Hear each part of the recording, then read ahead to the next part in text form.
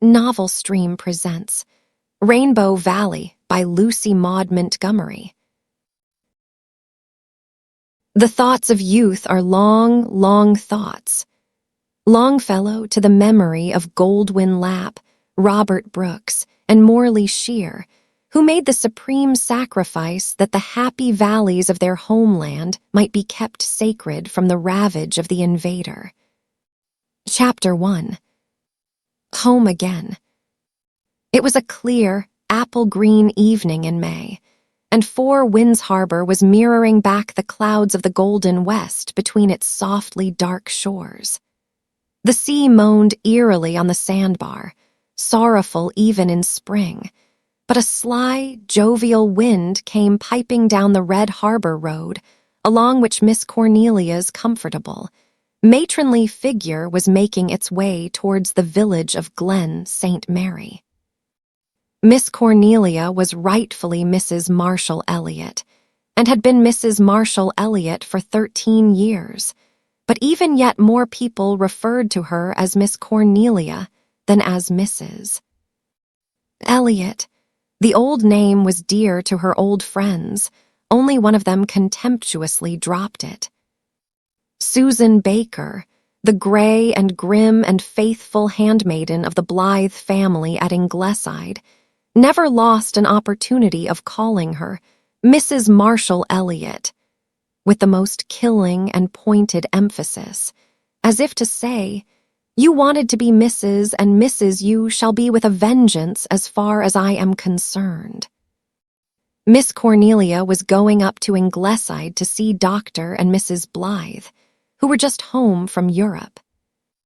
They had been away for 3 months, having left in February to attend a famous medical congress in London, and certain things, which Miss Cornelia was anxious to discuss, had taken place in the Glen during their absence. For one thing, there was a new family in the manse, and such a family. Miss Cornelia shook her head over them several times as she walked briskly along. Susan Baker and the Anne Shirley of other days saw her coming, as they sat on the big veranda at Ingleside, enjoying the charm of the cat's light, the sweetness of sleepy robins whistling among the twilit maples, and the dance of a gusty group of daffodils blowing against the old, mellow, red brick wall of the lawn. Anne was sitting on the steps, her hands clasped over her knee, looking in the kind dusk, as girlish as a mother of many has any right to be, and the beautiful gray-green eyes, gazing down the harbor road, were as full of unquenchable sparkle and dream as ever.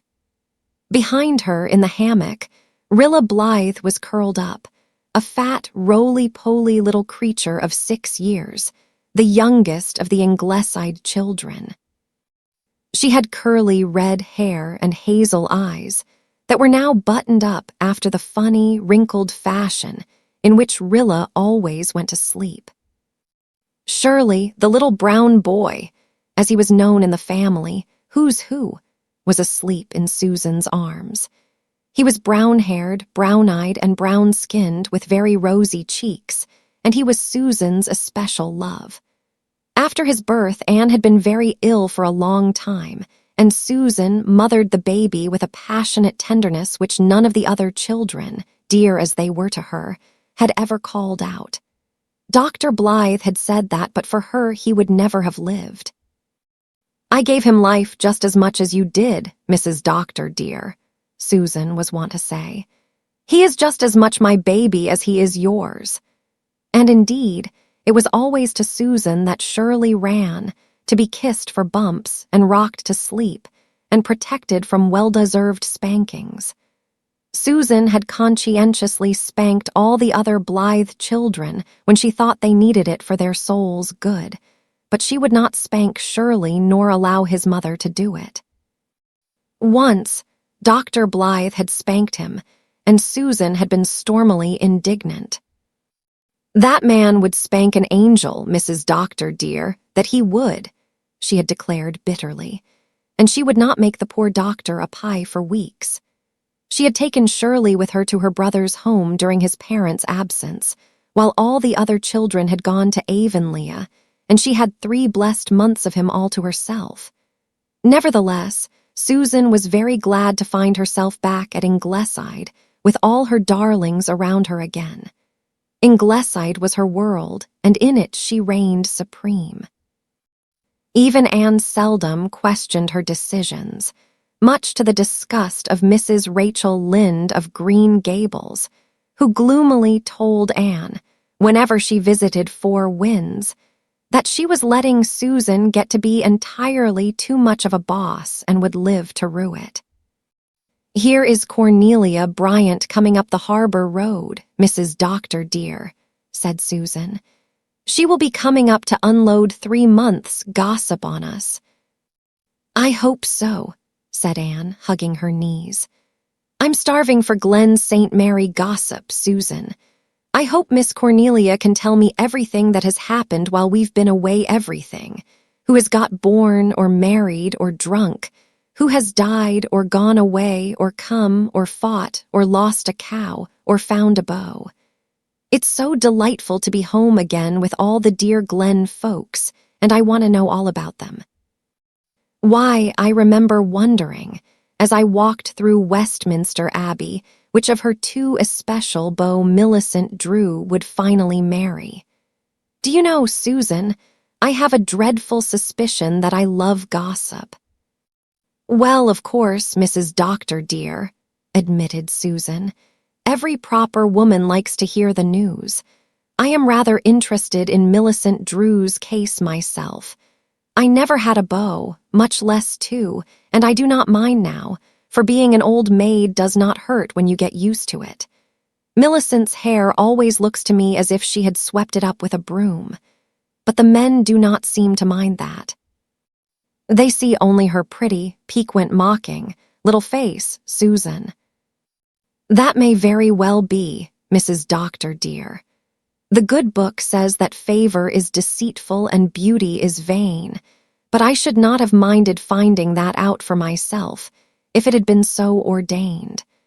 I have no doubt we will all be beautiful when we are angels, but what good will it do us then? Speaking of gossip, however, they do say that poor Mrs. Harrison Miller over harbor tried to hang herself last week." "Oh, Susan." "Calm yourself, Mrs. Doctor dear. She did not succeed. But I really do not blame her for trying, for her husband is a terrible man. But she was very foolish to think of hanging herself and leaving the way clear for him to marry some other woman. If I had been in her shoes, Mrs. Doctor dear, I would have gone to work to worry him so that he would try to hang himself instead of me.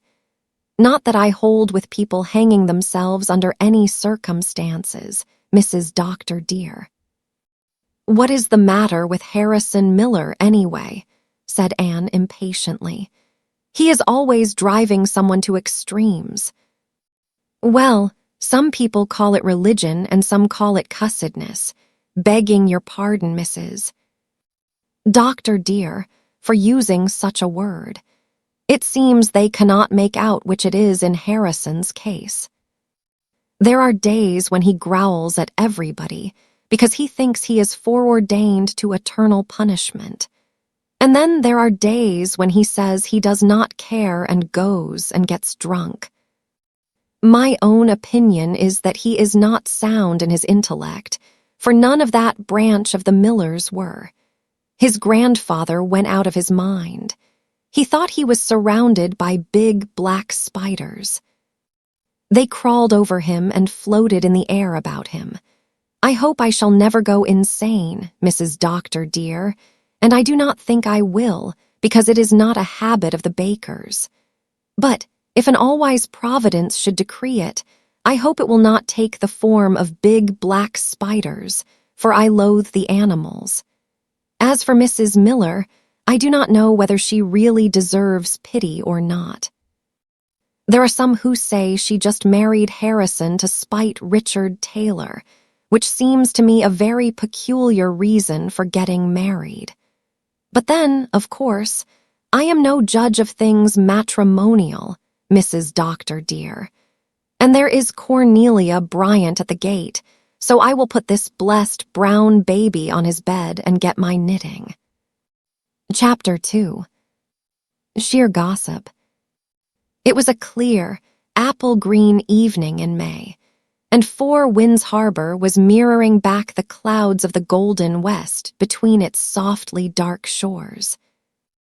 The sea moaned eerily on the sandbar, sorrowful even in spring, but a sly, jovial wind came piping down the red harbor road along which Miss Cornelia's comfortable, matronly figure was making its way towards the village of Glen St. Mary. Miss Cornelia was rightfully Mrs. Marshall Elliott, and had been Mrs. Marshall Elliott for 13 years, but even yet more people referred to her as Miss Cornelia than as Mrs. Elliott. The old name was dear to her old friends, only one of them contemptuously dropped it. Susan Baker, the gray and grim and faithful handmaiden of the Blythe family at Ingleside, never lost an opportunity of calling her Mrs. Marshall Elliott, with the most killing and pointed emphasis, as if to say, "You wanted to be Mrs., and Mrs. you shall be with a vengeance as far as I am concerned." Miss Cornelia was going up to Ingleside to see Dr. and Mrs. Blythe, who were just home from Europe. They had been away for 3 months, having left in February to attend a famous medical congress in London, and certain things, which Miss Cornelia was anxious to discuss, had taken place in the glen during their absence. For one thing, there was a new family in the manse, and such a family. Miss Cornelia shook her head over them several times as she walked briskly along. Susan Baker and the Anne Shirley of other days saw her coming, as they sat on the big veranda at Ingleside, enjoying the charm of the cat's light, the sweetness of sleepy robins whistling among the twilit maples, and the dance of a gusty group of daffodils blowing against the old, mellow, red brick wall of the lawn.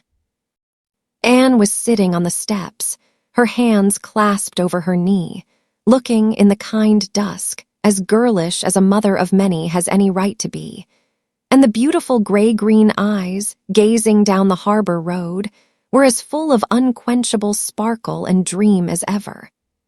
Behind her, in the hammock, Rilla Blythe was curled up, a fat, roly-poly little creature of 6 years, the youngest of the Ingleside children. She had curly red hair and hazel eyes that were now buttoned up after the funny, wrinkled fashion in which Rilla always went to sleep. Shirley, the little brown boy, as he was known in the family, who's who, was asleep in Susan's arms. He was brown-haired, brown-eyed, and brown-skinned with very rosy cheeks, and he was Susan's especial love. After his birth, Anne had been very ill for a long time, and Susan mothered the baby with a passionate tenderness which none of the other children, dear as they were to her, had ever called out. Dr. Blythe had said that but for her he would never have lived. "I gave him life just as much as you did, Mrs. Doctor dear," Susan was wont to say. "He is just as much my baby as he is yours." And indeed, it was always to Susan that Shirley ran, to be kissed for bumps and rocked to sleep, and protected from well-deserved spankings. Susan had conscientiously spanked all the other Blythe children when she thought they needed it for their souls' good, but she would not spank Shirley nor allow his mother to do it. Once, Dr. Blythe had spanked him, and Susan had been stormily indignant. "That man would spank an angel, Mrs. Doctor dear, that he would," she had declared bitterly, and she would not make the poor doctor a pie for weeks. She had taken Shirley with her to her brother's home during his parents' absence, while all the other children had gone to Avonlea, and she had 3 blessed months of him all to herself. Nevertheless, Susan was very glad to find herself back at Ingleside, with all her darlings around her again. Ingleside was her world, and in it she reigned supreme. Even Anne seldom questioned her decisions, much to the disgust of Mrs. Rachel Lynde of Green Gables, who gloomily told Anne, whenever she visited Four Winds, that she was letting Susan get to be entirely too much of a boss and would live to rue it. "Here is Cornelia Bryant coming up the harbor road, Mrs. Doctor dear," said Susan. "She will be coming up to unload 3 months' gossip on us." "I hope so," said Anne, hugging her knees. "I'm starving for Glen St. Mary gossip, Susan. I hope Miss Cornelia can tell me everything that has happened while we've been away, everything. Who has got born or married or drunk, who has died or gone away or come or fought or lost a cow or found a beau. It's so delightful to be home again with all the dear Glen folks, and I want to know all about them. Why, I remember wondering, as I walked through Westminster Abbey, which of her 2 especial beaux Millicent Drew would finally marry. Do you know, Susan, I have a dreadful suspicion that I love gossip." "Well, of course, Mrs. Doctor dear," admitted Susan. "Every proper woman likes to hear the news. I am rather interested in Millicent Drew's case myself. I never had a beau, much less 2, and I do not mind now, for being an old maid does not hurt when you get used to it. Millicent's hair always looks to me as if she had swept it up with a broom, but the men do not seem to mind that. They see only her pretty, piquant, mocking little face, Susan." "That may very well be, Mrs. Doctor dear. The good book says that favor is deceitful and beauty is vain, but I should not have minded finding that out for myself, if it had been so ordained. I have no doubt we will all be beautiful when we are angels, but what good will it do us then? Speaking of gossip, however, they do say that poor Mrs. Harrison Miller over harbor tried to hang herself last week." "Oh, Susan." "Calm yourself, Mrs. Doctor dear. She did not succeed. But I really do not blame her for trying, for her husband is a terrible man. But she was very foolish to think of hanging herself and leaving the way clear for him to marry some other woman. If I had been in her shoes, Mrs. Doctor dear, I would have gone to work to worry him so that he would try to hang himself instead of me. Not that I hold with people hanging themselves under any circumstances, Mrs. Doctor dear." "What is the matter with Harrison Miller, anyway?" said Anne impatiently. "He is always driving someone to extremes." "Well, some people call it religion and some call it cussedness, begging your pardon, Mrs. Doctor dear, for using such a word. It seems they cannot make out which it is in Harrison's case. There are days when he growls at everybody, because he thinks he is foreordained to eternal punishment. And then there are days when he says he does not care and goes and gets drunk. My own opinion is that he is not sound in his intellect, for none of that branch of the Millers were. His grandfather went out of his mind.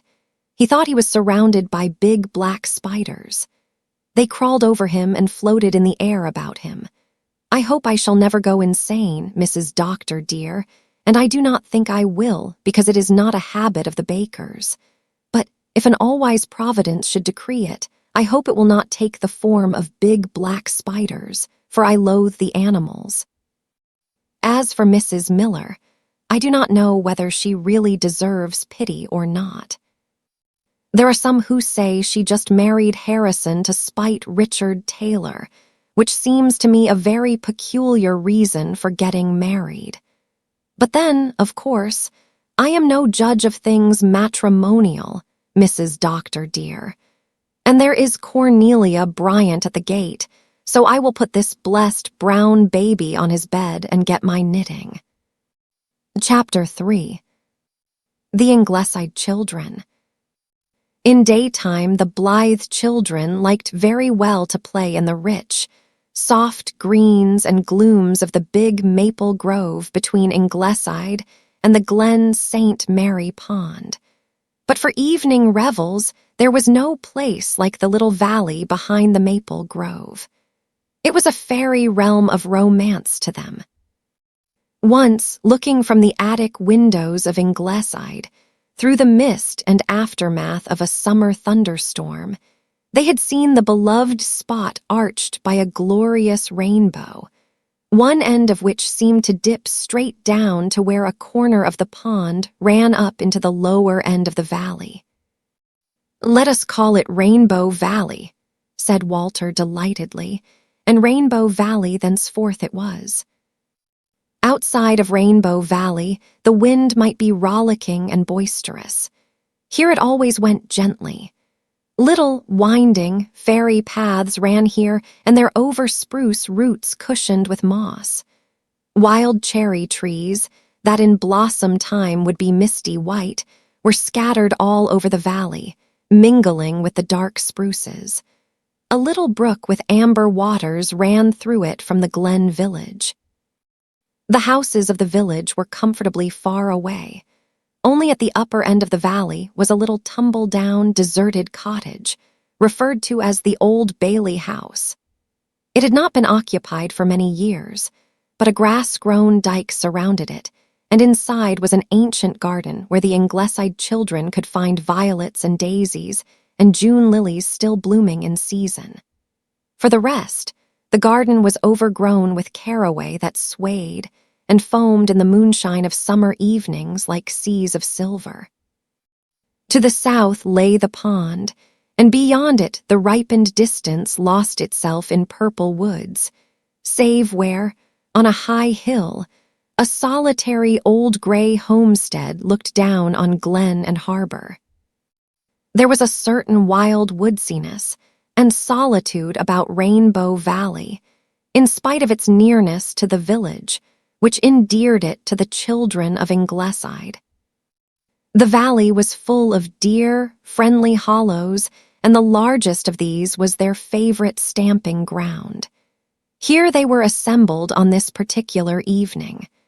There was a grove of young spruces in this hollow, with a tiny, grassy glade in its heart, opening on the bank of the brook.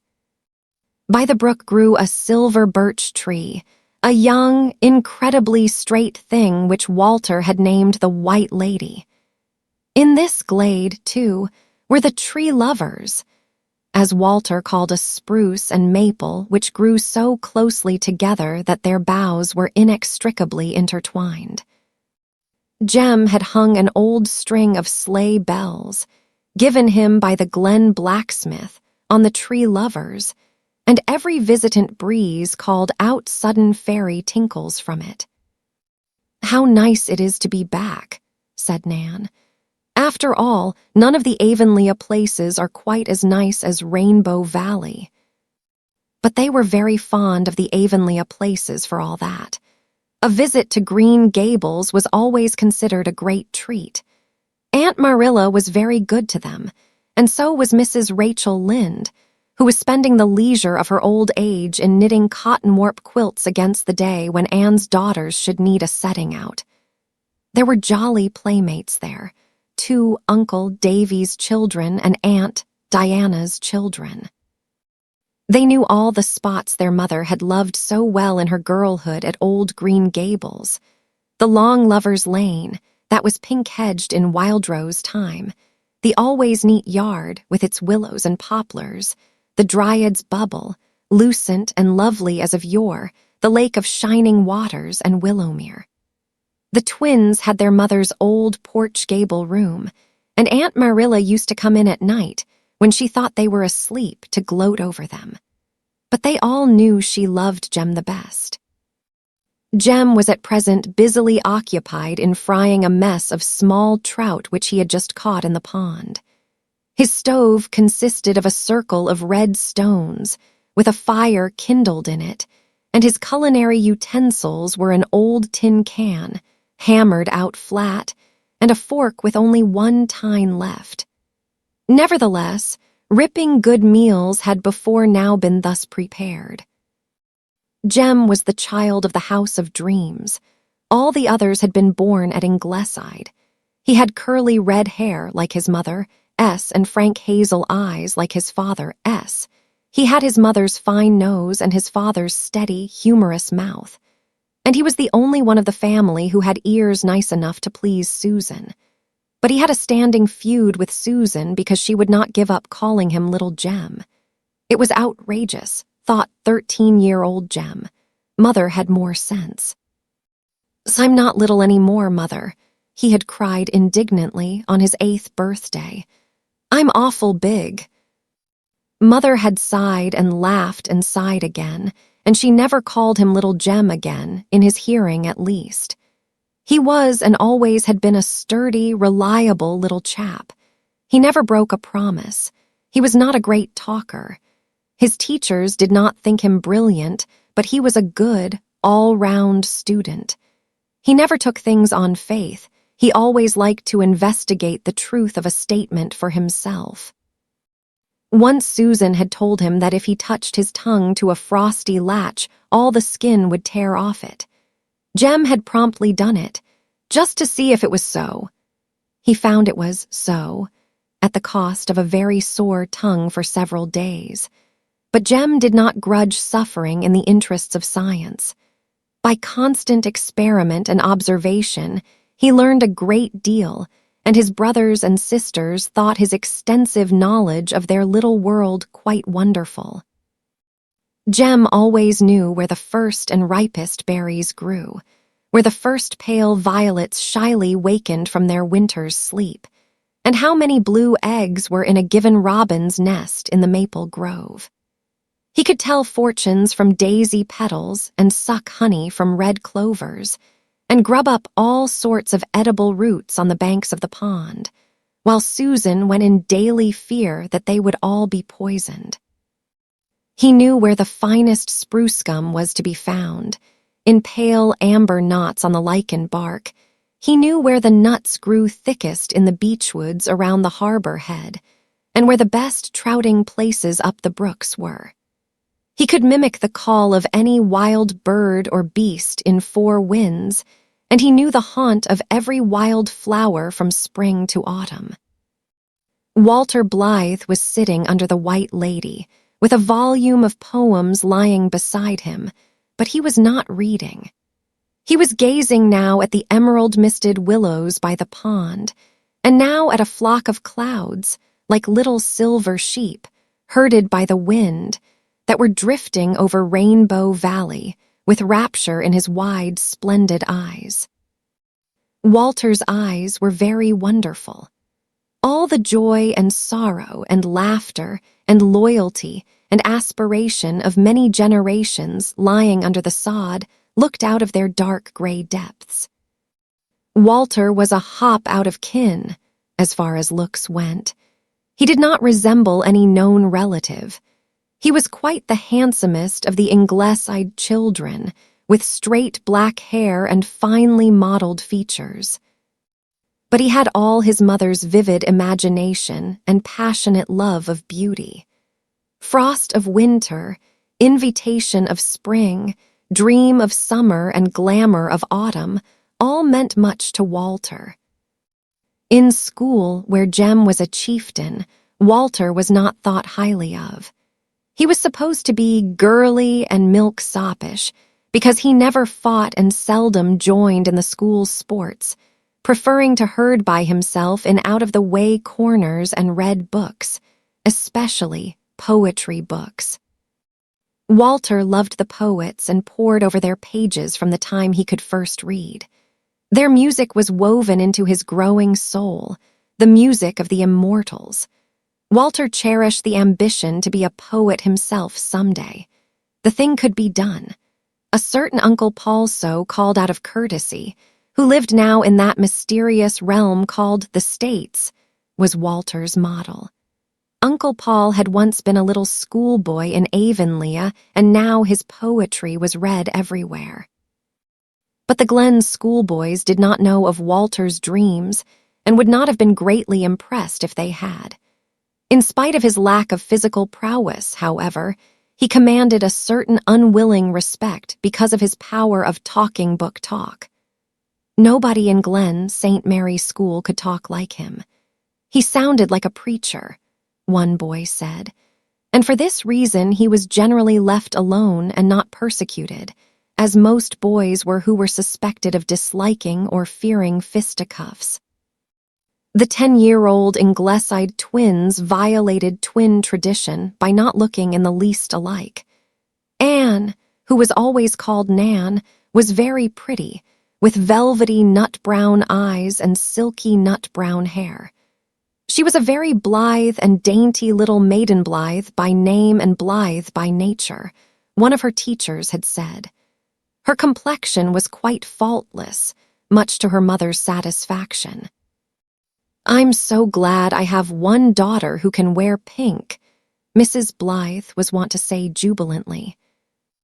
Diana Blythe, known as Di, was very like her mother, with gray-green eyes that always shone with a peculiar luster and brilliancy in the dusk, and red hair.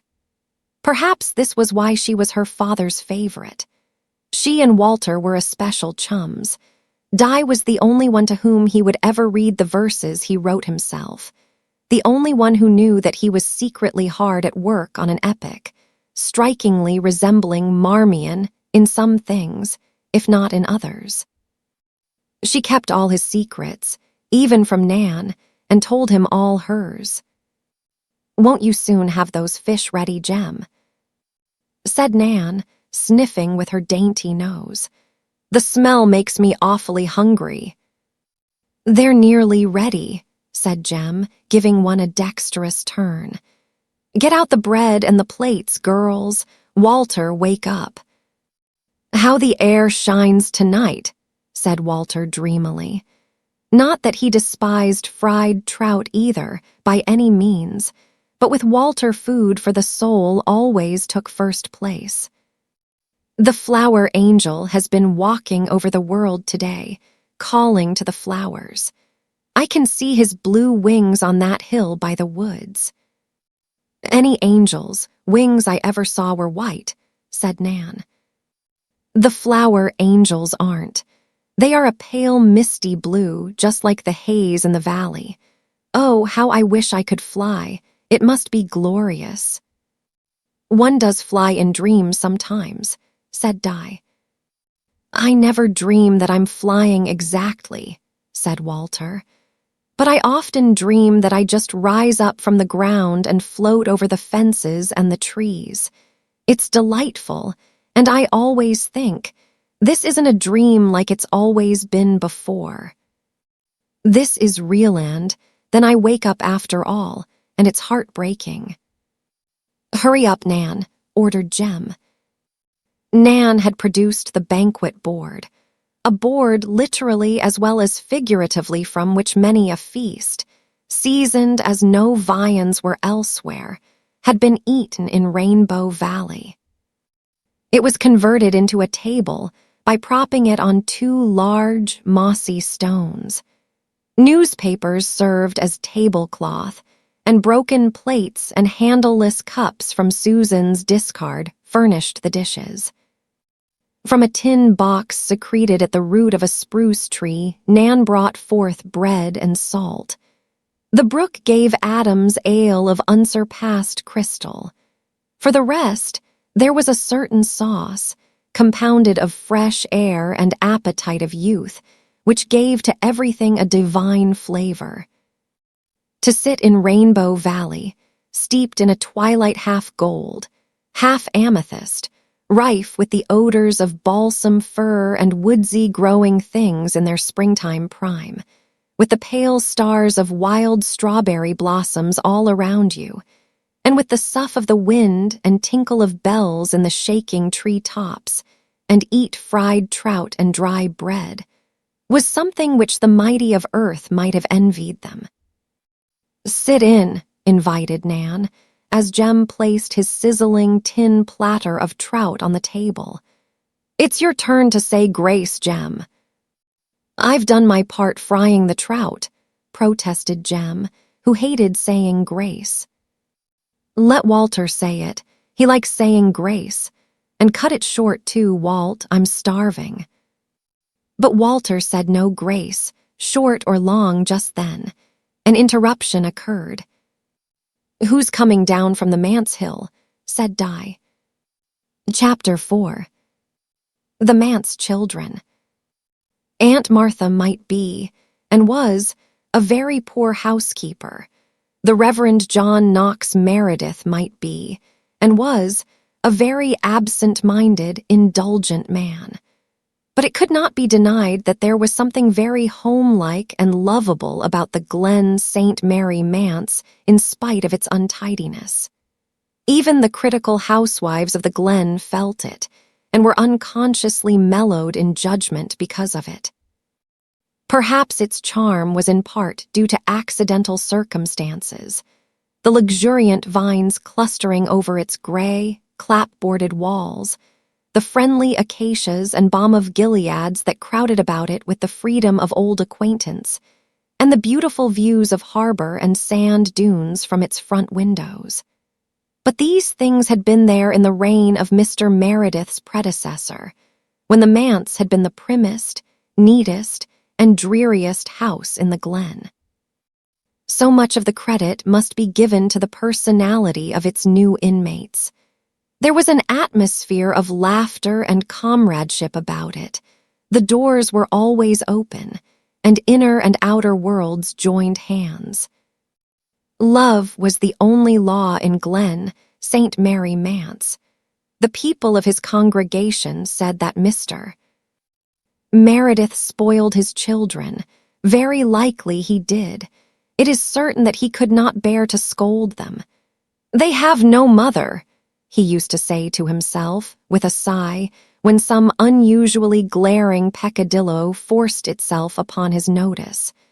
But he did not know the half of their goings-on. He belonged to the sect of dreamers. The windows of his study looked out on the graveyard, but as he paced up and down the room, reflecting deeply on the immortality of the soul, he was quite unaware that Jerry and Carl were playing leapfrog hilariously over the flat stones in that abode of dead Methodists. Mr. Meredith had occasional acute realizations that his children were not so well looked after, physically or morally, as they had been before his wife died, and he had always a dim subconsciousness that house and meals were very different under Aunt Martha's management from what they had been under Cecilia's.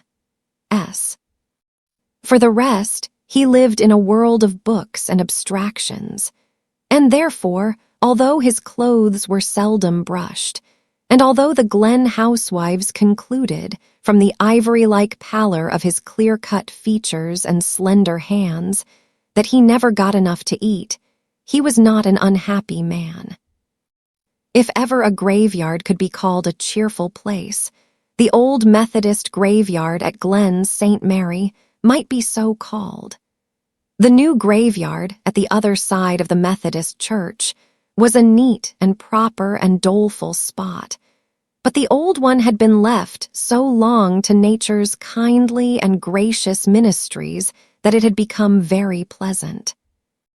It was surrounded on 3 sides by a dike of stones and sod, topped by a gray and uncertain paling.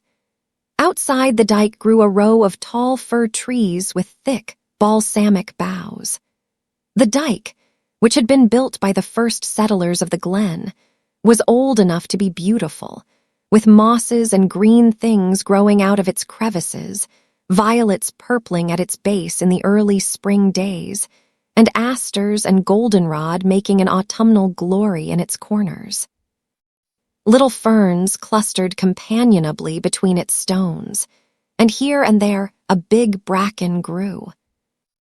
On the eastern side, there was neither fence nor dike. The graveyard there straggled off into a young fir plantation, ever pushing nearer to the graves and deepening eastward into a thick wood. The air was always full of the harp-like voices of the sea, and the music of gray old trees, and in the spring mornings the choruses of birds in the elms around the 2 churches sang of life and not of death. The Meredith children loved the old graveyard. Blue-eyed ivy, garden spruce, and mint ran riot over the sunken graves. Blueberry bushes grew lavishly in the sandy corner next to the fir wood. The varying fashions of tombstones for 3 generations were to be found there, from the flat, oblong, red sandstone slabs of old settlers, down through the days of weeping willows and clasped hands, to the latest monstrosities of tall monuments and draped urns. One of the latter, the biggest and ugliest in the graveyard, was sacred to the memory of a certain Alec Davis who had been born a Methodist, but had taken to himself a Presbyterian bride of the Douglas clan. She had made him turn Presbyterian and kept him towing the Presbyterian mark all his life.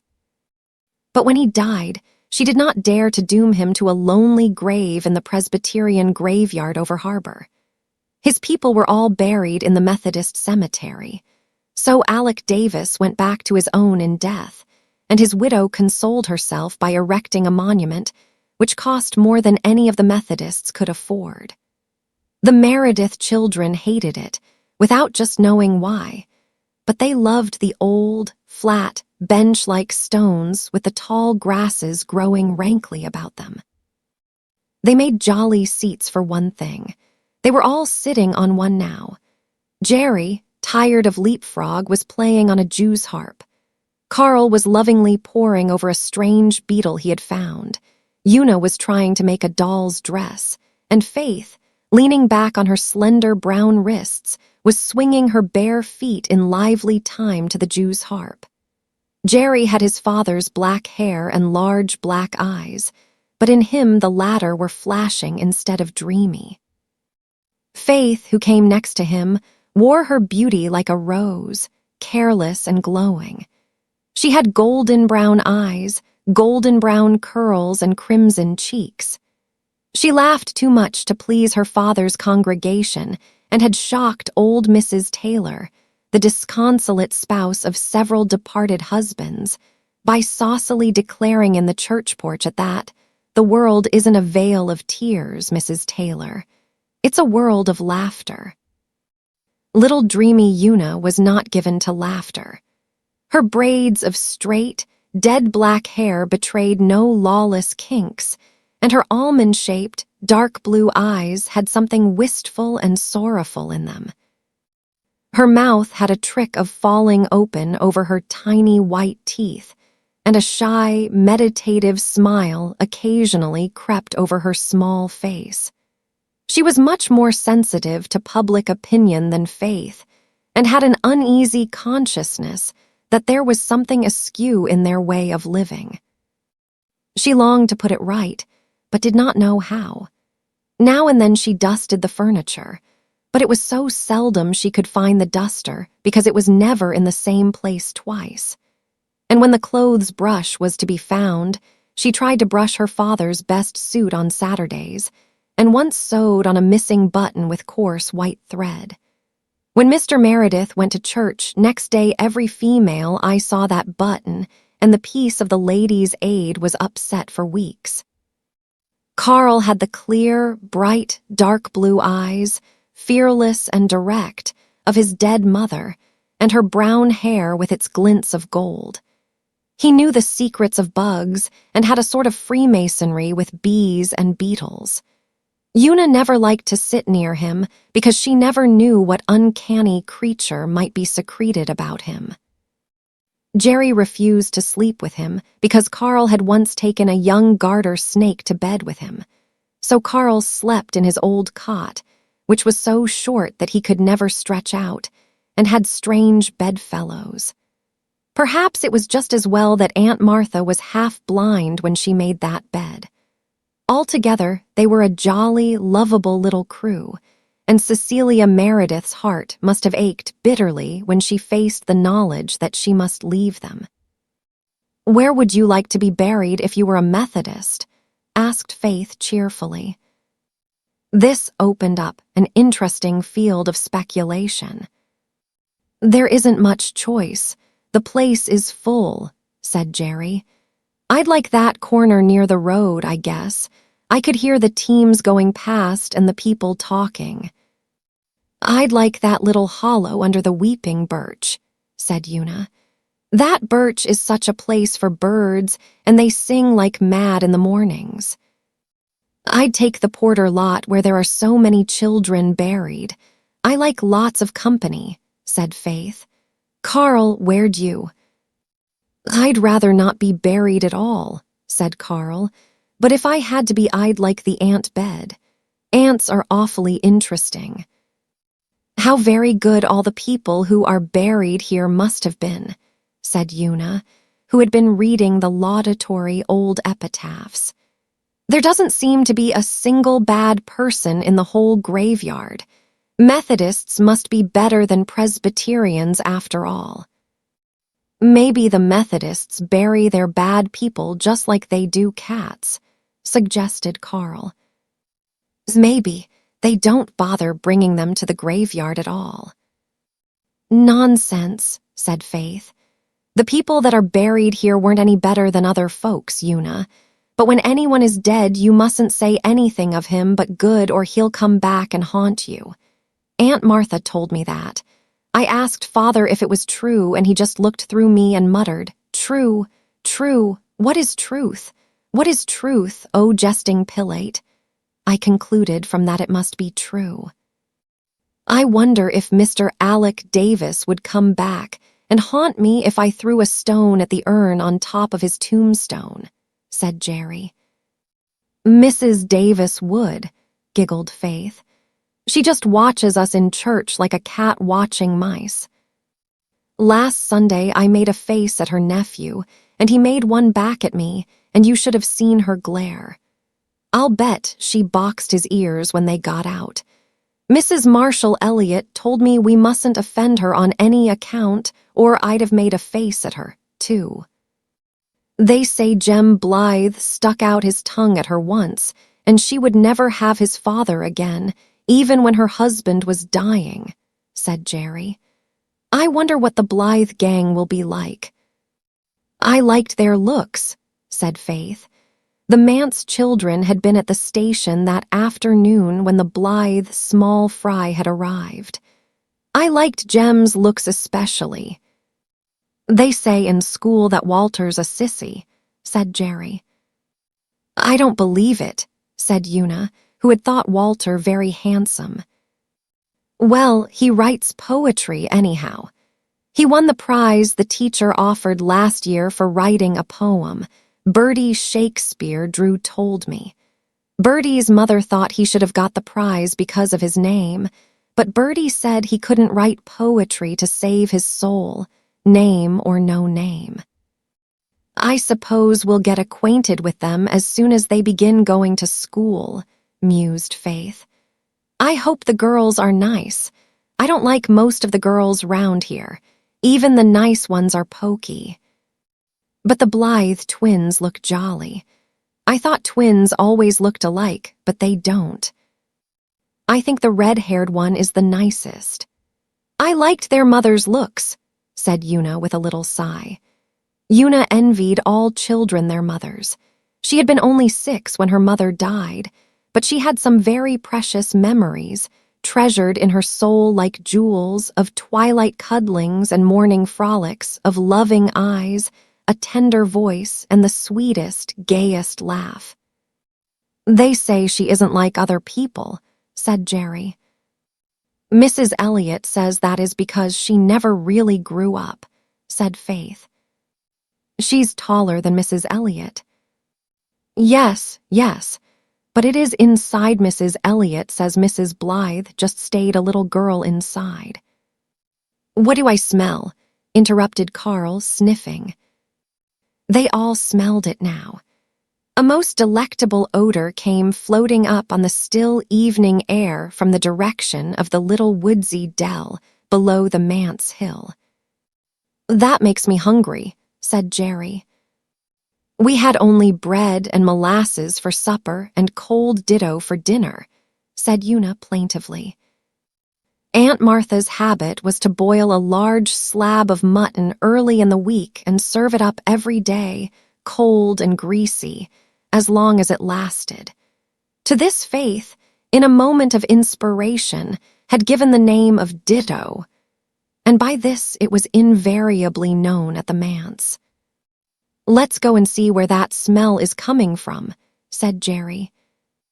They all sprang up, frolicked over the lawn with the abandon of young puppies, climbed a fence, and tore down the mossy slope, guided by the savory lure that ever grew stronger. A few minutes later, they arrived breathlessly in the sanctum sanctorum of Rainbow Valley, where the Blythe children were just about to give thanks and eat. They halted shyly. Una wished they had not been so precipitate, but Di Blythe was equal to that and any occasion. She stepped forward with a comrade's smile. "I guess I know who you are," she said. "You belong to the manse, don't you?" Faith nodded, her face creased by dimples. "We smelled your trout cooking and wondered what it was." "You must sit down and help us eat them," said Di. "Maybe you haven't more than you want yourselves," said Jerry, looking hungrily at the tin platter. "We've heaps 3 apiece," said Jem. "Sit down." No more ceremony was necessary. Down they all sat on mossy stones. Merry was that feast and long. Nan and Di would probably have died of horror had they known what Faith and Una knew perfectly well, that Carl had 2 young mice in his jacket pocket. But they never knew it, so it never hurt them. Where can folks get better acquainted than over a meal table? When the last trout had vanished, the manse children and the Ingleside children were sworn friends and allies. They had always known each other and always would. The race of Joseph recognized its own. They poured out the history of their little pasts. The manse children heard of Avonlea and Green Gables, of Rainbow Valley traditions, and of the little house by the harbor shore where Jem had been born. The Ingleside children heard of Maywater, where the Merediths had lived before coming to the Glen, of Una's beloved, one-eyed doll and Faith's pet rooster. Faith was inclined to resent the fact that people laughed at her for petting a rooster. She liked the Blythes because they accepted it without question. "A handsome rooster like Adam is just as nice a pet as a dog or cat, I think," she said. "If he was a canary, nobody would wonder. And I brought him up from a little, wee, yellow chicken. Mrs. Johnson at Maywater gave him to me. A weasel had killed all his brothers and sisters. I called him after her husband. I never liked dolls or cats. Cats are too sneaky and dolls are dead." "Who lives in that house away up there?" asked Jerry. "The Miss Wests, Rosemary and Ellen," answered Nan. "Di and I are going to take music lessons from Miss Rosemary this summer." Una gazed at the lucky twins with eyes whose longing was too gentle for envy. Oh, if she could only have music lessons. It was one of the dreams of her little hidden life, but nobody ever thought of such a thing. "Miss Rosemary is so sweet and she always dresses so pretty," said Di. "Her hair is just the color of new molasses taffy," she added wistfully, for Di, like her mother before her, was not resigned to her own ruddy tresses. "I like Miss Ellen, too," said Nan. "She always used to give me candies when she came to church, but Di is afraid of her.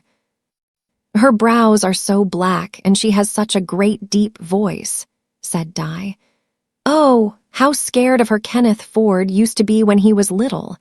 Mother says the first Sunday misses. Ford brought him to church. Miss Ellen happened to be there, sitting right behind them.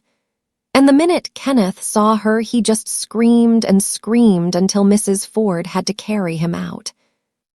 "Who is Mrs. Ford?" asked Una wonderingly. "Oh, the Fords don't live here. They only come here in the summer, and they're not coming this summer. They live in that little house way down on the harbor shore where Father and Mother used to live. I wish you could see Persis Ford. She is just like a picture." "I've heard of Mrs. Ford," broke in Faith. "Bertie Shakespeare Drew told me about her. She was married 14 years to a dead man, and then he came to life." "Nonsense," said Nan. "That isn't the way it goes at all. Bertie Shakespeare can never get anything straight. I know the whole story and I'll tell it to you sometime, but not now, for it's too long and it's time for us to go home. Mother doesn't like us to be out late these damp evenings." Nobody cared whether the manse children were out in the damp or not. Aunt Martha was already in bed, and the minister was still too deeply lost in speculations concerning the immortality of the soul to remember the mortality of the body. But they went home, too, with visions of good times coming in their heads. "I think Rainbow Valley is even nicer than the graveyard," said Una. "And I just love those dear Blythes.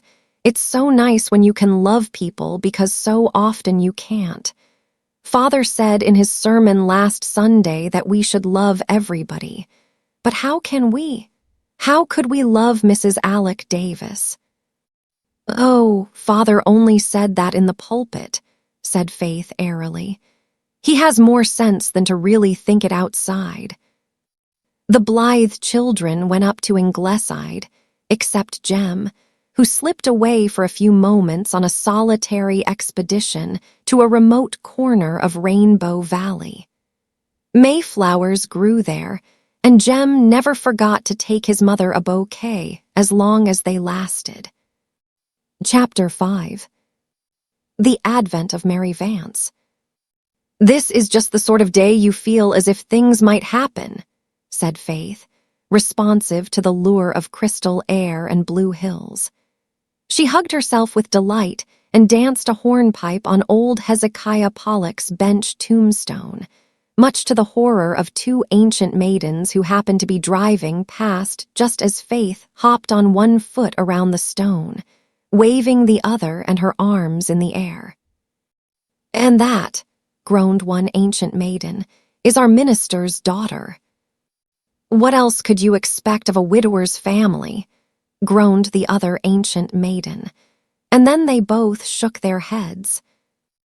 It was early on Saturday morning, and the Merediths were out in the dew-drenched world with a delightful consciousness of the holiday. They had never had anything to do on a holiday. Even Nan and Di Blythe had certain household tasks for Saturday mornings, but the daughters of the manse were free to roam from blushing morn to dewy eve if so it pleased them. It did please Faith, but Una felt a secret, bitter humiliation because they never learned to do anything. The other girls in her class at school could cook and sew and knit. She only was a little ignoramus. Jerry suggested that they go exploring, so they went lingeringly through the fir grove, picking up Carl on the way, who was on his knees in the dripping grass studying his darling ants. Beyond the grove they came out in Mr. Taylor's pasture field, sprinkled over with the white ghosts of dandelions. In a remote corner was an old tumble-down barn, where Mr. Taylor sometimes stored his surplus hay crop, but which was never used for any other purpose. Thither the Meredith children trooped and prowled about the ground floor for several minutes. "What was that?" whispered Una suddenly. They all listened. There was a faint but distinct rustle in the hayloft above. The Merediths looked at each other. "There's something up there," breathed Faith. "I'm going up to see what it is," said Jerry resolutely. "Oh, don't," begged Una, catching his arm. "I'm going." We'll all go too, then, said Faith. The whole four climbed the shaky ladder, Jerry and Faith quite dauntless, Una pale from fright, and Carl rather absent-mindedly speculating on the possibility of finding a bat up in the loft. He longed to see a bat in daylight. When they stepped off the ladder, they saw what had made the rustle, and the sight struck them dumb for a few moments. In a little nest in the hay, a girl was curled up, looking as if she had just wakened from sleep. When she saw them, she stood up, rather shakily, as it seemed, and in the bright sunlight that streamed through the cobwebbed window behind her, they saw that her thin, sunburned face was very pale under its tan. She had 2 braids of lank, thick, tow-colored hair and very odd eyes, white eyes. The manse children thought, as she stared at them half defiantly, half piteously. They were really of so pale a blue that they did seem almost white, especially when contrasted with the narrow black ring that circled the iris. She was barefooted and bareheaded, and was clad in a faded, ragged, old plaid dress, much too short and tight for her. As for years, she might have been almost any age, judging from her wizened little face, but her height seemed to be somewhere in the neighborhood of 12. "Who are you?" asked Jerry. The girl looked about her, as if seeking a way of escape. Then she seemed to give in, with a little shiver of despair. "I'm Mary Vance," she said. "Where did you come from?" pursued Jerry. Mary, instead of replying, suddenly sat, or fell, down on the hay and began to cry. Instantly, Faith had flung herself down beside her and put her arm around the thin, shaking shoulders. "You stop bothering her," she commanded Jerry. Then she hugged the waif. "Don't cry, dear, just tell us what's the matter, we're friends." "I'm so hungry," wailed Mary. I haven't had a thing to eat since Thursday morning except a little water from the brook out there." The manse children gazed at each other in horror. Faith sprang up. "You come right up to the manse and get something to eat before you say another word." Mary shrank. "Oh, I can't. What will your father and mother say? Besides, they'd send me back." "We've no mother, and father won't bother about you. Neither will Aunt Martha. Come, I say." Faith stamped her foot impatiently. Was this queer girl going to insist on starving to death almost at their very door? Mary yielded. She was so weak that she could hardly climb down the ladder, but somehow they got her down and over the field and into the manse kitchen. Aunt Martha, muddling through her Saturday cooking, took no notice of her. Faith and Una flew to the pantry and ransacked it for such eatables as it contained some ditto, bread, butter, milk, and a doubtful pie. Mary Vance attacked the food ravenously and uncritically, while the manse children stood around and watched her. Jerry noticed that she had a pretty mouth and very nice, even white teeth. Faith decided, with secret horror, that Mary had not one stitch on her except that ragged, faded dress.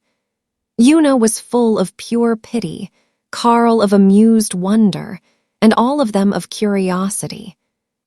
"Now come out to the graveyard and tell us about yourself," ordered Faith, when Mary's appetite showed signs of failing her. Mary was now nothing loath. Food had restored her natural vivacity and unloosed her by no means reluctant tongue. "You won't tell your father or anybody if I tell you," she stipulated when she was enthroned on Mr. Pollock's tombstone. Opposite her, the manse children lined up on another. Here was spice and mystery and adventure.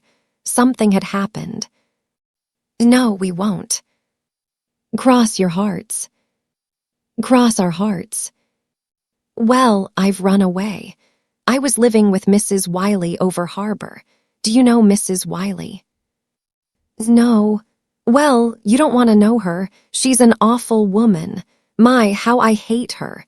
She worked me to death and wouldn't give me half enough to eat, and she used to lair at me almost every day.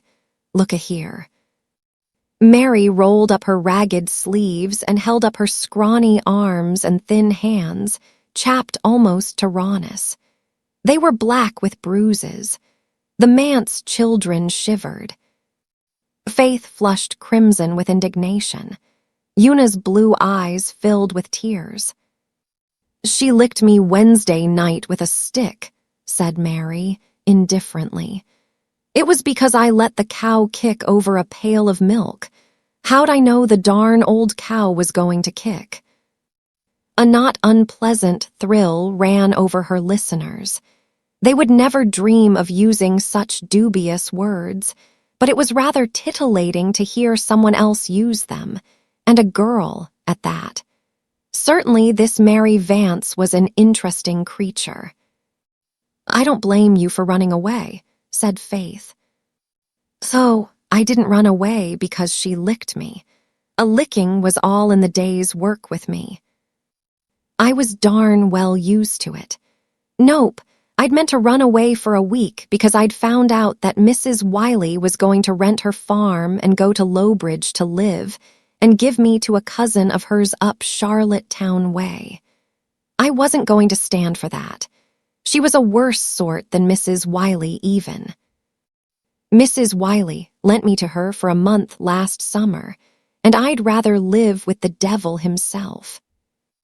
Sensation number 2, but Una looked doubtful. So I made up my mind I'd beat it. I had 70 cents saved up that Mrs. John Crawford gave me in the spring for planting potatoes for her. Mrs. Wiley didn't know about it. She was away visiting her cousin when I planted them. I thought I'd sneak up here to the Glen and buy a ticket to Charlottetown and try to get work there. I'm a hustler, let me tell you. There ain't a lazy bone in my body. So I lit out Thursday morning before Mrs. Wiley was up and walked to the Glen 6 miles. And when I got to the station, I found I'd lost my money. I don't know how, I don't know where. Anyhow, it was gone. I didn't know what to do. If I went back to old lady Wiley, she'd take the hide off me. So I went and hid in that old barn. And what will you do now? Asked Jerry. I don't know. I suppose I'll have to go back and take my medicine. Now that I've got some grub in my stomach, I guess I can stand it. But there was fear behind the bravado in Mary's eyes. Una suddenly slipped from the one tombstone to the other and put her arm about Mary. Don't go back, just stay here with us. Oh, Mrs. Wiley will hunt me up, said Mary. It's likely she's on my trail before this. I might stay here till she finds me, I suppose, if your folks don't mind. I was a darn fool ever to think of skipping out. She'd run a weasel to earth, but I was so miserable. Mary's voice quivered, but she was ashamed of showing her weakness. I haven't had the life of a dog for these 4 years, she explained defiantly. You've been 4 years with Mrs. Wiley. Yes, she took me out of the asylum over in Hopetown when I was 8. That's the same place Mrs. Blythe came from, exclaimed Faith. I was 2 years in the asylum. I was put there when I was 6. My ma had hung herself and my pa had cut his throat. Holy cats, why? Said Jerry. Booze, said Mary laconically. And you've no relations. Not a darn one that I know of. Must have had some once, though. I was called after half a dozen of them. My full name is Mary Martha Lucilla Moore Ball Vance. Can you beat that? My grandfather was a rich man. I'll bet he was richer than your grandfather. But Pa drunk it all up and Ma, she did her part. They used to beat me, too. Laws, I've been licked so much I kind of like it. Mary tossed her head. She divined that the manse children were pitying her for her many stripes, and she did not want pity. She wanted to be envied. She looked gaily about her. Her strange eyes, now that the dullness of famine was removed from them, were brilliant. She would show these youngsters what a personage she was. "I've been sick an awful lot," she said proudly. "There's not many kids could have come through what I have. I've had scarlet fever and measles and erysipelas and mumps and whooping cough and pneumonia." "Were you ever fatally sick?" asked Una. "I don't know," said Mary doubtfully. "Of course she wasn't," scoffed Jerry. "If you're fatally sick, you die." "Oh, well, I never died exactly," said Mary, "but I come blamed near it once. They thought I was dead, and they were getting ready to lay me out when I up and come to." "What is it like to be half dead?" asked Jerry curiously. "Like nothing. I didn't know it for days afterwards. It was when I had the pneumonia. Mrs. Wiley wouldn't have the doctor said she wasn't going to know such expense for a home girl. Old Aunt Christina MacAllister nursed me with poultices. She brung me round. But sometimes I wish I'd just died the other half and done with it. I'd been better off." "If you went to heaven, I suppose you would," said Faith, rather doubtfully. "Well, what other place is there to go to?" demanded Mary in a puzzled voice. "There's hell, you know," said Una, dropping her voice and hugging Mary to lessen the awfulness of the suggestion. "Hell, what's that?" "Why, it's where the devil lives," said Jerry. "You've heard of him, you spoke about him." "Oh, yes, but I didn't know he lived anywhere. I thought he just roamed round. Mr. Wiley used to mention hell when he was alive. He was always telling folks to go there. I thought it was some place over in New Brunswick where he came from." "Hell is an awful place," said Faith, with the dramatic enjoyment that is born of telling dreadful things. "Bad people go there when they die and burn in fire forever and ever and ever." "Who told you that?" demanded Mary incredulously. "It's in the Bible, and Mr. Isaac Crothers at Maywater told us, too, in Sunday school. He was an elder and a pillar in the church and knew all about it. But you needn't worry. If you're good, you'll go to heaven, and if you're bad, I guess you'd rather go to hell." "I wouldn't," said Mary positively. "No matter how bad I was, I wouldn't want to be burned and burned.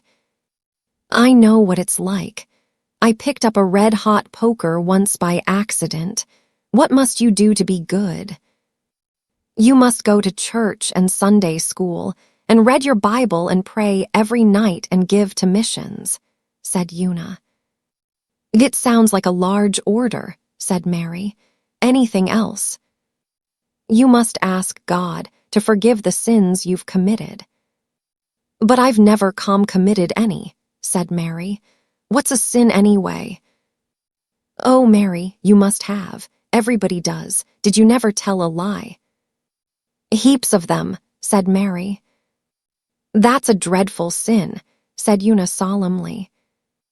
"Do you mean to tell me," demanded Mary, "that I'd be sent to hell for telling a lie now and then? Why, I had to. Mr. Wiley would have broken every bone in my body one time if I hadn't told him a lie. Lies have saved me many a whack, I can tell you." Una sighed. Here were too many difficulties for her to solve.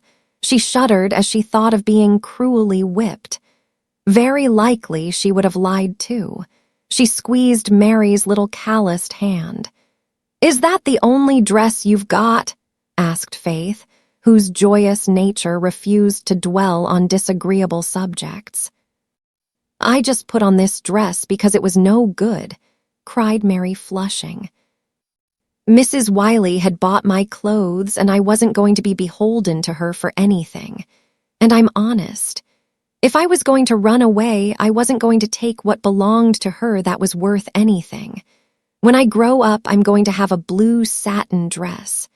Your own clothes don't look so stylish. I thought ministers, children were always dressed up. It was plain that Mary had a temper and was sensitive on some points. But there was a queer, wild charm about her which captivated them all. She was taken to Rainbow Valley that afternoon and introduced to the Blythes as a friend of ours from over harbor who is visiting us. The Blythes accepted her unquestioningly, perhaps because she was fairly respectable now.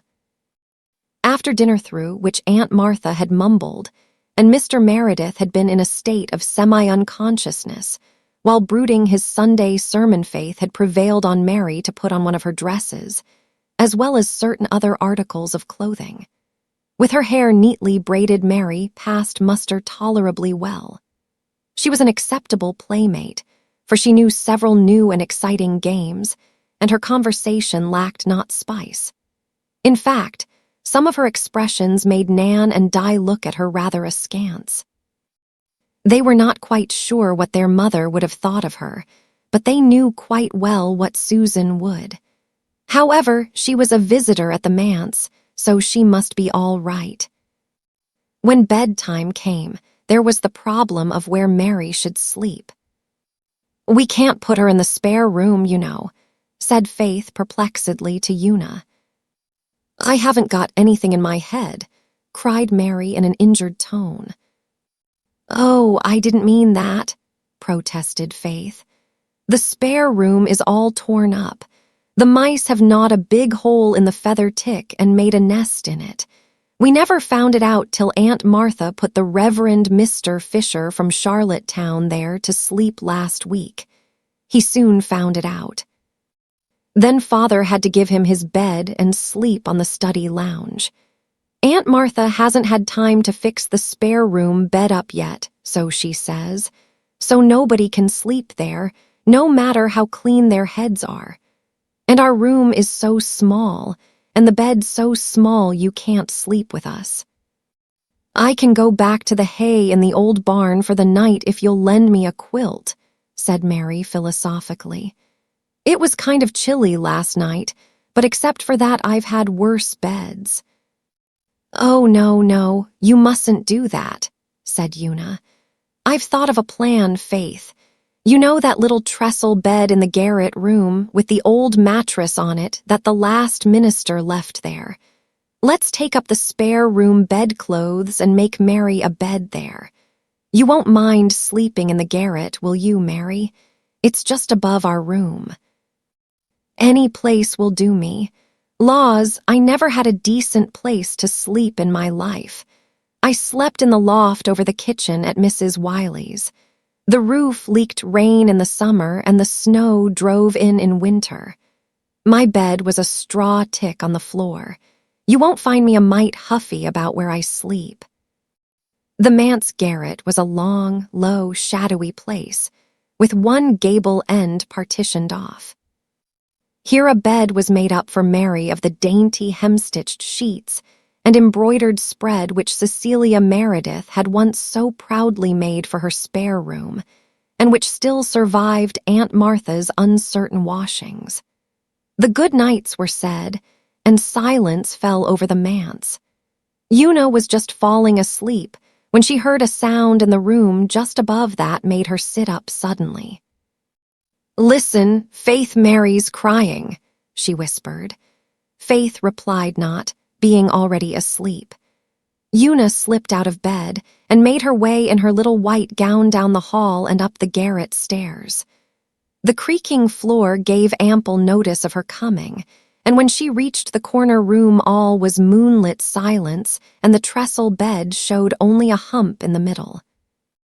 "Mary," whispered Una. There was no response. Una crept close to the bed and pulled at the spread. "Mary, I know you are crying, I heard you. Are you lonesome?" Mary suddenly appeared to view, but said nothing. "Let me in beside you. I'm cold," said Una, shivering in the chilly air, for the little garret window was open and the keen breath of the north shore at night blew in. Mary moved over, and Una snuggled down beside her. Now you won't be lonesome. We shouldn't have left you here alone the first night. I wasn't lonesome, sniffed Mary. What were you crying for then? Oh, I just got to thinking of things when I was here alone. I thought of having to go back to Mrs. Wiley and of being licked for running away and of going to hell for telling lies. It all worried me something scandalous. Oh, Mary, said poor Una in distress. I don't believe God will send you to hell for telling lies when you didn't know it was wrong. He couldn't. Why, he's kind and good. Of course, you mustn't tell any more now that you know it's wrong. If I can't tell lies, what's to become of me? Said Mary with a sob. You don't understand. You don't know anything about it. You've got a home and a kind father, though it does seem to me that he isn't more than about half there. But anyway, he doesn't lick you, and you get enough to eat such as it is, though that old aunt of yours doesn't know anything about cooking. Why, this is the first day I ever remember of feeling as if I'd enough to eat. I've been knocked about all of my life, except for the 2 years I was at the asylum. They didn't lick me there, and it wasn't too bad, though the matron was cross. She always looked ready to bite my head off a nail. But Mrs. Wiley is a holy terror, that's what she is, and I'm just scared stiff when I think of going back to her. Perhaps you won't have to. Perhaps we'll be able to think of a way out. Let's both ask God to keep you from having to go back to Mrs. Wiley. You say your prayers, don't you, Mary? Oh, yes, I always go over an old rhyme before I get into bed, said Mary indifferently. I never thought of asking for anything in particular, though. Nobody in this world ever bothered themselves about me, so I didn't suppose God would. He might take more trouble for you, seeing you're a minister's daughter. He'd take every bit as much trouble for you, Mary, I'm sure, said Una. It doesn't matter whose child you are. You just ask him and I will, too. All right, agreed Mary. It won't do any harm if it doesn't do much good. If you knew Mrs. Wiley as well as I do, you wouldn't think God would want to meddle with her. Anyhow, I won't cry any more about it. This is a big sight better than last night down in that old barn with the mice running about. Look at the four winds light. Isn't it pretty? This is the only window we can see it from, said Una. I love to watch it. Do you? So do I could see it from the Wiley loft, and it was the only comfort I had. When I was all sore from being licked, I'd watch it and forget about the places that hurt. I'd think of the ships sailing away and away from it, and wish I was on one of them sailing far away, too away from everything. On winter nights when it didn't shine, I just felt real lonesome. Say, Una, what makes all you folks so kind to me when I'm just a stranger? Because it's right to be. The Bible tells us to be kind to everybody. Does it? Well, I guess most folks don't mind it much then. I never remember of anyone being kind to me before. Trues you live, I don't. Say, Una, ain't them shadows on the walls pretty? They look just like a flock of little dancing birds. And say, Una, I like all you folks and them Blythe boys and Di, but I don't like that Nan. She's a proud one. Oh, no, Mary, she isn't a bit proud, said Una eagerly. Not a single bit. Don't tell me. Anyone that holds her head like that is proud. I don't like her. We all like her very much. Oh, I suppose you like her better than me, said Mary jealously. Do you? Why, Mary, we've known her for weeks, and we've only known you a few hours, stammered Una. So you do like her better then, said Mary in a rage. All right. Like her all you want to. I don't care. I can get along without you." She flung herself over against the wall of the garret with a slam.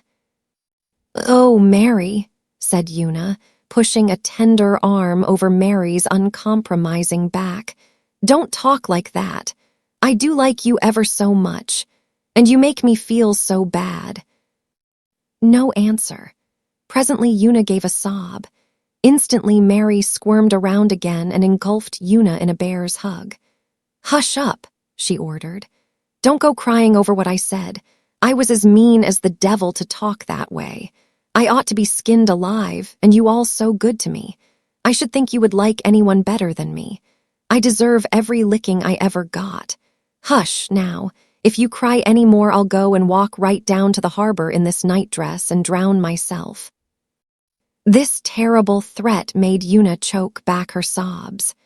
Her tears were wiped away by Mary with the lace frill of the spare room pillow, and Forgiver and Forgiven cuddled down together again.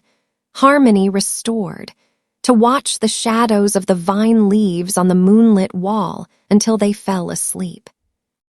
And in the study below Reverend John, Meredith walked the floor with rapt face and shining eyes, thinking out his message of the morrow, and knew not that under his own roof there was a little forlorn soul, stumbling in darkness and ignorance, beset by terror, and compassed about with difficulties too great for it to grapple in its unequal struggle with a big, indifferent world.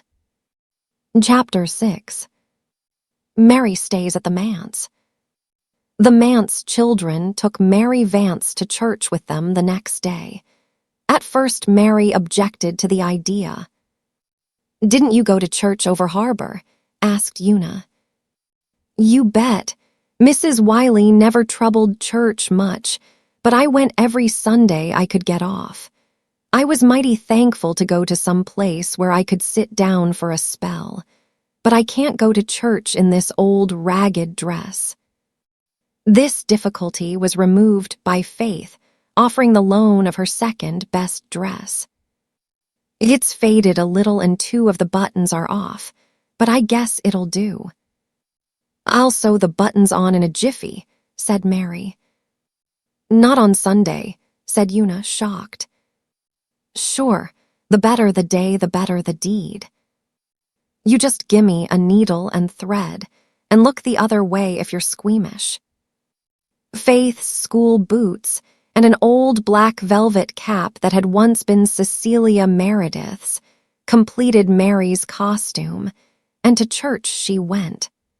Her behavior was quite conventional, and though some wondered who the shabby little girl with the manse children was, she did not attract much attention. She listened to the sermon with outward decorum and joined lustily in the singing. She had, it appeared, a clear, strong voice and a good ear. "His blood can make the violets clean," caroled Mary blithely.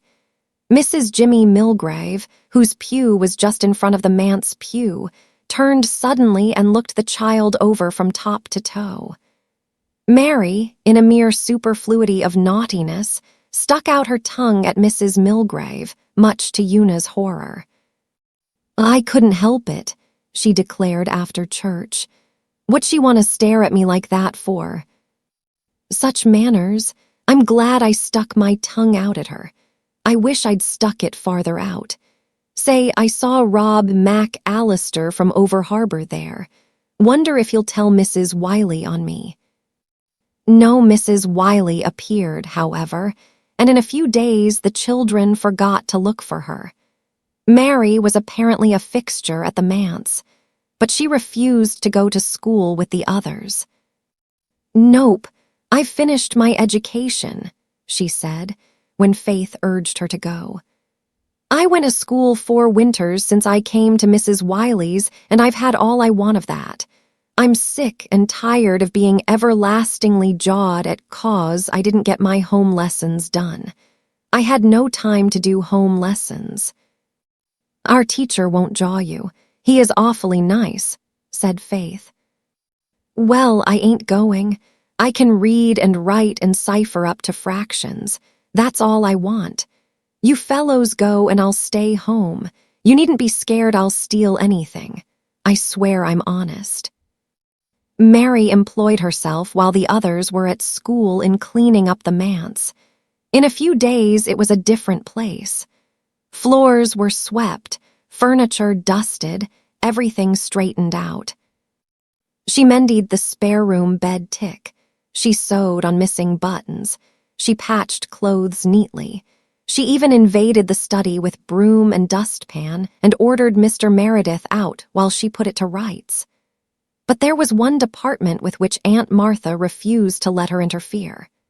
Aunt Martha might be deaf and half blind and very childish, but she was resolved to keep the commissariat in her own hands, in spite of all Mary's wiles and stratagems. "I can tell you if old Martha'd let me cook you'd have some decent meals," she told the manse children indignantly. "There, dee be no more ditto and no more lumpy porridge and blue milk either. What does she do with all the cream?" "She gives it to the cat. He's hers, you know," said Faith. "I'd like to cat her," exclaimed Mary bitterly. "I've no use for cats anyhow. They belong to the old Nick. You can tell that by their eyes. Well, if old Martha won't, she won't, I suppose. But it gets on my nerves to see good victuals spoiled." When school came out, they always went to Rainbow Valley. Mary refused to play in the graveyard. She declared she was afraid of ghosts. "There's no such thing as ghosts," declared Jem Blythe. "So ain't there? Did you ever see any?" "Hundreds of them," said Mary promptly. "What are they like?" said Carl. "Awful looking. Dressed all in white with skeleton hands and heads," said Mary. "What did you do?" asked Una. "Run like the devil," said Mary. Then she caught Walter's eyes and blushed. Mary was a good deal in awe of Walter. She declared to the manse girls that his eyes made her nervous. "I think of all the lies I've ever told when I look into them," she said, "and I wish I hadn't." Jem was Mary's favorite. When he took her to the attic at Ingleside and showed her the museum of curios that Captain Jim Boyd had bequeathed to him, she was immensely pleased and flattered. She also won Carl's heart entirely by her interest in his beetles and ants. It could not be denied that Mary got on rather better with the boys than with the girls. She quarreled bitterly with Nan Blythe the second day. "Your mother is a witch," she told Nan scornfully. "Red-haired women are always witches." Then she and Faith fell out about the rooster. Mary said its tail was too short. Faith angrily retorted that she guessed God knew what length to make a rooster's tail. They did not speak for a day over this. Mary treated Una's hairless, one-eyed doll with consideration, but when Una showed her other prized treasure, a picture of an angel carrying a baby, presumably to heaven, Mary declared that it looked too much like a ghost for her. Una crept away to her room and cried over this, but Mary hunted her out, hugged her repentantly, and implored forgiveness. No one could keep up a quarrel long with Mary, not even Nan, who was rather prone to hold grudges and never quite forgave the insult to her mother. Mary was jolly. She could and did tell the most thrilling ghost stories. Rainbow Valley seances were undeniably more exciting after Mary came. She learned to play on the Jew's harp and soon eclipsed Jerry. "Never struck anything yet I couldn't do if I put my mind to it," she declared. Mary seldom lost a chance of tooting her own horn. She taught them how to make blow bags out of the thick leaves of the live forever that flourished in the Old Bailey garden. She initiated them into the toothsome qualities of the sours that grew in the niches of the graveyard dike, and she could make the most wonderful shadow pictures on the walls with her long, flexible fingers. And when they all went picking gum in Rainbow Valley, Mary always got the biggest chew, and bragged about it. There were times when they hated her and times when they loved her. But at all times, they found her interesting. So they submitted quite meekly to her bossing, and by the end of a fortnight had come to feel that she must always have been with them. "It's the queerest thing that Mrs. Wiley hasn't been after me," said Mary. "I can't understand it. Maybe she isn't going to bother about you at all," said Una. "Then you can just go on staying here." "This house ain't hardly big enough for me and old Martha," said Mary darkly. "It's a very fine thing to have enough to eat. I've often wondered what it would be like, but I'm particular about my cooking. And Mrs. Wiley will be here yet. She's got a rod in pickle for me all right. I don't think about it so much in daytime, but say, girls, up there in that garret at night I get to thinking and thinking of it, till I just almost wish she'd come and have it over with. I don't know if one real good whipping would be much worse than all the dozen I've lived through in my mind ever since I ran away. Were any of you ever licked?" "No, of course not," said Faith indignantly. "Father would never do such a thing." "You don't know you're alive," said Mary with a sigh, half of envy, half of superiority. "You don't know what I've come through, and I suppose the Blythes were never licked either."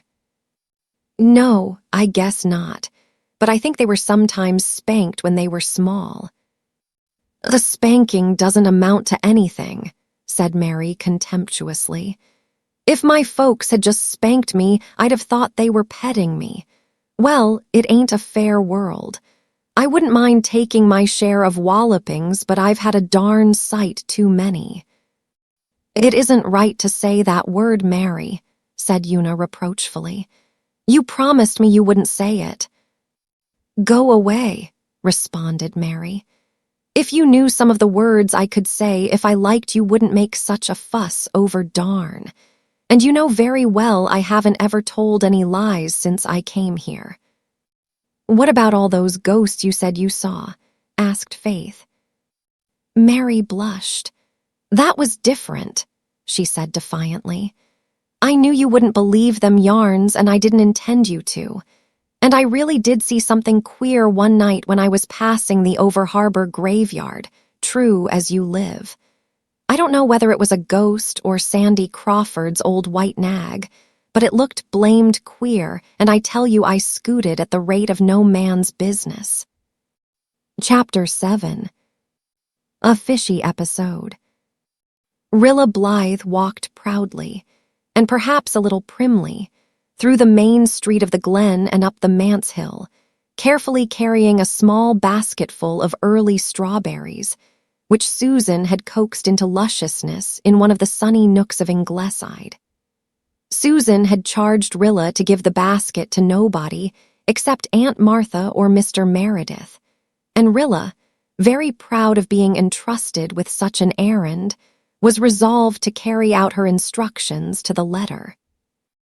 Susan had dressed her daintily in a white, starched, and embroidered dress, with a sash of blue and beaded slippers. Her long, ruddy curls were sleek and round, and Susan had let her put on her best hat, out of compliment to the manse. It was a somewhat elaborate affair, wherein Susan's taste had had more to say than Anne S., and Rilla's small soul gloried in its splendors of silk and lace and flowers. She was very conscious of her hat, and I am afraid she strutted up the manse hill. The strut, or the hat, or both, got on the nerves of Mary Vance, who was swinging on the lawn gate. Mary's temper was somewhat ruffled just then, into the bargain. Aunt Martha had refused to let her peel the potatoes, and had ordered her out of the kitchen.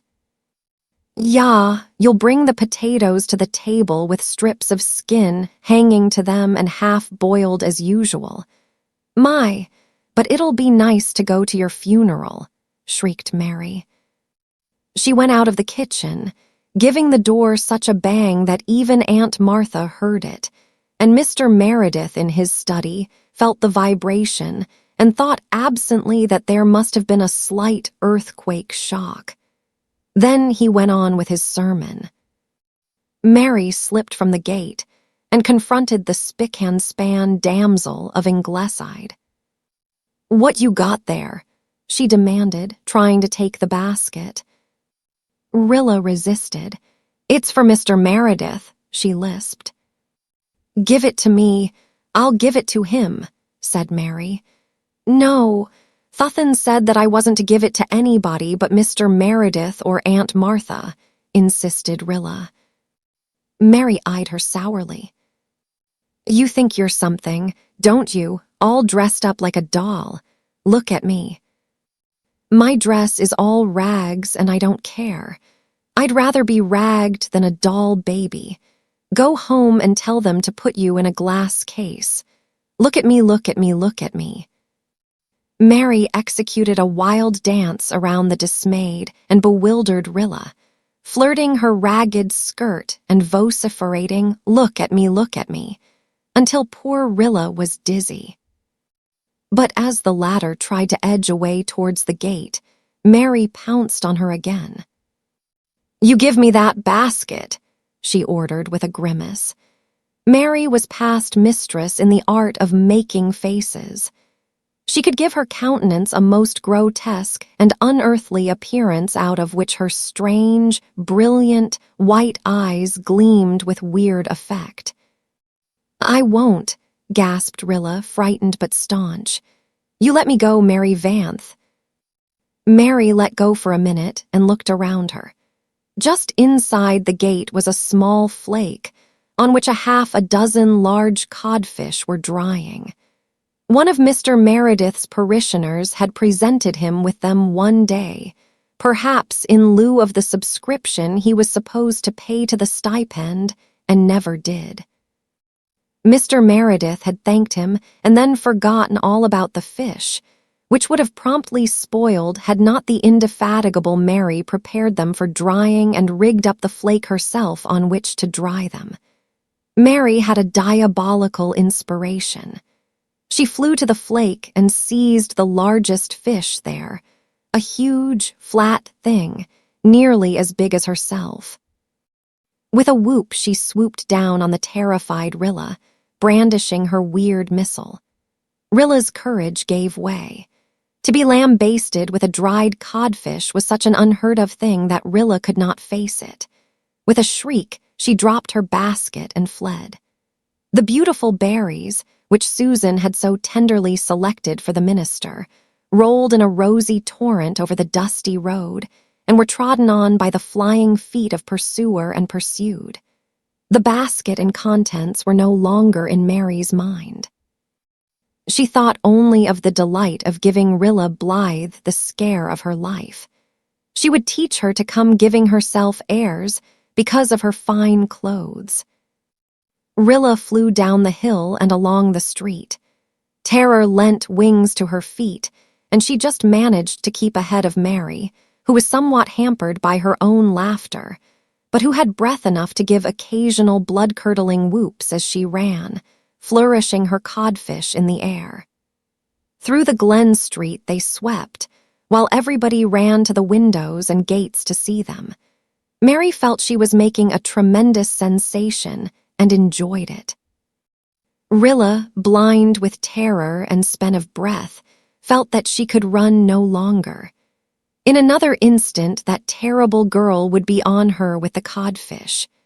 At this point, the poor mite stumbled and fell into the mud puddle at the end of the street, just as Miss Cornelia came out of Carter Flagg's store. Miss Cornelia took the whole situation in at a glance. So did Mary. The latter stopped short in her mad career, and before Miss Cornelia could speak, she had whirled around and was running up as fast as she had run down. Miss Cornelia's lips tightened ominously, but she knew it was no use to think of chasing her. So she picked up poor, sobbing, disheveled Rilla instead and took her home. Rilla was heartbroken. Her dress and slippers and hat were ruined, and her 6-year-old pride had received terrible bruises. Susan, white with indignation, heard Miss Cornelia's story of Mary Vance's exploit. "Oh, the hussy-o, the little hussy," she said, as she carried Rilla away for purification and comfort. "This thing has gone far enough, Anne dearie," said Miss Cornelia resolutely. "Something must be done.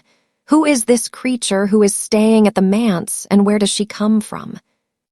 "I understood she was a little girl from over harbor who was visiting at the manse," answered Anne, who saw the comical side of the codfish chase and secretly thought Rilla was rather vain and needed a lesson or two. "I know all the over-harbor families who come to our church, and that imp doesn't belong to any of them," retorted Miss Cornelia. "She is almost in rags, and when she goes to church, she wears Faith Meredith's old clothes. There's some mystery here, and I'm going to investigate it, since it seems nobody else will. I believe she was at the bottom of their goings-on in Warren Mead's spruce bush the other day. Did you hear of their frightening his mother into a fit?" "No. I knew Gilbert had been called to see her, but I did not hear what the trouble was." "Well, you know she has a weak heart. And one day last week, when she was all alone on the veranda, she heard the most awful shrieks of murder and help, coming from the bush positively frightful sounds, Anne dearie. Her heart gave out at once. Warren heard them himself at the barn and went straight to the bush to investigate, and there he found all the manse children sitting on a fallen tree and screaming murder at the top of their lungs. They told him they were only in fun and didn't think anyone would hear them. They were just playing Indian ambush. Warren went back to the house and found his poor mother unconscious on the veranda." Susan, who had returned, sniffed contemptuously. "I think she was very far from being unconscious, Mrs. Marshall Elliott, and that you may tie to. I have been hearing of Amelia Warren's weak heart for 40 years. She had it when she was 20. She enjoys making a fuss and having the doctor, and any excuse will do." "I don't think Gilbert thought her attack very serious," said Anne. "Oh, that may very well be," said Miss Cornelia. "But the matter has made an awful lot of talk, and the Meads being Methodists makes it that much worse. What is going to become of those children? Sometimes I can't sleep at nights for thinking about them, Anne dearie. I really do question if they get enough to eat, even, for their father is so lost in dreams that he doesn't often remember he has a stomach, and that lazy old woman doesn't bother cooking what she ought. They are just running wild, and now that school is closing, they'll be worse than ever." "They do have jolly times," said Anne, laughing over the recollections of some Rainbow Valley happenings that had come to her ears. "And they are all brave and frank and loyal and truthful." "That's a true word, Anne dearie. And when you come to think of all the trouble in the church those two tattling, deceitful youngsters of the last ministers made, I'm inclined to overlook a good deal in the Merediths. When all is said and done, Mrs. Doctor dear, they are very nice children," said Susan. "They have got plenty of original sin in them, and that I will admit, but maybe it is just as well, for if they had not they might spoil from oversweetness. Only I do think it is not proper for them to play in a graveyard, and that I will maintain." "But they really play quite quietly there," excused Anne. "They don't run and yell as they do elsewhere. Such howls as drift up here from Rainbow Valley sometimes. Though I fancy my own small fry bear a valiant part in them. They had a sham battle there last night and had to roar themselves, because they had no artillery to do it, so Jem says. Jem is passing through the stage where all boys hanker to be soldiers." "Well, thank goodness, he'll never be a soldier," said Miss Cornelia. I never approved of our boys going to that South African fracas. But it's over, and not likely anything of the kind will ever happen again. I think the world is getting more sensible. As for the Merediths, I've said many a time, and I say it again, if Mr. Meredith had a wife, all would be well.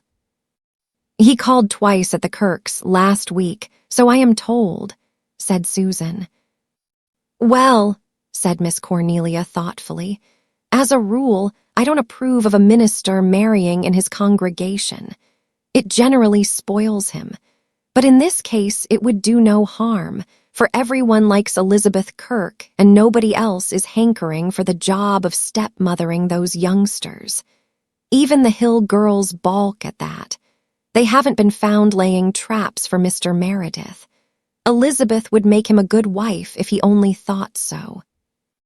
But the trouble is, she really is homely, and Anne Deary, Mr. Meredith, abstracted as he is, has an eye for a good-looking woman, manlike. He isn't so worldly when it comes to that, believe me. Elizabeth Kirk is a very nice person, but they do say that people have nearly frozen to death in her mother's spare-room bed before now, Mrs. Doctor dear, said Susan darkly. If I felt I had any right to express an opinion concerning such a solemn matter as a minister's marriage, I would say that I think Elizabeth's cousin Sarah over harbor would make Mr. Meredith a better wife. Why, Sarah Kirk is a Methodist, said Miss Cornelia, much as if Susan had suggested a Hottentot as a manse bride. She would likely turn Presbyterian if she married Mr. Meredith, retorted Susan. Miss Cornelia shook her head. Evidently with her it was, once a Methodist, always a Methodist. Sarah Kirk is entirely out of the question, she said positively. And so is Emmeline Drew, though the Drews are all trying to make the match. They are literally throwing poor Emmeline at his head, and he hasn't the least idea of it. Emmeline Drew has no gumption, I must allow, said Susan. She is the kind of woman, Mrs. Doctor dear, who would put a hot water bottle in your bed on a dog night and then have her feelings hurt because you were not grateful. And her mother was a very poor housekeeper. Did you ever hear the story of her dishcloth? She lost her dishcloth one day, but the next day she found it. Oh, yes, Mrs. Doctor dear, she found it in the goose at the dinner table, mixed up with the stuffing. Do you think a woman like that would do for a minister's mother-in-law?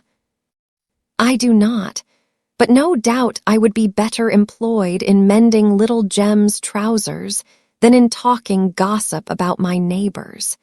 He tore them something scandalous last night in Rainbow Valley. Where is Walter? Asked Anne. He is up to no good, I fear, Mrs. Doctor dear. He is in the attic writing something in an exercise book, and he has not done as well in arithmetic this term as he should, so the teacher tells me. Too well I know the reason why. He has been writing silly rhymes when he should have been doing his sums. I am afraid that boy is going to be a poet, Mrs. Doctor dear. He is a poet now, Susan. Well, you take it real calm, Mrs. Doctor dear. I suppose it is the best way when a person has the strength. I had an uncle who began by being a poet and ended up by being a tramp. Our family were dreadfully ashamed of him. You don't seem to think very highly of poets, Susan, said Anne, laughing. Who does, Mrs. Doctor dear? Asked Susan in genuine astonishment. What about Milton and Shakespeare and the poets of the Bible? They tell me Milton could not get along with his wife, and Shakespeare was no more than respectable by times. As for the Bible, of course things were different in those sacred days. Although I never had a high opinion of King David, say what you will. I never knew any good to come of writing poetry, and I hope and pray that blessed boy will outgrow the tendency. If he does not, we must see what emulsion of cod liver oil will do. Chapter 8. Miss Cornelia intervenes. Miss Cornelia descended upon the manse the next day and cross-questioned Mary, who, being a young person of considerable discernment and astuteness, told her story simply and truthfully, with an entire absence of complaint or bravado. Miss Cornelia was more favorably impressed than she had expected to be, but deemed it her duty to be severe. "Do you think," she said sternly, "that you showed your gratitude to this family, who have been far too kind to you, by insulting and chasing one of their little friends as you did yesterday?" "Say it was rotten mean of me," admitted Mary easily. "I don't know what possessed me. That old codfish seemed to come in so blamed handy. But I was awful sorry. I cried last night after I went to bed about it, honest I did. You ask Una if I didn't. I wouldn't tell her what for because I was ashamed of it, and then she cried too, because she was afraid someone had hurt my feelings. Laws, I ain't got any feelings to hurt worth speaking of. What worries me is why Mrs. Wiley hasn't been hunting for me. It ain't like her." Miss Cornelia herself thought it rather peculiar, but she merely admonished Mary sharply not to take any further liberties with the minister's codfish, and went to report progress at Ingleside. "If the child's story is true, the matter ought to be looked into," she said. "I know something about that wily woman, believe me. Marshall used to be well acquainted with her when he lived over harbor. I heard him say something last summer about her, and a home child she had, likely this very merry creature. He said someone told him she was working the child to death and not half feeding and clothing it. You know, Anne dearie, it has always been my habit neither to make nor meddle with those over-harbor folks. But I shall send Marshall over tomorrow to find out the rights of this if he can, and then I'll speak to the minister. Mind you, Anne dearie, the Merediths found this girl literally starving in James Taylor's old hay barn. She had been there all night, cold and hungry and alone, and us sleeping warm in our beds after good suppers." "The poor little thing," said Anne, picturing one of her own dear babies, cold and hungry and alone in such circumstances. "If she has been ill-used, Miss Cornelia, she mustn't be taken back to such a place. I was an orphan once in a very similar situation." "We'll have to consult the Hopetown Asylum folks," said Miss Cornelia. "Anyway, she can't be left at the manse. Dear knows what those poor children might learn from her. I understand that she has been known to swear. But just think of her being there 2 whole weeks and Mr. Meredith never waking up to it. What business has a man like that to have a family? Why, Anne dearie, he ought to be a monk." 2 evenings later, Miss Cornelia was back at Ingleside. "It's the most amazing thing," she said. "Mrs. Wiley was found dead in her bed the very morning after this merry creature ran away. She has had a bad heart for years, and the doctor had warned her it might happen at any time. She had sent away her hired man, and there was nobody in the house. Some neighbors found her the next day. They missed the child, it seems, but supposed Mrs. Wiley had sent her to her cousin near Charlottetown as she had said she was going to do. The cousin didn't come to the funeral, and so nobody ever knew that Mary wasn't with her. The people Marshall talked to told him some things about the way Mrs. Wiley used this Mary that made his blood boil, so he declares.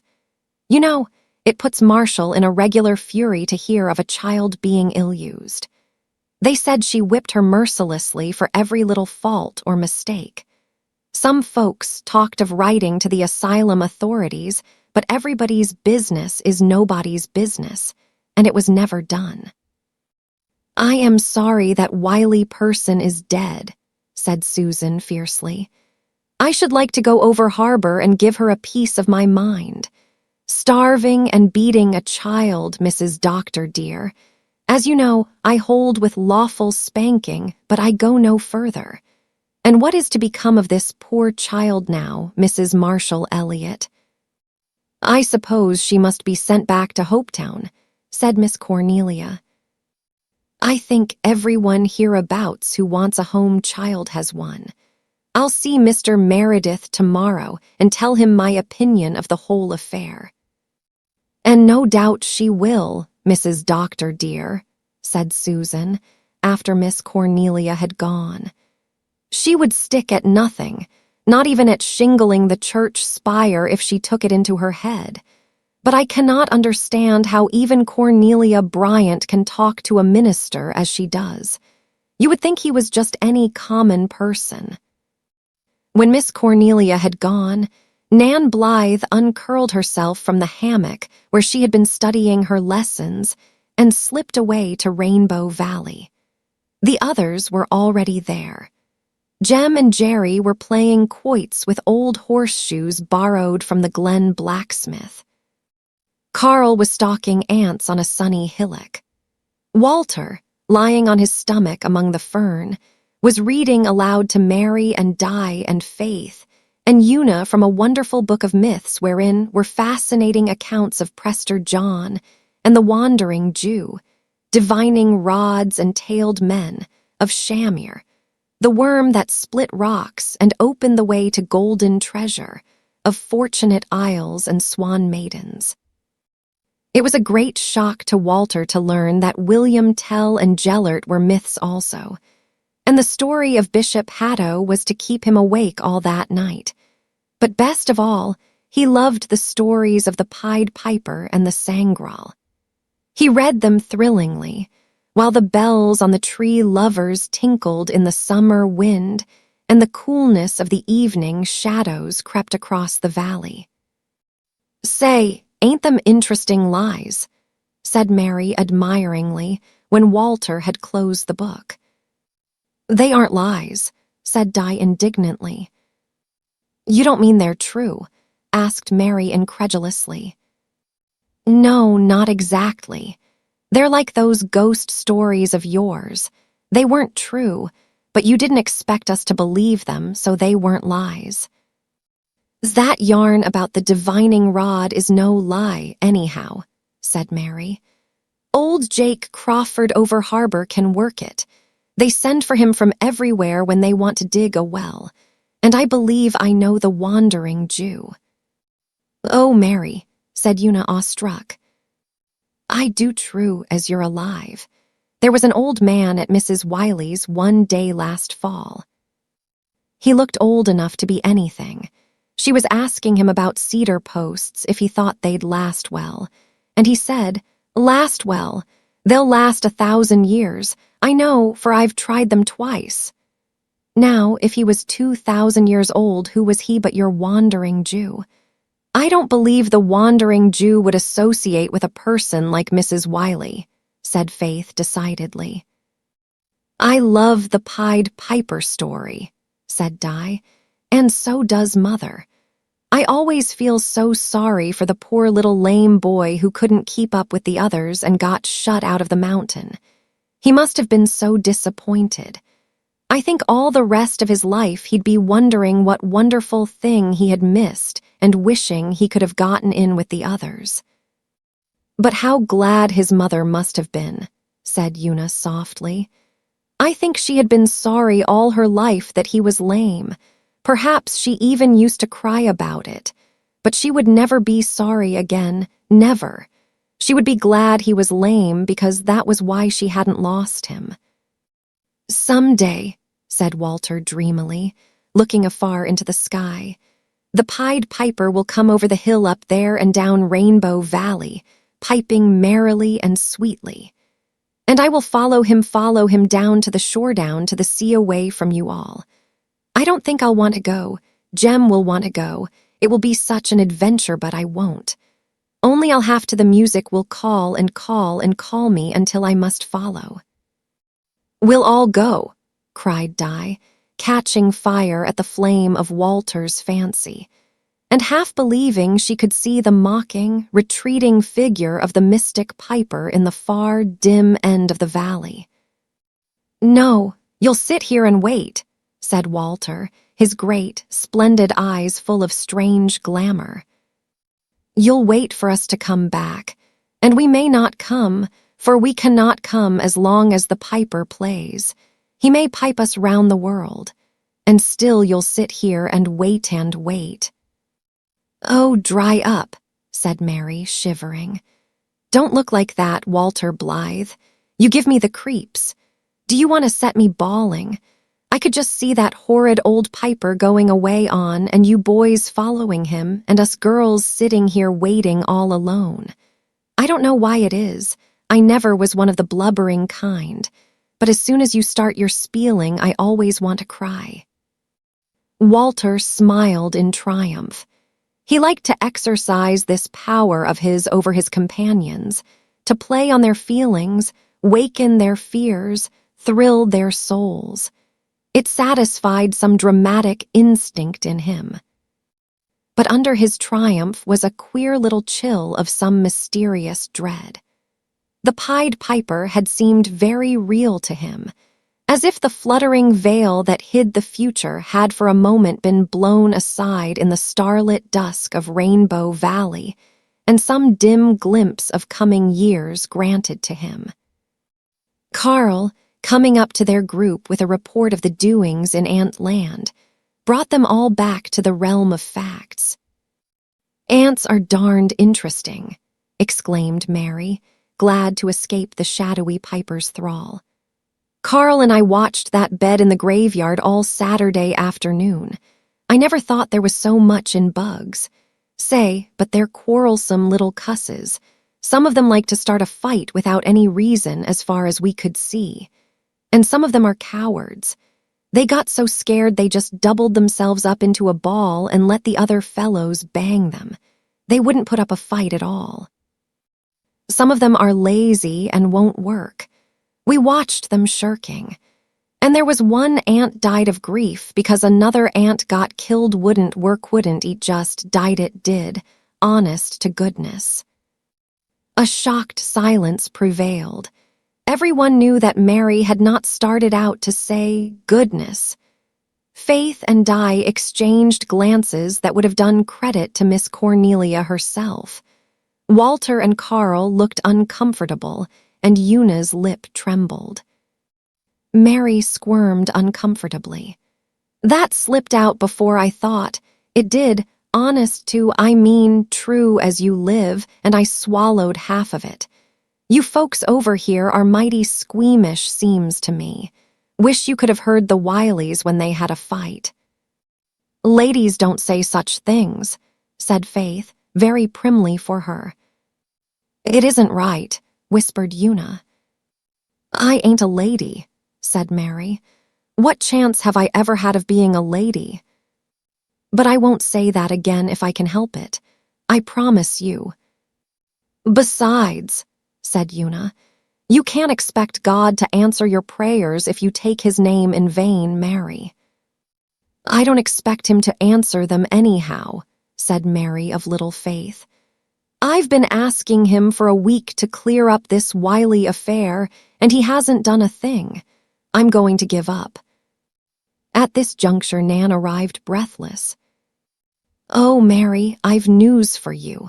Mrs. Elliot has been over harbor, and what do you think she found out? Mrs. Wiley is dead. She was found dead in bed the morning after you ran away. So you'll never have to go back to her." "Dead," said Mary, stupefied. Then she shivered. "Do you suppose my praying had anything to do with that?" she cried imploringly to Una. "If it had, I'll never pray again as long as I live. Why, she may come back and haunt me." "No, no, Mary," said Una comfortingly. "It hadn't.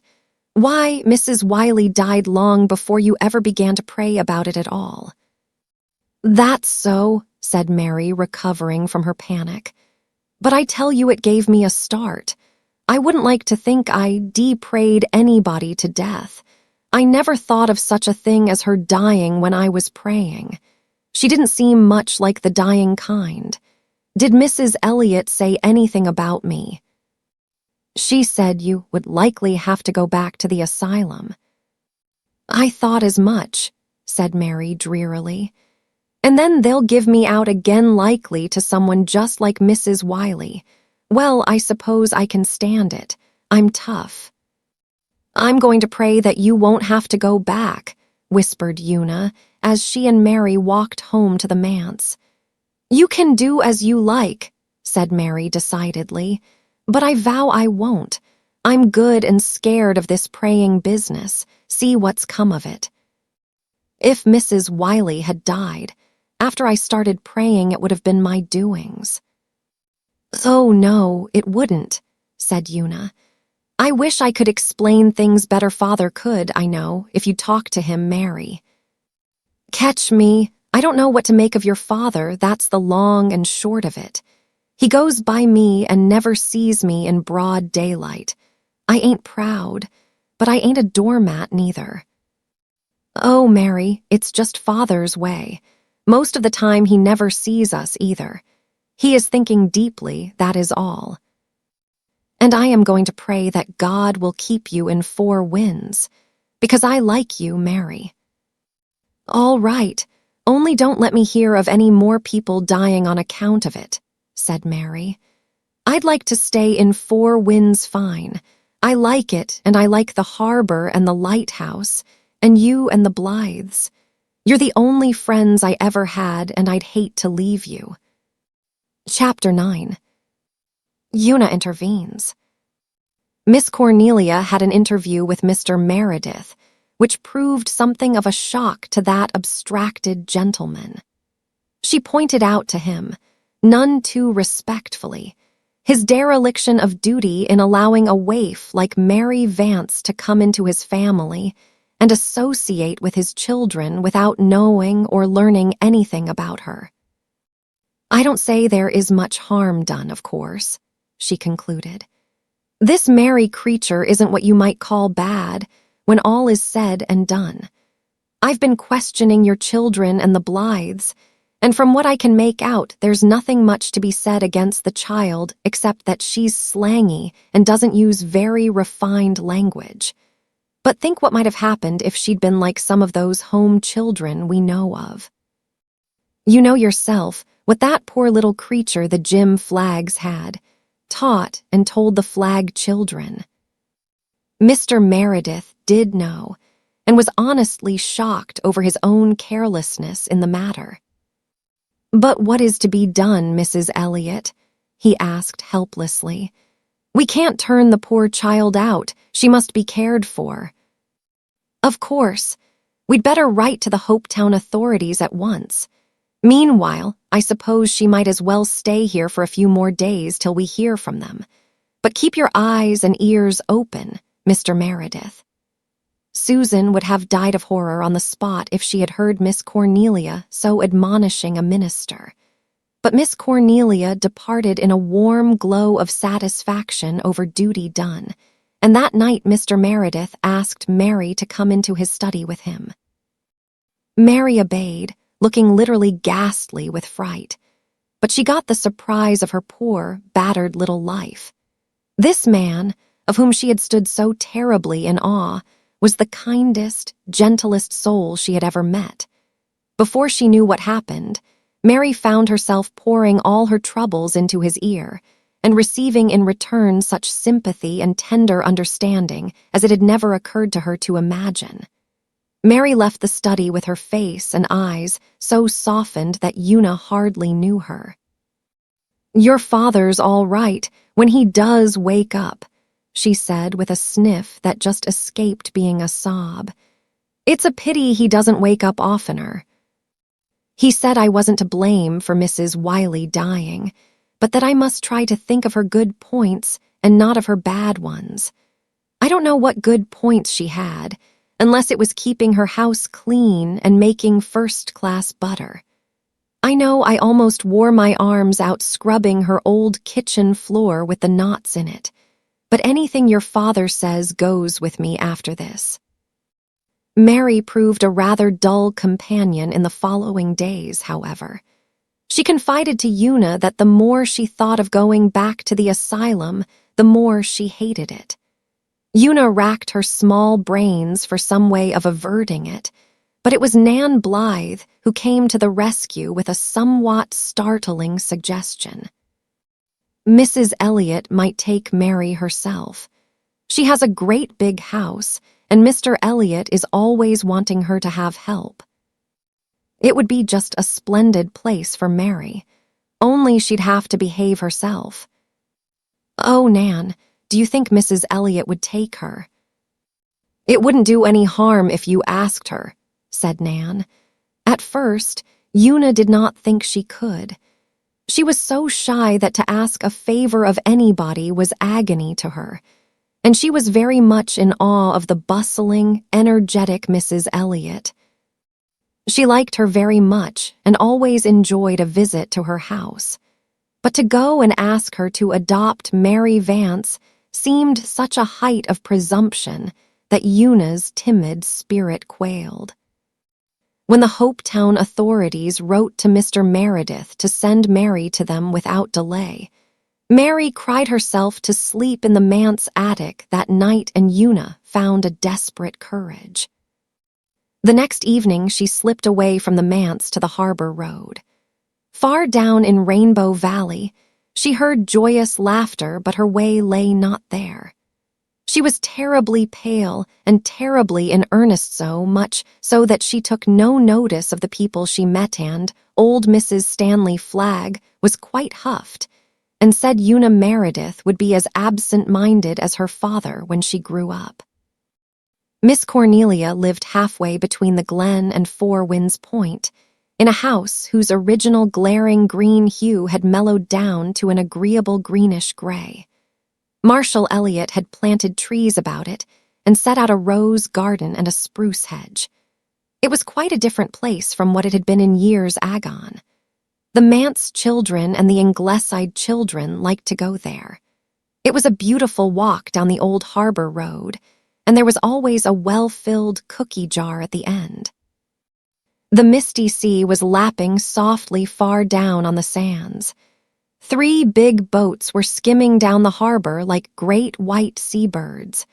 A schooner was coming up the channel.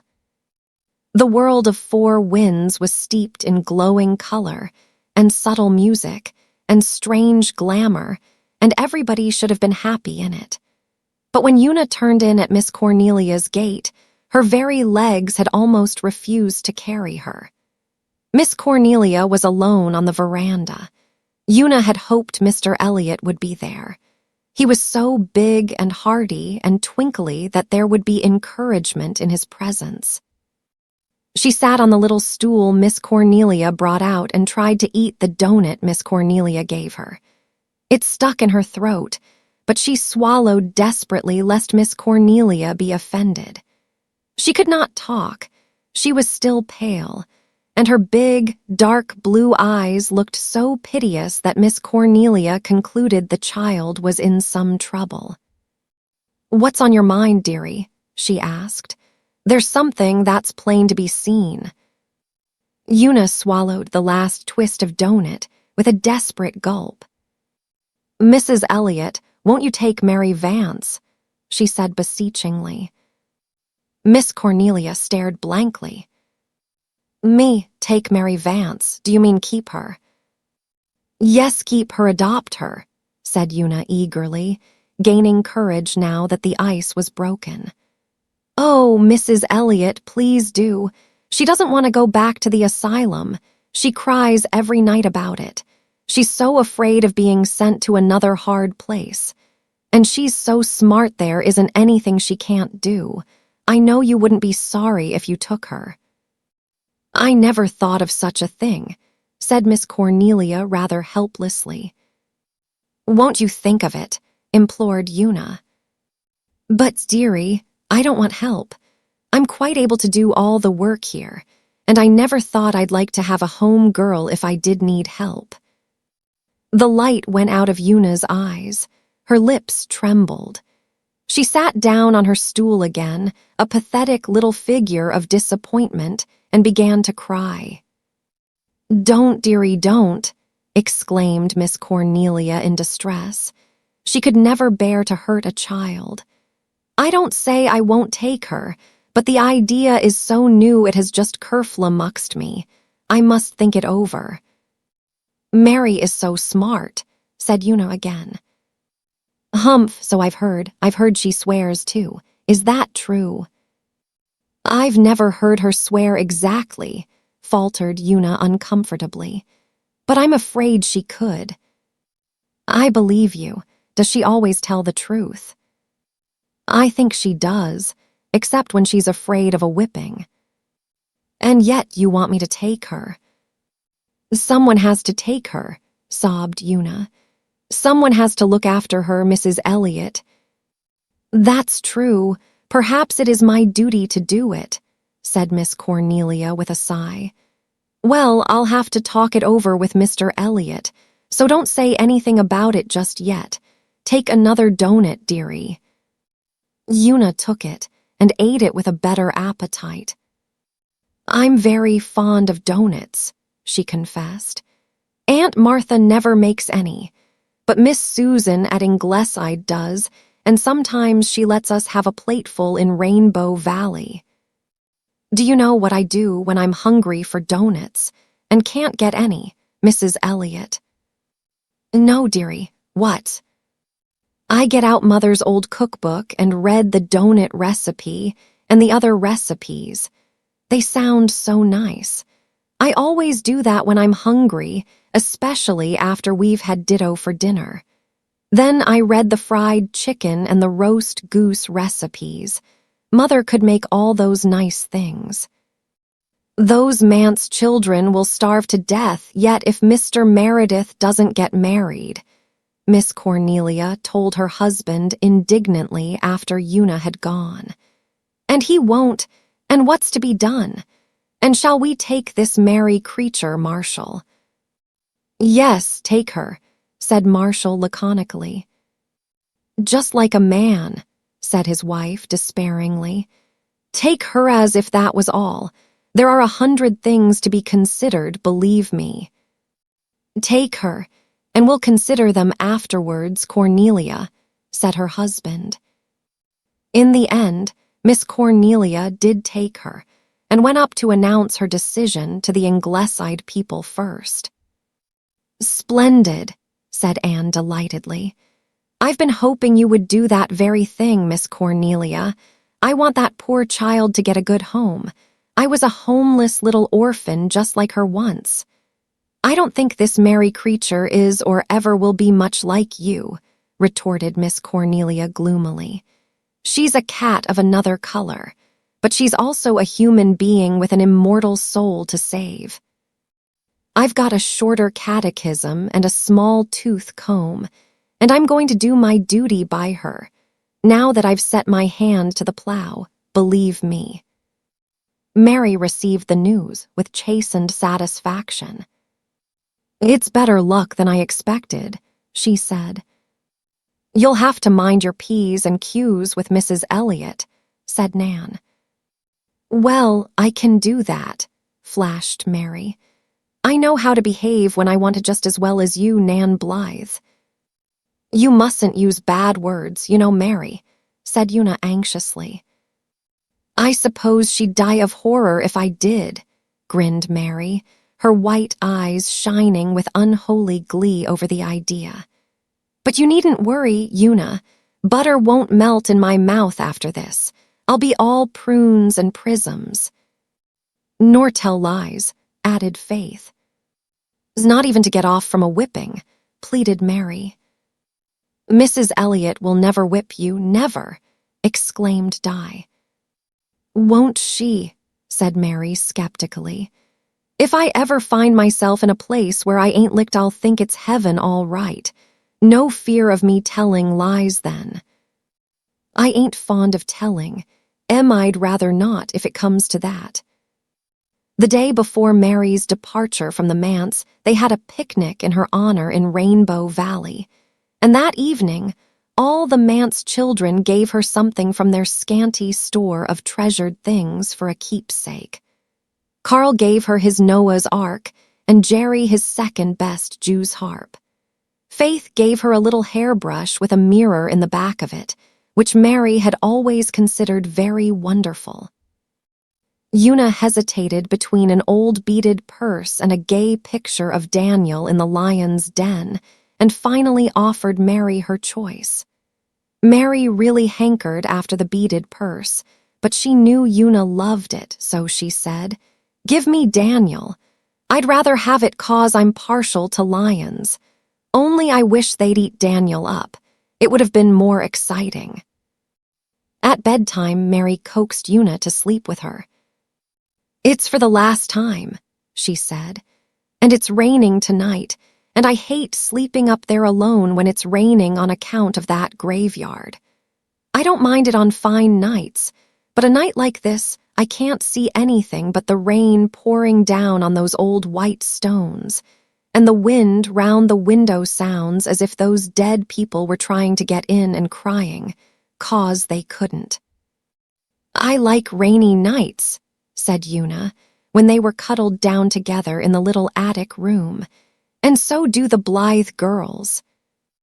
"I don't mind them when I'm not handy to graveyards," said Mary.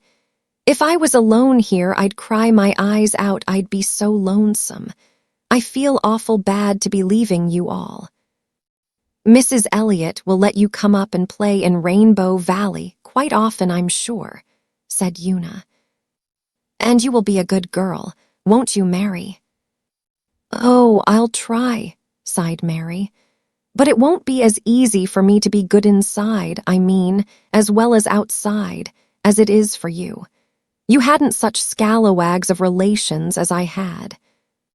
"But your people must have had some good qualities as well as bad ones," argued Una.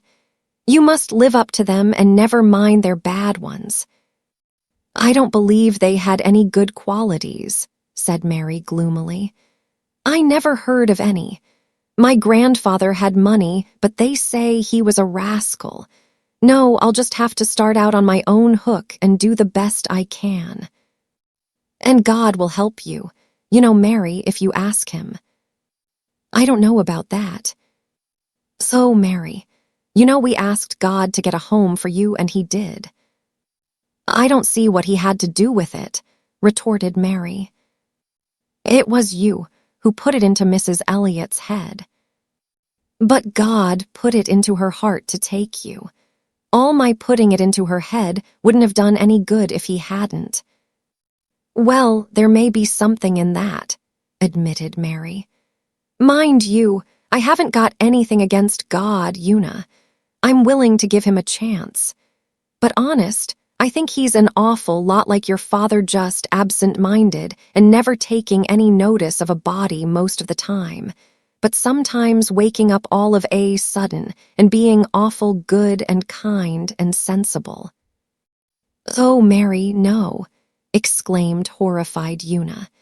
"God isn't a bit like father. I mean, he's 1,000 times better and kinder." "If he's as good as your father, he'll do for me," said Mary. "When your father was talking to me, I felt as if I never could be bad anymore." "I wish you'd talk to father about him," sighed Una. "He can explain it all so much better than I can." "Why, so I will next time he wakes up," promised Mary. "That night he talked to me in the study, he showed me real clear that my praying didn't kill Mrs. Wiley. My mind's been easy since, but I'm real cautious about praying. I guess the old rhyme is the safest. Say, Una, it seems to me if one has to pray to anybody, it'd be better to pray to the devil than to God. God's good, anyhow, so you say, so he won't do you any harm, but from all I can make out, the devil needs to be pacified. I think the sensible way would be to say to him, 'Good devil, please don't tempt me. Just leave me alone, please.' Now, don't you?" "So no, Mary. I'm sure it couldn't be right to pray to the devil, and it wouldn't do any good because he's bad. It might aggravate him and he'd be worse than ever." Well, as to this God matter, said Mary stubbornly, since you and I can't settle it, there ain't no use in talking more about it until we've a chance to find out the rights of it. I'll do the best I can alone till then. If Mother was alive, she could tell us everything, said Una with a sigh. I wished she was alive, said Mary. I don't know what's going to become of you youngsters when I'm gone. Anyhow, do try and keep the house a little tidy. The way people talk about it is scandalous. And the first thing you know, your father will be getting married again, and then your noses will be out of joint. Una was startled. The idea of her father marrying again had never presented itself to her before. She did not like it, and she lay silent under the chill of it. Stepmothers are awful creatures, Mary went on. I could make your blood run cold if I was to tell you all I know about them. The Wilson kids across the road from Wiley's had a stepmother. She was just as bad to them as Mrs. Wiley was to me. It'll be awful if you get a stepmother. I'm sure we won't, said Una tremulously. Father won't marry anybody else. He'll be hounded into it, I expect, said Mary darkly. All the old maids in the settlement are after him. There's no being up to them. And the worst of stepmothers is they always set your father against you. He'd never care anything about you again. He'd always take her part and her children's part. You see, she'd make him believe you were all bad. I wish you hadn't told me this, Mary, cried Una. It makes me feel so unhappy. I only wanted to warn you, said Mary, rather repentantly. Of course, your father's so absent-minded he mightn't happen to think of getting married again, but it's better to be prepared. Long after Mary slept serenely, little Una lay awake, her eyes smarting with tears. Oh, how dreadful it would be if her father should marry somebody who would make him hate her and Jerry and Faith and Carl. She couldn't bear it. She could. Mary had not instilled any poison of the kind Miss Cornelia had feared into the manse children's minds. Yet she had certainly contrived to do a little mischief with the best of intentions. But she slept dreamlessly, while Una lay awake and the rain fell and the wind wailed around the old gray manse. And the Reverend John Meredith forgot to go to bed at all, because he was absorbed in reading a life of St. Augustine. It was gray dawn when he finished it and went upstairs, wrestling with the problems of 2,000 years ago. The door of the girl's room was open, and he saw Faith lying asleep, rosy and beautiful. He wondered where Una was. Perhaps she had gone over to stay all night with the Blythe girls. She did this occasionally, deeming it a great treat. John Meredith sighed. He felt that Una's whereabouts ought not to be a mystery to him. Cecilia would have looked after her better than that. If only Cecilia were still with him. How pretty and gay she had been. How the old manse up at Maywater had echoed to her songs. And she had gone away so suddenly, taking her laughter and music and leaving silence so suddenly that he had never quite got over his feeling of amazement. How could she, the beautiful and vivid, have died? The idea of a second marriage had never presented itself seriously to John Meredith. He had loved his wife so deeply that he believed he could never care for any woman again. He had a vague idea that before very long Faith would be old enough to take her mother's place. Until then, he must do the best he could alone. He sighed and went to his room, where the bed was still unmade. Aunt Martha had forgotten it, and Mary had not dared to make it because Aunt Martha had forbidden her to meddle with anything in the minister's room. But Mr. Meredith did not notice that it was unmade. His last thoughts were of St. Augustine. Chapter 10. The manse girl's clean house. said Faith, sitting up in bed with a shiver. "It's raining." "I do hate a rainy Sunday. Sunday is dull enough even when it's fine." "We ought not to find Sunday dull," said Una sleepily, trying to pull her drowsy wits together with an uneasy conviction that they had overslept. "But we do, you know," said Faith candidly.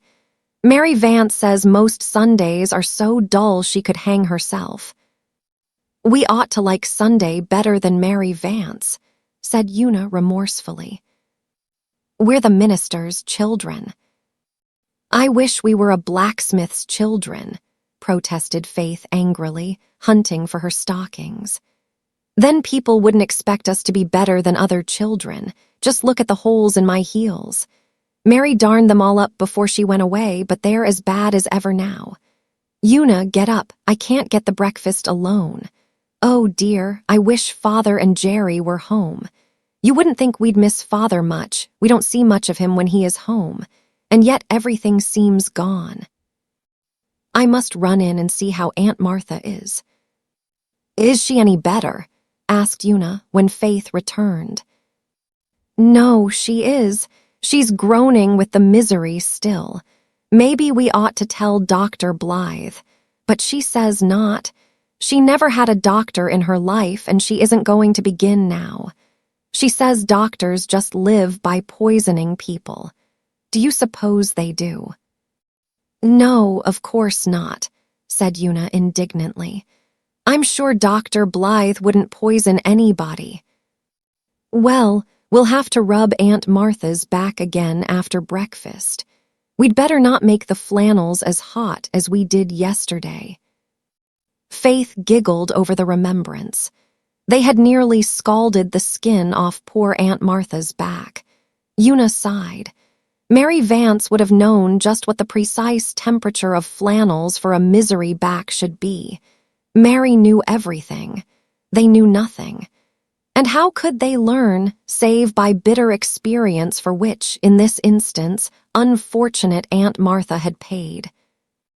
The preceding Monday, Mr. Meredith had left for Nova Scotia to spend his short vacation, taking Jerry with him.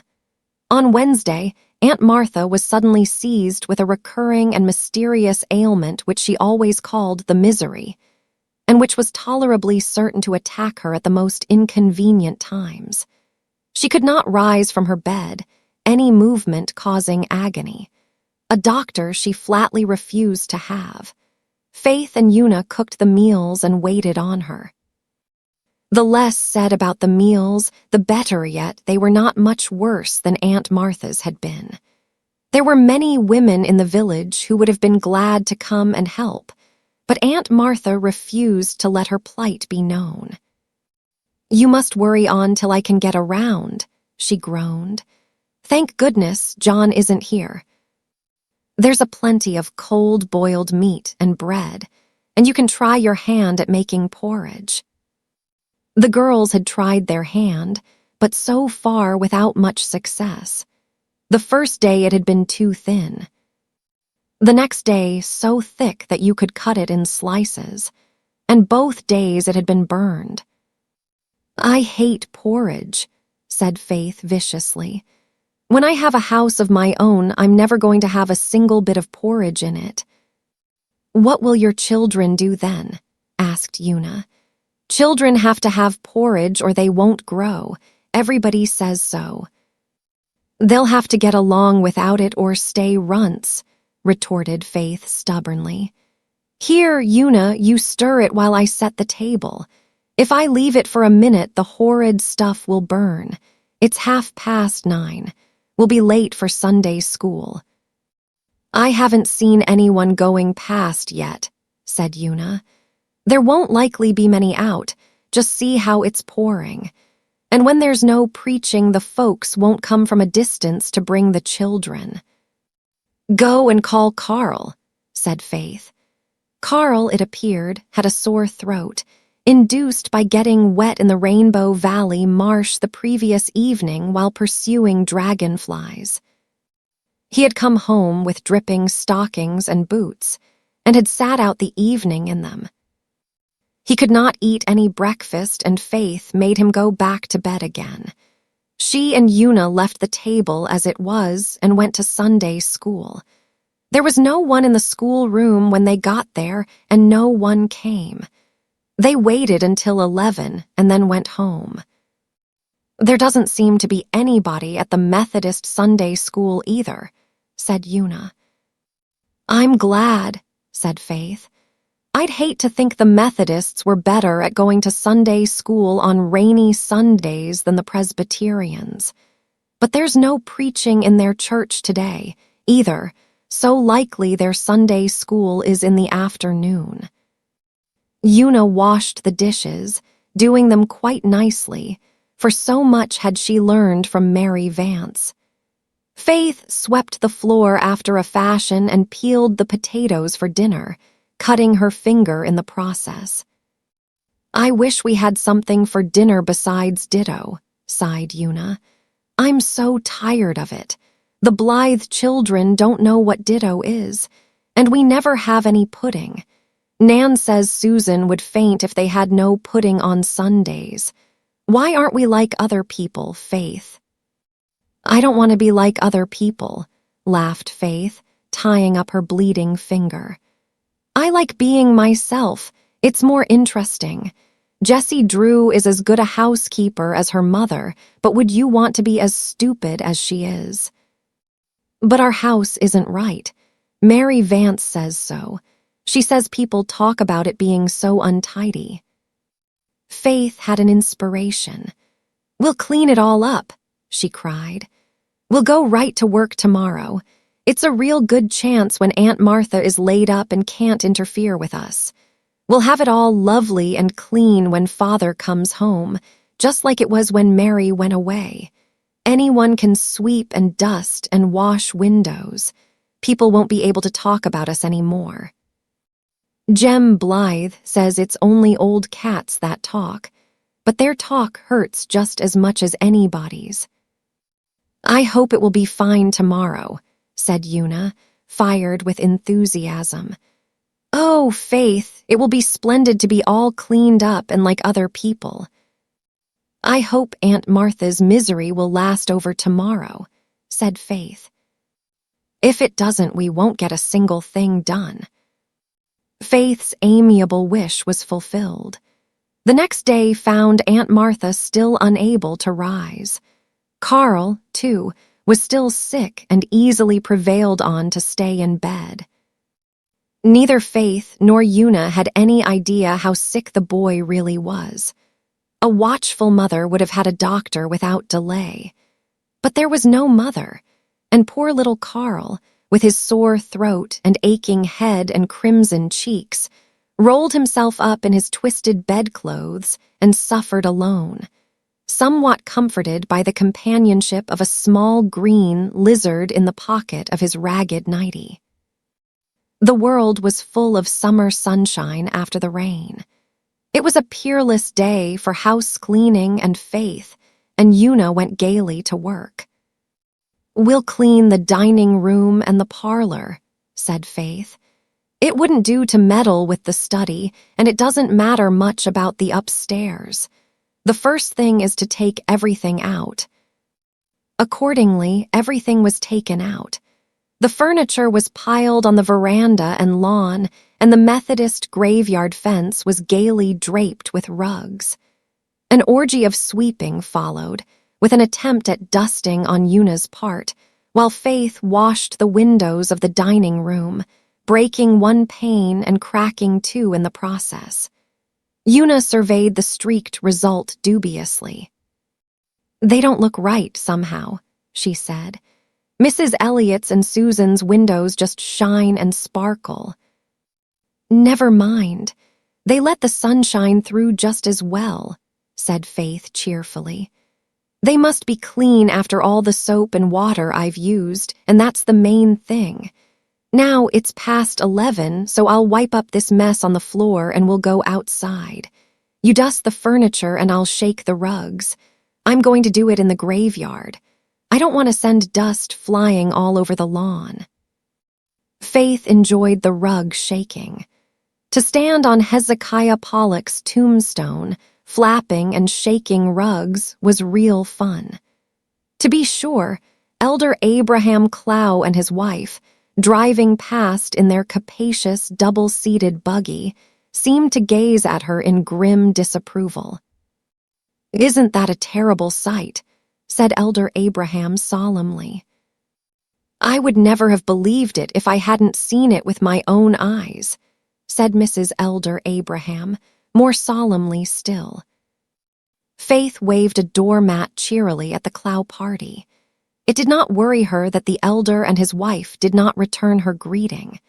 Everybody knew that Elder Abraham had never been known to smile since he had been appointed superintendent of the Sunday school 14 years previously. But it hurt her that Minnie and Adela Clow did not wave back. Faith liked Minnie and Adela. Next to the Blythes, they were her best friends in school, and she always helped Adela with her sums. This was gratitude for you. Her friends cut her because she was shaking rugs in an old graveyard where, as Mary Vance said, not a living soul had been buried for years. Faith flounced around to the veranda, where she found Una grieved in spirit because the Clow girls had not waved to her either. "I suppose they're mad over something," said Faith. "Perhaps they're jealous because we play so much in Rainbow Valley with the Blythes. Well, just wait till school opens and Adela wants me to show her how to do her sums. We'll get square then. Come on, let's put the things back in. I'm tired to death, and I don't believe the rooms will look much better than before we started, though I shook out pecks of dust in the graveyard. I hate house cleaning." It was 2:00 before the tired girls finished the 2 rooms. They got a dreary bite in the kitchen and intended to wash the dishes at once. But Faith happened to pick up a new storybook Di Blythe had lent her and was lost to the world until sunset. Una took a cup of rank tea up to Carl, but found him asleep, so she curled herself up on Jerry's bed and went to sleep too. Meanwhile, a weird story flew through Glen St. Mary, and folks asked each other seriously what was to be done with those manse youngsters. "That is past laughing at, believe me," said Miss Cornelia to her husband with a heavy sigh. "I couldn't believe it at first. Miranda Drew brought the story home from the Methodist Sunday school this afternoon, and I simply scoffed at it. But Mrs. Elder Abraham says she and the elder saw it with their own eyes." "Saw what?" asked Marshall. "Faith and Una Meredith stayed home from Sunday school this morning and cleaned house," said Miss Cornelia, in accents of despair. "When Elder Abraham went home from the church, he had stayed behind to straighten out the library books. He saw them shaking rugs in the Methodist graveyard. I can never look a Methodist in the face again. Just think what a scandal it will make."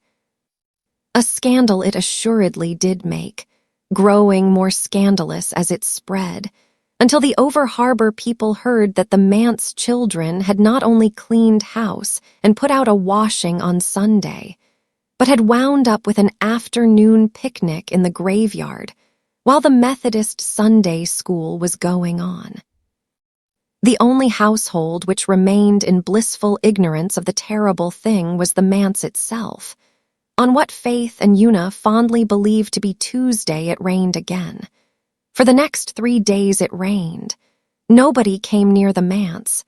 The manse folk went nowhere. They might have waded through the misty Rainbow Valley up to Ingleside, but all the Blythe family, save Susan and the doctor, were away on a visit to Avonlea. "This is the last of our bread," said Faith, "and the ditto is done. If Aunt Martha doesn't get better soon, what will we do?" "We can buy some bread in the village, and there's the codfish Mary dried," said Una, "but we don't know how to cook it." "Oh, that's easy," laughed Faith. "You just boil it." Boil it they did.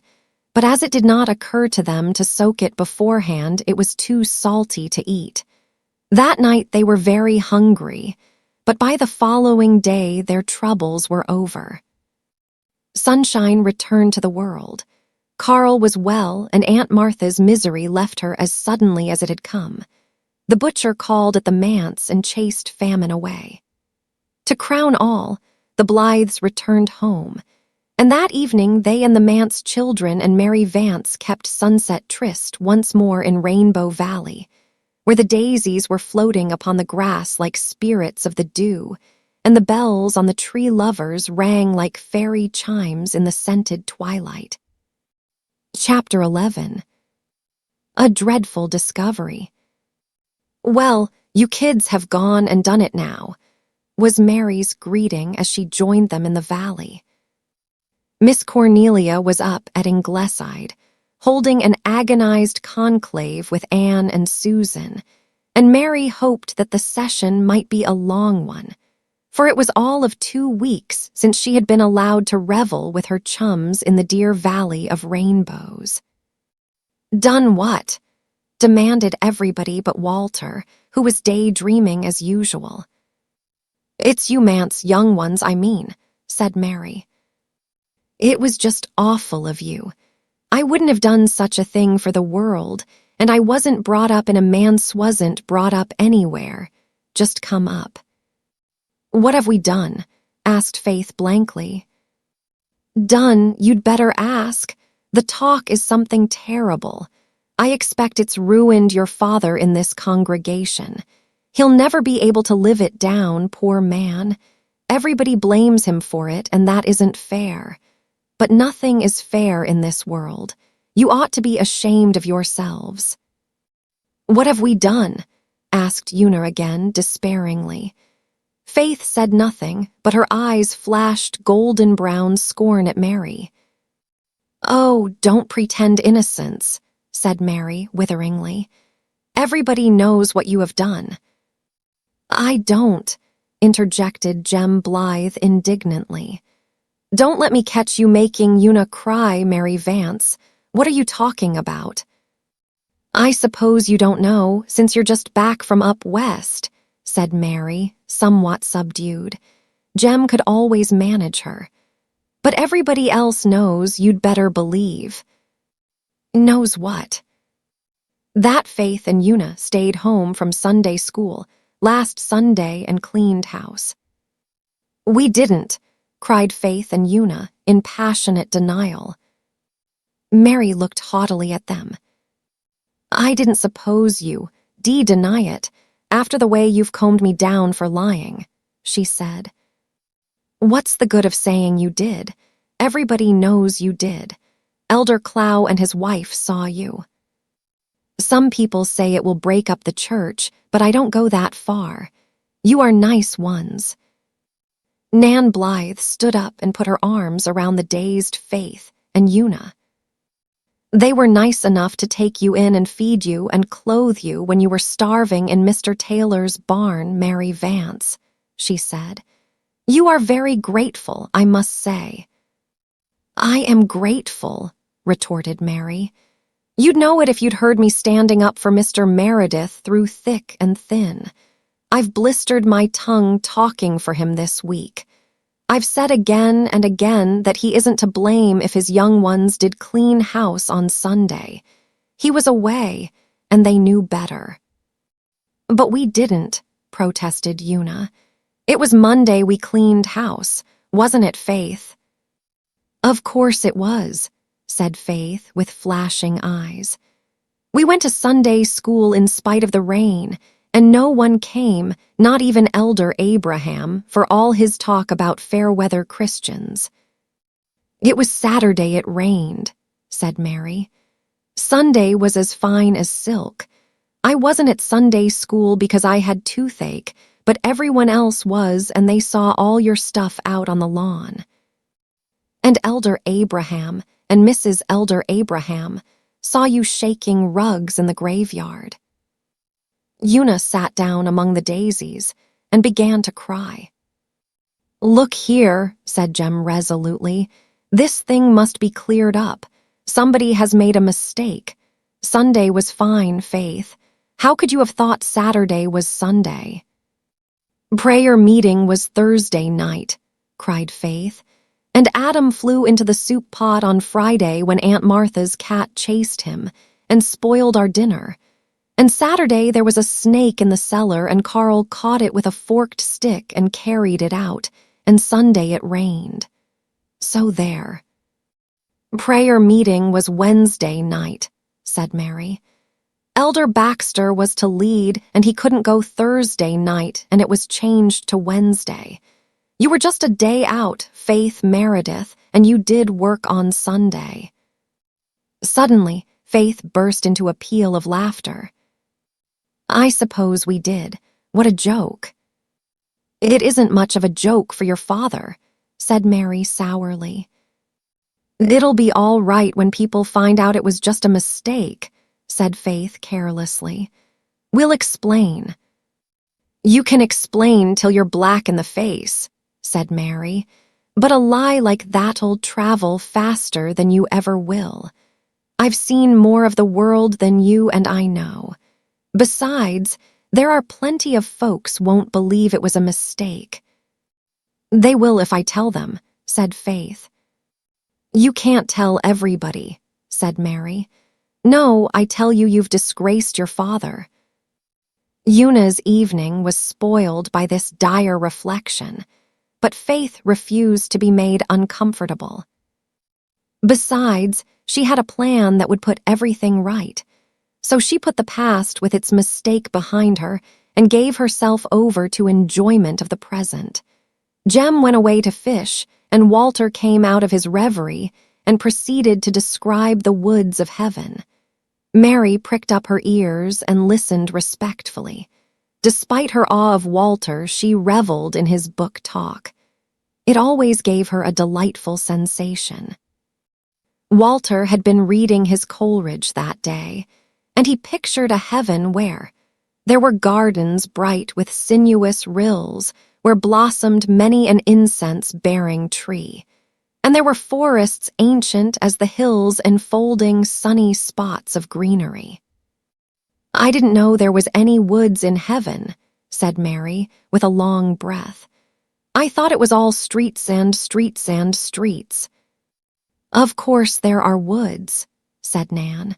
"Mother can't live without trees, and I can't, so what would be the use of going to heaven if there weren't any trees?" "There are cities, too," said the young dreamer. "Splendid cities colored just like the sunset, with sapphire towers and rainbow domes. They are built of gold and diamonds, whole streets of diamonds, flashing like the sun. In the squares there are crystal fountains kissed by the light, and everywhere the asphodel blooms, the flower of heaven." "Fancy," said Mary. "I saw the main street in Charlottetown once, and I thought it was real grand, but I suppose it's nothing to heaven. Well, it all sounds gorgeous the way you tell it, but won't it be kind of dull, too?" "Oh, I guess we can have some fun when the angels' backs are turned," said Faith comfortably. "Heaven is all fun," declared Di. "The Bible doesn't say so," cried Mary, who had read so much of the Bible on Sunday afternoons under Miss Cornelia's eye that she now considered herself quite an authority on it. "Mother says the Bible language is figurative," said Nan. "Does that mean that it isn't true?" asked Mary hopefully. "No, not exactly. But I think it means that heaven will be just like what you'd like it to be." "I'd like it to be just like Rainbow Valley," said Mary, "with all you kids to gas and play with. That's good enough for me. Anyhow, we can't go to heaven till we're dead, and maybe not then, so what's the use of worrying? Here, Jem with a string of trout, and it's my turn to fry them." "We ought to know more about heaven than Walter does when we're the minister's family," said Una, as they walked home that night. "We know just as much, but Walter can imagine," said Faith. Mrs. Elliot says he gets it from his mother. I do wish we hadn't made that mistake about Sunday, sighed Una. Don't worry over that. I've thought of a great plan to explain so that everybody will know, said Faith. Just wait till tomorrow night. Chapter 12. An explanation and a dare. The Reverend Dr. Cooper preached in Glen St. Mary the next evening, and the Presbyterian church was crowded with people from near and far.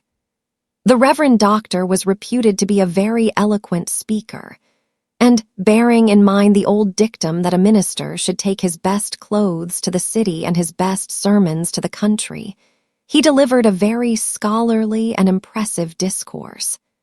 But when the folks went home that night, it was not of Dr. Cooper's sermon they talked. They had completely forgotten all about it. Dr. Cooper had concluded with a fervent appeal, had wiped the perspiration from his massive brow, had said, "Let us pray," as he was famed for saying it, and had duly prayed. There was a slight pause. In Glen St. Mary Church, the old fashion of taking the collection after the sermon instead of before still held, mainly because the Methodists had adopted the new fashion first, and Miss Cornelia and Elder Clow would not hear of following where Methodists had led. Charles Baxter and Thomas Douglas, whose duty it was to pass the plates, were on the point of rising to their feet. The organist had got out the music of her anthem, and the choir had cleared its throat. Suddenly Faith Meredith rose in the manse pew, walked up to the pulpit platform, and faced the amazed audience. Miss Cornelia half rose in her seat and then sat down again. Her pew was far back, and it occurred to her that whatever Faith meant to do or say would be half done or said before she could reach her. There was no use making the exhibition worse than it had to be. With an anguished glance at Mrs. Dr. Blythe, and another at Deacon Warren of the Methodist Church, Miss Cornelia resigned herself to another scandal. If the child was only dressed decently itself, she groaned in spirit. Faith, having spilled ink on her good dress, had serenely put on an old one of faded pink print. A cat-a-cornered rent in the skirt had been darned with scarlet tracing cotton, and the hem had been let down, showing a bright strip of unfaded pink around the skirt. But Faith was not thinking of her clothes at all. She was feeling suddenly nervous. What had seemed easy in imagination was rather hard in reality. Confronted by all those staring, questioning eyes, Faith's courage almost failed her. The lights were so bright, the silence so awesome. She thought she could not speak after all, but her father must be cleared of suspicion. Only the words would not come. Una's little pearl-pure face gleamed up at her beseechingly from the manse pew. The Blythe children were lost in amazement. Back under the gallery, Faith saw the sweet graciousness of Miss Rosemary West's smile and the amusement of Miss Ellen's. But none of these helped her. It was Bertie Shakespeare Drew who saved the situation. Bertie Shakespeare sat in the front seat of the gallery, and he made a derisive face at Faith. Faith promptly made a dreadful one back at him, and in her anger over being grimaced at by Bertie Shakespeare, forgot her stage fright. She found her voice and spoke out clearly and bravely. "I want to explain something," she said. "And I want to do it now because everybody will hear it that heard the other. People are saying that Una and I stayed home last Sunday and cleaned house instead of going to Sunday school. Well, we did, but we didn't mean to. We got mixed up in the days of the week. It was all Elder Baxter's fault sensation in Baxter's pew, because he went and changed the prayer meeting to Wednesday night, and then we thought Thursday was Friday, and so on till we thought Saturday was Sunday. Carl was laid up sick, and so was Aunt Martha, so they couldn't put us right. We went to Sunday school in all that rain on Saturday, and nobody came. And then we thought we'd clean house on Monday, and stop old cats from talking about how dirty the manse was general sensation all over the church. And we did. I shook the rugs in the Methodist graveyard because it was such a convenient place, and not because I meant to be disrespectful of the dead. It isn't the dead folks who have made the fuss over this. It's the living folks. And it isn't right for any of you to blame my father for this, because he was away and didn't know, and anyhow we thought it was Monday. He's just the best father that ever lived in the world, and we love him with all our hearts. Faith's bravado ebbed out in a sob. She ran down the steps and flashed out of the side door of the church. There the friendly starlit summer night comforted her, and the ache went out of her eyes and throat. She felt very happy. The dreadful explanation was over, and everybody knew now that her father wasn't to blame, and that she and Una were not so wicked as to have cleaned house knowingly on Sunday. Inside the church, people gazed blankly at each other, but Thomas Douglas rose and walked up the aisle with a set face. His duty was clear. The collection must be taken if the skies fell. Taken it was. The choir sang the anthem with a dismal conviction that it fell terribly flat, and Dr. Cooper gave out the concluding hymn and pronounced the benediction with considerably less unction than usual. The Reverend Doctor had a sense of humor, and Faith's performance tickled him. Besides, John Meredith was well known in Presbyterian circles. Mr. Meredith returned home the next afternoon, but before his coming, Faith contrived to scandalize Glen St. Mary again. In the reaction from Sunday evening's intensity and strain, she was especially full of what Miss Cornelia would have called devilment on Monday. This led her to dare Walter Blythe to ride through Main Street on a pig, while she rode another one. The pigs in question were two tall, lank animals, supposed to belong to Bertie Shakespeare Drew's father, which had been haunting the roadside by the manse for a couple of weeks. Walter did not want to ride a pig through Glen St. Mary, but whatever Faith Meredith dared him to do must be done. They tore down the hill and through the village, Faith bent double with laughter over her terrified courser, Walter crimson with shame. They tore past the minister himself, just coming home from the station. He, being a little less dreamy and abstracted than usual owing to having had a talk on the train with Miss Cornelia, who always wakened him up temporarily, noticed them, and thought he really must speak to Faith about it and tell her that such conduct was not seemly. But he had forgotten the trifling incident by the time he reached home.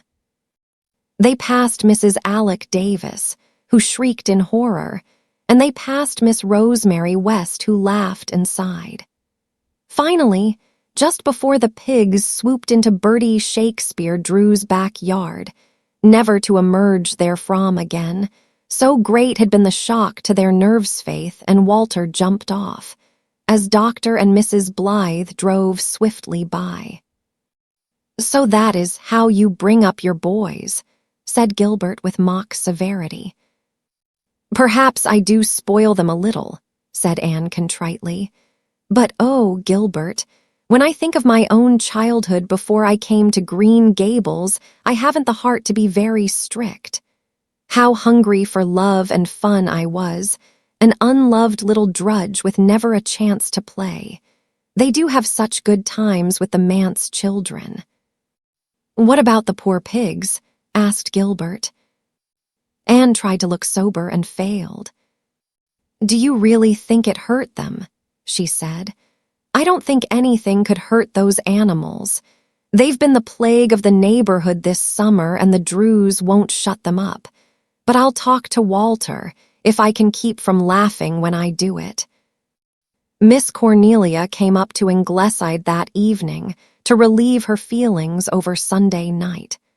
To her surprise, She found that Anne did not view Faith's performance in quite the same light as she did.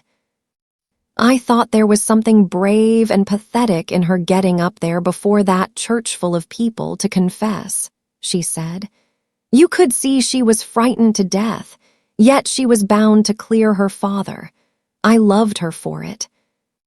"Oh, of course, the poor child meant well," sighed Miss Cornelia. "But just the same, it was a terrible thing to do, and is making more talk than the house cleaning on Sunday. That had begun to die away, and this has started it all up again. Rosemary West is like you. She said last night as she left the church that it was a plucky thing for Faith to do, but it made her feel sorry for the child, too. Miss Ellen thought it all a good joke and said she hadn't had as much fun in church for years. Of course, they don't care, they are Episcopalians, but we Presbyterians feel it. And there were so many hotel people there that night and scores of Methodists. Mrs. Leander Crawford cried. She felt so bad. And Mrs. Alec Davis said the little hussy ought to be spanked." "Mrs. Leander Crawford is always crying in church," said Susan contemptuously. "She cries over every affecting thing the minister says. But you do not often see her name on a subscription list, Mrs. Doctor dear. Tears come cheaper. She tried to talk to me one day about Aunt Martha being such a dirty housekeeper, and I wanted to say, 'Everyone knows that you have been seen mixing up cakes in the kitchen washpan, Mrs. Leander Crawford.' But I did not say it, Mrs. Doctor dear, because I have too much respect for myself to condescend to argue with the likes of her. But I could tell worse things than that of Mrs. Leander Crawford if I was disposed to gossip. And as for Mrs. Alec Davis, if she had said that to me, Mrs. Doctor dear, do you know what I would have said?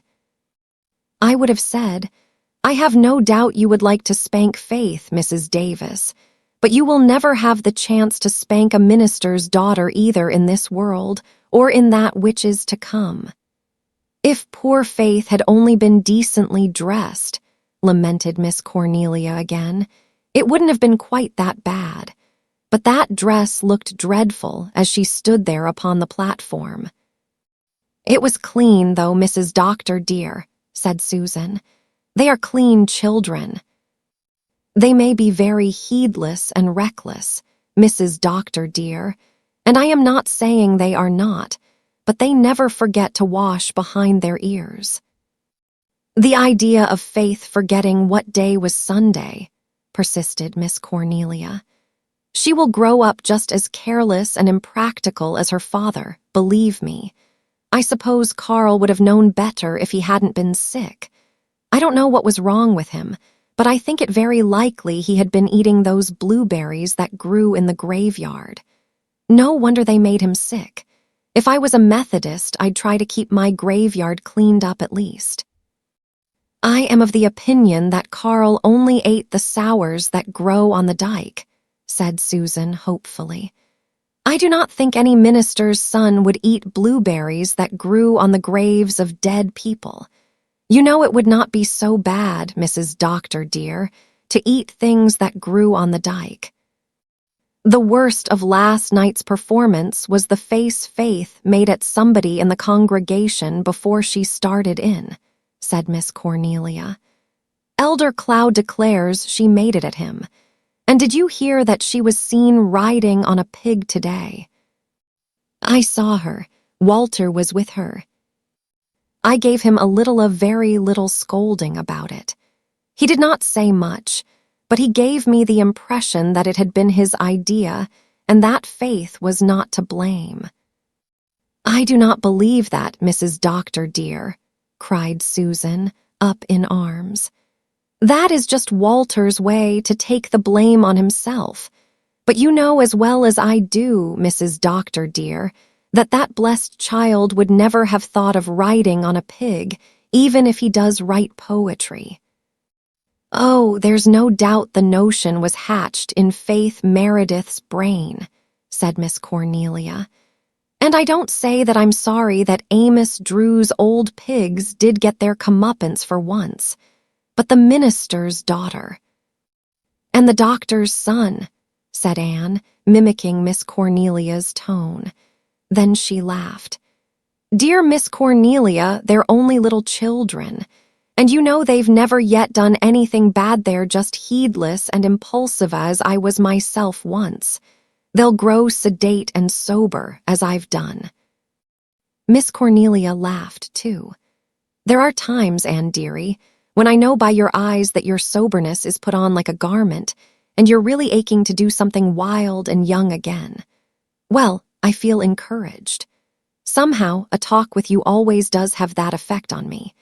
Now, when I go to see Barbara Sampson, it's just the opposite. She makes me feel that everything's wrong and always will be. But of course, living all your life with a man like Joe Sampson wouldn't be exactly cheering. It is a very strange thing to think that she married Joe Sampson after all her chances, remarked Susan. She was much sought after when she was a girl. She used to boast to me that she had 21 beaux and Mr. Pethick. What was Mr. Pethick? Well, he was a sort of hanger-on, Mrs. Doctor dear, but you could not exactly call him a beau. He did not really have any intentions. 21 beaux, and me that never had one. But Barbara went through the woods and picked up the crooked stick after all.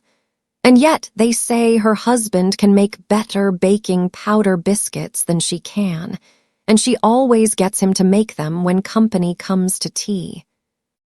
Which reminds me that I have company coming to tea tomorrow, and I must go home and set my bread, said Miss Cornelia. Mary said she could set it, and no doubt she could. But while I live and move and have my being, I set my own bread, believe me. How is Mary getting on? Asked Anne. I've no fault to find with Mary, said Miss Cornelia rather gloomily. She's getting some flesh on her bones, and she's clean and respectful, though there's more in her than I can fathom. She's a sly puss. If you dug for 1,000 years, you couldn't get to the bottom of that child's mind, believe me. As for work, I never saw anything like her. She eats it up. Mrs. Wiley may have been cruel to her, but folks needn't say she made Mary work. Mary's a born worker. Sometimes I wonder which will wear out first, her legs or her tongue. I don't have enough to do to keep me out of mischief these days. I'll be real glad when school opens, for then I'll have something to do again. Mary doesn't want to go to school, but I put my foot down and said that go she must. I shall not have the Methodists saying that I kept her out of school while I lolled in idleness. Chapter 13. The House on the Hill. There was a little unfailing spring, always icy cold and crystal pure, in a certain birch-screened hollow of Rainbow Valley in the lower corner near the marsh. Not a great many people knew of its existence. The Mants and Ingleside children knew, of course, as they knew everything else about the magic valley. Occasionally they went there to get a drink, and it figured in many of their plays as a fountain of old romance. Anne knew of it and loved it because it somehow reminded her of the beloved Dryad's Bubble at Green Gables. Rosemary West knew of it. It was her fountain of romance, too. 18 years ago she had sat behind it one spring twilight and heard young Martin Crawford stammer out a confession of fervent, boyish love. She had whispered her own secret in return, and they had kissed and promised by the wildwood spring. They had never stood together by it again. Martin had sailed on his fatal voyage soon after. But to Rosemary West, it was always a sacred spot, hallowed by that immortal hour of youth and love. Whenever she passed near it, she turned aside to hold a secret tryst with an old dream, a dream from which the pain had long gone, leaving only its unforgettable sweetness. The spring was a hidden thing. You might have passed within 10 feet of it and never have suspected its existence. 2 generations past, a huge old pine had fallen almost across it. Nothing was left of the tree but its crumbling trunk, out of which the ferns grew thickly, making a green roof and a lacy screen for the water. A maple tree grew beside it with a curiously gnarled and twisted trunk, creeping along the ground for a little way before shooting up into the air, and so forming a quaint seat. And September had flung a scarf of pale smoke-blue asters around the hollow. John Meredith, taking the crosslots road through Rainbow Valley on his way home from some pastoral visitations around the harbor head one evening, turned aside to drink of the little spring. Walter Blythe had shown it to him one afternoon only a few days before, and they had had a long talk together on the maple seat. John Meredith, under all his shyness and aloofness, had the heart of a boy. He had been called Jack in his youth, though nobody in Glen St. Mary would ever have believed it. Walter and he had taken to each other and had talked unreservedly. Mr. Meredith found his way into some sealed and sacred chambers of the lad's soul, wherein not even Di had ever looked. They were to be chums from that friendly hour, and Walter knew that he would never be frightened of the minister again. "I never believed before that it was possible to get really acquainted with a minister," he told his mother that night. John Meredith drank from his slender white hand, whose grip of steel always surprised people who were unacquainted with it, and then sat down on the maple seat. He was in no hurry to go home. This was a beautiful spot, and he was mentally weary after a round of rather uninspiring conversations with many good and stupid people. The moon was rising. Rainbow Valley was wind-haunted and star-sentineled only where he was, but afar from the upper end came the gay notes of children's laughter and voices. The ethereal beauty of the asters in the moonlight, the glimmer of the little spring, the soft croon of the brook, the wavering grace of the brackens all wove a white magic round John Meredith. He forgot congregational worries and spiritual problems. The years slipped away from him. He was a young divinity student again, and the roses of June were blooming red and fragrant on the dark, queenly head of his Cecilia. He sat there and dreamed like any boy. And it was at this propitious moment that Rosemary West stepped aside from the bypath and stood beside him in that dangerous, spell-weaving place. John Meredith stood up as she came in and saw her for the first time. He had met her in his church once or twice, and shaken hands with her abstractedly, as he did with anyone he happened to encounter on his way down the aisle. He had never met her elsewhere, for the Wests were Episcopalians, with church affinities in Lowbridge, and no occasion for calling upon them had ever arisen.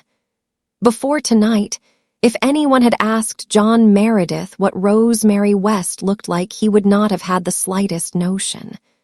But he was never to forget her, as she appeared to him in the glamour of kind moonlight by the spring. She was certainly not in the least like Cecilia, who had always been his ideal of womanly beauty. Cecilia had been small and dark, and vivacious Rosemary West was tall and fair and placid. Yet John Meredith thought he had never seen so beautiful a woman. She was bareheaded, and her golden hair of a warm gold, molasses taffy color as Di Blythe had said, was pinned in sleek, close coils over her head. She had large, tranquil blue eyes that always seemed full of friendliness, a high white forehead, and a finely shaped face. Rosemary West was always called a sweet woman. She was so sweet that even her high-bred, stately air had never gained for her the reputation of being stuck up, which it would inevitably have done in the case of anyone else in Glen St. Mary. Life had taught her to be brave, to be patient, to love, to forgive. She had watched the ship on which her lover went sailing out of Four Winds Harbor into the sunset. But though she watched long, she had never seen it coming sailing back. That vigil had taken girlhood from her eyes, yet she kept her youth to a marvelous degree.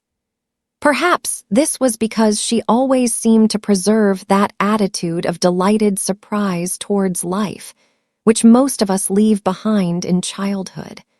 An attitude which not only made Rosemary herself seem young, but flung a pleasing illusion of youth over the consciousness of everyone who talked to her. John Meredith was startled by her loveliness, and Rosemary was startled by his presence. She had never thought she would find anyone by that remote spring, least of all the recluse of Glen St. Mary Manse.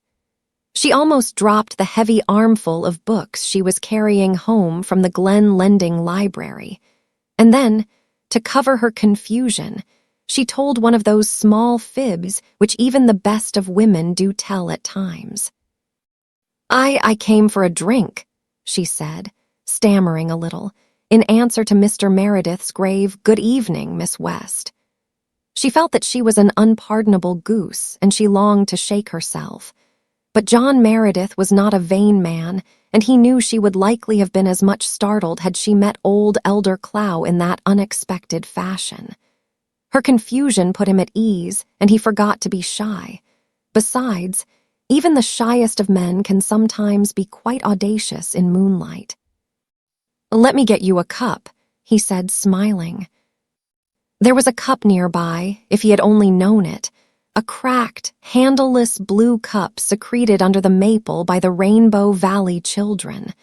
But he did not know it, so he stepped out to one of the birch trees and stripped a bit of its white skin away. Deftly, he fashioned this into a three-cornered cup, filled it from the spring, and handed it to Rosemary. Rosemary took it and drank every drop to punish herself for her fib, for she was not in the least thirsty, and to drink a fairly large cupful of water when you are not thirsty is somewhat of an ordeal. Yet the memory of that draught was to be very pleasant to Rosemary. In after years, it seemed to her that there was something sacramental about it. Perhaps this was because of what the minister did when she handed him back the cup. He stooped again and filled it and drank of it himself. It was only by accident that he put his lips just where Rosemary had put hers, and Rosemary knew it. Nevertheless, it had a curious significance for her. They too had drunk of the same cup. She remembered idly that an old aunt of hers used to say that when two people did this, their after lives would be linked in some fashion, whether for good or ill. John Meredith held the cup uncertainly. He did not know what to do with it. The logical thing would have been to toss it away, but somehow he was disinclined to do this. Rosemary held out her hand for it. "Will you let me have it?" she said. "You made it so knackily. I never saw anyone make a birch cup so since my little brother used to make them long ago, before he died. I learned how to make them when I was a boy, camping out one summer. An old hunter taught me," said Mr. Meredith. "Let me carry your books, Miss West." Rosemary was startled into another fib and said, "Oh, they were not heavy."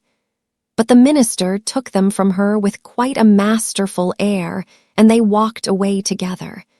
It was the first time Rosemary had stood by the valley spring without thinking of Martin Crawford. The mystic tryst had been broken. The little bypath wound around the marsh and then struck up the long wooded hill on the top of which Rosemary lived. Beyond, through the trees, they could see the moonlight shining across the level summer fields. But the little path was shadowy and narrow. Trees crowded over it, and trees are never quite as friendly to human beings after nightfall as they are in daylight. They wrap themselves away from us. They whisper and plot furtively. If they reach out a hand to us, it has a hostile, tentative touch. People walking amid trees after night always draw closer together instinctively and involuntarily, making an alliance, physical and mental, against certain alien powers around them. Rosemary's dress brushed against John Meredith as they walked. Not even an absent-minded minister, who was after all a young man still, though he firmly believed he had outlived romance, could be insensible to the charm of the night and the path and the companion. It is never quite safe to think we have done with life. When we imagine we have finished our story, fate has a trick of turning the page and showing us yet another chapter. These two people each thought their hearts belonged irrevocably to the past, but they both found their walk up that hill very pleasant. Rosemary thought the Glen minister was by no means as shy and tongue-tied as he had been represented. He seemed to find no difficulty in talking easily and freely. Glen housewives would have been amazed had they heard him. But then so many Glen housewives talked only gossip and the price of eggs, and John Meredith was not interested in either.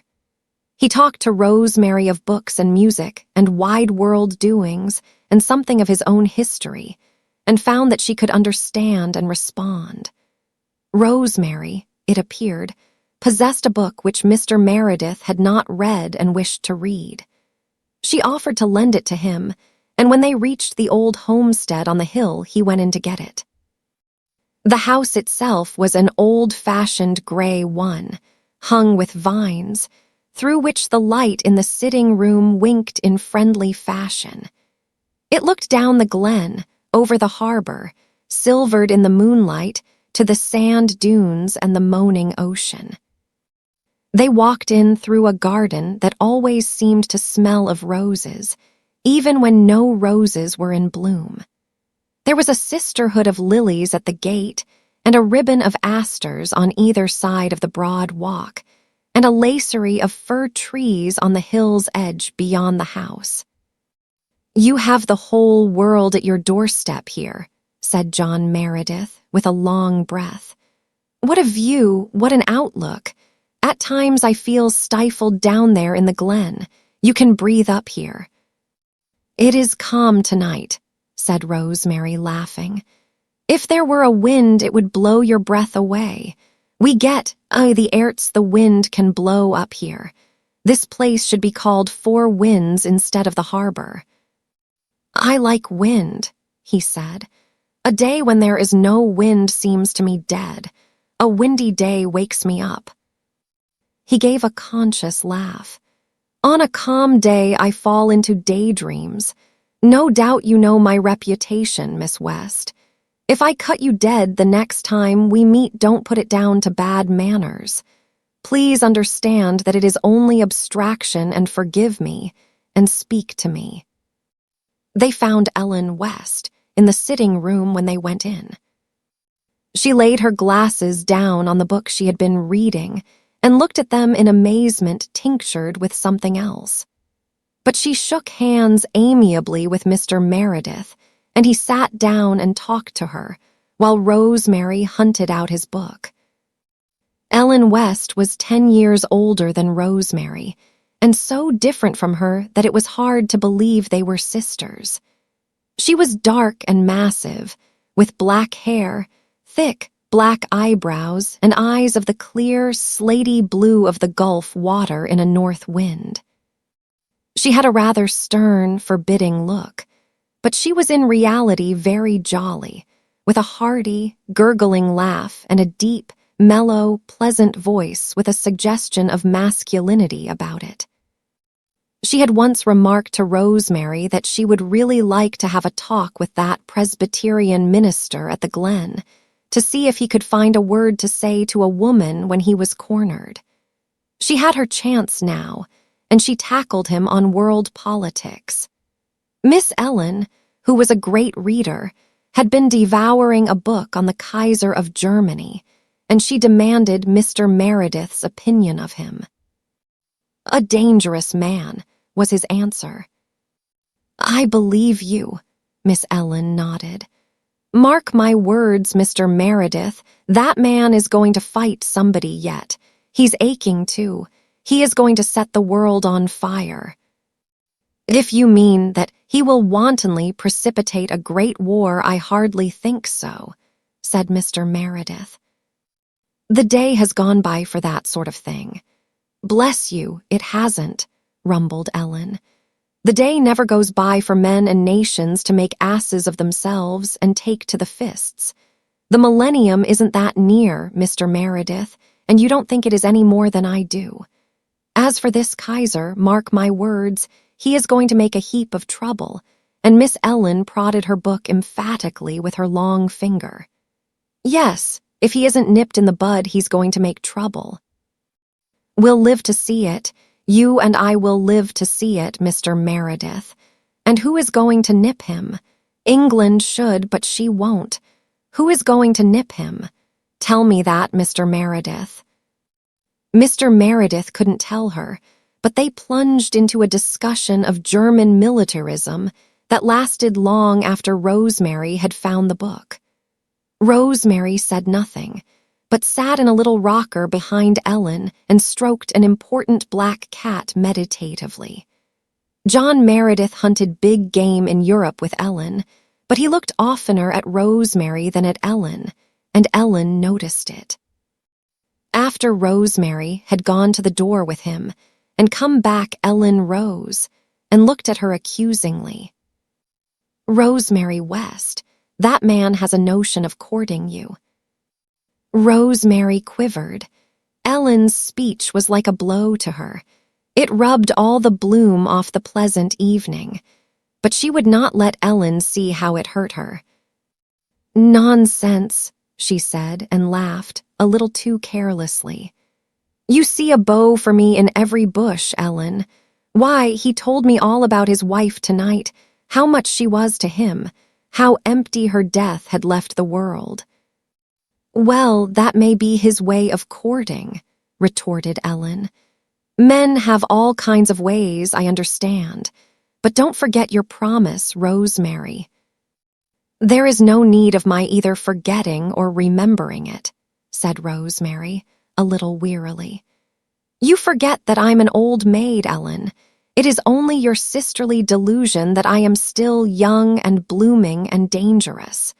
Mr. Meredith merely wants to be a friend, if he wants that much itself. He'll forget us both long before he gets back to the manse. I've no objection to your being friends with him, conceded Ellen, but it mustn't go beyond friendship, remember. I'm always suspicious of widowers. They are not given to romantic ideas about friendship. They're apt to mean business. As for this Presbyterian man, what do they call him shy for? He's not a bit shy, though he may be absent-minded, so absent-minded that he forgot to say good night to me when you started to go to the door with him. He's got brains, too. There are so few men round here that can talk sense to a body. I've enjoyed the evening. I wouldn't mind seeing more of him. But no philandering, Rosemary, mind you, no philandering.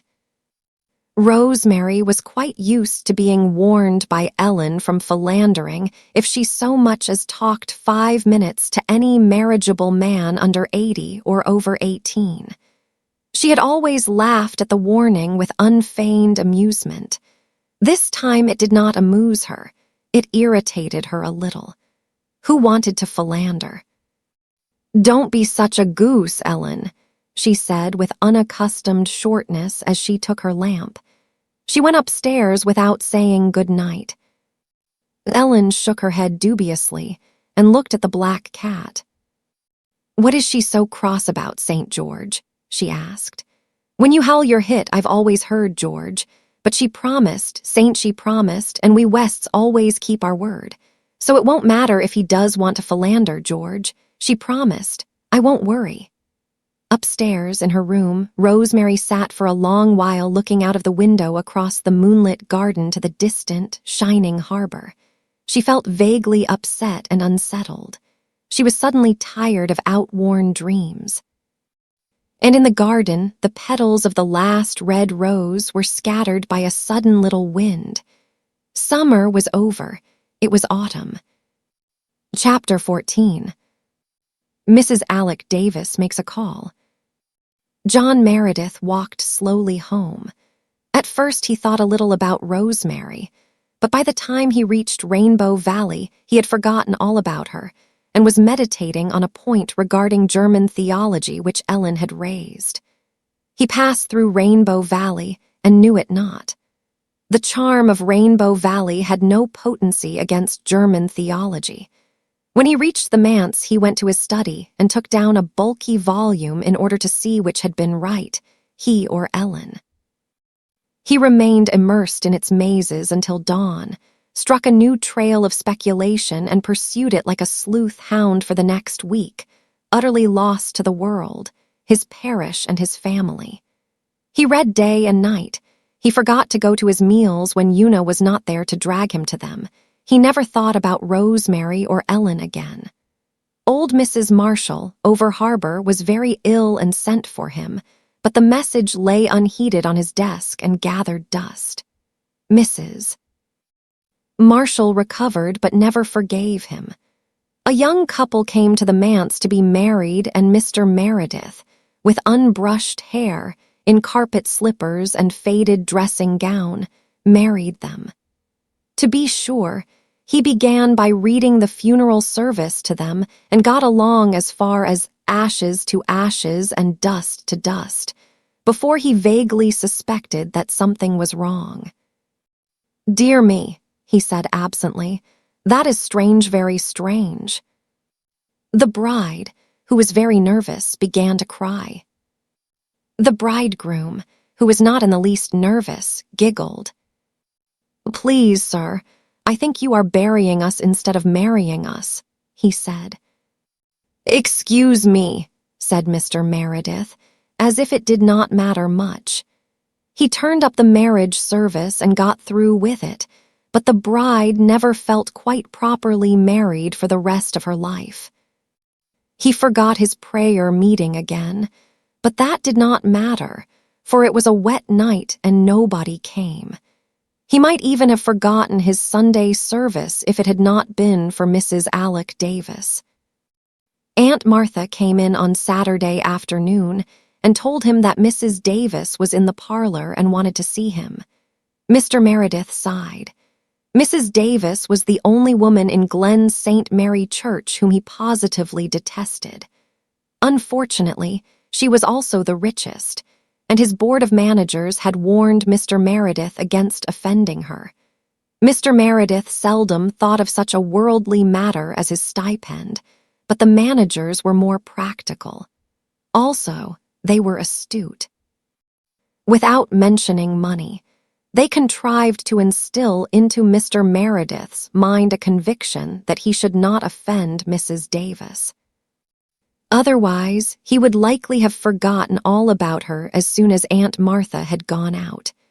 As it was, he turned down his Yule with a feeling of annoyance and went across the hall to the parlor. Mrs. Davis was sitting on the sofa, looking about her with an air of scornful disapproval. What a scandalous room! There were no curtains on the window. Mrs. Davis did not know that Faith and Una had taken them down the day before to use as court trains in one of their plays and had forgotten to put them up again, but she could not have accused those windows more fiercely if she had known. The blinds were cracked and torn. The pictures on the walls were crooked, the rugs were awry, the vases were full of faded flowers, the dust lay in heaps, literally in heaps. "What are we coming to?" Mrs. Davis asked herself, and then primmed up her unbeautiful mouth. Jerry and Carl had been whooping and sliding down the banisters as she came through the hall.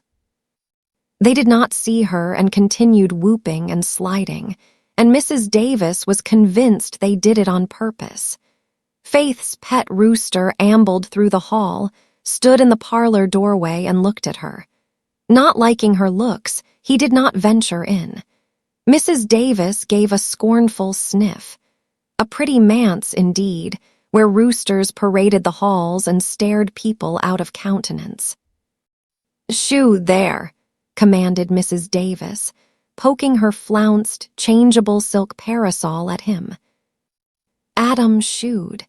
He was a wise rooster, and Mrs. Davis had wrung the necks of so many roosters with her own fair hands in the course of her 50 years that an air of the executioner seemed to hang around her.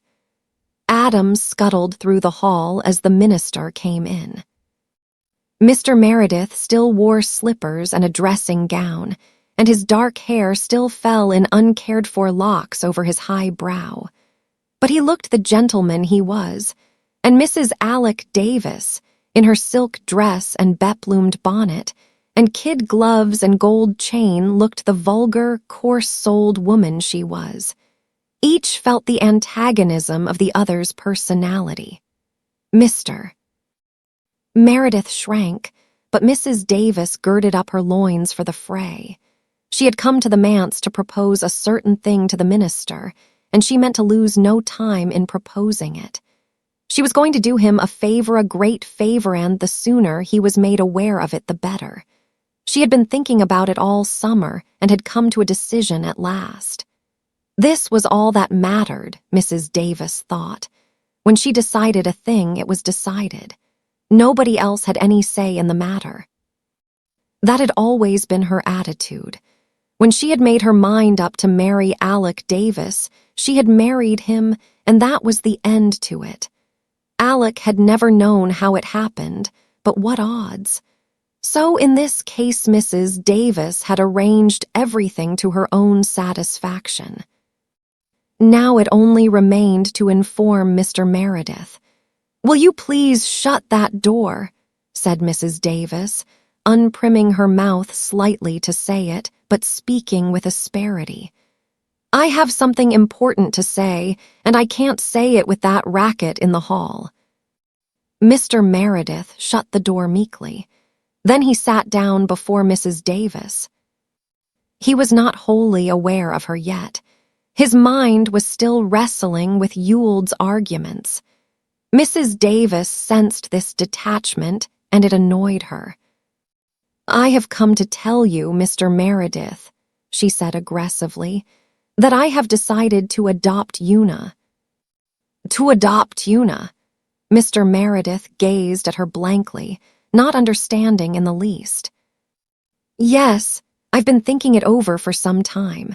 I have often thought of adopting a child since my husband's death, but it seemed so hard to get a suitable one. It is very few children I would want to take into my home. I wouldn't think of taking a home child, some outcast of the slums in all probability.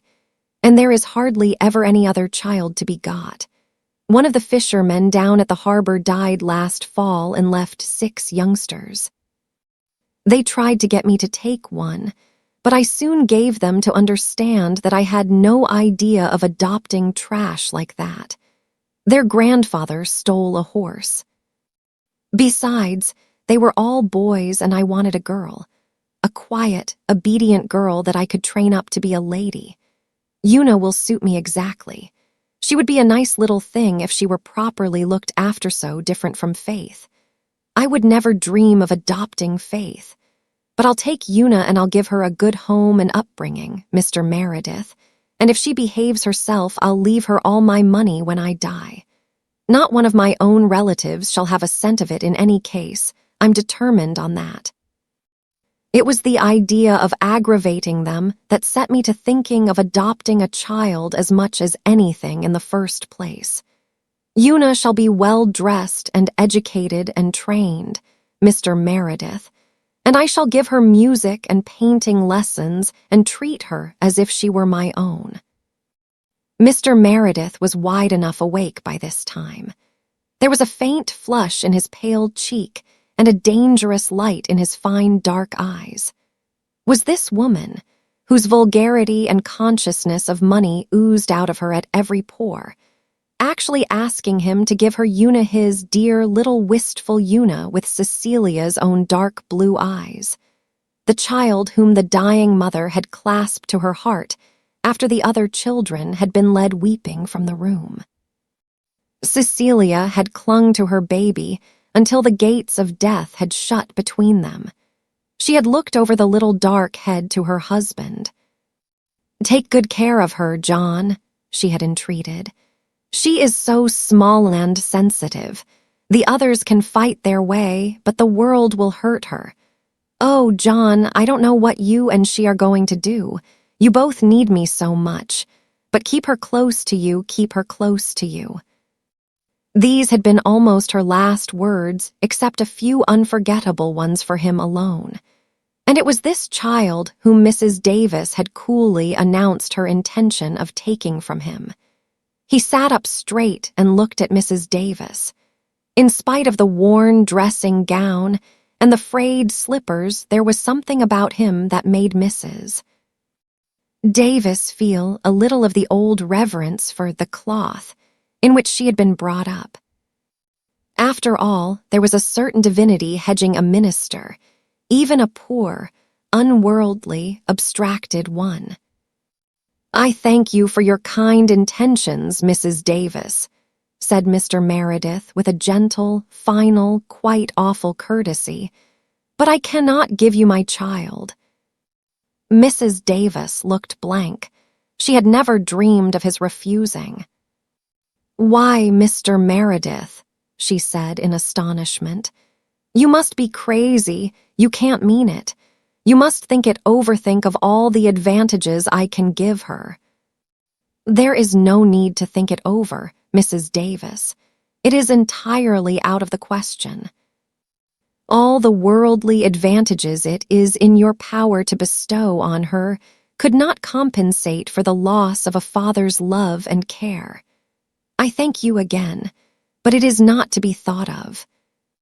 Disappointment angered Mrs. Davis beyond the power of old habit to control. Her broad red face turned purple and her voice trembled. "I thought you'd be only too glad to let me have her," she sneered. "Why did you think that?" asked Mr. Meredith quietly.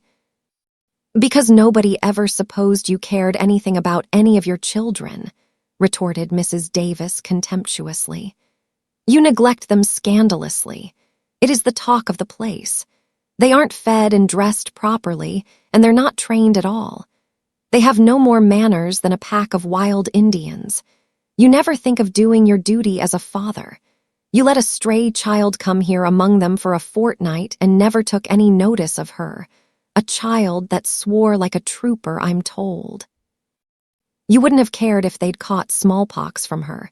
And Faith made an exhibition of herself getting up and preaching and making that speech. And she rode a pig down the street. Under your very eyes, I understand. The way they act is past belief, and you never lift a finger to stop them or try to teach them anything. And now when I offer one of them a good home and good prospects, you refuse it and insult me. A pretty father, you, to talk of loving and caring for your children." "That will do, woman," said Mr. Meredith. He stood up and looked at Mrs. Davis with eyes that made her quail. "That will do," he repeated. "I desire to hear no more, Mrs. Davis. You have said too much. It may be that I have been remiss in some respects in my duty as a parent, but it is not for you to remind me of it in such terms as you have used. Let us say good afternoon."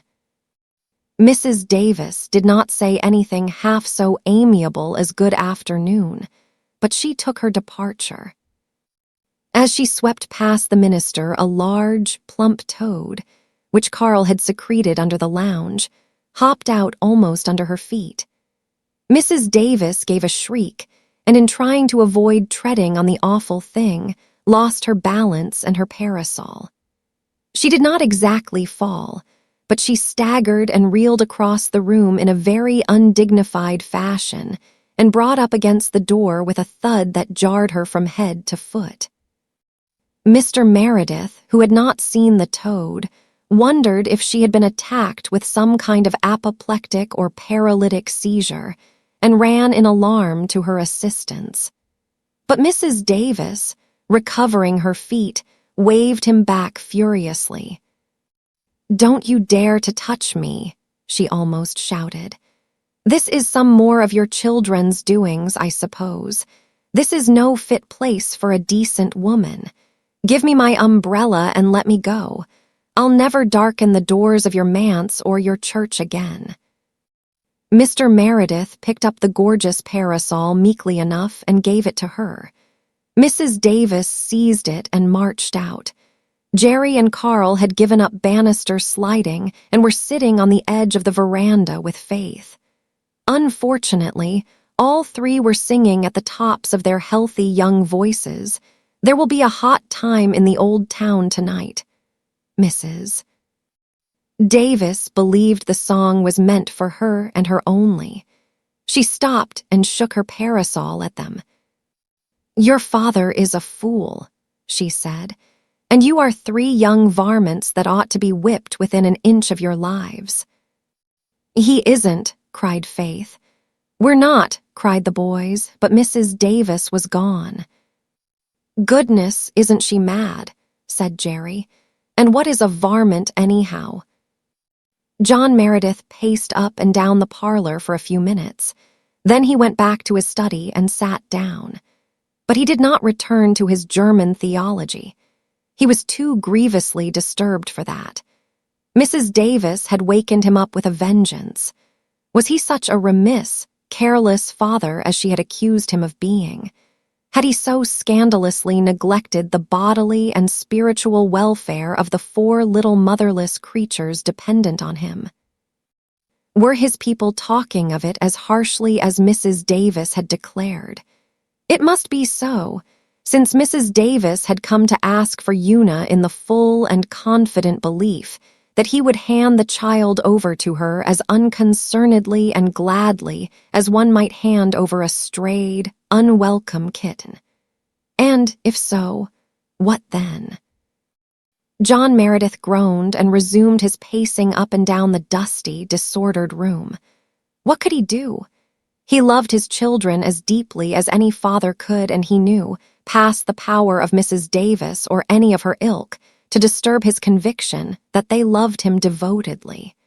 But was he fit to have charge of them? He knew none better, his weaknesses and limitations. What was needed was a good woman's presence and influence and common sense. But how could that be arranged? Even were he able to get such a housekeeper, it would cut Aunt Martha to the quick. She believed she could still do all that was meet and necessary. He could not so hurt and insult the poor old woman who had been so kind to him and his. How devoted she had been to Cecilia.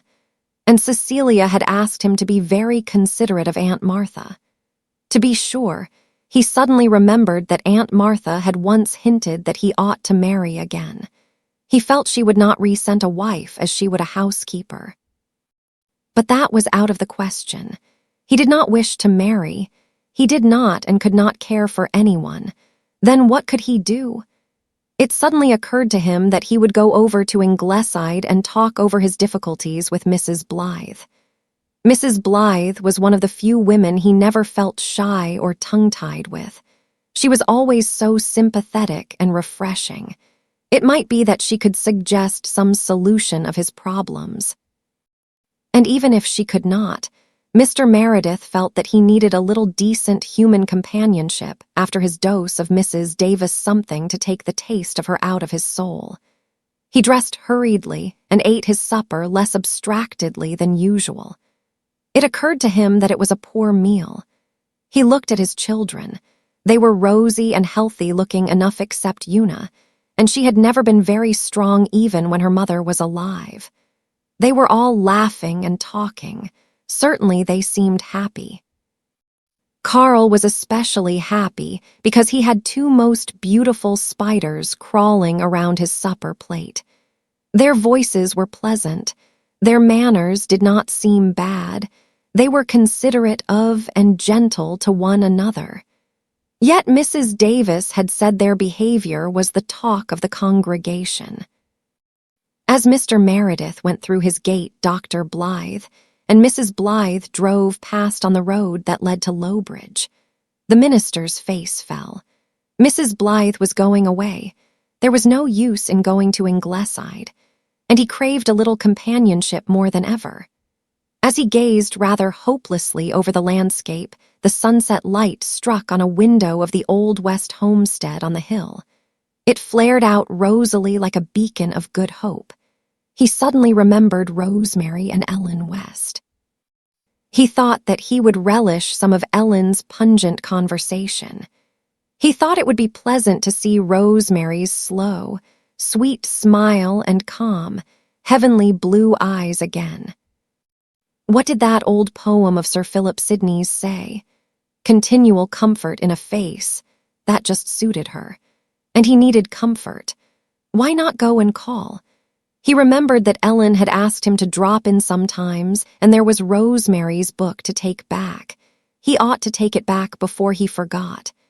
He had an uneasy suspicion that there were a great many books in his library which he had borrowed at sundry times and in divers places and had forgotten to take back. It was surely his duty to guard against that in this case. He went back into his study, got the book, and plunged downward into Rainbow Valley. Chapter 15. More gossip. On the evening after Mrs. Myra Murray of the Over Harbor section had been buried, Miss Cornelia and Mary Vance came up to Ingleside. There were several things concerning which Miss Cornelia wished to unburden her soul. The funeral had to be all talked over, of course. Susan and Miss Cornelia thrashed this out between them. Anne took no part or delight in such ghoulish conversations. She sat a little apart and watched the autumnal flame of dahlias in the garden and the dreaming, glamorous harbor of the September sunset. Mary Vance sat beside her, knitting meekly. Mary's heart was down in the Rainbow Valley, whence came sweet, distant, softened sounds of children's laughter, but her fingers were under Miss Cornelia's eye. She had to knit so many rounds of her stocking before she might go to the valley. Mary knit and held her tongue, but used her ears. "I never saw a nicer-looking corpse," said Miss Cornelia judicially. "Myra Murray was always a pretty woman. She was a Corey from Lowbridge, and the Coreys were noted for their good looks." I said to the corpse as I passed it, "Poor woman, I hope you are as happy as you look," sighed Susan. She had not changed much. That dress she wore was the black satin she got for her daughter's wedding 14 years ago. Her aunt told her then to keep it for her funeral, but Myra laughed and said, "I may wear it to my funeral, Auntie, but I will have a good time out of it first." And I may say she did. Myra Murray was not a woman to attend her own funeral before she died. Many a time afterwards, when I saw her enjoying herself out in company, I thought to myself, "You are a handsome woman, Myra Murray, and that dress becomes you, but it will likely be your shroud at last."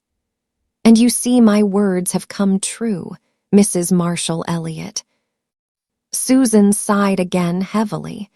She was enjoying herself hugely. A funeral was really a delightful subject of conversation. "I always liked to meet Myra," said Miss Cornelia. "She was always so gay and cheerful, she made you feel better just by her handshake. Myra always made the best of things." "That is true," asserted Susan. "Her sister-in-law told me that when the doctor told her at last that he could do nothing for her and she would never rise from that bed again, Myra said quite cheerfully, 'Well, if that is so, I'm thankful the preserving is all done and I will not have to face the fall house cleaning. I always liked house cleaning in spring,' she says, 'but I always hated it in the fall. I will get clear of it this year, thank goodness.' There are people who would call that levity, Mrs. Marshall Elliott, and I think her sister-in-law was a little ashamed of it. She said perhaps her sickness had made Myra a little light-headed. But I said, 'No, Mrs. Murray, do not worry over it. It was just Myra's way of looking at the bright side.' Her sister Leula was just the opposite," said Miss Cornelia. There was no bright side for Leula, there was just black and shades of gray. For years, she used always to be declaring she was going to die in a week or so. "I won't be here to burden you long," she would tell her family with a groan. And if any of them ventured to talk about their little future plans, she'd groan also and say, "Ah, I won't be here then." When I went to see her, I always agreed with her, and it made her so mad that she was always quite a lot better for several days afterwards. She has better health now, but no more cheerfulness. Myra was so different. She was always doing or saying something to make someone feel good. Perhaps the men they married had something to do with it. Leula's man was a tartar, believe me, while Jim Murray was decent, as men go. He looked heartbroken today. It isn't often I feel sorry for a man at his wife's funeral, but I did feel for Jim Murray. No wonder he looked sad. "He will not get a wife like Myra again in a hurry," said Susan. "Maybe he will not try, since his children are all grown up and Mirabel is able to keep house. But there is no predicting what a widower may or may not do, and I, for one, will not try." "We'll miss Myra terribly in church," said Miss Cornelia. "She was such a worker." Nothing ever stumped her. If she couldn't get over a difficulty, she'd get around it, and if she couldn't get around it, she'd pretend it wasn't there, and generally it was. "I'll keep a stiff upper lip to my journey's end," said she to me once. Well, she has ended her journey. "Do you think so?" asked Anne suddenly, coming back from dreamland. "I can't picture her journey as being ended. Can you think of her sitting down and folding her hands, that eager, asking spirit of hers with its fine adventurous outlook? No, I think in death she just opened a gate and went through on to new, shining adventures." Maybe, assented Miss Cornelia. "Do you know, Anne dearie, I never was much taken with this everlasting rest doctrine myself, though I hope it isn't heresy to say so. I want to bustle around in heaven the same as here, and I hope there will be a celestial substitute for pies and donuts, something that has to be made. Of course, one does get awful tired at times, and the older you are, the tireder you get. But the very tiredest could get rested in something short of eternity. You'd think except, perhaps, a lazy man." "When I meet Myra Murray again," said Anne, "I want to see her coming towards me, brisk and laughing, just as she always did here." "Oh, Mrs. Doctor dear," said Susan, in a shocked tone, "you surely do not think that Myra will be laughing in the world to come." "Why not, Susan? Do you think we will be crying there?" No, Mrs. Doctor dear, do not misunderstand me. I do not think we shall be either crying or laughing." "What then?" "Well," said Susan, driven to it, "it is my opinion, Mrs. Doctor dear, that we shall just look solemn and holy." "And do you really think, Susan," said Anne, looking solemn enough, "that either Myra Murray or I could look solemn and holy all the time, Susan?" "Well," admitted Susan reluctantly, "I might go so far as to say that you both would have to smile now and again, but I can never admit that there will be laughing in heaven. The idea seems really irreverent, Mrs. Doctor dear." "Well, to come back to earth," said Miss Cornelia, "who can we get to take Myra's class in Sunday school? Julia Clow has been teaching it since Myra took ill, but she's going to town for the winter and we'll have to get somebody else." "I heard that Mrs. Laurie Jamison wanted it," said Anne. "The Jamisons have come to church very regularly since they moved to the Glen from Lowbridge." "New brooms," said Miss Cornelia dubiously. "Wait till they've gone regularly for a year." "You cannot depend on Mrs. Jamison a bit, Mrs. Doctor dear," said Susan solemnly. She died once, and when they were measuring her for her coffin, after laying her out just beautiful, did she not go and come back to life? Now, Mrs. Doctor dear, you know you cannot depend on a woman like that.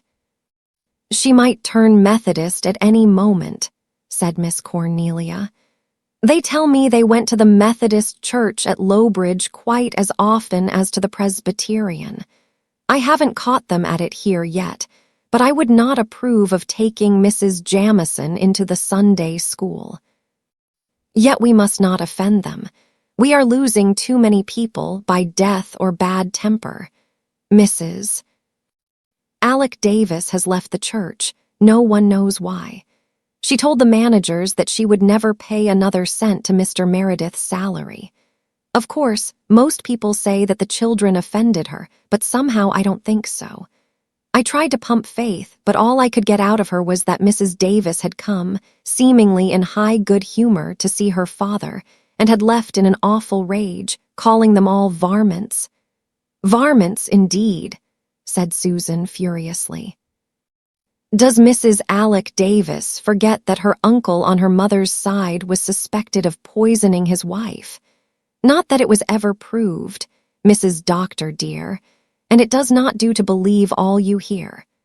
But if I had an uncle whose wife died without any satisfactory reason, I would not go about the country calling innocent children varmints. The point is, said Miss Cornelia, that Mrs. Davis paid a large subscription, and how its loss is going to be made up is a problem. And if she turns the other Douglaises against Mr. Meredith, as she will certainly try to do, he will just have to go. I do not think Mrs. Alec Davis is very well liked by the rest of the clan, said Susan. It is not likely she will be able to influence them.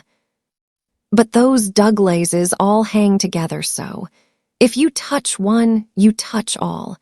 We can't do without them, so much is certain. They pay half the salary. They are not mean, whatever else may be said of them. Norman Douglas used to give 100 a year long ago before he left. What did he leave for? Asked Anne.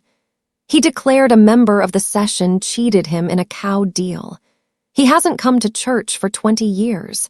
His wife used to come regular while she was alive, poor thing, but he never would let her pay anything, except 1 red cent every Sunday.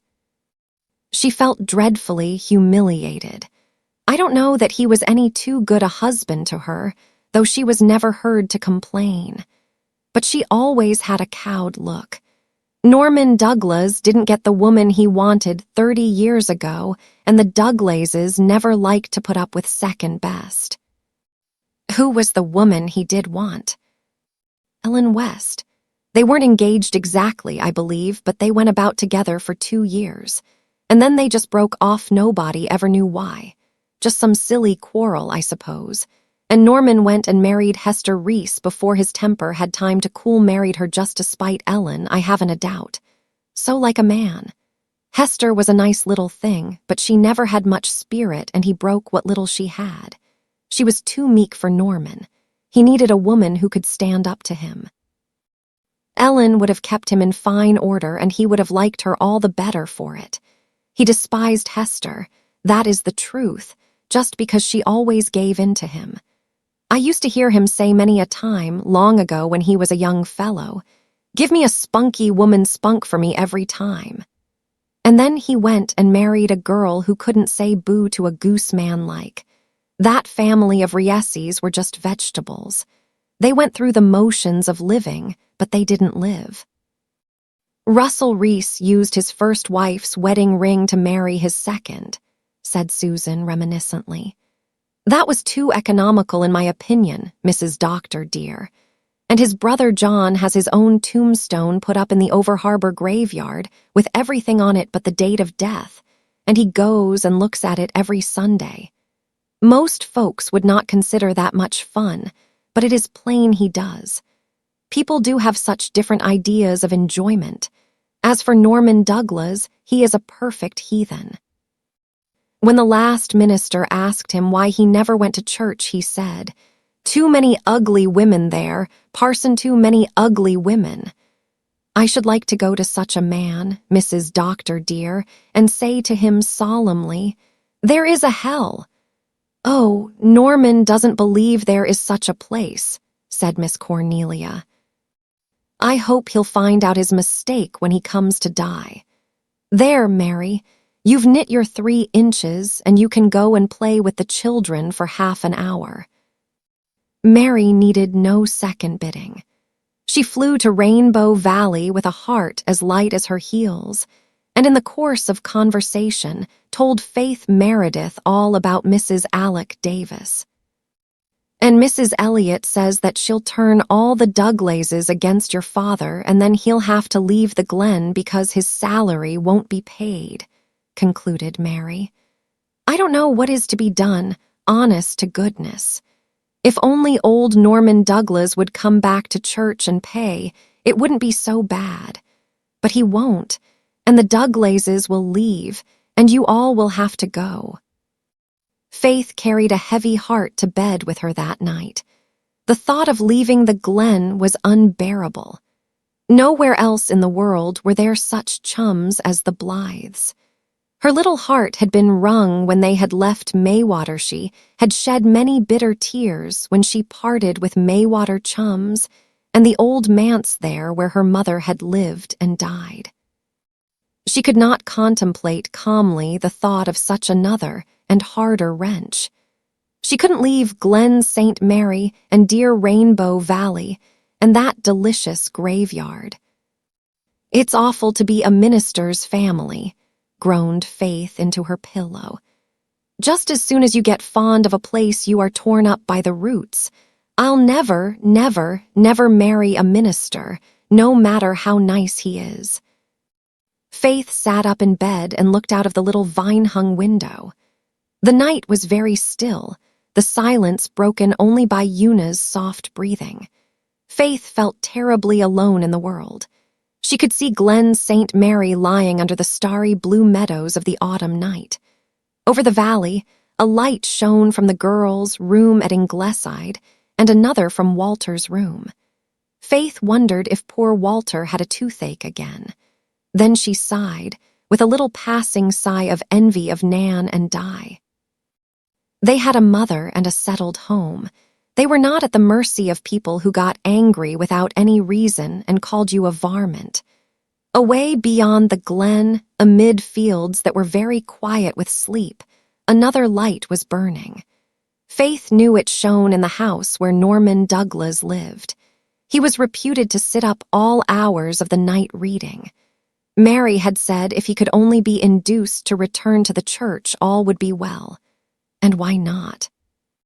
Faith looked at a big, low star hanging over the tall, pointed spruce at the gate of the Methodist church and had an inspiration. She knew what ought to be done, and she, Faith Meredith, would do it. She would make everything right. With a sigh of satisfaction, she turned from the lonely, dark world and cuddled down beside Una. Chapter 16. Tit for tat. With Faith, to decide was to act. She lost no time in carrying out the idea. As soon as she came home from school the next day, she left the manse and made her way down the Glen. Walter Blythe joined her as she passed the post office. "I'm going to Mrs. Elliot's on an errand for Mother," he said. "Where are you going, Faith?" "I am going somewhere on church business," said Faith loftily. She did not volunteer any further information, and Walter felt rather snubbed. They walked on in silence for a little while. It was a warm, windy evening with a sweet, resinous air. Beyond the sand dunes were gray seas, soft and beautiful. The Glen Brook bore down a freight of gold and crimson leaves like fairy shallops. In Mr. James Reese's buckwheat stubble land, with its beautiful tones of red and brown, a Crow Parliament was being held, whereat solemn deliberations regarding the welfare of Crowland were in progress. Faith cruelly broke up the august assembly by climbing up on the fence and hurling a broken rail at it. Instantly, the air was filled with flapping black wings and indignant caws. "Why did you do that?" said Walter reproachfully. "They were having such a good time." "Oh, I hate crows," said Faith airily. "They are so black and sly I feel sure they're hypocrites. They steal little birds, eggs out of their nests, you know. I saw one do it on our lawn last spring." "Walter, what makes you so pale today? Did you have the toothache again last night?" Walter shivered. "Yes, a raging one. I couldn't sleep a wink, so I just paced up and down the floor and imagined I was an early Christian martyr being tortured at the command of Nero. That helped ever so much for a while, and then I got so bad I couldn't imagine anything." "Did you cry?" asked Faith anxiously. "No, but I lay down on the floor and groaned," admitted Walter. "Then the girls came in and Nan put cayenne pepper in it, and that made it worse. Made me hold a swallow of cold water in my mouth, and I couldn't stand it, so they called Susan.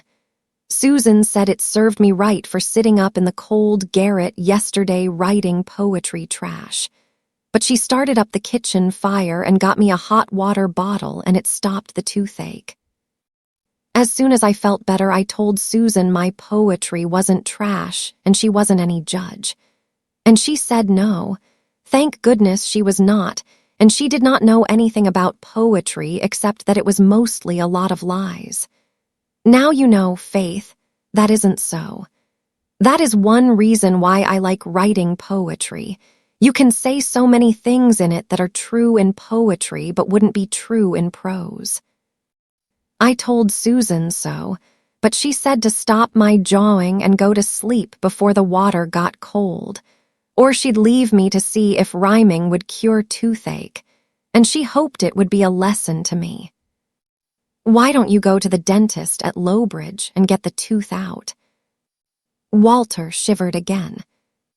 "They want me to, but I can't. It would hurt so." "Are you afraid of a little pain?" asked Faith contemptuously. Walter flushed. "It would be a big pain. I hate being hurt. Father said he wouldn't insist on my going, he'd wait until I'd made up my own mind to go."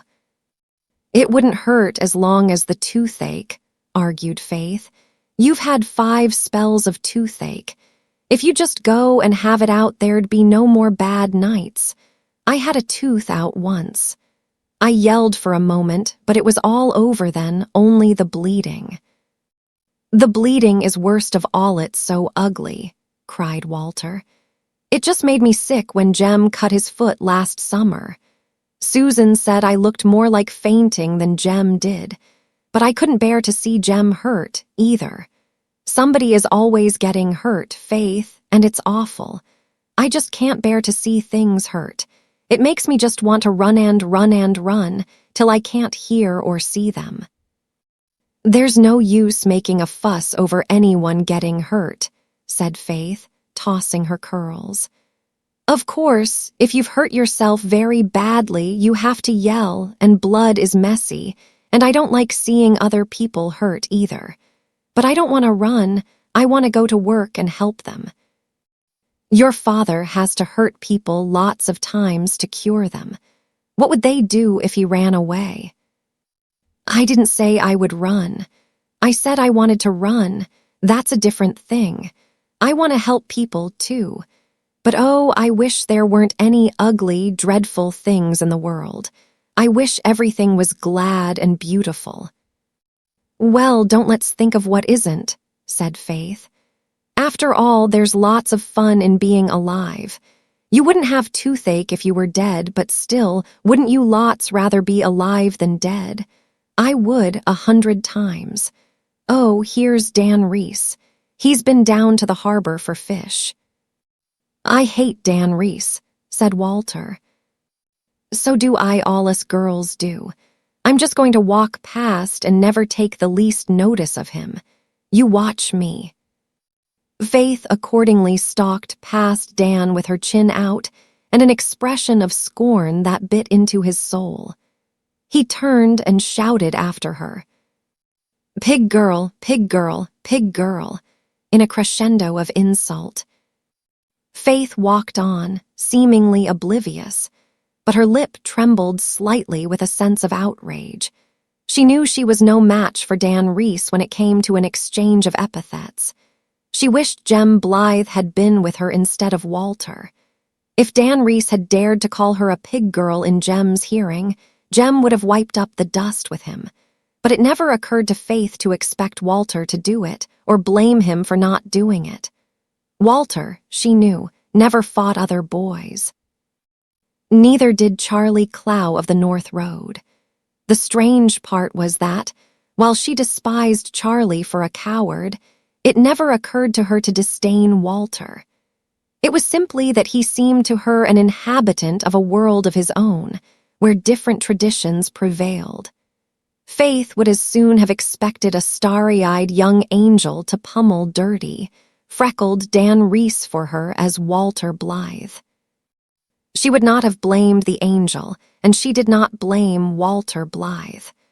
But she wished that sturdy Jem or Jerry had been there, and Dan's insult continued to rankle in her soul. Walter was pale no longer. He had flushed crimson, and his beautiful eyes were clouded with shame and anger. He knew that he ought to have avenged Faith.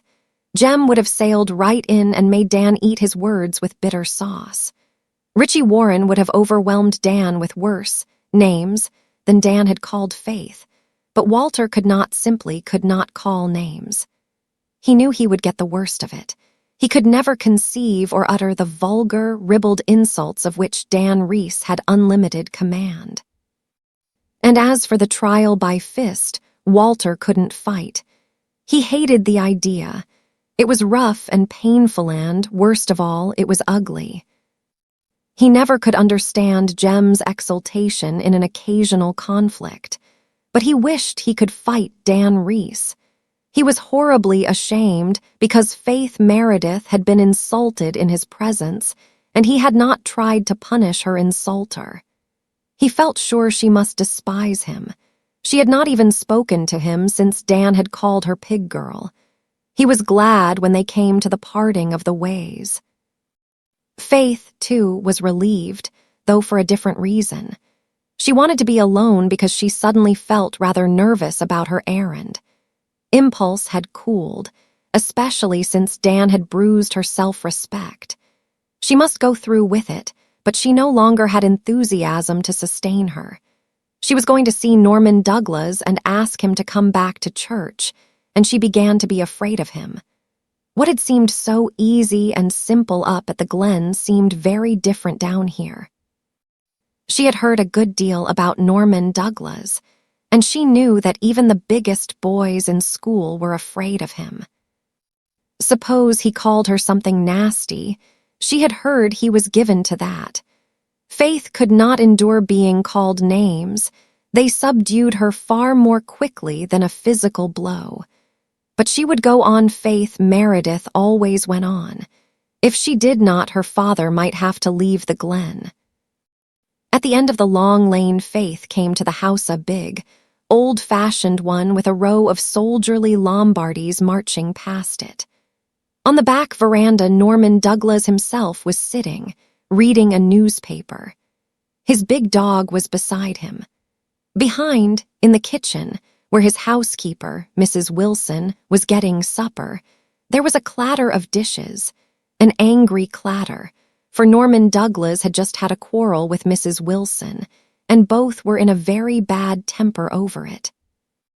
Consequently, when Faith stepped on the veranda and Norman Douglas lowered his newspaper, she found herself looking into the choleric eyes of an irritated man. Norman Douglas was rather a fine-looking personage in his way. He had a sweep of long red beard over his broad chest and a mane of red hair, ungrizzled by the years, on his massive head. His high, white forehead was unwrinkled, and his blue eyes could flash still with all the fire of his tempestuous youth. He could be very amiable when he liked, and he could be very terrible. Poor Faith, so anxiously bent on retrieving the situation in regard to the church, had caught him in one of his terrible moods. He did not know who she was, and he gazed at her with disfavor. Norman Douglas liked girls of spirit and flame and laughter. At this moment, Faith was very pale. She was of the type to which color means everything. Lacking her crimson cheeks, she seemed meek and even insignificant. She looked apologetic and afraid, and the bully in Norman Douglas's heart stirred. "Who the dickens are you, and what do you want here?" he demanded in his great, resounding voice with a fierce scowl. For once in her life, Faith had nothing to say. She had never supposed Norman Douglas was like this. She was paralyzed with terror of him. He saw it, and it made him worse. "What's the matter with you?" he boomed. "You look as if you wanted to say something and were scared to say it. What's troubling you? Confound it, speak up, can't you?" No, Faith could not speak up. No words would come, but her lips began to tremble. "For heaven's sake, don't cry," shouted Norman. "I can't stand sniveling. If you've anything to say it and have done. Great Kitty is the girl possessed of a dumb spirit. Don't look at me like that I'm human, I haven't got a tail. Who are you, I say?" Norman's voice could have been heard at the harbor. Operations in the kitchen were suspended. Mrs. Wilson was listening open-eared and eyed. Norman put his huge brown hands on his knees and leaned forward, staring into Faith's pallid, shrinking face. He seemed to loom over her like some evil giant out of a fairy tale. She felt as if he would eat her up next thing, body and bones. "I am Faith Meredith," she said, in little more than a whisper. "Meredith, hey, one of the parson's youngsters, hey. I've heard of you, riding on pigs and breaking the Sabbath. A nice lot. What do you want here, hey? What do you want of the old pagan, hey? I don't ask favors of parsons, and I don't give any. What do you want, I say?" Faith wished herself 1,000 miles away. She stammered out her thought in its naked simplicity. "I came to ask you to go to church and pay to the salary." Norman glared at her. Then he burst forth again. "You impudent hussy, you. Who put you up to it, Jade? Who put you up to it?" "Nobody," said poor Faith. "That's a lie. Don't lie to me. Who sent you here? It wasn't your father. He hasn't the smedum of a flea, but he wouldn't send you to do what he daren't do himself. I suppose it was some of them confounded old maids at the Glen. Was it, hey?" "No, I just came myself." "Do you take me for a fool?" shouted Norman. "No, I thought you were a gentleman," said Faith faintly, and certainly without any thought of being sarcastic. Norman bounced up. "Mind your own business." "I don't want to hear another word from you. If you weren't such a kid, I'd teach you to interfere in what doesn't concern you. When I want parsons or pill-dozers, I'll send for them. Till I do, I'll have no truck with them. Do you understand? Now get out, cheese-face." Faith got out. She stumbled blindly down the steps, out of the yard gate and into the lane. Halfway up the lane, her daze of fear passed away and a reaction of tingling anger possessed her. By the time she reached the end of the lane, she was in such a furious temper as she had never experienced before. Norman Douglas' insults burned in her soul, kindling a scorching flame. Go home. Not she. She would go straight back and tell that old ogre just what she thought of him. She would show him. Oh, wouldn't she? Cheeseface, indeed. Unhesitatingly, she turned and walked back. The veranda was deserted and the kitchen door shut. Faith opened the door without knocking and went in. Norman Douglas had just sat down at the supper table, but he still held his newspaper. Faith walked inflexibly across the room, caught the paper from his hand, flung it on the floor and stamped on it. Then she faced him, with her flashing eyes and scarlet cheeks. She was such a handsome young fury that Norman Douglas hardly recognized her. "What's brought you back?" he growled, but more in bewilderment than rage. Unquailingly, she glared back into the angry eyes against which so few people could hold their own. "I have come back to tell you exactly what I think of you," said Faith in clear, ringing tones. "I am not afraid of you. You are a rude, unjust, tyrannical, disagreeable old man. Susan says you are sure to go to hell, and I was sorry for you, but I am not now. Your wife never had a new hat for 10 years. No wonder she died. I am going to make faces at you whenever I see you after this. Every time I am behind you, you will know what is happening. Father has a picture of the devil in a book in his study, and I mean to go home and write your name under it. You are an old vampire, and I hope you will have the Scotch fiddle." Faith did not know what a vampire meant any more than she knew what the Scotch fiddle was. She had heard Susan use the expressions and gathered from her tone that both were dire things. But Norman Douglas knew what the latter meant at least. He had listened in absolute silence to Faith's tirade. When she paused for breath, with a stamp of her foot, he suddenly burst into loud laughter. With a mighty slap of hand on knee, he exclaimed, "I vow you have got spunk, after all I like spunk." "Come, sit down, sit down." "I will not." Faith's eyes flashed more passionately. She thought she was being made fun of, treated contemptuously. She would have enjoyed another explosion of rage, but this cut deep. "I will not sit down in your house. I am going home. But I am glad I came back here and told you exactly what my opinion of you is." So am I," chuckled Norman. "I like you, you are fine, you are great. Such roses, such vim. Did I call her cheese face? Why, she never smelt a cheese. Sit down. If you had looked like that at the first, girl, so you will write my name under the devil's picture, will you? But he is black, girl, he is black, and I am red. It won't do, it won't do. And you hope I will have the Scotch fiddle, do you? Lord love you, girl, I had it when I was a boy. Don't wish it on me again." "Sit down, sit in. We will tack a cup o' kindness." "No, thank you," said Faith haughtily. "Oh, yes, you will. Come, come now, I apologize, girl, I apologize. I made a fool of myself and I'm sorry. Man can't say fairer. Forget and forgive. Shake hands, girl, shake hands. She won't know she woe, but she must. Look-a here, girl, if you'll shake hands and break bread with me, I'll pay what I used to the salary, and I'll go to church the first Sunday in every month, and I'll make Kitty Alec hold her jaw. I'm the only one in the clan can do it. Is it a bargain, girl?" It seemed a bargain. Faith found herself shaking hands with the ogre and then sitting at his board. Her temper was over. Faith's tempers never lasted very long, but its excitement still sparkled in her eyes and crimsoned her cheeks. Norman Douglas looked at her admiringly. "Go get some of your best preserves, Wilson," he ordered, "and stop sulking, woman, stop sulking. What if we did have a quarrel, woman?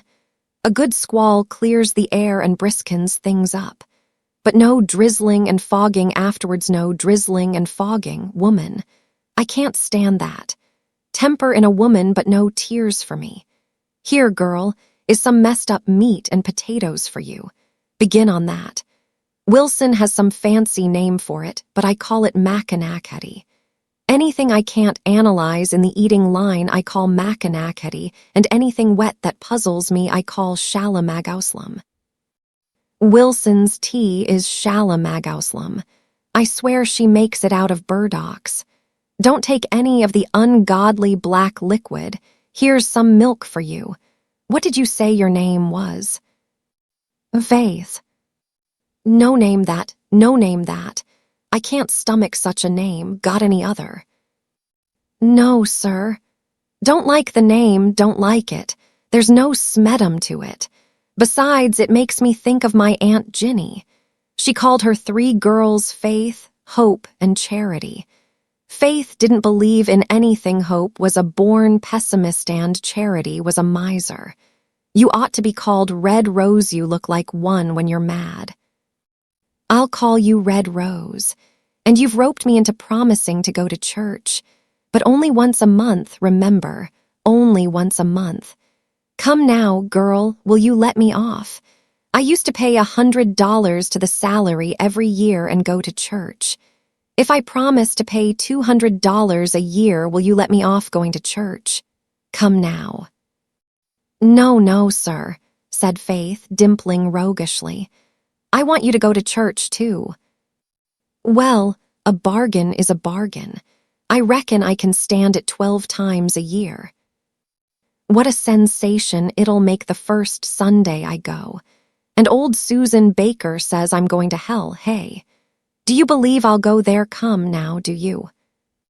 "I hope not, sir," stammered Faith in some confusion.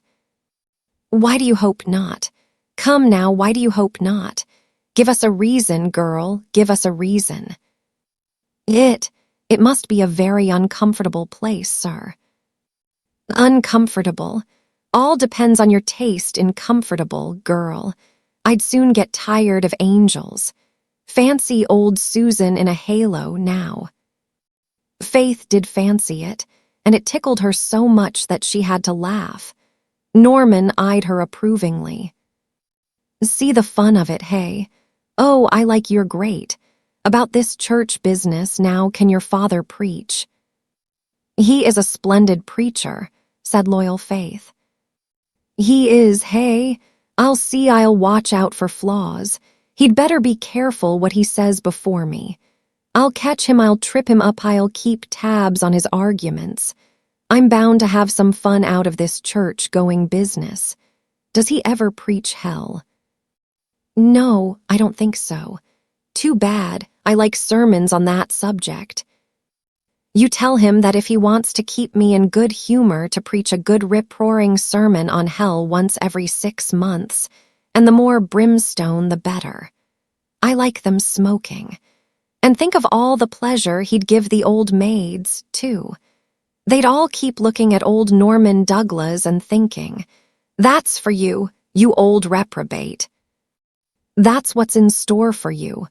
I'll give an extra $10 every time you get your father to preach on hell. Here's Wilson and the jam. Like that, hey? It isn't Mackinac-Hattie. Taste." Faith obediently swallowed the big spoonful Norman held out to her. Luckily, it was good. "Best plum jam in the world," said Norman, filling a large saucer and plumping it down before her. "Glad you like it. I'll give you a couple of jars to take home with you. There's nothing mean about me, never was. The devil can't catch me at that corner anyhow. It wasn't my fault that Hester didn't have a new hat for 10 years. It was her own. She pinched on hats to save money to give yellow fellows over in China. I never gave a cent to missions in my life, never will. Never you try to bamboozle me into that. $100 a year to the salary and church once a month, but no spoiling good heathens to make poor Christians. Why, girl, they wouldn't be fit for heaven or hell. Clean spoiled for either place. Clean spoiled. Hey, Wilson, haven't you got a smile on yet? Beats all how you women can sulk. I never sulked in my life.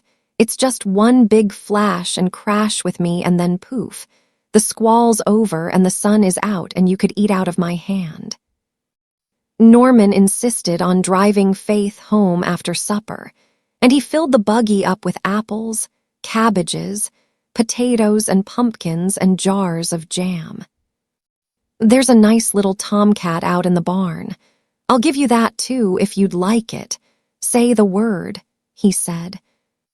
"No, thank you," said Faith decidedly. "I don't like cats, and besides, I have a rooster." Listen to her. You can't cuddle a rooster as you can a kitten. Who ever heard of petting a rooster? Better take little Tom. I want to find a good home for him. No, Aunt Martha has a cat and he would kill a strange kitten.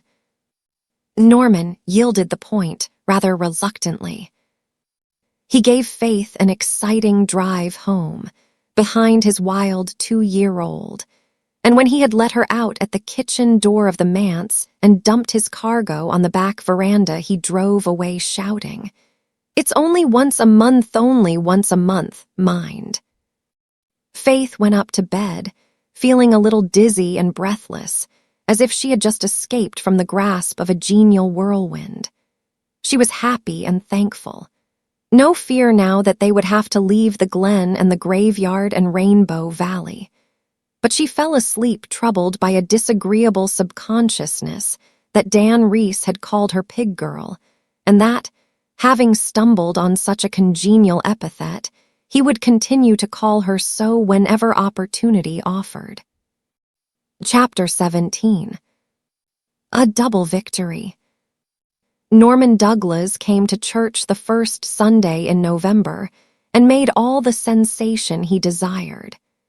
Mr. Meredith shook hands with him absently on the church steps and hoped dreamily that Mrs. Douglas was well. "She wasn't very well just before I buried her 10 years ago, but I reckon she has better health now," boomed Norman, to the horror and amusement of everyone except Mr. Meredith, who was absorbed in wondering if he had made the last head of his sermon as clear as he might have, and hadn't the least idea what Norman had said to him or he to Norman. Norman intercepted Faith at the gate. "Kept my word. You see, kept my word, Red Rose. I'm free now till the first Sunday in December." "Fine sermon, girl, fine sermon. Your father has more in his head than he carries on his face." But he contradicted himself. Once tell him he contradicted himself. And tell him I want that brimstone sermon in December. Great way to wind up the old year with a taste of hell, you know. And what's the matter with a nice, tasty discourse on heaven for New Year's? Though it wouldn't be half as interesting as hell, girl, not half. Only I'd like to know what your father thinks about heaven. He can think rarest thing in the world, a person who can think, but he did contradict himself. Ha, ha. Here's a question you might ask him sometime when he's awake, girl. Can God make a stone so big he couldn't lift it himself? Don't forget now.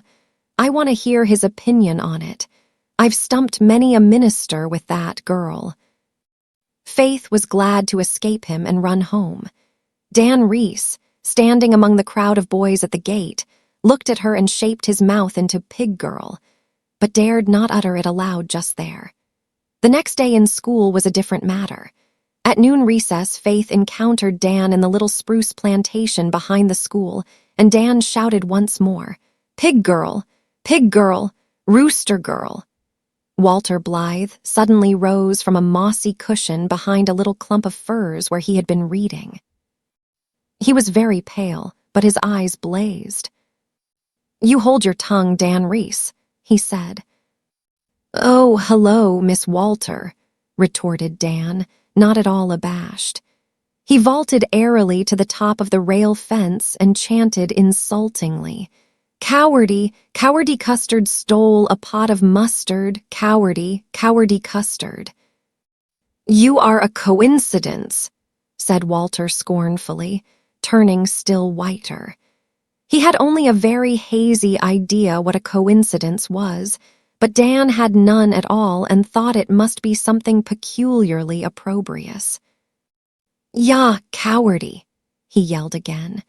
"Your mother writes lies, lies, lies, and Faith Meredith is a pig girl, a pig girl, a pig girl, and she's a rooster girl, a rooster girl, a rooster girl. Yah, cowardy, cowardy cussed." Dan got no further. Walter had hurled himself across the intervening space and knocked Dan off the fence backward with one well-directed blow. Dan's sudden inglorious sprawl was greeted with a burst of laughter and a clapping of hands from Faith. Dan sprang up, purple with rage, and began to climb the fence. But just then the school bell rang, and Dan knew what happened to boys who were late during Mr. Hazard's regime. "We'll fight this out," he howled. "Cowardy." "Any time you like," said Walter. "Oh, no, Walter," protested Faith. "Don't fight him. I don't mind what he says. I wouldn't condescend to mind the like of him." "He insulted you and he insulted my mother," said Walter, with the same deadly calm. "Tonight after school, Dan." "I've got to go right home from school to pick potatoes after the harrows, Dad says," answered Dan sulkily. "But tomorrow night will do." "All right, here tomorrow night," agreed Walter. "And I'll smash your sissy face for you," promised Dan. Walter shuddered, not so much from fear of the threat as from repulsion over the ugliness and vulgarity of it. But he held his head high and marched into school. Faith followed in a conflict of emotions. She hated to think of Walter fighting that little sneak, but oh, he had been splendid. And he was going to fight for her Faith Meredith, to punish her insulter. Of course he would win. Such eyes spelled victory. Faith's confidence in her champion had dimmed a little by evening, however. Walter had seemed so very quiet and dull the rest of the day in school. "If it were only Jem," she sighed to Una, as they sat on Hezekiah Pollock's tombstone in the graveyard. "He is such a fighter. He could finish Dan off in no time. But Walter doesn't know much about fighting." "I'm so afraid he'll be hurt," sighed Una, who hated fighting and couldn't understand the subtle, secret exultation she divined in Faith. "He oughtn't to be," said Faith uncomfortably. "He's every bit as big as Dan." "But Dan's so much older," said Una. "Why, he's nearly a year older." "Dan hasn't done much fighting when you come to count up," said Faith. "I believe he's really a coward. He didn't think Walter would fight, or he wouldn't have called names before him. Oh, if you could just have seen Walter's face when he looked at him, Una. It made me shiver, with a nice shiver. He looked just like Sir Galahad in that poem Father read us on Saturday." "I hate the thought of them fighting, and I wish it could be stopped," said Una. "Oh, it's got to go on now," cried Faith. "It's a matter of honor." "Don't you dare tell anyone, Una. If you do, I'll never tell you secrets again." "I won't tell," agreed Una. "But I won't stay tomorrow to watch the fight. I'm coming right home." "Oh, all right, I have to be there. It would be mean not to when Walter is fighting for me. I'm going to tie my colors on his arm. That's the thing to do when he's my knight. How lucky Mrs. Blythe gave me that pretty blue hair ribbon for my birthday. I've only worn it twice, so it will be almost new. But I wish I was sure Walter would win. It will be so humiliating if he doesn't." Faith would have been yet more dubious if she could have seen her champion just then. Walter had gone home from school with all his righteous anger at a low ebb and a very nasty feeling in its place. He had to fight Dan Reese the next night, and he didn't want. He hated the thought of it. And he kept thinking of it all the time. Not for a minute could he get away from the thought. Would it hurt much? He was terribly afraid that it would hurt. And would he be defeated and shamed? He could not eat any supper worth speaking of. Susan had made a big batch of his favorite monkey faces, but he could choke only one down. Jem ate 4. Walter wondered how he could. How could anybody eat? And how could they all talk gaily as they were doing? There was Mother, with her shining eyes and pink cheeks. She didn't know her son had to fight the next day. Would she be so gay if she knew? Walter wondered darkly. Jem had taken Susan's picture with his new camera, and the result was passed around the table, and Susan was terribly indignant over it. "I am no beauty, Mrs. Doctor dear, and well I know it and have always known it," she said in an aggrieved tone. "But that I am as ugly as that picture makes me out I will never, no, never believe." Jem laughed over this, and Anne laughed again with him. Walter couldn't endure it. He got up and fled to his room. "That child has got something on his mind, Mrs. Doctor dear," said Susan. "He has eaten next to nothing. Do you suppose he is plotting another poem?" Poor Walter was very far removed in spirit from the starry realms of poesy just then. He propped his elbow on his open windowsill and leaned his head drearily on his hands. "Come on down to the shore, Walter," cried Jem, busting in. "The boys are going to burn the sandhill grass tonight. Father says we can go, come on." At any other time, Walter would have been delighted. He gloried in the burning of the sandhill grass. But now he flatly refused to go, and no arguments or entreaties could move him. Disappointed Jem, who did not care for the long, dark walk to Four Winds Point alone, retreated to his museum in the garret and buried himself in a book. He soon forgot his disappointment, reveling with the heroes of old romance, and pausing occasionally to picture himself a famous general, leading his troops to victory on some great battlefield. Walter sat at his window until bedtime. Di crept in, hoping to be told what was wrong, but Walter could not talk of it, even to Di. Talking of it seemed to give it a reality from which he shrank. It was torture enough to think of it. The crisp, withered leaves rustled on the maple trees outside his window. The glow of rose and flame had died out of the hollow, silvery sky, and the full moon was rising gloriously over Rainbow Valley. Afar off, a ruddy wood fire was painting a page of glory on the horizon beyond the hills. It was a sharp, clear evening when faraway sounds were heard distinctly. A fox was barking across the pond. An engine was puffing down at the Glen station. A blue jay was screaming madly in the maple grove. There was laughter over on the manse lawn. How could people laugh? How could foxes and blue jays and engines behave as if nothing were going to happen on the morrow? "Oh, I wish it was over," groaned Walter. He slept very little that night and had hard work choking down his porridge in the morning. Susan was rather lavish in her platefuls. Mr. Hazard found him an unsatisfactory pupil that day. Faith Meredith's wits seemed to be wool-gathering, too. Dan Reese kept drawing surreptitious pictures of girls, with pig or rooster heads, on his slate and holding them up for all to see. The news of the coming battle had leaked out, and most of the boys and many of the girls were in the spruce plantation when Dan and Walter sought it after school. Una had gone home, but Faith was there, having tied her blue ribbon around Walter's arm. Walter was thankful that neither Jem nor Di nor Nan were among the crowd of spectators. Somehow they had not heard of what was in the wind and had gone home, too. Walter faced Dan quite undauntedly now.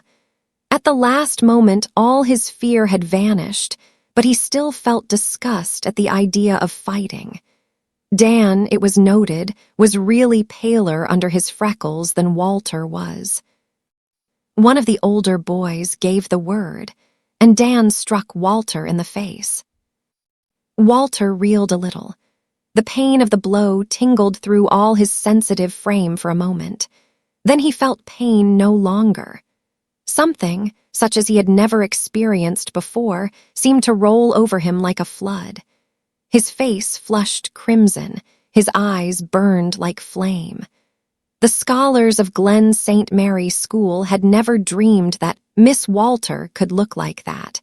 He hurled himself forward and closed with Dan like a young wildcat. There were no particular rules in the fights of the Glen School boys. It was catch as catch can, and get your blows in anyhow. Walter fought with a savage fury and a joy in the struggle against which Dan could not hold his ground. It was all over very speedily. Walter had no clear consciousness of what he was doing until suddenly the red mist cleared from his sight, and he found himself kneeling on the body of the prostrate Dan whose nozo, horror, was spouting blood. "Have you had enough?" demanded Walter through his clenched teeth. Dan sulkily admitted that he had. "My mother doesn't write lies." "No." "Faith Meredith isn't a pig girl." "No." "Nor a rooster girl." "No." "And I'm not a coward." "No." Walter had intended to ask, "And you are a liar." But pity intervened, and he did not humiliate Dan further. Besides, that blood was so horrible. "You can go, then," he said contemptuously. There was a loud clapping from the boys who were perched on the rail fence, but some of the girls were crying.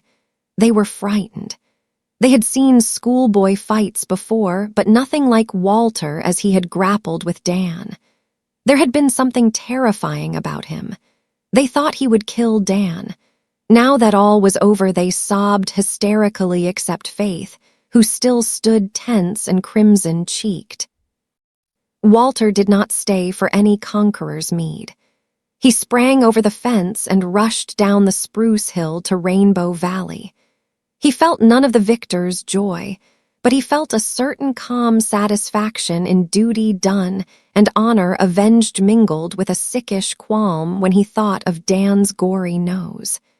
It had been so ugly, and Walter hated ugliness. Also, he began to realize that he himself was somewhat sore and battered up. His lip was cut and swollen, and one eye felt very strange. In Rainbow Valley, he encountered Mr. Meredith, who was coming home from an afternoon call on the Miss Wests. That reverend gentleman looked gravely at him. "It seems to me that you have been fighting, Walter." "Yes, sir," said Walter, expecting a scolding. "What was it about?" "Dan Reese said my mother wrote lies, and that Faith was a pig girl," answered Walter bluntly. "Oh, then you were certainly justified, Walter." "Do you think it's right to fight, sir?" asked Walter curiously. "Not always and not often, but sometimes yes, sometimes," said John Meredith. "When womenkind are insulted, for instance, as in your case. My motto, Walter, is don't fight till you're sure you ought to, and then put every ounce of you into it. In spite of sundry discolorations, I infer that you came off best." "Yes, I made him take it all back." Very good indeed. I didn't think you were such a fighter, Walter." "I never fought before, and I didn't want to ride up to the last, and then," said Walter, determined to make a clean breast of it, "I liked it while I was at it." The Reverend John's eyes twinkled. "You were a little frightened at first." "I was a whole lot frightened," said honest Walter. "But I'm not going to be frightened any more, sir.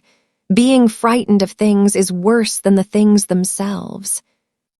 I'm going to ask Father to take me over to Lowbridge tomorrow to get my tooth out." "Right again. Fear is more pain than is the pain it fears." Do you know who wrote that, Walter? It was Shakespeare. Was there any feeling or emotion or experience of the human heart that wonderful man did not know? When you go home, tell your mother I am proud of you. Walter did not tell her that, however, but he told her all the rest, and she sympathized with him and told him she was glad he had stood up for her and Faith, and she anointed his sore spots and rubbed cologne on his aching head. "Are all mothers as nice as you?" asked Walter, hugging her. "You're worth standing up for." Miss Cornelia and Susan were in the living room when Anne came downstairs and listened to the story with much enjoyment. Susan, in particular, was highly gratified. "I am real glad to hear he has had a good fight, Mrs. Doctor dear. Perhaps it may knock that poetry nonsense out of him. And I never could bear that little viper of a Dan Reese. Will you not sit nearer to the fire, Mrs. Marshall Elliott? These November evenings are very chilly." "Thank you, Susan. I'm not cold. I called at the manse before I came here and got quite warm, though I had to go to the kitchen to do it, for there was no fire anywhere else. The kitchen looked as if it had been stirred up with a stick, believe me. Mr. Meredith wasn't home. I couldn't find out where he was, but I have an idea that he was up at the Wests. Do you know, Anne dearie, they say he has been going there frequently all the fall, and people are beginning to think he is going to see Rosemary. He would get a very charming wife if he married Rosemary," said Anne, piling driftwood on the fire. "She is one of the most delightful girls I've ever known, truly one of the race of Joseph." "Yes, only she is an Episcopalian," said Miss Cornelia doubtfully.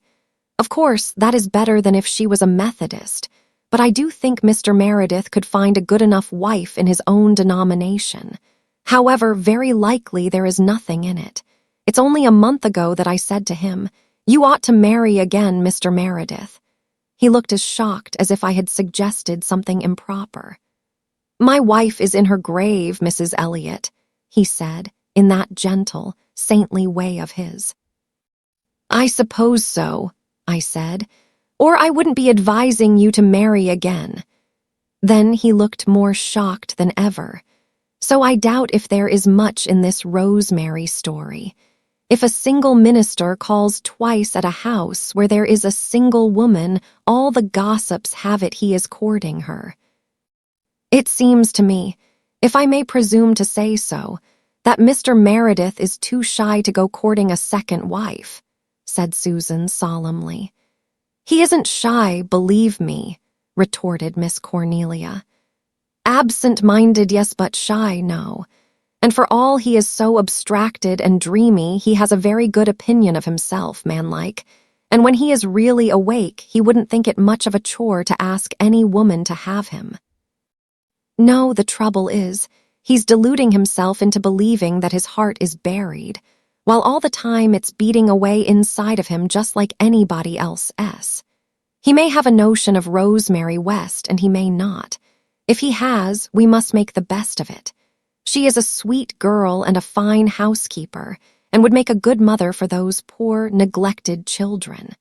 And," concluded Miss Cornelia resignedly, "my own grandmother was an Episcopalian."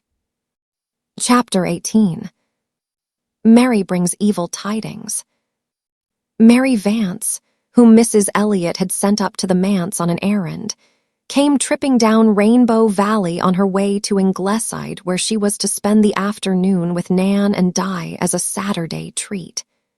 Nan and Di had been picking spruce gum with Faith and Una in the manse woods, and the four of them were now sitting on a fallen pine by the brook, all, it must be admitted, chewing rather vigorously. The Ingleside twins were not allowed to chew spruce gum anywhere, but in the seclusion of Rainbow Valley. But Faith and Una were unrestricted by such rules of etiquette, and cheerfully chewed it everywhere, at home and abroad, to the very proper horror of the Glen. Faith had been chewing it in church one day, but Jerry had realized the enormity of that, and had given her such an older brotherly scolding that she never did it again. "I was so hungry I just felt as if I had to chew something," she protested. "You know well enough what breakfast was like, Jerry Meredith. I couldn't eat scorched porridge, and my stomach just felt so queer and empty. The gum helped a lot and I didn't chew very hard. I didn't make any noise and I never cracked the gum once. You mustn't chew gum in church anyhow, insisted Jerry. Don't let me catch you at it again. You chewed yourself in prayer meeting last week, cried Faith. That's different, said Jerry loftily. Prayer meeting isn't on Sunday. Besides, I sat away at the back in a dark seat and nobody saw me. You were sitting right up front where everyone saw you. And I took the gum out of my mouth for the last hymn and stuck it on the back of the pew right up in front where everyone saw you. Then I came away and forgot it. I went back to get it next morning, but it was gone. I suppose Rod Warren swiped it, and it was a dandy chew. Mary Vance walked down the valley with her head held high. She had on a new blue velvet cap with a scarlet rosette in it, a coat of navy blue cloth, and a little squirrel fur muff. She was very conscious of her new clothes and very well pleased with herself. Her hair was elaborately crimped, her face was quite plump, her cheeks rosy, her white eyes shining. She did not look much like the forlorn and ragged waif the Merediths had found in the old tailor barn. Una tried not to feel envious. Here was Mary with a new velvet cap, but she and Faith had to wear their shabby old gray tams again this winter. Nobody ever thought of getting them new ones, and they were afraid to ask their father for them for fear that he might be short of money, and then he would feel badly. Mary had told them once that ministers were always short of money, and found it awful hard to make ends meet. Since then, Faith and Una would have gone in rags rather than ask their father for anything if they could help it.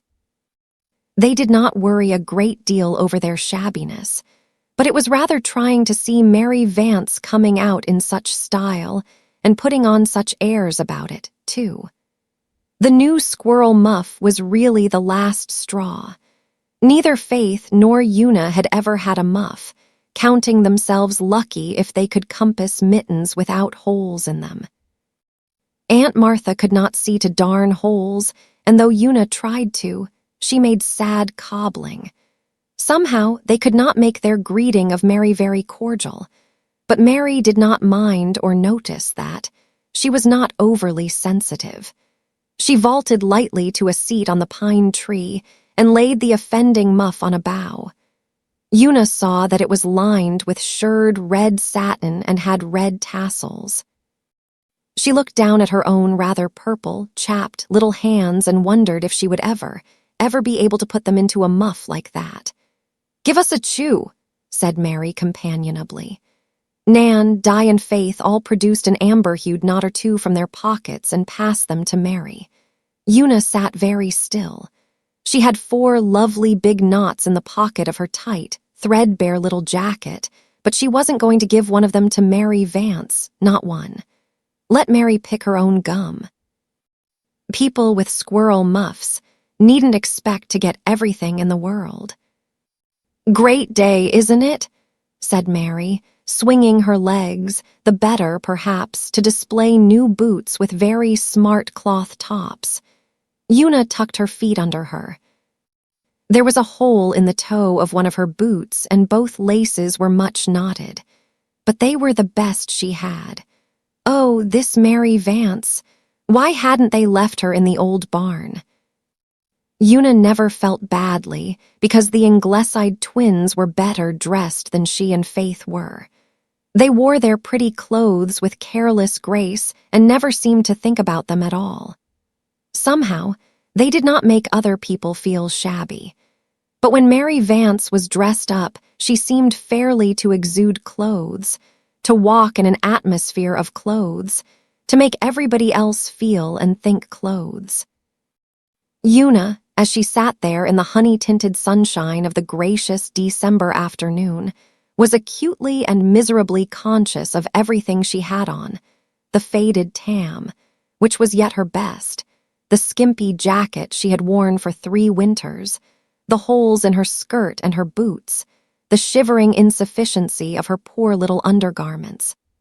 Of course, Mary was going out for a visit and she was not. But even if she had been, she had nothing better to put on, and in this lay the sting. Say, this is great gum. Listen to me cracking it. There isn't any gum spruces down at Four Winds, said Mary. Sometimes I just hanker after a chew. Mrs. Elliot won't let me chew gum if she sees me. She says it isn't ladylike. This lady business puzzles me. I can't get on to all its kinks. Say, Una, what's the matter with you? Cat got your tongue. No, said Una, who could not drag her fascinated eyes from that squirrel muff. Mary leaned past her, picked it up and thrust it into Una's hands. Stick your paws in that for a while, she ordered. They look sort of pinched. Isn't that a dandy muff? Mrs. Elliot gave it to me last week for a birthday present. I'm to get the collar at Christmas. I heard her telling Mr. Elliot that. Mrs. Elliot is very good to you, said Faith. You bet she is, and I'm good to her, too, retorted Mary. I work like a person to make it easy for her and have everything just as she likes it. We were made for each other.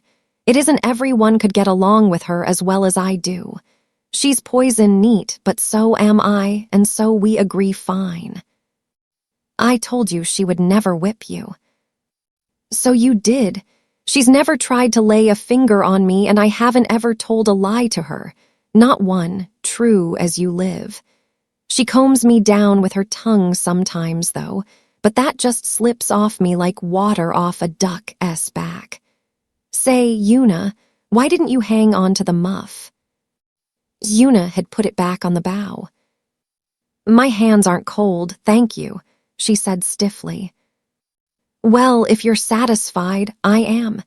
Say, old Kitty Alec has come back to church as meek as Moses, and nobody knows why. But everybody is saying it was Faith brought Norman Douglas out. His housekeeper says you went there and gave him an awful tongue-lashing. Did you? I went and asked him to come to church, said Faith uncomfortably. Fancy your spunk, said Mary admiringly. I wouldn't have dared do that, and I'm not so slow. Mrs. Wilson says the two of you talked something scandalous, but you came off best, and then he just turned round and looked like he was going to eat you up. Say, is your father going to preach here tomorrow? No, he's going to exchange with Mr. Perry from Charlottetown. Father went to town this morning, and Mr. Perry is coming out tonight. I thought there was something in the wind, though old Martha wouldn't give me any satisfaction. But I felt sure she wouldn't have been killing that rooster for nothing. What rooster? What do you mean? Cried Faith, turning pale. I don't know what rooster.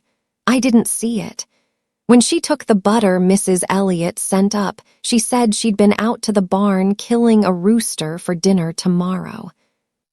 Faith sprang down from the pine. It's Adam, we have no other rooster. She has killed Adam. Now, don't fly off the handle. Martha said the butcher at the Glen had no meat this week, and she had to have something, and the hens were all laying and too poor. If she has killed Adam, Faith began to run up the hill. Mary shrugged her shoulders. She'll go crazy now. She was so fond of that Adam. He ought to have been in the pot long ago. He'll be as tough as sole leather. But I wouldn't like to be in Martha's shoes. Faith's just white with rage. Una, you'd better go after her and try to pacify her. Mary had gone a few steps with the Blythe girls when Una suddenly turned and ran after her. Here's some gum for you, Mary, she said, with a little repentant catch in her voice, thrusting all her 4 knots into Mary's hands. And I'm glad you have such a pretty muff. Why, thanks, said Mary, rather taken by surprise. To the Blythe girls, after Una had gone, she said, Ain't she a queer little mite? But I've always said she had a good heart. Chapter 19. Poor Adam. When Una got home, Faith was lying face downwards on her bed, utterly refusing to be comforted. Aunt Martha had killed Adam. He was reposing on a platter in the pantry that very minute, trussed and dressed, encircled by his liver and heart and gizzard. Aunt Martha heeded Faith's passion of grief and anger not a whit. "We had to have something for the strange minister's dinner," she said. "You're too big a girl to make such a fuss over an old rooster. You knew he'd have to be killed sometime." "I'll tell Father when he comes home what you've done," sobbed Faith. "Don't you go bothering your poor father. He has troubles enough, and I'm housekeeper here." "Adam was mine. Mrs. Johnson gave him to me. You had no business to touch him," stormed Faith. "Don't you get sassy now. The rooster's killed and there's an end of it. I am not going to set no strange minister down to a dinner of cold, boiled mutton. I was brought up to know better than that if I have come down in the world." Faith would not go down to supper that night, and she would not go to church the next morning. But at dinner time she went to the table, her eyes swollen with crying, her face sullen. The Reverend James Perry was a sleek, rubicund man, with a bristling white mustache, bushy white eyebrows, and a shining bald head. He was certainly not handsome, and he was a very tiresome, pompous sort of person. But if he had looked like the Archangel Michael and talked with the tongues of men, an angel's Faith would still have utterly detested him. He carved Adam up dexterously, showing off his plump white hands and very handsome diamond ring. Also, he made jovial remarks all through the performance. Jerry and Carl giggled, and even Eunice smiled wanly, because she thought politeness demanded it. But Faith only scowled darkly. The Reverend James thought her manners shockingly bad. Once, when he was delivering himself of an unctuous remark to Jerry, Faith broke in rudely with a flat contradiction. The Reverend James drew his bushy eyebrows together at her. "Little girls should not interrupt," he said, "and they should not contradict people who know far more than they do." This put Faith in a worse temper than ever. To be called little girl as if she were no bigger than chubby Rilla Blythe over at Ingleside. It was insufferable. And how that abominable Mr. Perry did eat. He even picked poor Adam's bones. Neither Faith nor Una would touch a mouthful, and looked upon the boys as little better than cannibals. Faith felt that if that awful repast did not soon come to an end, she would wind it up by throwing something at Mr. Perry's gleaming head.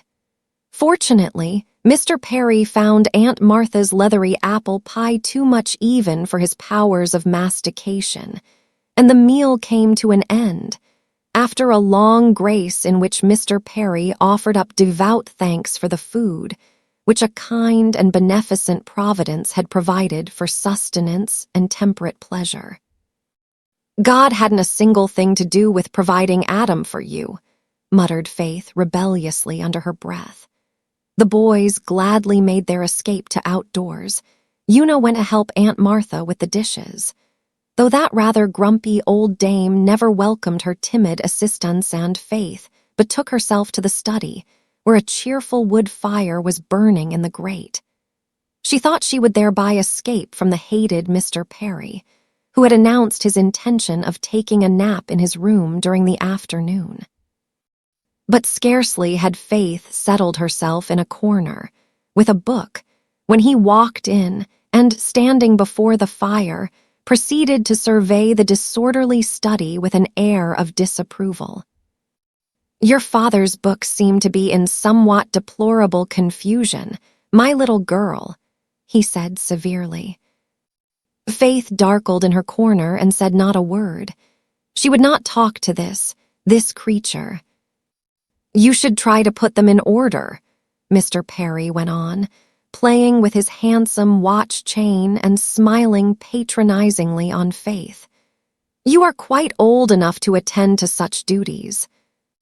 My little daughter at home is only 10, and she is already an excellent little housekeeper and the greatest help and comfort to her mother.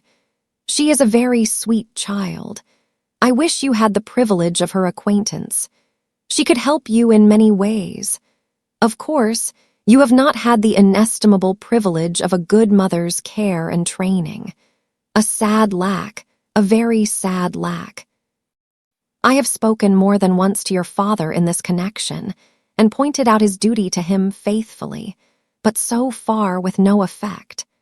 I trust he may awaken to a realization of his responsibility before it is too late. In the meantime, it is your duty and privilege to endeavor to take your sainted mother's place. You might exercise a great influence over your brothers and your little sister. You might be a true mother to them. I fear that you do not think of these things as you should. My dear child, allow me to open your eyes in regard to them." Mr. Perry's oily, complacent voice trickled on. He was in his element.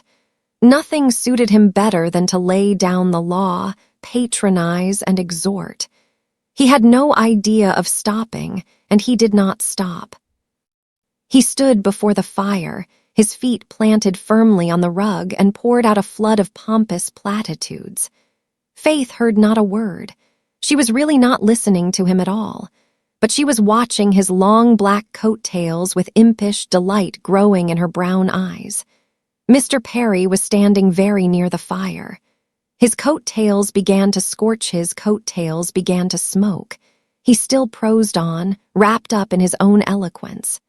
The coat-tails smoked worse. A tiny spark flew up from the burning wood and alighted in the middle of one.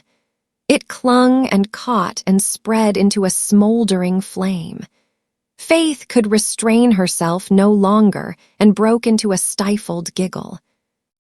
Mr. Perry stopped short, angered over this impertinence. Suddenly he became conscious that a reek of burning cloth filled the room.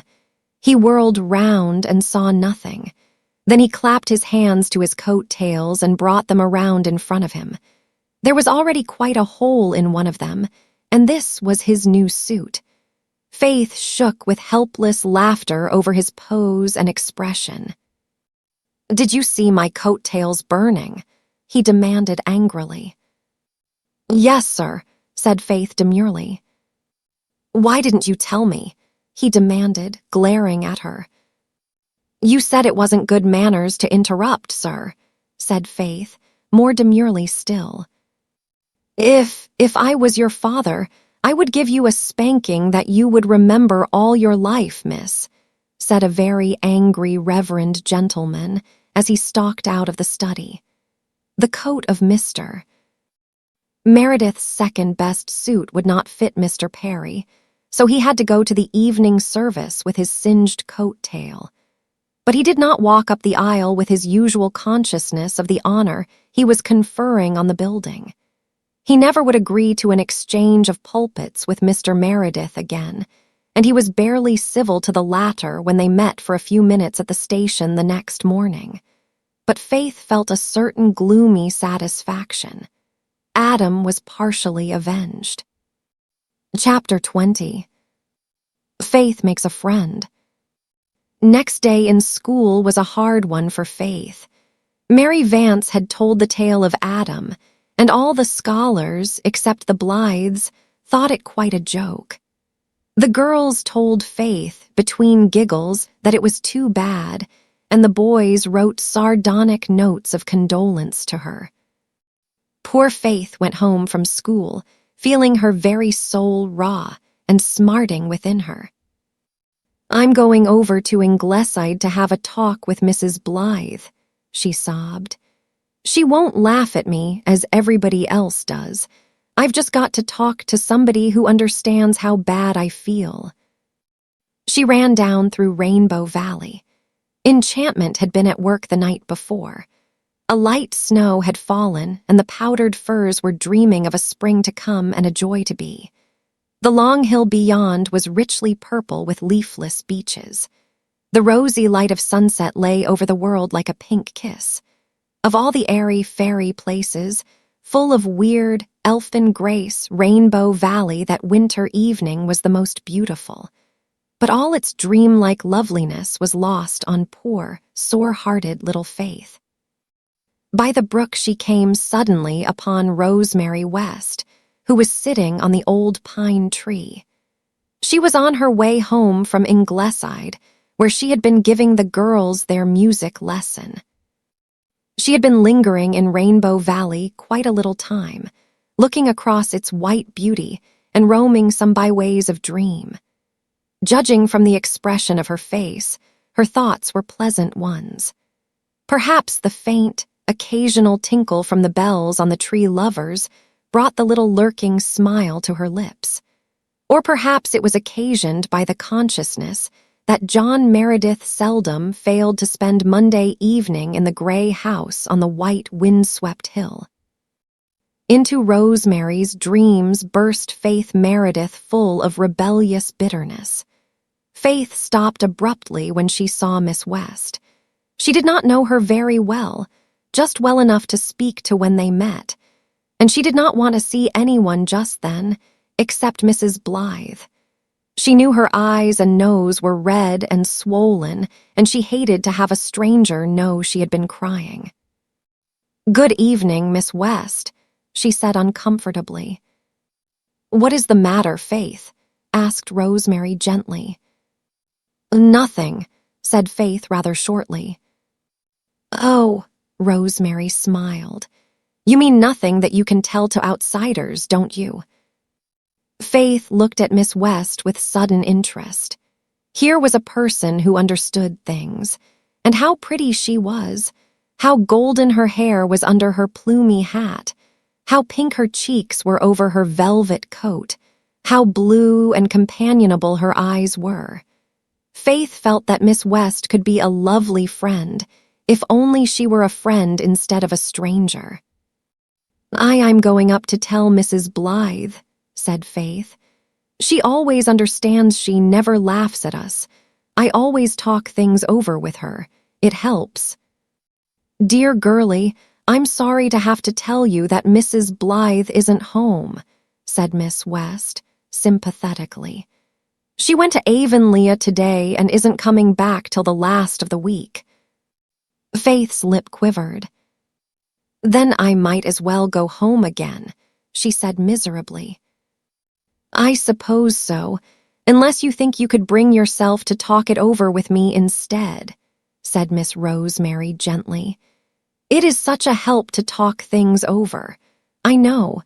I don't suppose I can be as good at understanding as Mrs. Blythe, but I promise you that I won't laugh." "You wouldn't laugh outside," hesitated Faith, "but you might inside." "No, I wouldn't laugh inside either. Why should I? Something has hurt you. It never amuses me to see anybody hurt, no matter what hurts them. If you feel that you'd like to tell me what has hurt you, I'll be glad to listen. But if you think you'd rather not, that's all right too, dear." Faith took another long, earnest look into Miss West's eyes. They were very serious. There was no laughter in them, not even far, far back. With a little sigh, she sat down on the old pine beside her new friend and told her all about Adam and his cruel fate. Rosemary did not laugh or feel like laughing. She understood and sympathized, really. She was almost as good as Mrs. Blythe, yes, quite as good. "Mr. Perry is a minister, but he should have been a butcher," said Faith bitterly. "He is so fond of carving things up. He enjoyed cutting poor Adam to pieces. He just sliced into him as if he were any common rooster." "Between you and me, Faith, I don't like Mr. Perry very well myself," said Rosemary, laughing a little but at Mr. Perry, not at Adam, as Faith clearly understood. "I never did like him. I went to school with him. He was a Glen boy, you know, and he was a most detestable little prig even then." Oh, how we girls used to hate holding his fat, clammy hands in the ring-around games. But we must remember, dear, that he didn't know that Adam had been a pet of yours. He thought he was just a common rooster. We must be just, even when we are terribly hurt. I suppose so, admitted Faith. But why does everybody seem to think it funny that I should have loved Adam so much, Miss West? If it had been a horrid old cat, nobody would have thought it queer. When Lottie Warren's kitten had its legs cut off by the binder, everybody was sorry for her. She cried 2 days in school and nobody laughed at her, not even Dan Reese. And all her chums went to the kitten's funeral and helped her bury it, only they couldn't bury its poor little paws with it because they couldn't find them. It was a horrid thing to have happen, of course, but I don't think it was as dreadful as seeing your pet eaten up. Yet everybody laughs at me. I think it is because the name Rooster seems rather a funny one, said Rosemary gravely. There is something in it that is comical. Now, chicken is different. It doesn't sound so funny to talk of loving a chicken. Adam was the dearest little chicken, Miss West. He was just a little golden ball. He would run up to me and peck out of my hand. And he was handsome when he grew up, too white as snow with such a beautiful curving white tail, though Mary Vance said it was too short. He knew his name and always came when I called him. He was a very intelligent rooster. And Aunt Martha had no right to kill him. He was mine. It wasn't fair, was it, Miss West? No, it wasn't, said Rosemary decidedly. Not a bit fair. I remember I had a pet hen when I was a little girl. She was such a pretty little thing, all golden brown and speckly. I loved her as much as I ever loved any pet. She was never killed. She died of old age. Mother wouldn't have her killed because she was my pet. If my mother had been living, she wouldn't have let Adam be killed, said Faith. For that matter, Father wouldn't have either if he'd been home and known of it. I'm sure he wouldn't, Miss West. I'm sure, too, said Rosemary. There was a little added flush on her face. She looked rather conscious, but Faith noticed nothing. Was it very wicked of me not to tell Mr. Perry his coat-tails were scorching? She asked anxiously. Oh, terribly wicked, answered Rosemary with dancing eyes. But I would have been just as naughty. Faith, I wouldn't have told him they were scorching. And I don't believe I would ever have been a bit sorry for my wickedness, either. Una thought I should have told him, because he was a minister. Dearest, if a minister doesn't behave as a gentleman, we are not bound to respect his coat-tails.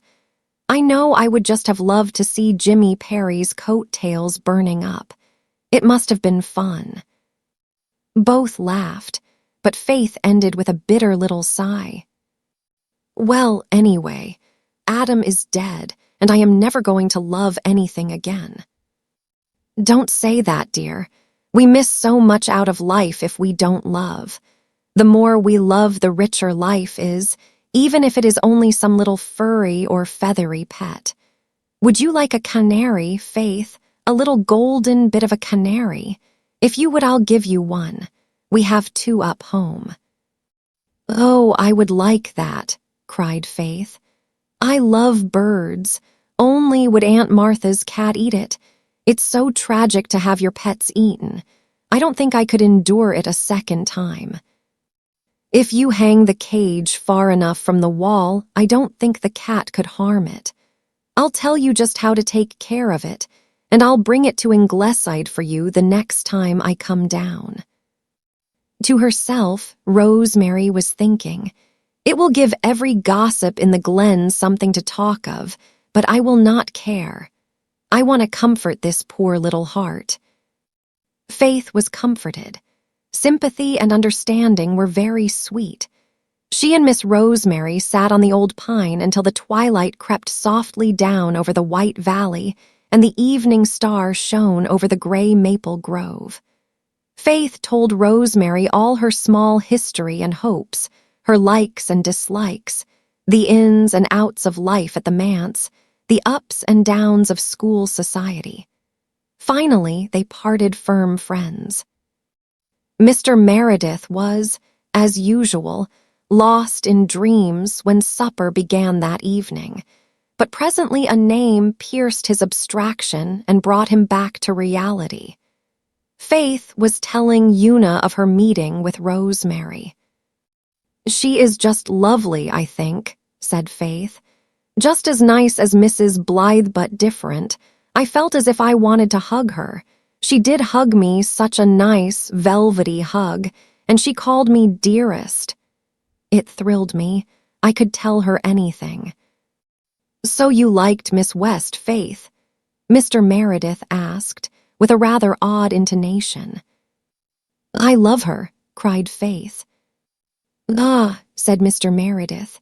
"Ah." Chapter 21. The Impossible Word. John Meredith walked meditatively through the clear crispness of a winter night in Rainbow Valley. The hills beyond glistened with the chill, splendid luster of moonlight on snow. Every little fir tree in the long valley sang its own wild song to the harp of wind and frost. His children and the Blythe lads and lasses were coasting down the eastern slope and whizzing over the glassy pond. They were having a glorious time, and their gay voices and gayer laughter echoed up and down the valley, dying away in elfin cadences among the trees. On the right, the lights of Ingleside gleamed through the maple grove, with the genial lure and invitation, which seems always to glow in the beacons of a home, where we know there is love and good cheer and a welcome for all kin, whether of flesh or spirit. Mr. Meredith liked very well on occasion to spend an evening arguing with the doctor by the driftwood fire, where the famous china dogs of Ingleside kept ceaseless watch and ward, as became deities of the hearth, but tonight he did not look that way. Far on the western hill gleamed a paler but more alluring star. Mr. Meredith was on his way to see Rosemary West, and he meant to tell her something which had been slowly blossoming in his heart since their first meeting, and had sprung into full flower on the evening when Faith had so warmly voiced her admiration for Rosemary. He had come to realize that he had learned to care for Rosemary, not as he had cared for Cecilia, of course. That was entirely different. That love of romance and dream and glamour could never, he thought, return. But Rosemary was beautiful and sweet and dear, very dear. She was the best of companions. He was happier in her company than he had ever expected to be again. She would be an ideal mistress for his home, a good mother to his children. During the years of his widowhood, Mr. Meredith had received innumerable hints from brother members of Presbytery and from many parishioners who could not be suspected of any ulterior motive, as well as from some who could, that he ought to marry again. But these hints never made any impression on him. It was commonly thought he was never aware of them, but he was quite acutely aware of them. And in his own occasional visitations of common sense, he knew that the common sensible thing for him to do was to marry. But common sense was not the strong point of John Meredith, and to choose out, deliberately and cold-bloodedly, some suitable woman, as one might choose a housekeeper or a business partner, was something he was quite incapable of doing. How he hated that word suitable. It reminded him so strongly of James Parry. A suitable woman of suitable age, that unctuous brother of the cloth had said, in his far from subtle hint. For the moment, John Meredith had had a perfectly unbelievable desire to rush madly away and propose marriage to the youngest, most unsuitable woman it was possible to discover. Mrs. Marshall Elliott was his good friend, and he liked her.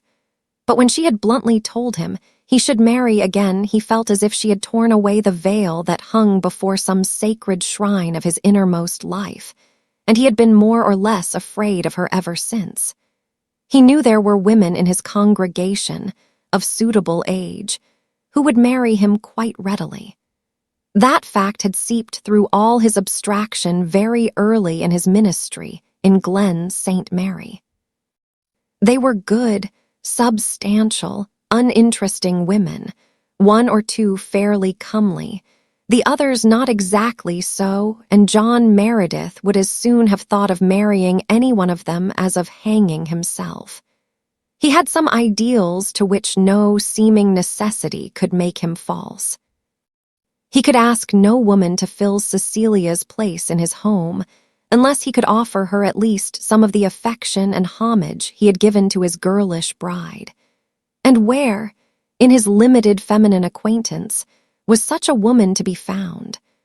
Rosemary West had come into his life on that autumn evening, bringing with her an atmosphere in which his spirit recognized native air. Across the gulf of strangerhood, they clasped hands of friendship. He knew her better in that 10 minutes by the hidden spring than he knew Emmeline Drew or Elizabeth Kirk or Amy Annetta Douglas in a year, or could know them in a century. He had fled to her for comfort when Mrs. Alec Davis had outraged his mind and soul, and had found it. Since then he had gone often to the house on the hill, slipping through the shadowy paths of night in Rainbow Valley, so astutely that Glen gossip could never be absolutely certain that he did go to see Rosemary West. Once or twice he had been caught in the West living room by other visitors. That was all the ladies' aid had to go by. But when Elizabeth Kirk heard it, she put away a secret hope she had allowed herself to cherish, without a change of expression on her kind, plain face, and Emmeline Drew resolved that the next time she saw a certain old bachelor of Lowbridge, she would not snub him as she had done at a previous meeting. Of course, if Rosemary West was out to catch the minister, she would catch him. She looked younger than she was, and men thought her pretty. Besides, the West girls had money. It is to be hoped that he won't be so absent-minded as to propose to Ellen by mistake, was the only malicious thing she allowed herself to say to a sympathetic sister Drew. Emmeline bore no further grudge towards Rosemary. When all was said and done, an unencumbered bachelor was far better than a widower with 4 children. It had been only the glamour of the manse that had temporarily blinded Emmeline's eyes to the better part. A sled with 3 shrieking occupants sped past Mr. Meredith to the pond. Faith's long curls streamed in the wind, and her laughter rang above that of the others. John Meredith looked after them kindly and longingly. He was glad that his children had such chums, as the Blythes glad that they had so wise and gay and tender a friend as Mrs. Blythe. But they needed something more, and that something would be supplied when he brought Rosemary West as a bride to the old manse. There was in her a quality essentially maternal. It was Saturday night, and he did not often go calling on Saturday night, which was supposed to be dedicated to a thoughtful revision of Sunday's sermon. But he had chosen this night because he had learned that Ellen West was going to be away and Rosemary would be alone. Often as he had spent pleasant evenings in the house on the hill, he had never, since that first meeting at the spring, seen Rosemary alone. Ellen had always been there. He did not precisely object to Ellen being there. He liked Ellen West very much, and they were the best of friends. Ellen had an almost masculine understanding and a sense of humor which his own shy, hidden appreciation of fun found very agreeable. He liked her interest in politics and world events. There was no man in the Glen, not even excepting Dr. Blythe, who had a better grasp of such things. I think it is just as well to be interested in things as long as you live, she had said. If you're not, it doesn't seem to me that there's much difference between the quick and the dead. He liked her pleasant, deep, rumbly voice. He liked the hearty laugh with which she always ended up some jolly and well-told story. She never gave him digs about his children as other Glen women did. She never bored him with local gossip. She had no malice and no pettiness. She was always splendidly sincere. Mr. Meredith, who had picked up Miss Cornelia's way of classifying people, considered that Ellen belonged to the race of Joseph. Altogether, an admirable woman for a sister-in-law. Nevertheless, a man did not want even the most admirable of women around when he was proposing to another woman. And Ellen was always around. She did not insist on talking to Mr. Meredith herself all the time. She let Rosemary have a fair share of him. Many evenings, indeed, Ellen effaced herself almost totally, sitting back in the corner with St. George in her lap, and letting Mr. Meredith and Rosemary talk and sing and read books together. Sometimes they quite forgot her presence. But if their conversation or choice of duets ever betrayed the least tendency to what Ellen considered philandering, Ellen promptly nipped that tendency in the bud and blotted Rosemary out for the rest of the evening. But not even the grimmest of amiable dragons can altogether prevent a certain subtle language of eye and smile and eloquent silence, and so the minister's courtship progressed after a fashion. But if it was ever to reach a climax, that climax must come when Ellen was away. And Ellen was so seldom away, especially in winter. She found her own fireside the pleasantest place in the world, she vowed. Gadding had no attraction for her. She was fond of company, but she wanted it at home. Mr. Meredith had almost been driven to the conclusion that he must write to Rosemary what he wanted to say, when Ellen casually announced one evening that she was going to a silver wedding next Saturday night. She had been bridesmaid when the principals were married. Only old guests were invited, so Rosemary was not included. Mr. Meredith pricked up his ears a trifle, and a gleam flashed into his dreamy dark eyes. Both Ellen and Rosemary saw it, and both Ellen and Rosemary felt, with a tingling shock, that Mr. Meredith would certainly come up the hill next Saturday night. Might as well have it over with, St. George, Ellen sternly told the black cat, after Mr. Meredith had gone home and Rosemary had silently gone upstairs. He means to ask her, St. George, I'm perfectly sure of that. So he might as well have his chance to do it and find out he can't get her, George. She'd rather like to take him, Saint. I know that, but she promised, and she's got to keep her promise. I'm rather sorry in some ways, St. George. I don't know of a man I'd sooner have for a brother-in-law if a brother-in-law was convenient. I haven't a thing against him. Saint not a thing except that he won't see and can't be made to see that the Kaiser is a menace to the peace of Europe. That's his blind spot. But he's good company and I like him. A woman can say anything she likes to a man with a mouth like John Meredith's and be sure of not being misunderstood. Such a man is more precious than rubies, Saint and much rarer, George. But he can't have Rosemary, and I suppose when he finds out he can't have her, he'll drop us both. And we'll miss him, Saint will miss him something scandalous, George. But she promised, and I'll see that she keeps her promise. Ellen's face looked almost ugly in its lowering resolution. Upstairs, Rosemary was crying into her pillow. So Mr. Meredith found his lady alone and looking very beautiful. Rosemary had not made any special toilet for the occasion. She wanted to, but she thought it would be absurd to dress up for a man you meant to refuse. So she wore her plain, dark afternoon dress and looked like a queen in it. Her suppressed excitement colored her face to brilliancy. Her great blue eyes were pools of light less placid than usual. She wished the interview were over. She had looked forward to it all day with dread.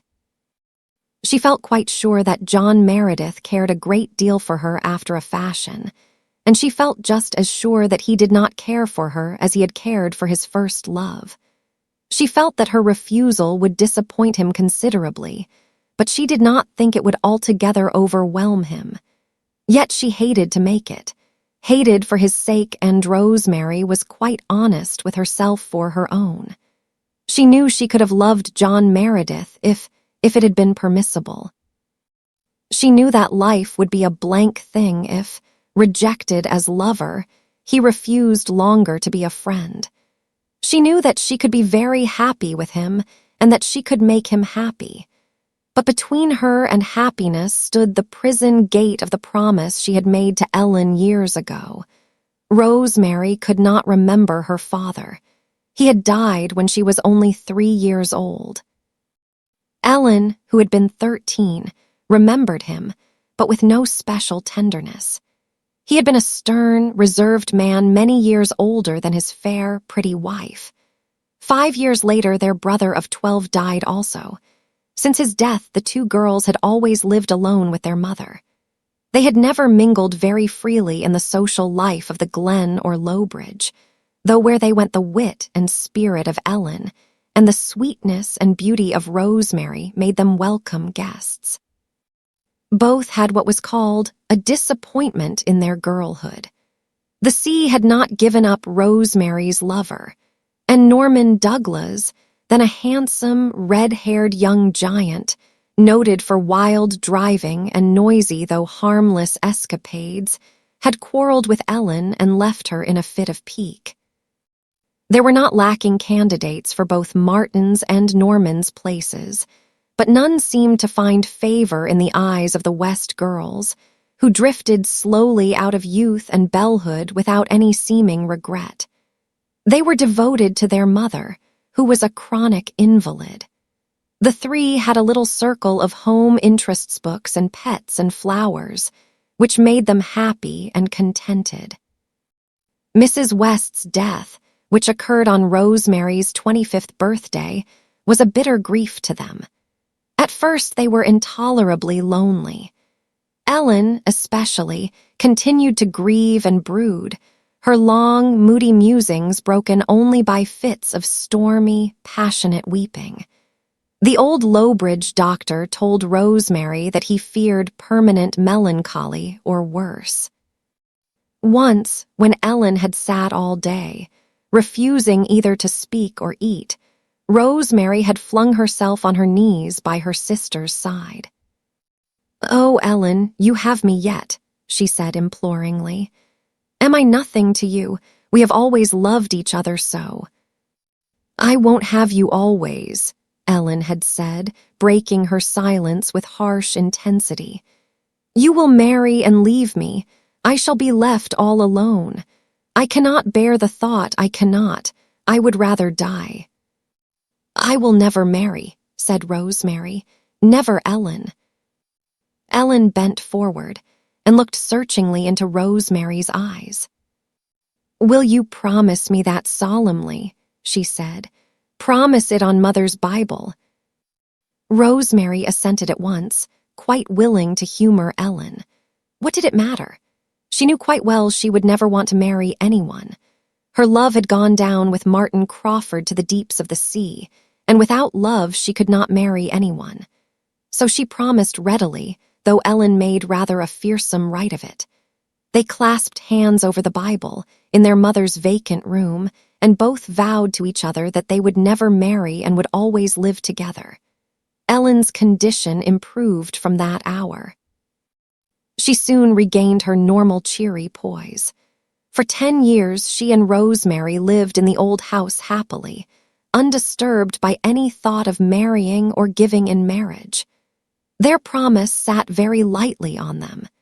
Ellen never failed to remind her sister of it whenever any eligible male creature crossed their paths, but she had never been really alarmed until John Meredith came home that night with Rosemary.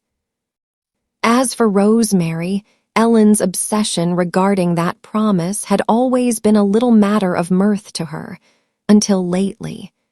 Now it was a merciless fetter, self-imposed but never to be shaken off. Because of it tonight she must turn her face from happiness. It was true that the shy, sweet, rosebud love she had given to her boy lover she could never give to another. But she knew now that she could give to John Meredith a love richer and more womanly. She knew that he touched depths in her nature that Martin had never touched. That had not, perhaps, been in the girl of 17 to touch. And she must send him away tonight, send him back to his lonely hearth and his empty life and his heartbreaking problems, because she had promised Ellen, 10 years before, on their mother's Bible, that she would never marry. John Meredith did not immediately grasp his opportunity. On the contrary, he talked for 2 good hours on the least lover-like of subjects. He even tried politics, though politics always bored Rosemary. The latter began to think that she had been altogether mistaken, and her fears and expectations suddenly seemed to her grotesque. She felt flat and foolish. The glow went out of her face and the luster out of her eyes. John Meredith had not the slightest intention of asking her to marry him. And then, quite suddenly, he rose, came across the room, and standing by her chair, he asked it. The room had grown terribly still. Even St. George ceased to purr. Rosemary heard her own heart beating, and was sure John Meredith must hear it too. Now was the time for her to say no, gently but firmly. She had been ready for days with her stilted, regretful little formula, and now the words of it had completely vanished from her mind. She had to say no, and she suddenly found she could not say it. It was the impossible word. She knew now that it was not that she could have loved John Meredith, but that she did love him. The thought of putting him from her life was agony. She must say something.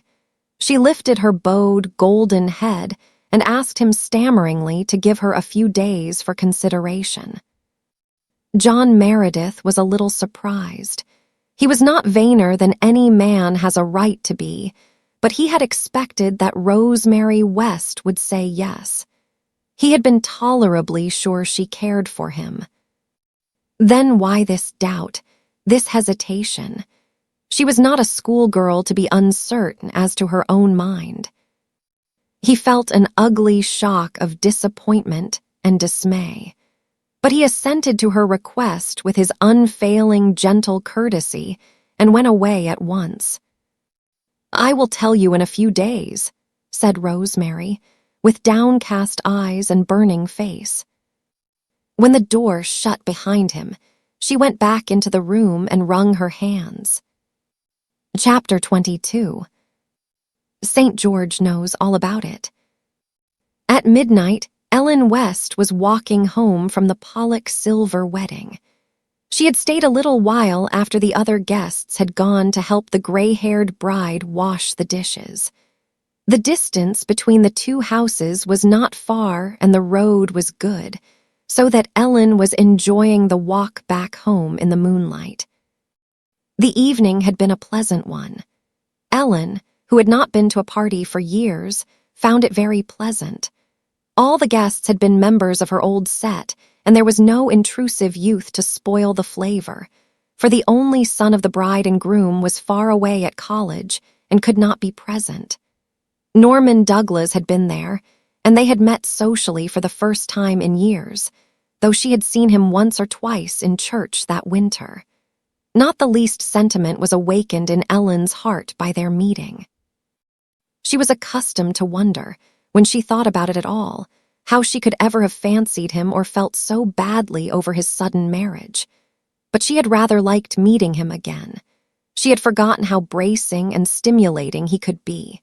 No gathering was ever stagnant when Norman Douglas was present. Everybody had been surprised when Norman came. It was well known he never went anywhere. The Pollocks had invited him because he had been one of the original guests, but they never thought he would come. He had taken his second cousin, Amy Annetta Douglas, out to supper and seemed rather attentive to her. But Ellen sat across the table from him and had a spirited argument with him, an argument during which all his shouting and banter could not fluster her, and in which she came off best, flooring Norman so composedly and so completely that he was silent for 10 minutes. At the end of which time he had muttered in his ruddy beard, spunky as ever, and began to hector Amy Annetta, who giggled foolishly over his sallies where Ellen would have retorted bitingly. Ellen thought these things over as she walked home, tasting them with reminiscent relish. The moonlit air sparkled with frost. The snow crisped under her feet. Below her lay the glen with the white harbor beyond. There was a light in the manse study. So John Meredith had gone home. Had he asked Rosemary to marry him? And after what fashion had she made her refusal known? Ellen felt that she would never know this, though she was quite curious. She was sure Rosemary would never tell her anything about it, and she would not dare to ask. She must just be content with the fact of the refusal. After all, that was the only thing that really mattered. "I hope he'll have sense enough to come back once in a while and be friendly," she said to herself. She disliked so much to be alone that thinking aloud was one of her devices for circumventing unwelcome solitude. It's awful never to have a man-body with some brains to talk to once in a while, and like as not he'll never come near the house again. There's Norman Douglas, too. I like that man, and I'd like to have a good rousing argument with him now and then. But he'd never dare come up for fear people would think he was courting me again, for fear I'd think it, too, most likely, though he's more a stranger to me now than John Meredith. It seems like a dream that we could ever have been beaux. But there it is. There are only 2 men in the glen I'd ever want to talk to, and what with gossip and this wretched love-making business, it's not likely I'll ever see either of them again. "I could," said Ellen, addressing the unmoved stars with a spiteful emphasis. "I could have made a better world myself." She paused at her gate with a sudden vague feeling of alarm. There was still a light in the living room, and to and fro across the window shades went the shadow of a woman walking restlessly up and down. What was Rosemary doing up at this hour of the night?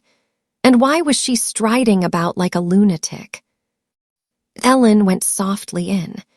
As she opened the hall door, Rosemary came out of the room. She was flushed and breathless. An atmosphere of stress and passion hung about her like a garment. "Why aren't you in bed, Rosemary?" demanded Ellen. "Come in here," said Rosemary intensely. "I want to tell you something." Ellen composedly removed her wraps and overshoes and followed her sister into the warm, fire-lighted room. She stood with her hand on the table and waited. She was looking very handsome herself, in her own grim, black-browed style. The new black velvet dress, with its train and V-neck, which she had made purposely for the party, became her stately, massive figure. She wore coiled around her neck the rich, heavy necklace of amber beads, which was a family heirloom. Her walk in the frosty air had stung her cheeks into a glowing scarlet, but her steel-blue eyes were as icy and unyielding as the sky of the winter night. She stood waiting in a silence which Rosemary could break only by a convulsive effort. "Ellen, Mr. Meredith was here this evening." "Yes." And he asked me to marry him." "So I expected. Of course you refused him." "No." "Rosemary." Ellen clenched her hands and took an involuntary step forward. "Do you mean to tell me that you accepted him?" "No, no." Ellen recovered her self-command. What did you do then? I asked him to give me a few days to think it over. I hardly see why that was necessary, said Ellen, coldly contemptuous, when there is only the one answer you can make him. Rosemary held out her hands beseechingly. Ellen, she said desperately, I love John Meredith. I want to be his wife. Will you set me free from that promise? No, said Ellen, merciless, because she was sick from fear. Ellen, listen, interrupted Ellen. I did not ask you for that promise. You offered it. I know, but I did not think then that I could ever care for anyone again. You offered it, went on Ellen unmovably. You promised it over our mother's Bible. It was more than a promise, it was an oath. Now you want to break it. I only asked you to set me free from it, Ellen. I will not do it. A promise is a promise in my eyes. I will not do it. Break your promise, be forsworn if you will, but it shall not be with any assent of mine. You are very hard on me, Ellen. Hard on you, and what of me? Have you ever given a thought to what my loneliness would be here if you left me? I could not bear it, I would go crazy. I cannot live alone. Haven't I been a good sister to you? Have I ever opposed any wish of yours? Haven't I indulged you in everything? Yes. Then why do you want to leave me for this man, whom you hadn't seen a year ago? I love him, Ellen. Love, you talk like a school miss instead of a middle-aged woman. He doesn't love you. He wants a housekeeper and a governess. You don't love him. You want to be Mrs. You are one of those weak-minded women who think it's a disgrace to be ranked as an old maid. That's all there is to it. Rosemary quivered. Ellen could not or would not understand. There was no use arguing with her. So you won't release me, Ellen? No, I won't. And I won't talk of it again. You promised and you've got to keep your word. That's all. Go to bed. Look at the time. You're all romantic and worked up. Tomorrow you'll be more sensible. At any rate, don't let me hear any more of this nonsense. Go. Rosemary went without another word, pale and spiritless. Ellen walked stormily about the room for a few minutes, then paused before the chair where St. George had been calmly sleeping through the whole evening. A reluctant smile overspread her dark face. There had been only one time in her life, the time of her mother's death, when Ellen had not been able to temper tragedy with comedy. Even in that long-ago bitterness, when Norman Douglas had, after a fashion, jilted her, she had laughed at herself quite as often as she had cried. I expect there will be some sulking, St. George. Yes, Saint, I expect we are in for a few unpleasant foggy days. Well, we will weather them through, George. We have dealt with foolish children before, Saint. Rosemary will sulk a while, and then she will get over it, and all will be as before, George. She promised, and she has got to keep her promise. And that is the last word on the subject I will say to you or her or anyone, Saint. But Ellen lay savagely awake till morning. There was no sulking, however. Rosemary was pale and quiet the next day, but beyond that Ellen could detect no difference in her. Certainly, she seemed to bear Ellen no grudge. It was stormy, so no mention was made of going to church. In the afternoon, Rosemary shut herself in her room and wrote a note to John Meredith. She could not trust herself to say no in person. She felt quite sure that if he suspected she was saying no, reluctantly he would not take it for an answer, and she could not face pleading or entreaty. She must make him think she cared nothing at all for him, and she could do that only by letter. She wrote him the stiffest, coolest little refusal imaginable. It was barely courteous. It certainly left no loophole of hope for the boldest lover, and John Meredith was anything but that. He shrank into himself, hurt and mortified, when he read Rosemary's letter the next day in his dusty study. But under his mortification, a dreadful realization presently made itself felt. He had thought he did not love Rosemary as deeply as he had loved Cecilia. Now, when he had lost her, he knew that he did.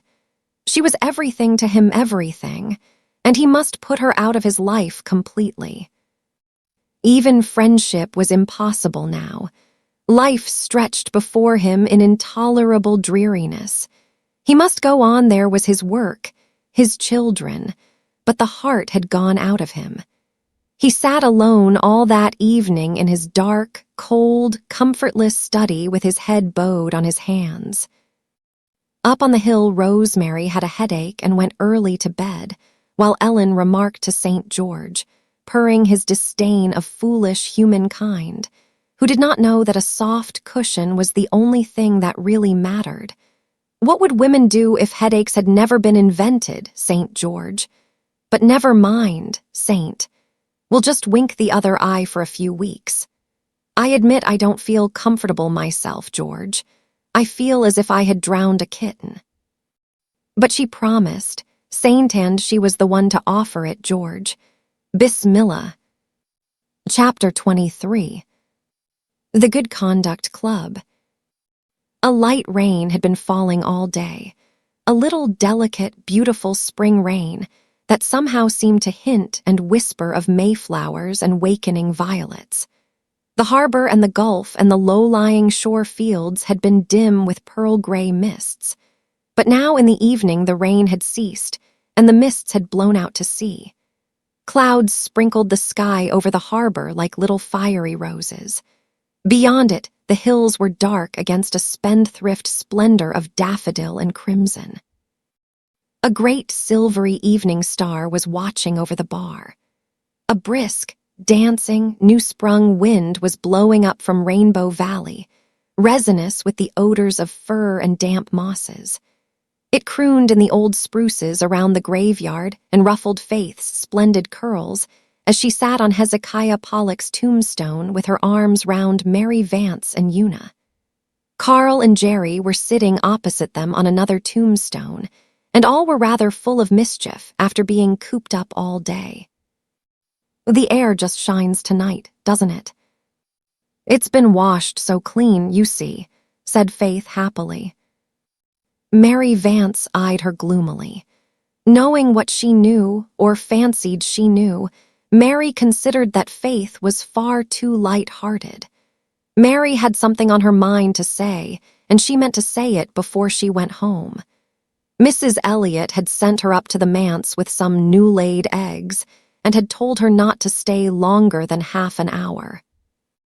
The half hour was nearly up, so Mary uncurled her cramped legs from under her and said abruptly, "Never mind about the air. Just you listen to me. You manse young ones have just got to behave yourselves better than you've been doing this spring. That's all there is to it. I just came up tonight a purpose to tell you so. The way people are talking about you is awful." "What have we been doing now?" cried Faith in amazement, pulling her arm away from Mary. Una's lips trembled and her sensitive little soul shrank within her. Mary was always so brutally frank. Jerry began to whistle out of bravado. He meant to let Mary see he didn't care for her tirades. Their behavior was no business of hers anyway. What right had she to lecture them on their conduct? "Doing now? You're doing all the time," retorted Mary. "Just as soon as the talk about one of your didos fades away, you do something else to start it up again.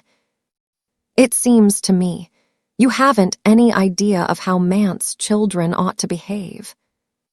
"Maybe you can tell us," said Jerry, killingly sarcastic. Sarcasm was quite thrown away on Mary. I can tell you what will happen if you don't learn to behave yourselves. The session will ask your father to resign. There now, Master Jerry Know-It-All. Mrs. Alec Davis said so to Mrs. Elliot. I heard her. I always have my ears pricked up when Mrs. Alec Davis comes to tea. She said you were all going from bad to worse, and that though it was only what was to be expected when you had nobody to bring you up, still the congregation couldn't be expected to put up with it much longer, and something would have to be done. The Methodists just laugh and laugh at you, and that hurts the Presbyterian feelings. She says you all need a good dose of birch tonic. Lord, if that would make folks good, I ought to be a young saint. I'm not telling you this because I want to hurt your feelings. I'm sorry for you. Mary was past mistress of the gentle art of condescension. I understand that you haven't much chance, the way things are, but other people don't make as much allowance as I do. Miss Drew says Carl had a frog in his pocket in Sunday school last Sunday, and it hopped out while she was hearing the lesson. She says she's going to give up the class. Why don't you keep your insects home? I popped it right back in again, said Carl. It didn't hurt anybody, a poor little frog, and I wish old Jane Drew would give up our class. I hate her. Her own nephew had a dirty plug of tobacco in his pocket and offered us fellows a chew when Elder Clow was praying. I guess that's worse than a frog. No, because frogs are more unexpected-like. They make more of a sensation. Besides, he wasn't caught at it. And then that praying competition you had last week has made a fearful scandal. Everybody is talking about it. Why, the Blythes were in that as well as us, cried Faith, indignantly. It was Nan Blythe who suggested it in the first place, and Walter took the prize. Well, you get the credit of it anyway. It wouldn't have been so bad if you hadn't had it in the graveyard. I should think a graveyard was a very good place to pray in, retorted Jerry. Deacon Hazard drove past when you were praying, said Mary, and he saw and heard you, with your hands folded over your stomach and groaning after every sentence. He thought you were making fun of him. So I was, declared unabashed Jerry. Only I didn't know he was going by, of course. That was just a mean accident. I wasn't praying in real earnest. I knew I had no chance of winning the prize, so I was just getting what fun I could out of it. Walter Blythe can pray bully. Why, he can pray as well as Dad. Una is the only one of us who really likes praying, said Faith pensively. Well, if praying scandalizes people so much we mustn't do it anymore, sighed Una. Shucks, you can pray all you want to, only not in the graveyard, and don't make a game of it. That was what made it so bad, that, and having a tea party on the tombstones. We hadn't. Well, a soap bubble party then. You had something. The Over Harbor people swear you had a tea party, but I'm willing to take your word. And you used this tombstone as a table. Well, Martha wouldn't let us blow bubbles in the house. She was awful cross that day, explained Jerry. And this old slab made such a jolly table. Weren't they pretty? Cried Faith, her eyes sparkling over the remembrance. They reflected the trees and the hills and the harbor like little fairy worlds. And when we shook them loose, they floated away down to Rainbow Valley. All but one, and it went over and bust up on the Methodist spire, said Carl. I'm glad we did it once anyhow, before we found out it was wrong, said Faith. It wouldn't have been wrong to blow them on the lawn, said Mary impatiently. Seems like I can't knock any sense into your heads. You've been told often enough you shouldn't play in the graveyard. The Methodists are sensitive about it. We forget, said Faith dolefully. And the lawn is so small and so caterpillary, and so full of shrubs and things.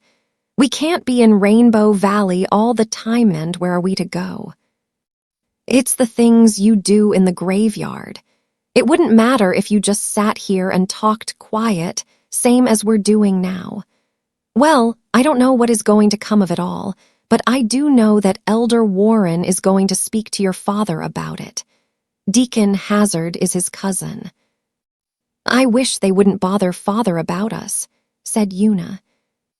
Well, people think he ought to bother himself about you a little more. I understand him. He's a child in some ways himself. That's what he is, and needs someone to look after him as bad as you do. Well, perhaps he'll have someone before long if all tales are true.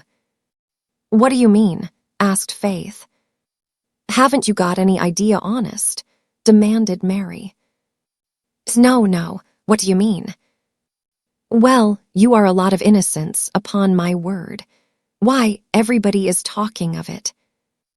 Your father goes to see Rosemary West. She is going to be your stepmother.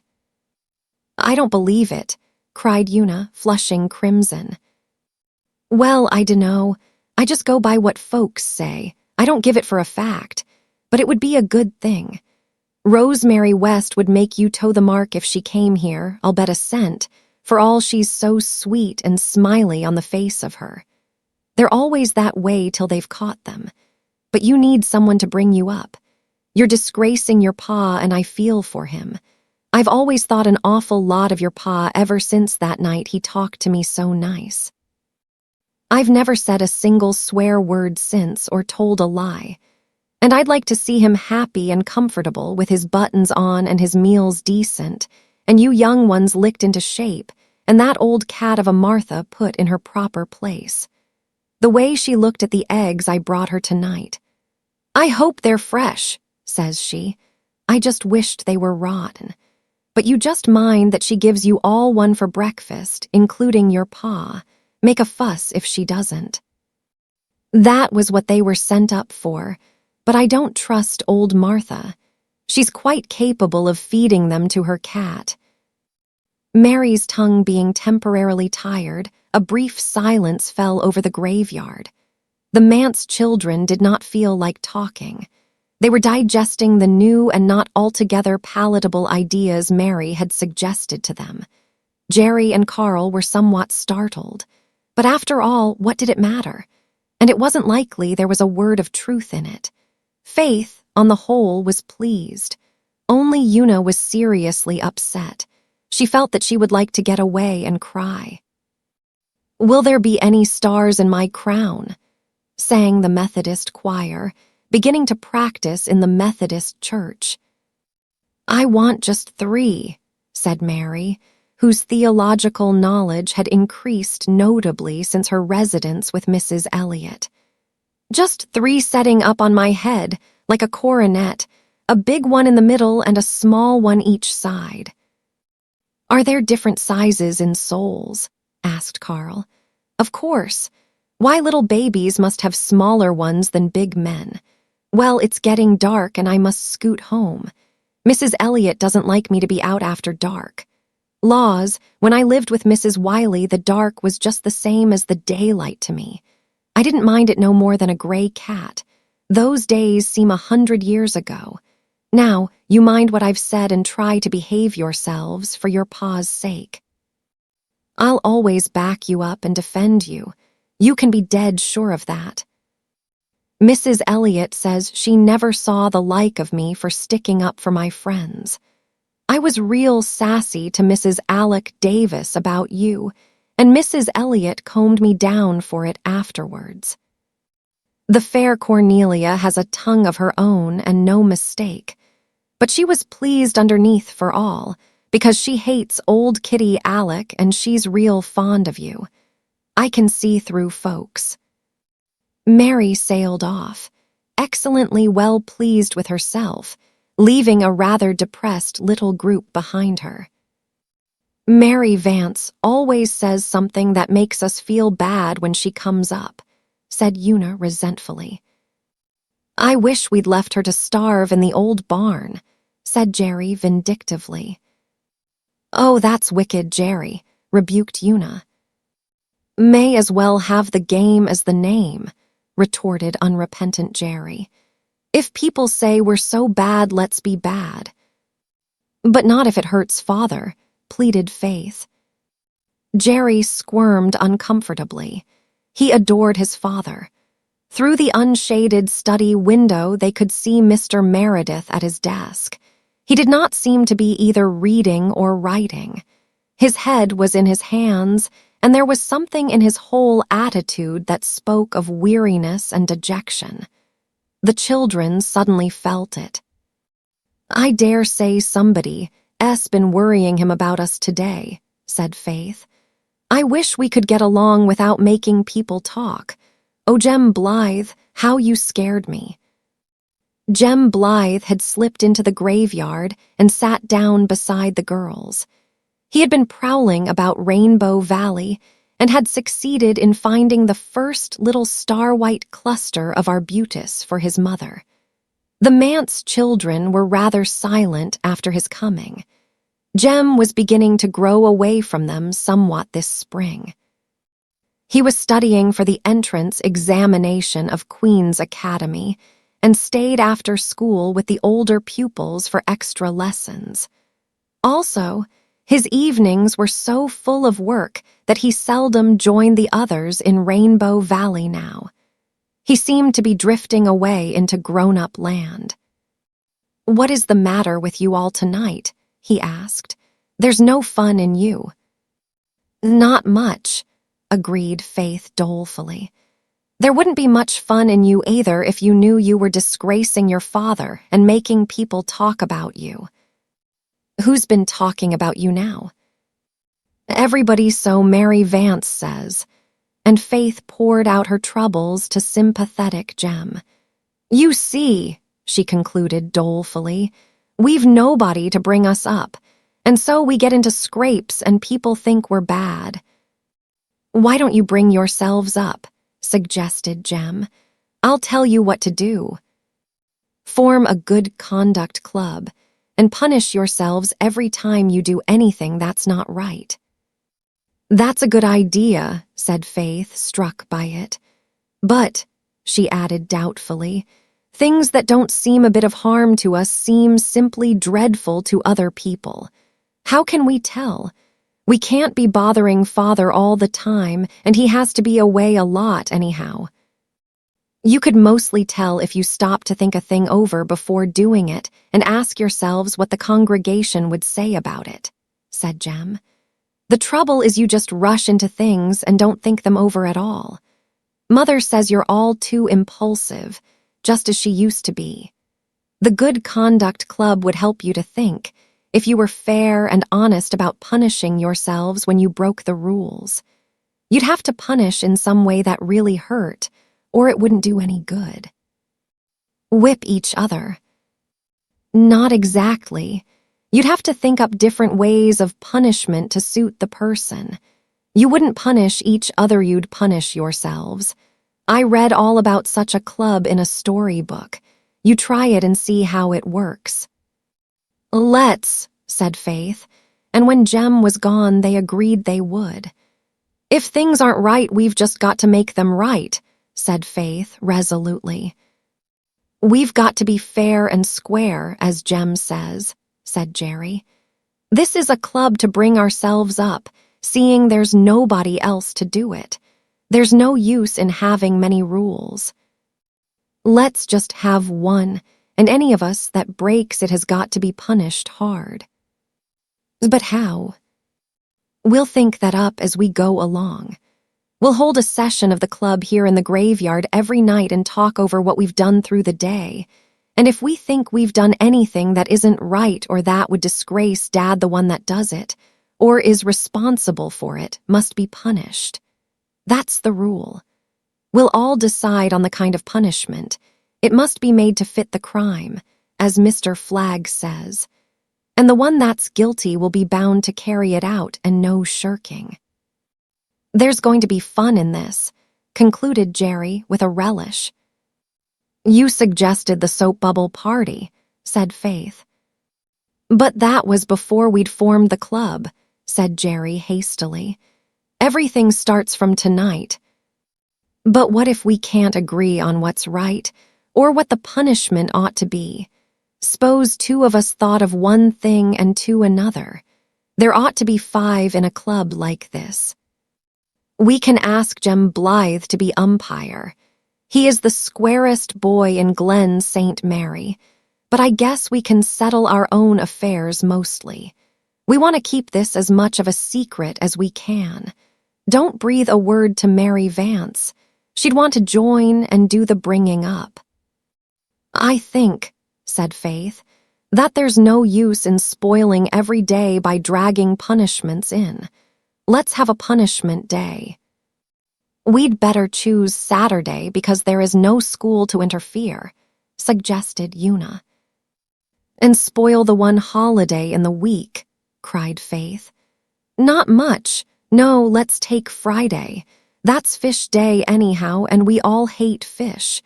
We may as well have all the disagreeable things in one day. Then other days we can go ahead and have a good time. Nonsense, said Jerry authoritatively. Such a scheme wouldn't work at all. We'll just punish ourselves as we go along and keep a clear slate. Now we all understand, don't we? This is a good conduct club for the purpose of bringing ourselves up. We agree to punish ourselves for bad conduct and always to stop before we do anything, no matter what, and ask ourselves if it is likely to hurt Dad in any way, and anyone who shirks is to be cast out of the club and never allowed to play with the rest of us in Rainbow Valley again. Jem Blythe to be umpire in case of disputes. No more taking bugs to Sunday school, Carl, and no more chewing gum in public, if you please, Miss Faith. No more making fun of elders praying or going to the Methodist prayer meeting, retorted Faith. Why, it isn't any harm to go to the Methodist prayer meeting, protested Jerry in amazement. Mrs. Elliot says it is. She says Manse children have no business to go anywhere but to Presbyterian things. Darn it, I won't give up going to the Methodist prayer meeting, cried Jerry. It's 10 times more fun than ours is. You said a naughty word, cried Faith. Now you've got to punish yourself. Not till it's all down in black and white. We're only talking the club over. It isn't really formed until we've written it out and signed it. There's got to be a constitution and bylaws. And you know there's nothing wrong in going to a prayer meeting. But it's not only the wrong things we're to punish ourselves for, but anything that might hurt Father. It won't hurt anybody. You know Mrs. Elliot is cracked on the subject of Methodists. Nobody else makes any fuss about my going. I always behave myself. You ask Jem or Mrs. Blythe and see what they say. I'll abide by their opinion. I'm going for the paper now, and I'll bring out the lantern and we'll all sign.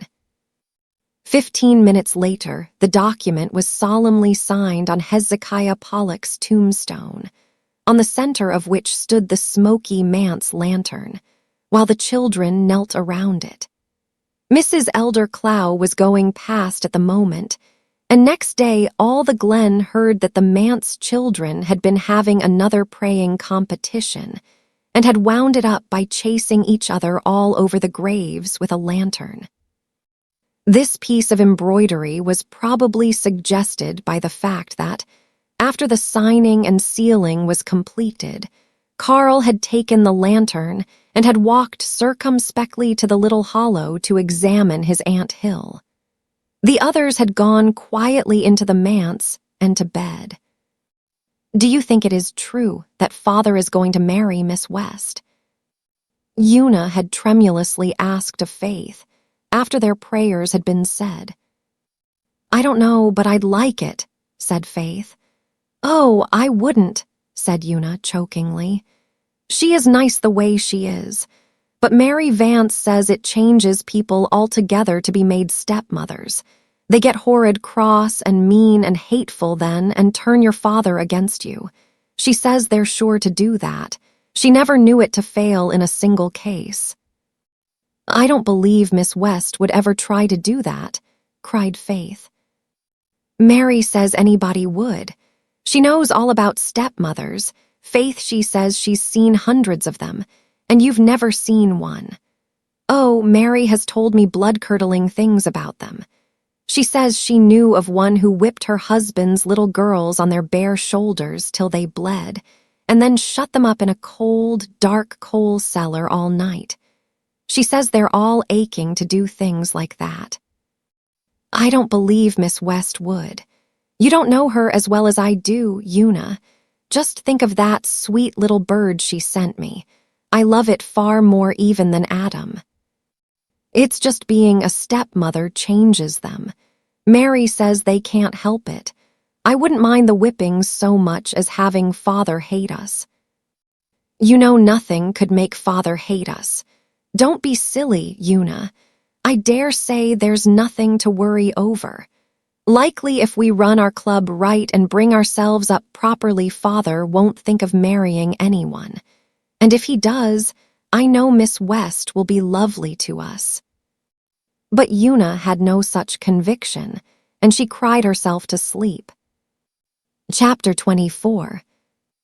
A Charitable Impulse. For a fortnight things ran smoothly in the Good Conduct Club. It seemed to work admirably. Not once was Jem Blythe called in as umpire. Not once did any of the manse children set the Glen gossips by the ears. As for their minor peccadillos at home, they kept sharp tabs on each other and gamely underwent their self-imposed punishment, generally a voluntary absence from some gay Friday night frolic in Rainbow Valley, or a sojourn in bed on some spring evening when all young bones ached to be out and away.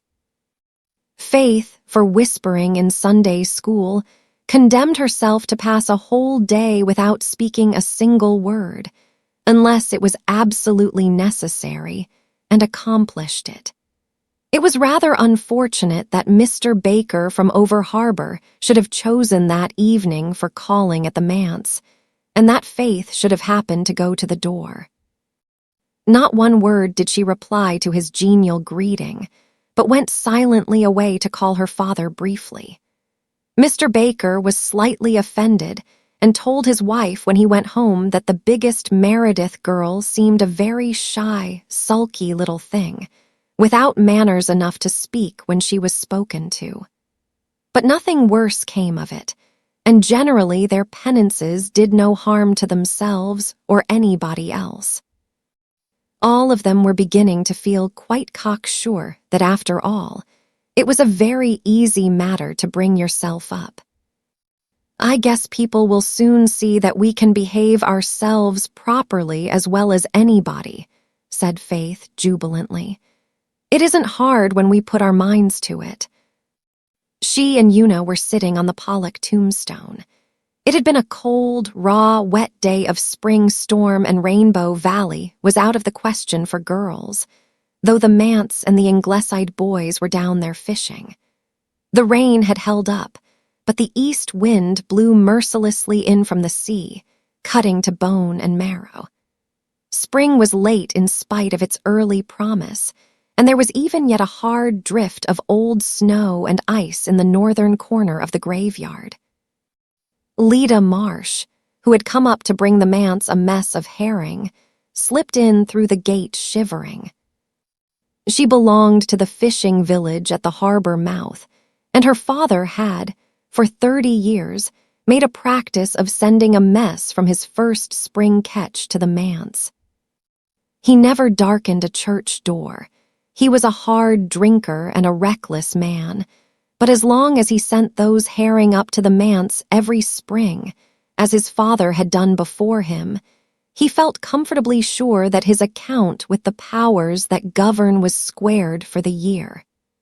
He would not have expected a good mackerel catch if he had not so sent the first fruits of the season. Lida was a mite of 10 and looked younger, because she was such a small, wizened little creature. Tonight, as she sidled boldly enough up to the manse girls, she looked as if she had never been warm since she was born.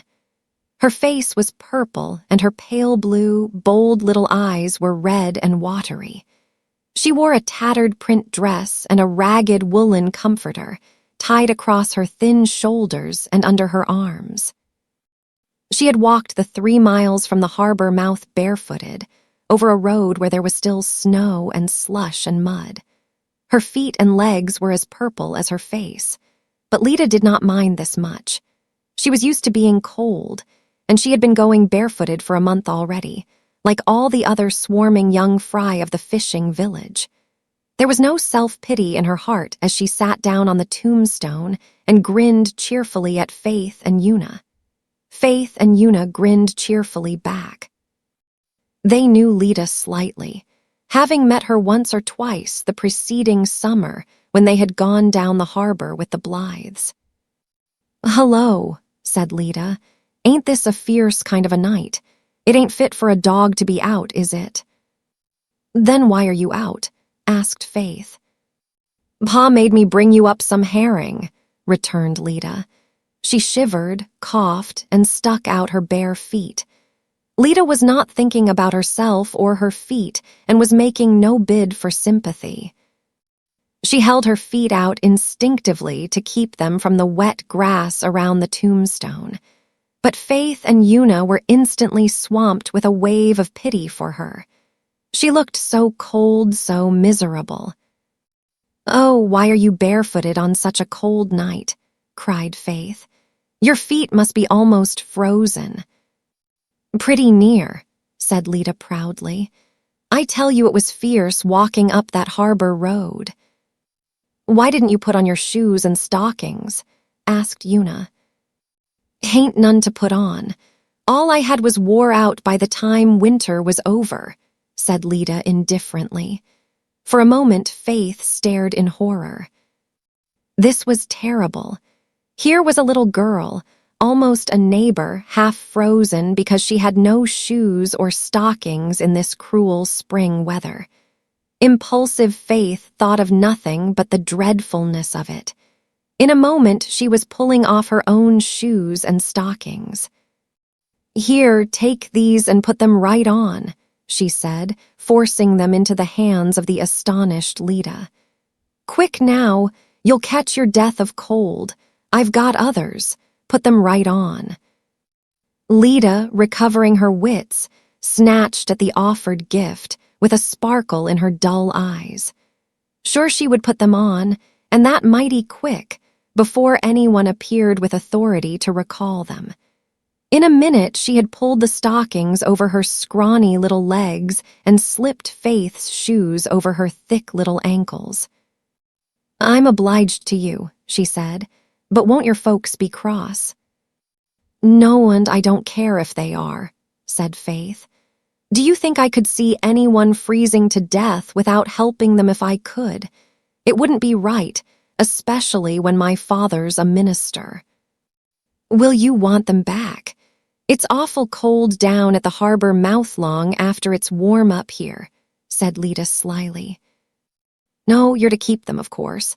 That is what I meant when I gave them. I have another pair of shoes and plenty of stockings." Lida had meant to stay a while and talk to the girls about many things, but now she thought she had better get away before somebody came and made her yield up her booty.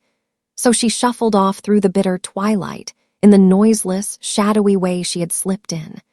As soon as she was out of sight of the manse, she sat down, took off the shoes and stockings, and put them in her herring basket.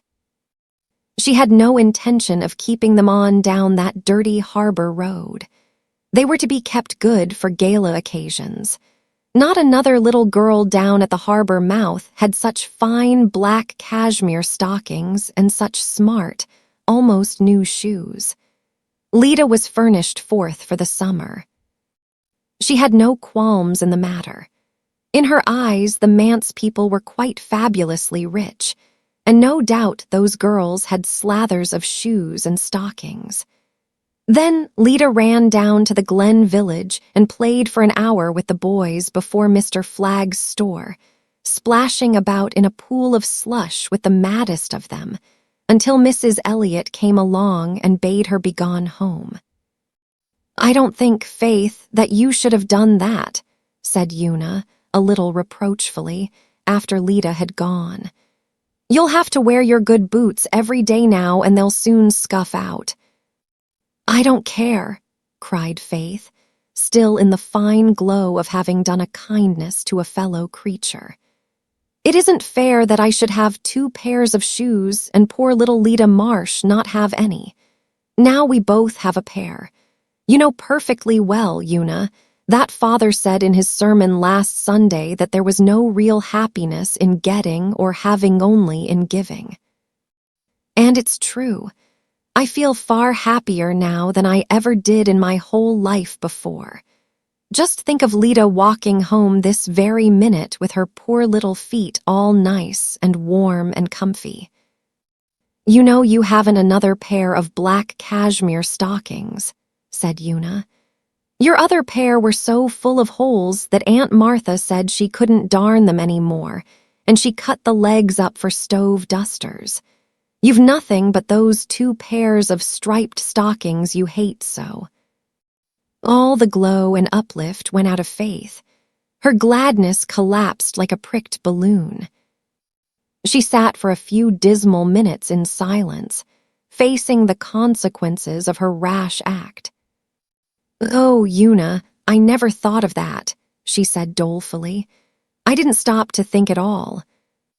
The striped stockings were thick, heavy, coarse, ribbed stockings of blue and red, which Aunt Martha had knit for Faith in the winter.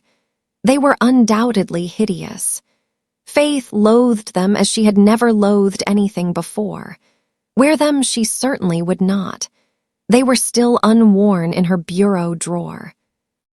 "You'll have to wear the striped stockings after this," said Una. "Just think how the boys in school will laugh at you.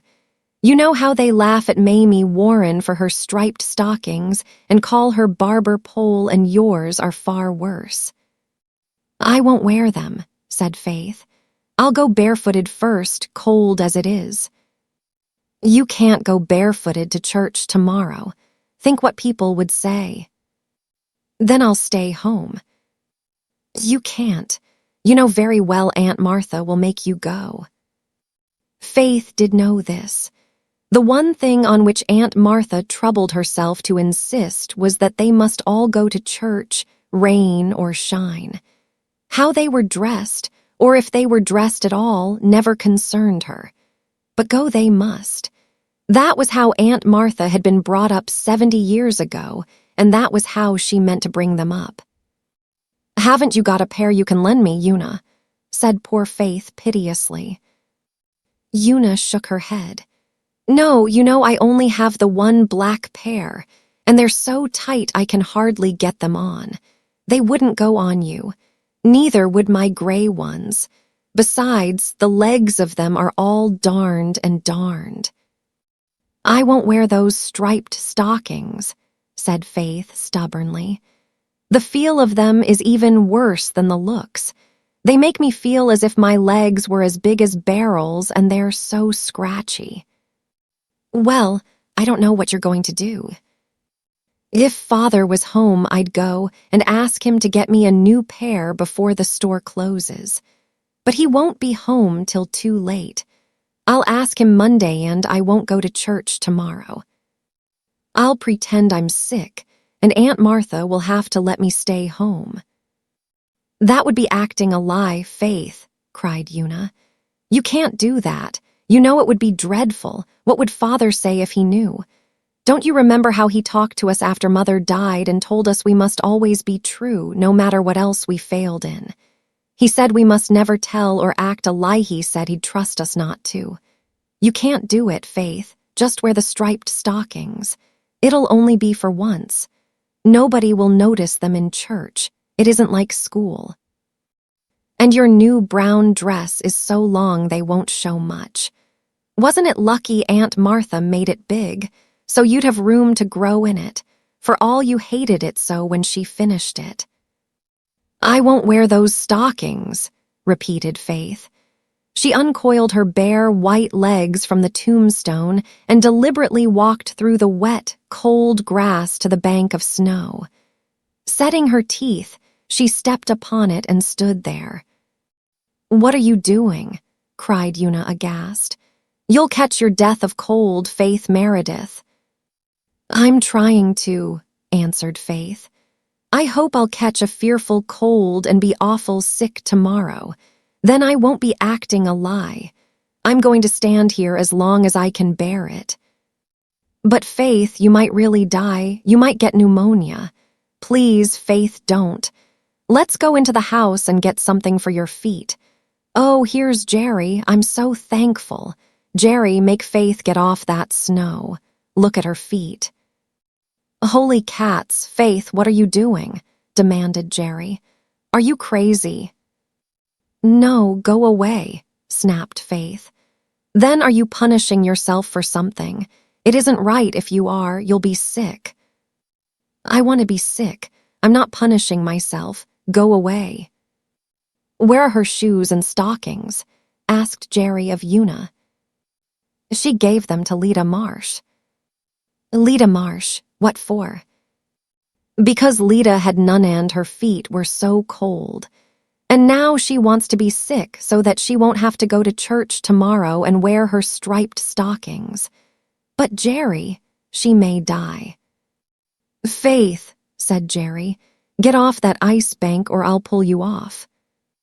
"Pull away," dared Faith. Jerry sprang at her and caught her arms. He pulled one way and Faith pulled another. Una ran behind Faith and pushed.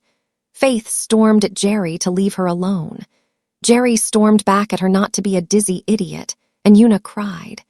They made no end of noise, and they were close to the road fence of the graveyard. Henry Warren and his wife drove by and heard and saw them. Very soon the Glen heard that the manse children had been having an awful fight in the graveyard and using most improper language. Meanwhile, Faith had allowed herself to be pulled off the ice because her feet were aching so sharply that she was ready to get off anyway. They all went in amiably and went to bed. Faith slept like a cherub and woke in the morning without a trace of a cold. She felt that she couldn't feign sickness and act a lie after remembering that long-ago talk with her father. But she was still as fully determined as ever that she would not wear those abominable stockings to church. Chapter 25. Another Scandal and Another Explanation. Faith went early to Sunday school and was seated in the corner of her class pew before anyone came. Therefore, the dreadful truth did not burst upon anyone until Faith left the class pew near the door to walk up to the manse pew after Sunday school.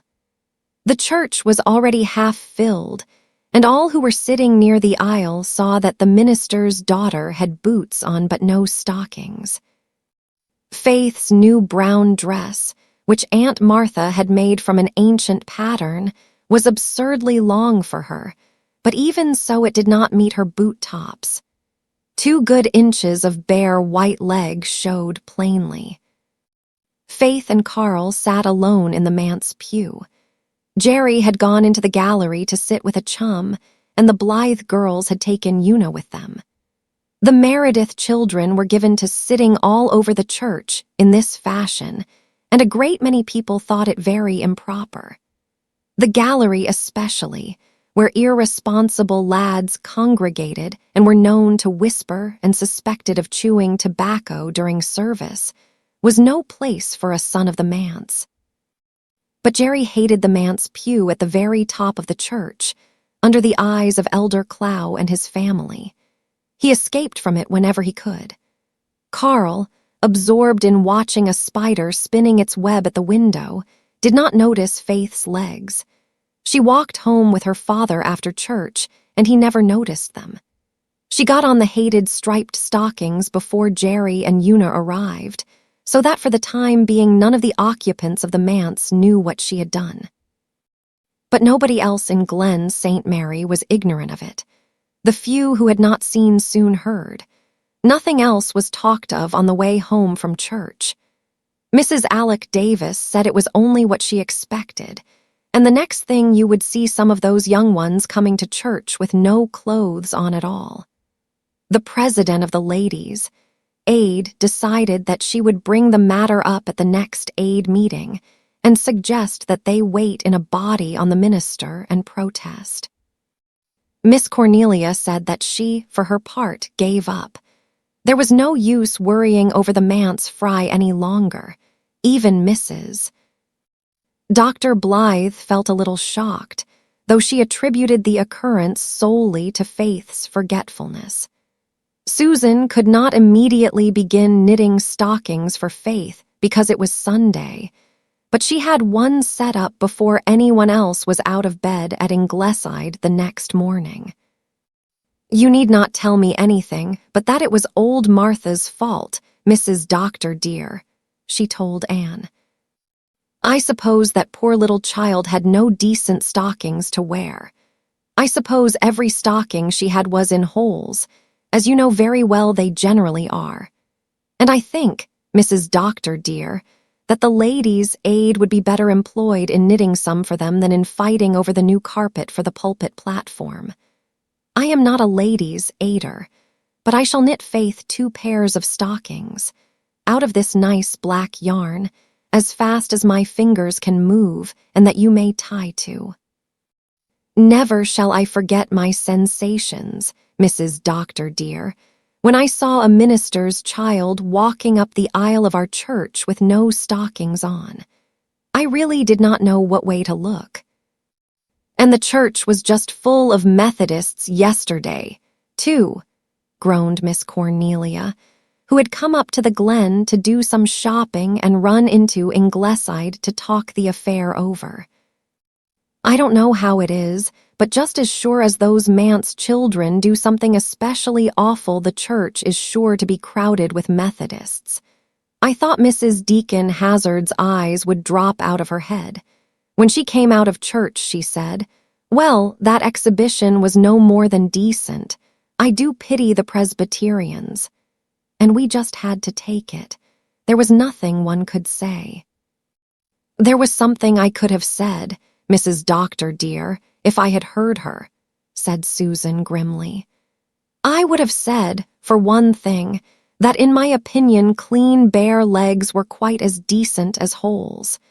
And I would have said, for another, that the Presbyterians did not feel greatly in need of pity seeing that they had a minister who could preach, and the Methodists had not. I could have squelched Mrs. Deacon Hazard, Mrs. Doctor dear, and that you may tie to. I wish Mr. Meredith didn't preach quite so well and looked after his family a little better," retorted Miss Cornelia. "He could at least glance over his children before they went to church and see that they were quite properly clothed. I'm tired making excuses for him, believe me." Meanwhile, Faith's soul was being harrowed up in Rainbow Valley. Mary Vance was there and, as usual, in a lecturing mood. She gave Faith to understand that she had disgraced herself and her father beyond redemption, and that she, Mary Vance, was done with her. Everybody was talking, and everybody said the same thing. "I simply feel that I can't associate with you any longer," she concluded. "We are going to associate with her then," cried Nan Blythe. Nan secretly thought Faith had done an awful thing, but she wasn't going to let Mary Vance run matters in this high-handed fashion. "And if you are not, you needn't come any more to Rainbow Valley, Miss Vance." Nan and Di both put their arms around Faith and glared defiance at Mary.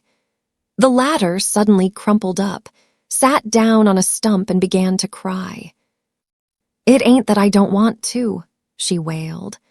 "But if I keep in with Faith, people will be saying I put her up to doing things. Some are saying it now, true as you live. I can't afford to have such things said of me, now that I'm in a respectable place and trying to be a lady. And I never went bare-legged in church in my toughest days. I'd never have thought of doing such a thing. But that hateful old kitty Alex says Faith has never been the same girl since that time I stayed in the manse. She says Cornelia Elliott will live to rue the day she took me in. It hurts my feelings, I tell you, but it's Mr. Meredith I'm really worried over. I think you needn't worry about him, said Di scornfully. It isn't likely necessary. Now, Faith, darling, stop crying and tell us why you did it. Faith explained tearfully. The Blythe girls sympathized with her, and even Mary Vance agreed that it was a hard position to be in. But Jerry, on whom the thing came like a thunderbolt, refused to be placated. So this was what some mysterious hints he had got in school that day meant.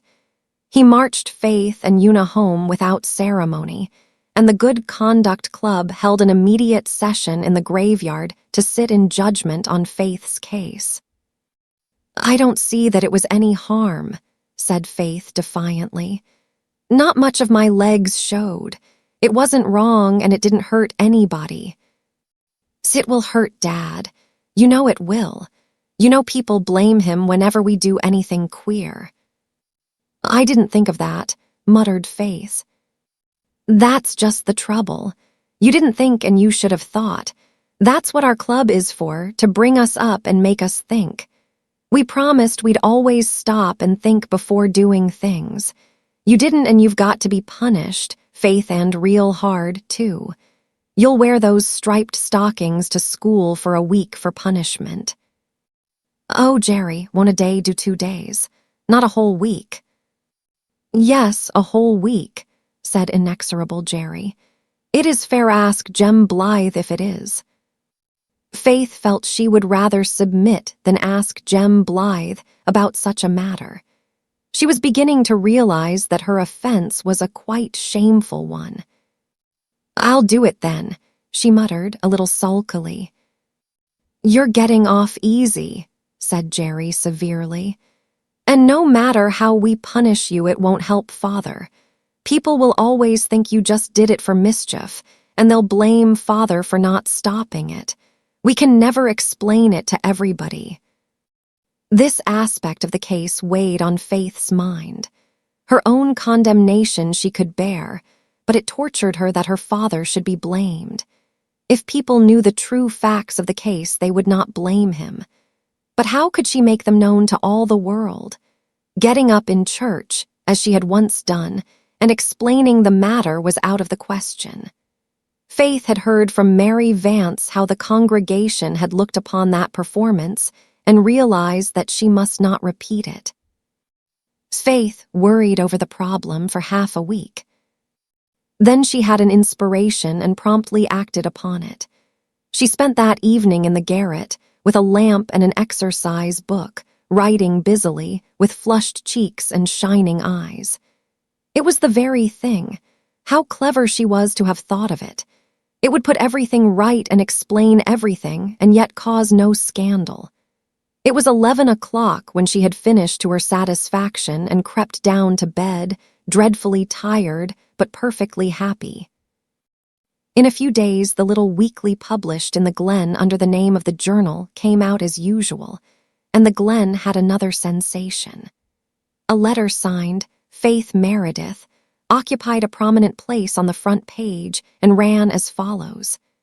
To whom it may concern, I want to explain to everybody how it was I came to go to church without stockings on, so that everybody will know that Father was not to blame one bit for it, and the old gossips need not say he is, because it is not true. I gave my only pair of black stockings to Lita Marsh, because she hadn't any and her poor little feet were awful cold, and I was so sorry for her. No child ought to have to go without shoes and stockings in a Christian community before the snow is all gone, and I think the Woman's Foreign Missionary Society ought to have given her stockings. Of course, I know they are sending things to the little heathen children, and that is all right and a kind thing to do. But the little heathen children have lots more warm weather than we have, and I think the women of our church ought to look after Lida and not leave it all to me. When I gave her my stockings, I forgot they were the only black pair I had without holes, but I am glad I did give them to her, because my conscience would have been uncomfortable if I hadn't. When she had gone away, looking so proud and happy, the poor little thing, I remembered that all I had to wear were the horrid red and blue things Aunt Martha knit last winter for me out of some yarn that Mrs. Joseph Burr of Upper Glen sent us. It was dreadfully coarse yarn and all knots, and I never saw any of Mrs. Burr's own children wearing things made of such yarn. But Mary Vance says Mrs. Burr gives the minister stuff that she can't use or eat herself, and thinks it ought to go as part of the salary her husband signed to pay, but never does. I just couldn't bear to wear those hateful stockings. They were so ugly and rough and felt so scratchy. Everybody would have made fun of me.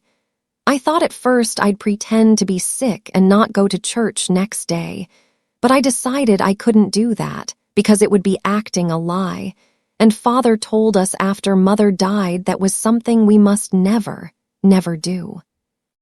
It is just as bad to act a lie as to tell one, though I know some people, right here in the Glen, who act them and never seem to feel a bit bad about it. I will not mention any names, but I know who they are, and so does Father. Then I tried my best to catch cold and really be sick by standing on the snowbank in the Methodist graveyard with my bare feet until Jerry pulled me off. But it didn't hurt me a bit, and so I couldn't get out of going to church. So I just decided I would put my boots on and go that way. I can't see why it was so wrong, and I was so careful to wash my legs just as clean as my face. But anyway, Father wasn't to blame for it. He was in the study thinking of his sermon and other heavenly things, and I kept out of his way before I went to Sunday school. Father does not look at people's legs in church, so of course he did not notice mine, but all the gossips did and talked about it, and that is why I am writing this letter to the journal to explain. I suppose I did very wrong, since everybody says so, and I am sorry, and I am wearing those awful stockings to punish myself. Although Father bought me 2 nice new black pairs as soon as Mr. Flagg's store opened on Monday morning. But it was all my fault, and if people blame Father for it after they read this, they are not Christians, and so I do not mind what they say. There is another thing I want to explain about before I stop. Mary Vance told me that Mr. Evan Boyd is blaming the Lou Baxters for stealing potatoes out of his field last fall. They did not touch his potatoes. They are very poor, but they are honest. It was us who did it. Jerry and Carl and Una was not with us at the time. We never thought it was stealing. We just wanted a few potatoes to cook over a fire in Rainbow Valley one evening to eat with our fried trout. Mr. Boyd's field was the nearest, just between the valley and the village, so we climbed over his fence and pulled up some stalks. The potatoes were awful small, because Mr. Boyd did not put enough fertilizer on them, and we had to pull up a lot of stalks before we got enough, and then they were not much bigger than marbles. Walter and Di Blythe helped us eat them, but they did not come along until we had them cooked and did not know where we got them, so they were not to blame at all, only us. We didn't mean any harm, but if it was stealing, we are very sorry and we will pay Mr. Boyd for them if he will wait until we grow up. We never have any money now because we are not big enough to earn any, and Aunt Martha says it takes every cent of poor Father's salary, even when it is paid up regularly, and it isn't often, to run this house. But Mr. Boyd must not blame the Lou Baxters anymore when they were quite innocent and give them a bad name. Yours respectfully, Faith Meredith. Chapter 26. Miss Cornelia gets a new point of view. Susan, after I'm dead, I'm going to come back to earth every time when the daffodils blow in this garden, said Anne rapturously. Nobody may see me, but I'll be here. If anybody is in the garden at the time, I think I'll come on an evening just like this, but it might be just at dawn. A lovely, pale pinky spring dawn. They'll just see the daffodils nodding wildly as if an extra gust of wind had blown past them, but it will be I. Indeed, Mrs. Doctor dear, you will not be thinking of flaunting worldly things like daffodils after you are dead, said Susan. And I do not believe in ghosts, seen or unseen. Oh, Susan, I shall not be a ghost. That has such a horrible sound. I shall just be me. And I shall run around in the twilight, whether it is morning or evening, and see all the spots I love. Do you remember how badly I felt when I left our little house of dreams, Susan? I thought I could never love Ingleside so well. But I do. I love every inch of the ground and every stick and stone on it. I am rather fond of the place myself, said Susan, who would have died if she had been removed from it. But we must not set our affections too much on earthly things, Mrs. Doctor dear. There are such things as fires and earthquakes. We should always be prepared. The Tom McAllisters over harbor were burned out 3 nights ago. Some say Tom McAllister set the house on fire himself to get the insurance. That may or may not be, but I advise the doctor to have our chimneys seen to at once. An ounce of prevention is worth a pound of cure. But I see Mrs. Marshall Elliott coming in at the gate, looking as if she had been sent for and couldn't go. Anne dearie, have you seen the journal today? Miss Cornelia's voice was trembling, partly from emotion, partly from the fact that she had hurried up from the store too fast and lost her breath. Anne bent over the daffodils to hide a smile. She and Gilbert had laughed heartily and heartlessly over the front page of the journal that day, but she knew that to dear Miss Cornelia it was almost a tragedy, and she must not wound her feelings by any display of levity. "Isn't it dreadful? What is to be done?" asked Miss Cornelia despairingly. Miss Cornelia had vowed that she was done with worrying over the pranks of the manse children, but she went on worrying just the same. Anne led the way to the veranda, where Susan was knitting, with Shirley and Rilla conning their primers on either side. Susan was already on her second pair of stockings for Faith. Susan never worried over poor humanity. She did what in her lay for its betterment, and serenely left the rest to the higher powers.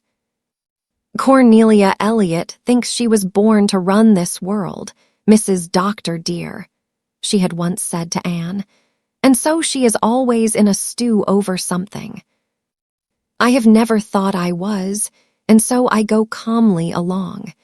Not but what it has sometimes occurred to me that things might be run a little better than they are. But it is not for us poor worms to nourish such thoughts. They only make us uncomfortable and do not get us anywhere." "I don't see that anything can be done now," said Anne, pulling out a nice, cushiony chair for Miss Cornelia. "But how in the world did Mr. Vickers allow that letter to be printed? Surely he should have known better." "Why, he's away, Anne dearie, he's been away to New Brunswick for a week. And that young scalawag of a Joe Vickers is editing the journal in his absence. Of course, Mr. Vickers would never have put it in, even if he is a Methodist, but Joe would just think it a good joke. As you say, I don't suppose there is anything to be done now, only live it down. But if I ever get Joe Vickers cornered somewhere, I'll give him a talking till he won't forget in a hurry. I wanted Marshall to stop our subscription to the journal instantly, but he only laughed and said that today's issue was the only one that had had anything readable in it for a year. Marshall never will take anything seriously, just like a man. Fortunately, Evan Boyd is like that too. He takes it as a joke and is laughing all over the place about it. And he's another Methodist. As for Mrs. Burr of Upper Glen, of course she will be furious and they will leave the church. Not that it will be a great loss from any point of view.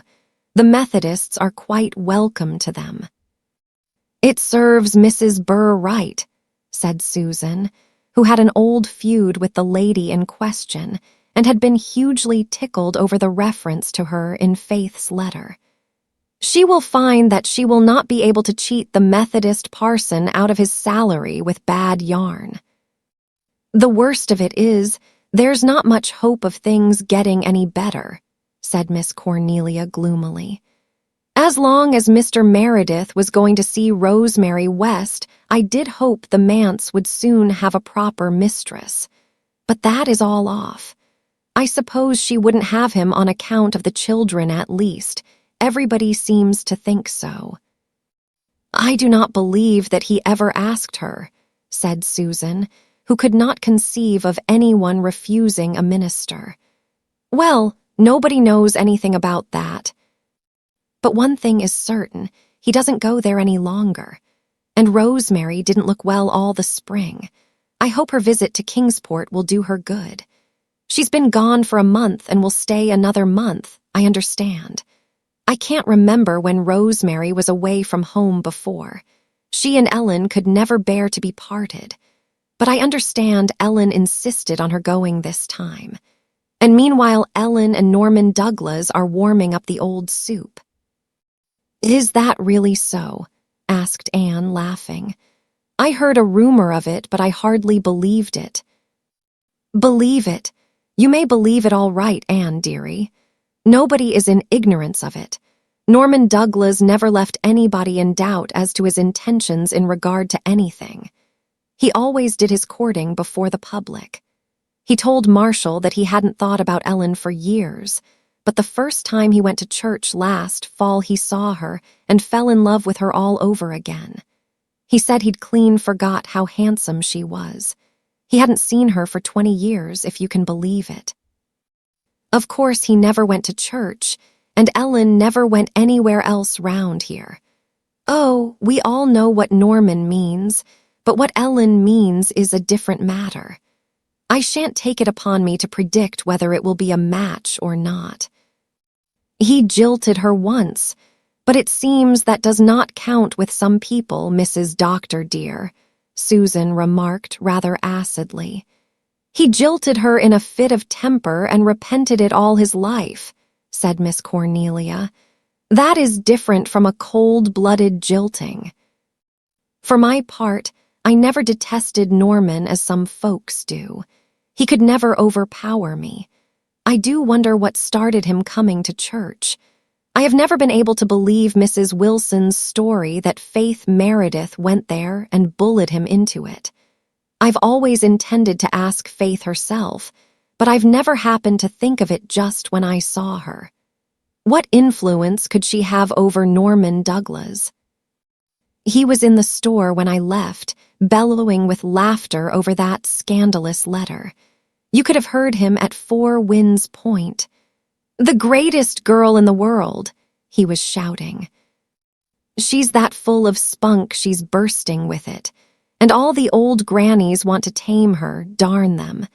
But they'll never be able to do it, never. They might as well try to drown a fish. Boyd, see that you put more fertilizer on your potatoes next year. Ho, ho, ho. And then he laughed till the roof shook. Mr. Douglas pays well to the salary, at least, remarked Susan. Oh, Norman isn't mean in some ways. He'd give 1,000 without blinking a lash, and roar like a bull of Bashan if he had to pay 5 cents too much for anything. Besides, he likes Mr. Meredith's sermons, and Norman Douglas was always willing to shell out if he got his brains tickled up. There is no more Christianity about him than there is about a black, naked heathen in Africa, and never will be. But he's clever and well-read, and he judges sermons as he would lectures. Anyhow, it's well he backs up Mr. Meredith and the children as he does, for they'll need friends more than ever after this. I am tired of making excuses for them, believe me. Do you know, dear Miss Cornelia, said Anne seriously, I think we have all been making too many excuses. It is very foolish and we ought to stop it. I am going to tell you what I would like to do. I shan't do it. Of course, Anne had noted a glint of alarm in Susan's eye. It would be too unconventional, and we must be conventional or die after we reach what is supposed to be a dignified age. But I would like to do it.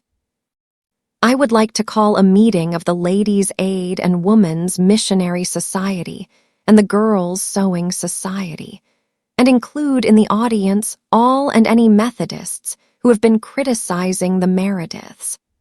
Although I do think if we Presbyterians stopped criticizing and excusing, we would find that other denominations would trouble themselves very little about our manse folks. I would say to them, dear Christian friends, with marked emphasis on Christian, I have something to say to you, and I want to say it good and hard, that you may take it home and repeat it to your families. You Methodists need not pity us, and we Presbyterians need not pity ourselves. We are not going to do it anymore, and we are going to say, boldly and truthfully, to all critics and sympathizers, we are proud of our minister and his family. Mr. Meredith is the best preacher Glen St. Mary Church ever had. Moreover, he is a sincere, earnest teacher of truth and Christian charity. He is a faithful friend, a judicious pastor in all essentials, and a refined, scholarly, well-bred man. His family are worthy of him. Gerald Meredith is the cleverest pupil in the Glen School, and Mr. Hazard says that he is destined to a brilliant career. He is a manly, honorable, truthful little fellow. Faith Meredith is a beauty, and as inspiring and original as she is beautiful. There is nothing commonplace about her. All the other girls in the Glen put together haven't the vim and wit and joyousness and spunk she has. She has not an enemy in the world. Everyone who knows her loves her. Of how many, children or grown-ups, can that be said? Una Meredith is sweetness personified. She will make a most lovable woman. Carl Meredith, with his love for ants and frogs and spiders, will someday be a naturalist whom all Canada, all the world, will delight to honor. Do you know of any other family in the Glen, or out of it, of whom all these things can be said? Away with shame-faced excuses and apologies. We rejoice in our minister, and his splendid boys and girls. Anne stopped, partly because she was out of breath after her vehement speech, and partly because she could not trust herself to speak further in view of Miss Cornelia's face. That good lady was staring helplessly at Anne, apparently engulfed in billows of new ideas. But she came up with a gasp and struck out for shore gallantly. Anne Blythe, I wish you would call that meeting and say just that. You've made me ashamed of myself, for one, and far be it from me to refuse to admit it. Of course, that is how we should have talked, especially to the Methodists. And it's every word of it true, every word. We've just been shutting our eyes to the big worthwhile things and squinting them on the little things that don't really matter a pin's worth. Oh, Anne dearie, I can see a thing when it's hammered into my head. No more apologizing for Cornelia Marshall. I shall hold my head up after this, believe me, though I may talk things over with you as usual just to relieve my feelings if the Merediths do any more startling stunts.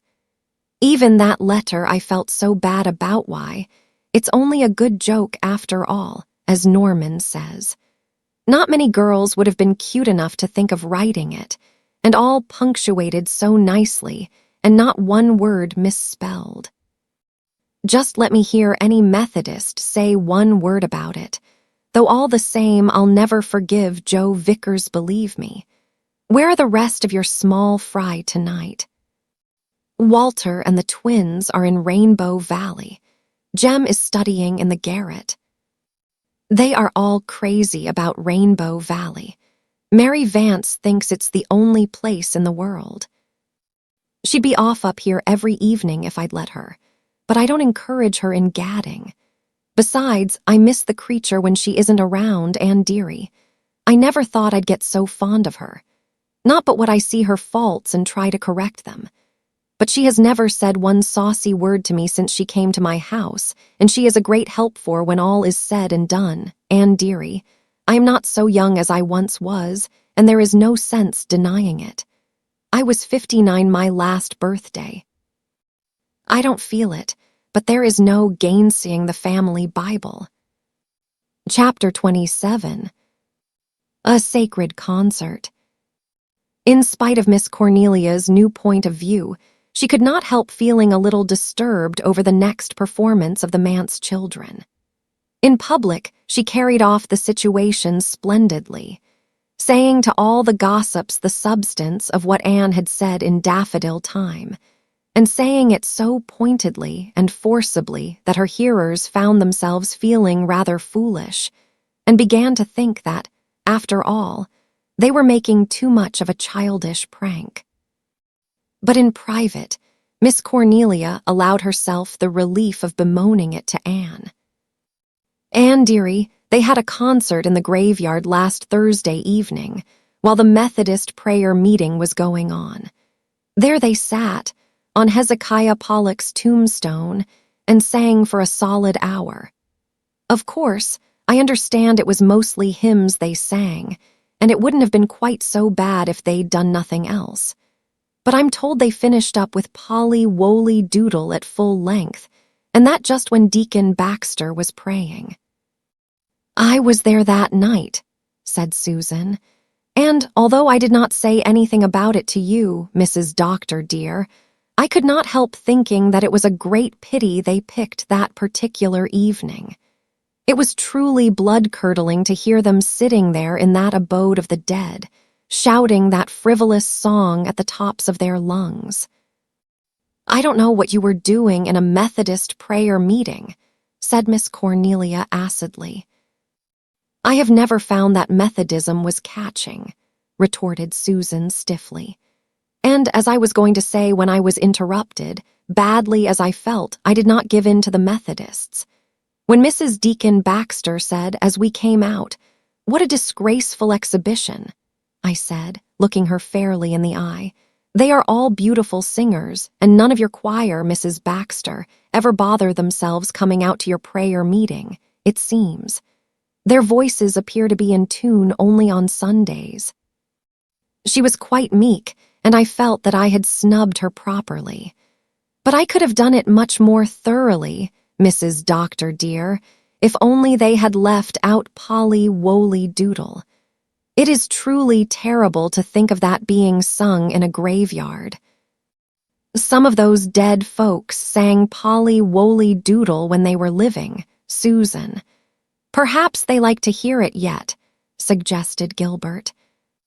Miss Cornelia looked at him reproachfully and made up her mind that, on some future occasion, she would hint to Anne that the doctor should be admonished not to say such things. They might injure his practice. People might get it into their heads that he wasn't orthodox. To be sure, Marshall said even worse things habitually, but then he was not a public man. I understand that their father was in his study all the time with his windows open, but never noticed them at all. Of course, he was lost in a book as usual, but I spoke to him about it yesterday when he called. How could you dare, Mrs. Marshall Elliott? Asked Susan rebukingly. Dare? It's time somebody dared something. Why, they say he knows nothing about that letter of faith, S to the Journal, because nobody liked to mention it to him. He never looks at a journal, of course, but I thought he ought to know of this to prevent any such performances in future. He said he would discuss it with them. But of course, he'd never think of it again after he got out of our gate. That man has no sense of humor, Anne, believe me. He preached last Sunday on how to bring up children. A beautiful sermon it was, too, and everybody in church thinking, what a pity you can't practice what you preach. Miss Cornelia did Mr. Meredith an injustice in thinking he would soon forget what she had told him. He went home much disturbed, and when the children came from Rainbow Valley that night, at a much later hour than they should have been prowling in it, he called them into his study. They went in, somewhat awed. It was such an unusual thing for their father to do. What could he be going to say to them? They racked their memories for any recent transgression of sufficient importance, but could not recall any.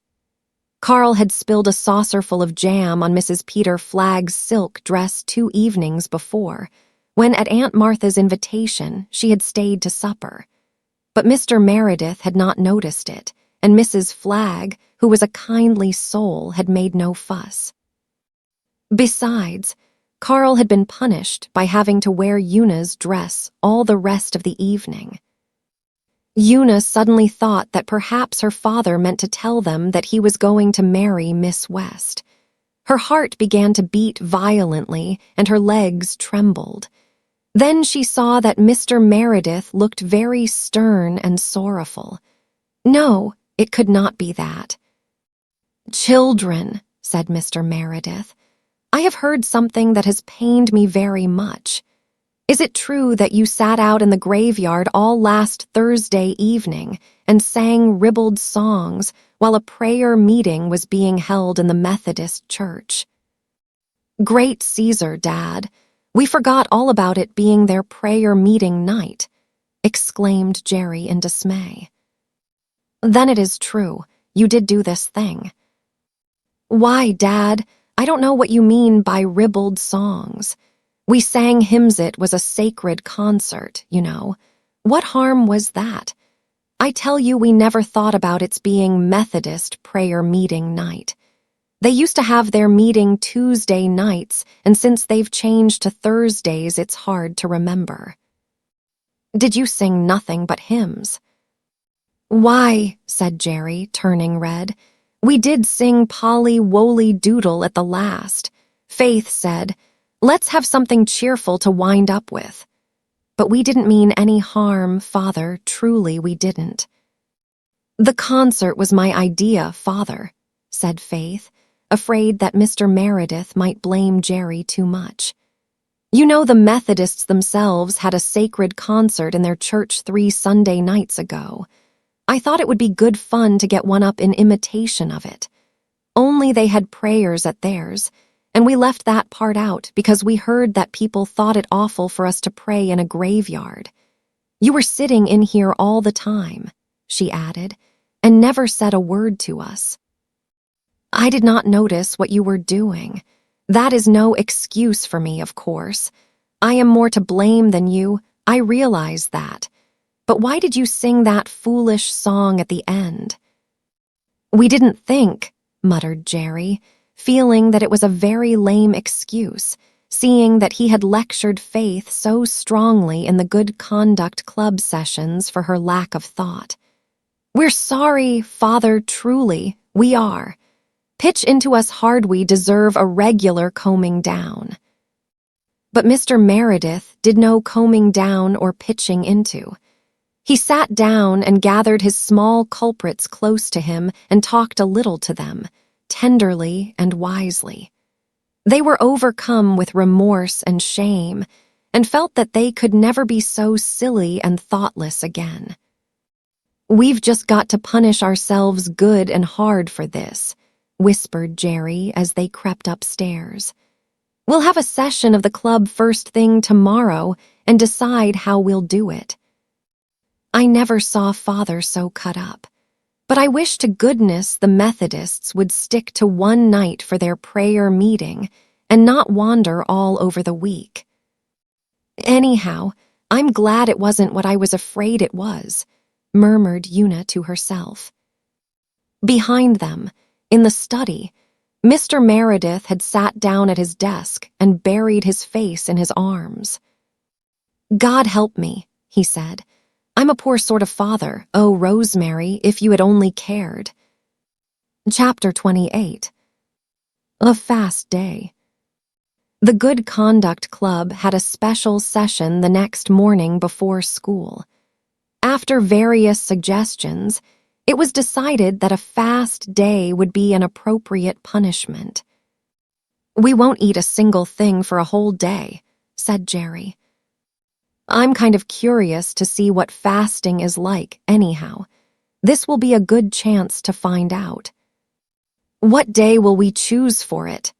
asked Una, who thought it would be quite an easy punishment, and rather wondered that Jerry and Faith had not devised something harder. "Let's pick Monday," said Faith. "We mostly have a pretty filling dinner on Sundays, and Monday's meals never amount to much anyhow." "But that's just the point," exclaimed Jerry. "We mustn't take the easiest day to fast, but the hardest, and that's Sunday, because, as you say, we mostly have roast beef that day instead of cold ditto. It wouldn't be much punishment to fast from ditto." "Let's take next Sunday. It will be a good day, for Father is going to exchange for the morning service with the Upper Lowbridge minister. Father will be away till evening. If Aunt Martha wonders what's got into us, we'll tell her right up that we're fasting for the good of our souls. And it is in the Bible, and she is not to interfere, and I guess she won't." Aunt Martha did not.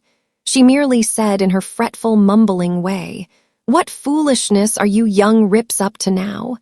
and thought no more about it. Mr. Meredith had gone away early in the morning before anyone was up. He went without his breakfast, too, but that was, of course, of common occurrence. Half of the time he forgot it, and there was no one to remind him of it. Breakfast Aunt Martha's breakfast was not a hard meal to miss. Even the hungry, young rips did not feel it any great deprivation to abstain from the lumpy porridge and blue milk, which had aroused the scorn of Mary Vance. But it was different at dinner time. They were furiously hungry then, and the odor of roast beef which pervaded the manse, and which was wholly delightful in spite of the fact that the roast beef was badly underdone, was almost more than they could stand. In desperation, they rushed to the graveyard where they couldn't smell it. But Una could not keep her eyes from the dining-room window, through which the Upper Lowbridge minister could be seen, placidly eating. "If I could only have just a teeny piece," she sighed. "Now you stop that," commanded Jerry. "Of course it's hard, but that's the punishment of it. I could eat a graven image this very minute, but am I complaining? Let's think of something else. We've just got to rise above our stomachs." At supper time, they did not feel the pangs of hunger which they had suffered earlier in the day. "I suppose we're getting used to it," said Faith. "I feel an awfully queer, all-gone sort of feeling, but I can't say I'm hungry." "My head is funny," said Una. "It goes round and round sometimes." But she went gamely to church with the others. If Mr. Meredith had not been so wholly wrapped up in and carried away with his subject, he might have noticed the pale little face and hollow eyes in the manse pew beneath. But he noticed nothing, and his sermon was something longer than usual. Then, just before he gave out the final hymn, Una Meredith tumbled off the seat of the manse pew and lay in a dead faint on the floor. Mrs. Elder Clow was the first to reach her. She caught the thin little body from the arms of white-faced, terrified Faith and carried it into the vestry. Mr. Meredith forgot the hymn and everything else and rushed madly after her. The congregation dismissed itself as best it could. "Oh, Mrs. Clow," gasped Faith, "is Una dead? Have we killed her?" "What is the matter with my child?" demanded the pale father. "She has just fainted, I think," said Mrs. Clow. "Oh, here's the doctor, thank goodness." Gilbert did not find it a very easy thing to bring Una back to consciousness. He worked over her for a long time before her eyes opened. Then he carried her over to the manse, followed by Faith, sobbing hysterically in her relief. "She is just hungry, you know. She didn't eat a thing today. None of us did. We were all fasting." "Fasting," said Mr. Meredith, "and fasting," said the doctor. "Yes, to punish ourselves for singing Polly Woley in the graveyard," said Faith. "My child, I don't want you to punish yourselves for that," said Mr. Meredith in distress. "I gave you your little scolding, and you were all penitent, and I forgave you." "Yes, but we had to be punished," explained Faith. "It's our rule in our Good Conduct Club, you know. If we do anything wrong or anything that is likely to hurt Father in the congregation, we have to punish ourselves. We are bringing ourselves up, you know, because there is nobody to do it." Mr. Meredith groaned, but the doctor got up from Una's side with an air of relief. "Then this child simply fainted from lack of food, and all she needs is a good square meal," he said. "Mrs. Clow, will you be kind enough to see she gets it? And I think from Faith's story that they all would be the better for something to eat, or we shall have more faintings." "I suppose we shouldn't have made Una fast," said Faith remorsefully. "When I think of it, only Jerry and I should have been punished. We got up the concert and we were the oldest." "I sang Polly Woley just the same as the rest of you," said Una's weak little voice. "So I had to be punished, too." Mrs. Clow came with a glass of milk. Faith and Jerry and Carl sneaked off to the pantry, and John Meredith went into his study, where he sat in the darkness for a long time, alone with his bitter thoughts.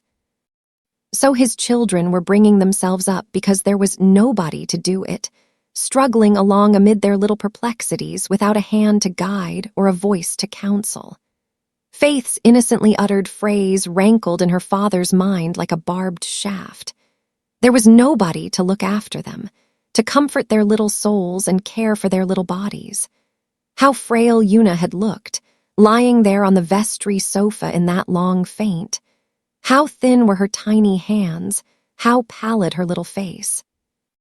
She looked as if she might slip away from him in a breath-sweet little Una, of whom Cecilia had begged him to take such special care.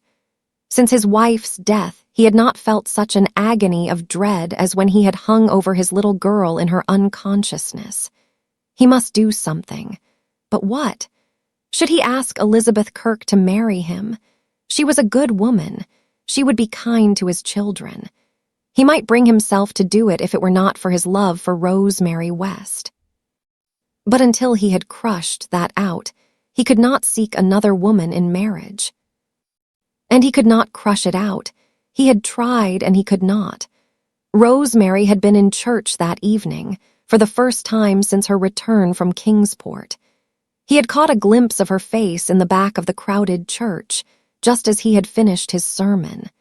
His heart had given a fierce throb. He sat while the choir sang the collection piece, with his bent head and tingling pulses. He had not seen her since the evening upon which he had asked her to marry him. When he had risen to give out the hymn, his hands were trembling, and his pale face was flushed. Then Una's fainting spell had banished everything from his mind for a time. Now, in the darkness and solitude of the study, it rushed back. Rosemary was the only woman in the world for him. It was of no use for him to think of marrying any other. He could not commit such a sacrilege even for his children's sake. He must take up his burden alone. He must try to be a better, a more watchful father. He must tell his children not to be afraid to come to him with all their little problems.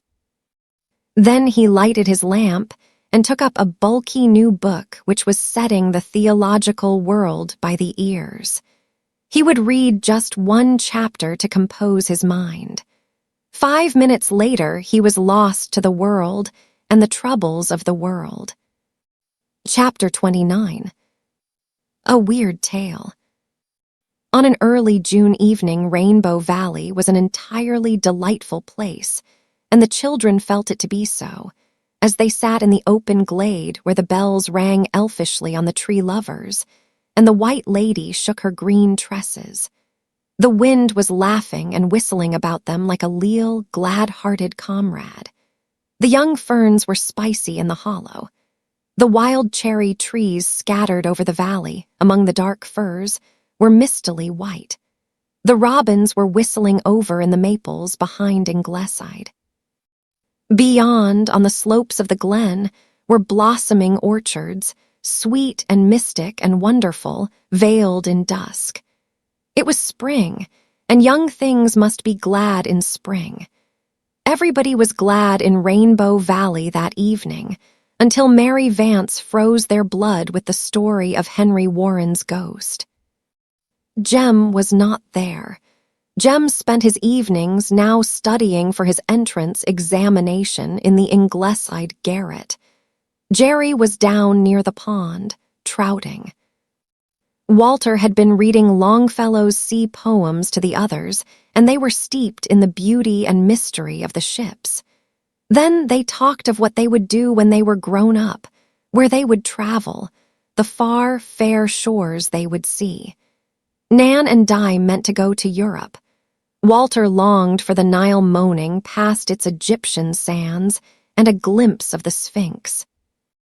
Faith opined rather dismally that she supposed she would have to be a missionary old Mrs. Taylor told her she ought to be, and then she would at least see India or China, those mysterious lands of the Orient.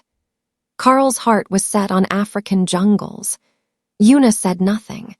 She thought she would just like to stay at home. It was prettier here than anywhere else. It would be dreadful when they were all grown up and had to scatter over the world. The very idea made Una feel lonesome and homesick.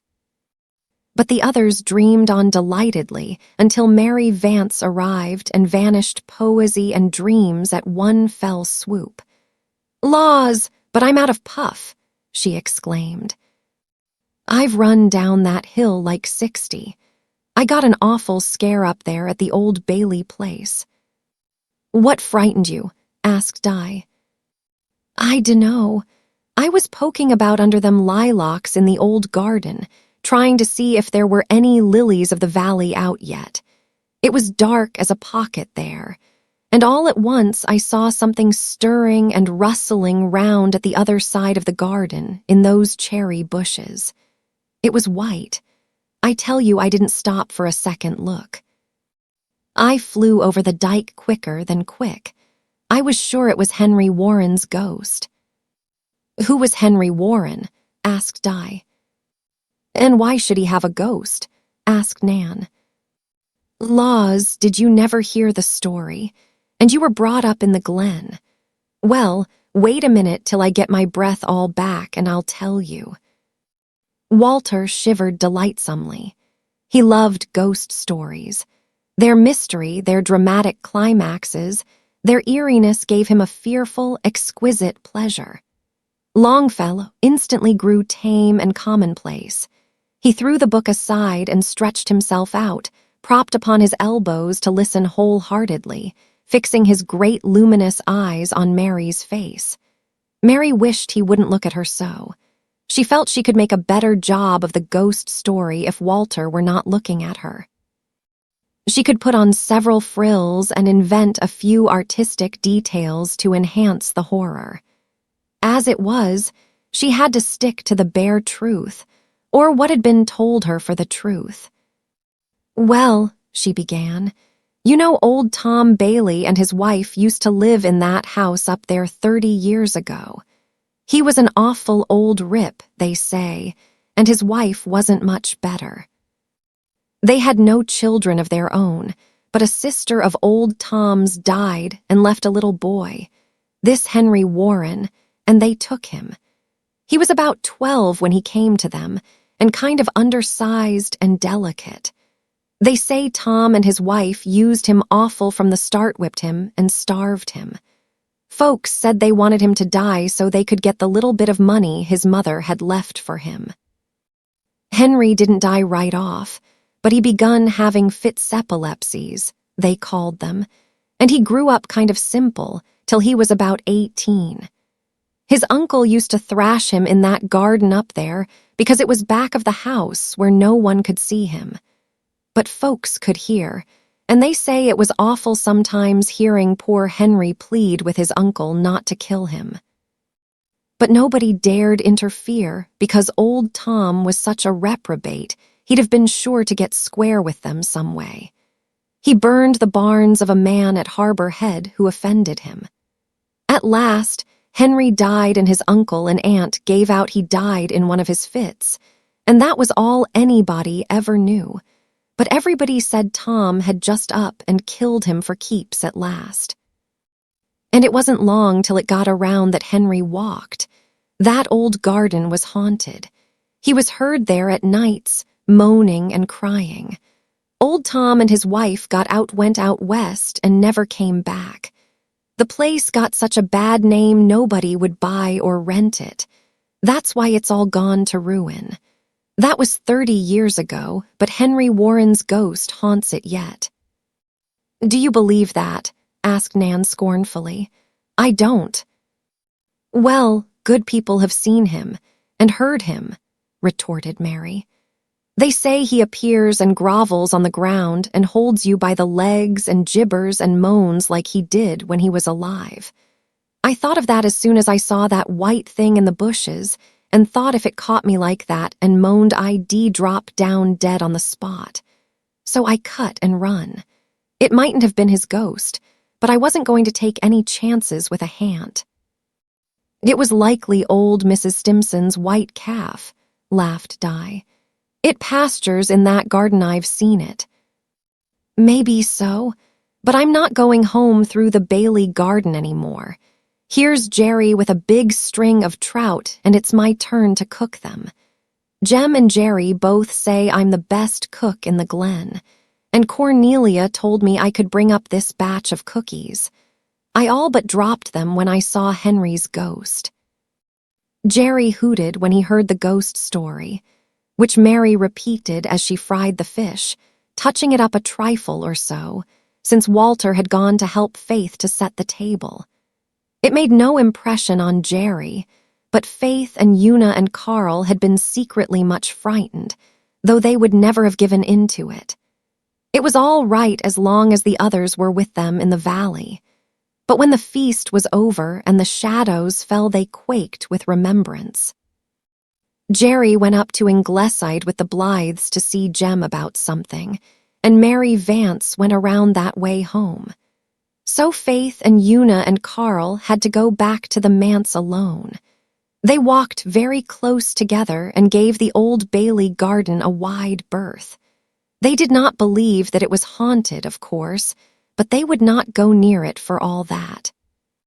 Chapter 30. The Ghost on the Dike. Somehow, Faith and Carl and Una could not shake off the hold which the story of Henry Warren's ghost had taken upon their imaginations. They had never believed in ghosts. Ghost tales they had heard aplenty Mary Vance had told, some far more blood-curdling than this. But those tales were all of places and people and spooks far away and unknown. After the first half-awful, half-pleasant thrill of awe and terror, they thought of them no more. But this story came home to them. The old Bailey garden was almost at their very door, almost in their beloved Rainbow Valley. They had passed and repassed it constantly. They had hunted for flowers in it.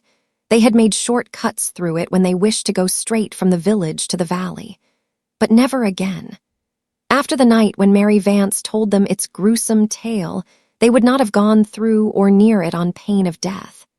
Death, What was death compared to the unearthly possibility of falling into the clutches of Henry Warren's groveling ghost?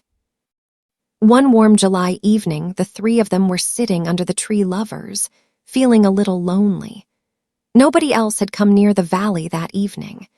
Jem Blythe was away in Charlottetown, writing on his entrance examinations. Jerry and Walter Blythe were off for a sail on the harbor with old Captain Crawford. Nan and Di and Rilla and Shirley had gone down the harbor road to visit Kenneth and Persis Ford, who had come with their parents for a flying visit to the little old house of dreams. Nan had asked Faith to go with them, but Faith had declined. She would never have admitted it, but she felt a little secret jealousy of Persis Ford, concerning whose wonderful beauty and city glamour she had heard a great deal. No, she wasn't going to go down there and play second fiddle to anybody. She and Una took their story books to Rainbow Valley and read, while Carl investigated bugs along the banks of the brook, and all three were happy until they suddenly realized that it was twilight and that the Old Bailey garden was uncomfortably nearby. Carl came and sat down close to the girls. They all wished they had gone home a little sooner, but nobody said anything. Great, velvety, purple clouds heaped up in the west and spread over the valley. There was no wind, and everything was suddenly, strangely, dreadfully still. The marsh was full of thousands of fireflies. Surely some fairy parliament was being convened that night. Altogether, Rainbow Valley was not a canny place just then. Faith looked fearfully up the valley to the Old Bailey garden. Then, if anybody's blood ever did freeze, Faith Meredith certainly froze at that moment. The eyes of Carl and Una followed her entranced gaze, and chills began galloping up and down their spines also. For there, under the big tamarack tree on the tumble-down, grass-grown dike of the Bailey garden, was something white, shapelessly white in the gathering gloom. The three Merediths sat and gazed as if turned to stone. It's the calf," whispered Una at last. "It's too big for the calf," whispered Faith. Her mouth and lips were so dry, she could hardly articulate the words. Suddenly Carl gasped, "It's coming here." The girls gave one last agonized glance. Yes, it was creeping down over the dike, as no calf ever did or could creep. Reason fled before sudden, overmastering panic. For the moment, every one of the trio was firmly convinced that what they saw was Henry Warren's ghost. Carl sprang to his feet and bolted blindly. With a simultaneous shriek, the girls followed him. Like mad creatures, they tore up the hill, across the road, and into the manse. They had left Aunt Martha sewing in the kitchen. She was not there. They rushed to the study. It was dark and tenantless. As with one impulse, they swung around and made for Ingleside, but not across Rainbow Valley. Down the hill and through the Glen Street, they flew on the wings of their wild terror, Carl in the lead, Una bringing up the rear. Nobody tried to stop them, though everybody who saw them wondered what fresh devilment those manse youngsters were up to now. But at the gate of Ingleside, they ran into Rosemary West, who had just been in for a moment to return some borrowed books. She saw their ghastly faces and staring eyes. She realized that their poor little souls were wrung with some awful and real fear, whatever its cause. She caught Carl with one arm and Faith with the other.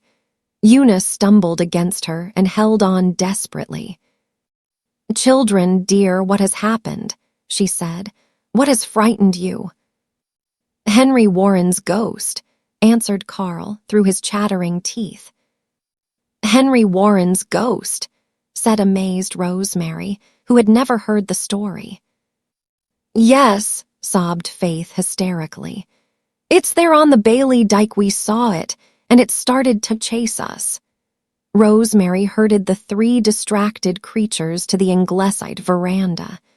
Gilbert and Anne were both away, having also gone to the House of Dreams, but Susan appeared in the doorway, gaunt and practical and unghostlike. "What is all this rumpus about?" she inquired. Again the children gasped out their awful tale, while Rosemary held them close to her and soothed them with wordless comfort. "Likely it was an owl," said Susan, unstirred. An owl. The Meredith children never had any opinion of Susan's intelligence after that. "It was bigger than 1,000,000 owls," said Carl, sobbing. Oh, how ashamed Carl was of that, sobbing in after days. And it groveled just as Mary said, and it was crawling down over the dike to get at us. Do owls crawl? Rosemary looked at Susan. "They must have seen something to frighten them so," she said. "I will go and see," said Susan coolly. "Now, children, calm yourselves. Whatever you have seen, it was not a ghost. As for poor Henry Warren, I feel sure he would be only too glad to rest quietly in his peaceful grave once he got there. No fear of him venturing back, and that you may tie to. If you can make them see reason, Miss West, I will find out the truth of the matter." Susan departed for Rainbow Valley, valiantly grasping a pitchfork which she found leaning against the back fence, where the doctor had been working in his little hayfield. A pitchfork might not be of much use against Hants, but it was a comforting sort of weapon. There was nothing to be seen in Rainbow Valley when Susan reached it. No white visitants appeared to be lurking in the shadowy, tangled Old Bailey garden. Susan marched boldly through it and beyond it, and rapped with her pitchfork on the door of the little cottage on the other side, where Mrs. Stimson lived with her 2 daughters. Back at Ingleside, Rosemary had succeeded in calming the children. They still sobbed a little from shock, but they were beginning to feel a lurking and salutary suspicion that they had made dreadful geese of themselves. This suspicion became a certainty when Susan finally returned. "I have found out what your ghost was," she said, with a grim smile, sitting down on a rocker and fanning herself. "Old Mrs. Stimson has had a pair of factory cotton sheets bleaching in the Bailey garden for a week. She spread them on the dike under the tamarack tree because the grass was clean and short there. This evening she went out to take them in. She had her knitting in her hands, so she hung the sheets over her shoulders by way of carrying them. And then she must have dropped one of her needles and find it she could not and has not yet. But she went down on her knees and crept about to hunt for it, and she was at that when she heard awful yells down in the valley and saw the 3 children tearing up the hill past her. She thought they had been bit by something, and it gave her poor old heart such a turn that she could not move or speak, but just crouched there till they disappeared. Then she staggered back home, and they have been applying stimulants to her ever since, and her heart is in a terrible condition, and she says she will not get over this fright all summer. The Merediths sat, crimson with a shame that even Rosemary's understanding sympathy could not remove. They sneaked off home, met Jerry at the manse gate, and made remorseful confession. A session of the Good Conduct Club was arranged for next morning. "Wasn't Miss West sweet to us tonight?" whispered Faith in bed.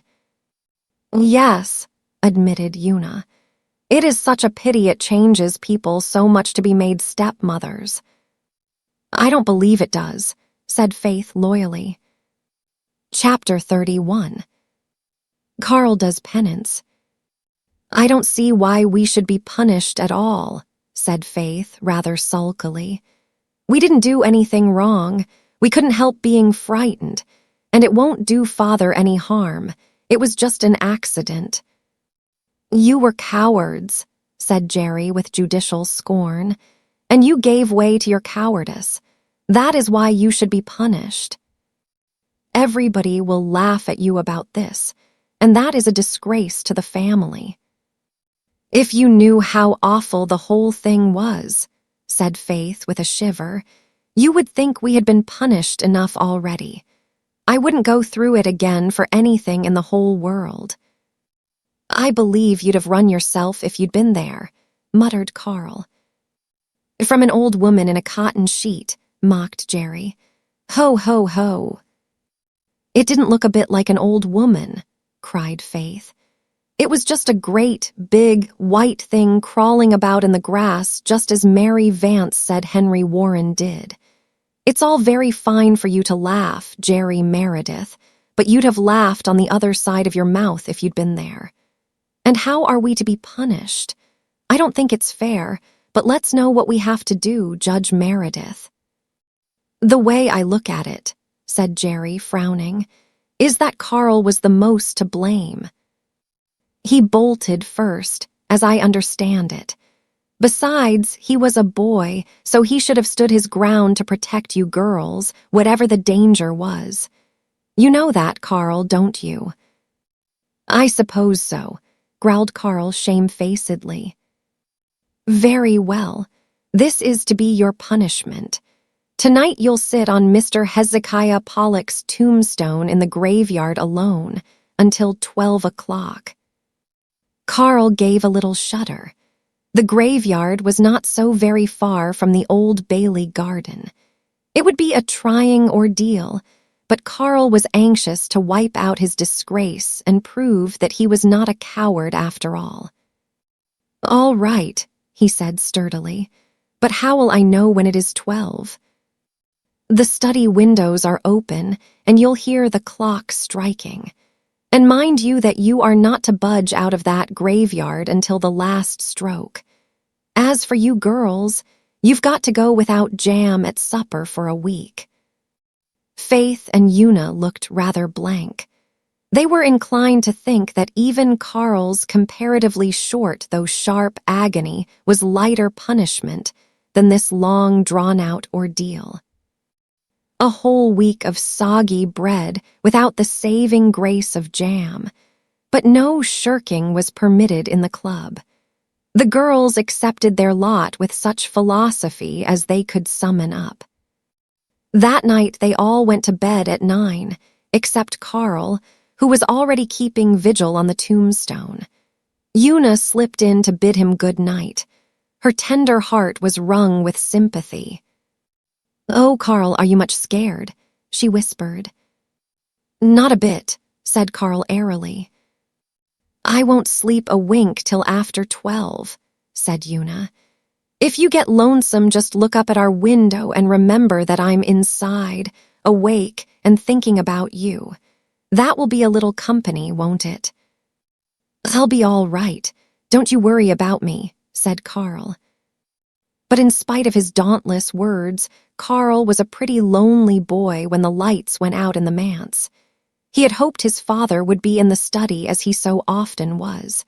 He would not feel alone then. But that night, Mr. Meredith had been summoned to the fishing village at the harbor mouth to see a dying man.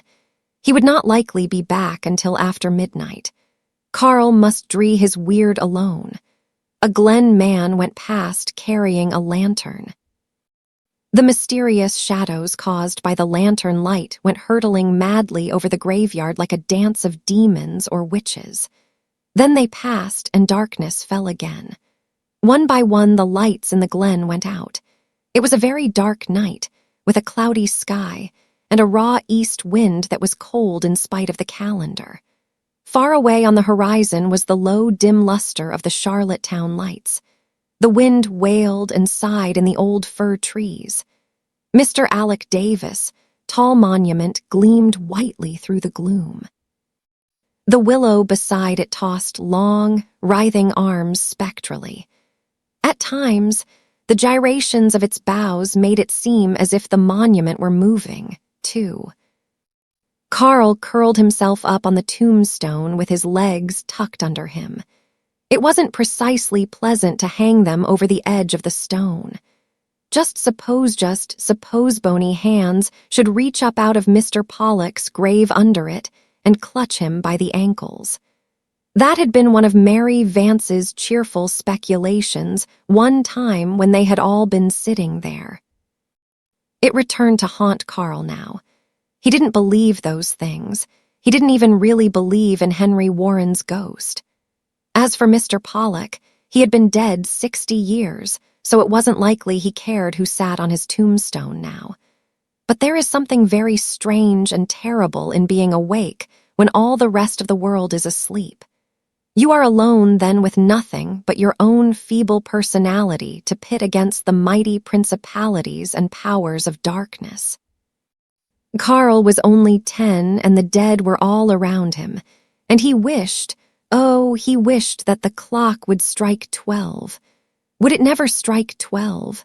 Surely Aunt Martha must have forgotten to wind it. And then it struck 11 only 11. He must stay yet another hour in that grim place. If only there were a few friendly stars to be seen. The darkness was so thick it seemed to press against his face. There was a sound as of stealthy passing footsteps all over the graveyard. Carl shivered, partly with prickling terror, partly with real cold. Then it began to rain a chill, penetrating drizzle. Carl's thin little cotton blouse and shirt were soon wet through. He felt chilled to the bone. He forgot mental terrors in his physical discomfort. But he must stay there till 12. He was punishing himself, and he was on his honor. Nothing had been said about rain, but it did not make any difference. When the study clock finally struck 12, a drenched little figure crept stiffly down off Mr. Pollock's tombstone, made its way into the manse and upstairs to bed. Carl's teeth were chattering. He thought he would never get warm again. He was warm enough when morning came. Jerry gave one startled look at his crimson face and then rushed to call his father. Mr. Meredith came hurriedly, his own face ivory white from the pallor of his long night vigil by a death bed. He had not got home until daylight. He bent over his little lad anxiously. "Carl, are you sick?" he said. "That tombstone over here," said Carl. "It's moving about, it's coming at me, keep it away, please." Mr. Meredith rushed to the telephone. In 10 minutes, Dr. Blythe was at the manse. Half an hour later, a wire was sent to town for a trained nurse, and all the Glen knew that Carl Meredith was very ill with pneumonia, and that Dr. Blythe had been seen to shake his head. Gilbert shook his head more than once in the fortnight that followed. Carl developed double pneumonia. There was one night when Mr. Meredith paced his study floor, and Faith and Una huddled in their bedroom and cried, and Jerry, wild with remorse, refused to budge from the floor of the hall outside Carl's door. Dr. Blythe and the nurse never left the bedside. They fought death gallantly until the red dawn, and they won the victory. Carl rallied and passed the crisis in safety. The news was phoned about the waiting Glen, and people found out how much they really loved their minister and his children. "I haven't had one decent night's sleep since I heard the child was sick," Miss Cornelia told Anne. "And Mary Vance has cried until those queer eyes of hers looked like burnt holes in a blanket." "Is it true that Carl got pneumonia from straying out in the graveyard that wet night for a dare?" "No, he was staying there to punish himself for cowardice in that affair of the Warren ghost. It seems they have a club for bringing themselves up, and they punish themselves when they do wrong." Jerry told Mr. Meredith all about it. "The poor little souls," said Miss Cornelia. Carl got better rapidly, for the congregation took enough nourishing things to the manse to furnish forth a hospital. Norman Douglas drove up every evening with a dozen fresh eggs and a jar of Jersey cream. Sometimes he stayed an hour and bellowed arguments on predestination with Mr. Meredith in the study. Oftener, he drove on up to the hill that overlooked the glen. When Carl was able to go again to Rainbow Valley, they had a special feast in his honor, and the doctor came down and helped them with the fireworks. Mary Vance was there, too, but she did not tell any ghost stories. Miss Cornelia had given her a talking on that subject, which Mary would not forget in a hurry. Chapter 32. Two Stubborn People. Rosemary West, on her way home from a music lesson at Ingleside, turned aside to the hidden spring in Rainbow Valley. She had not been there all summer. The beautiful little spot had no longer any allurement for her. The spirit of her young lover never came to the tryst now, and the memories connected with John Meredith were too painful and poignant.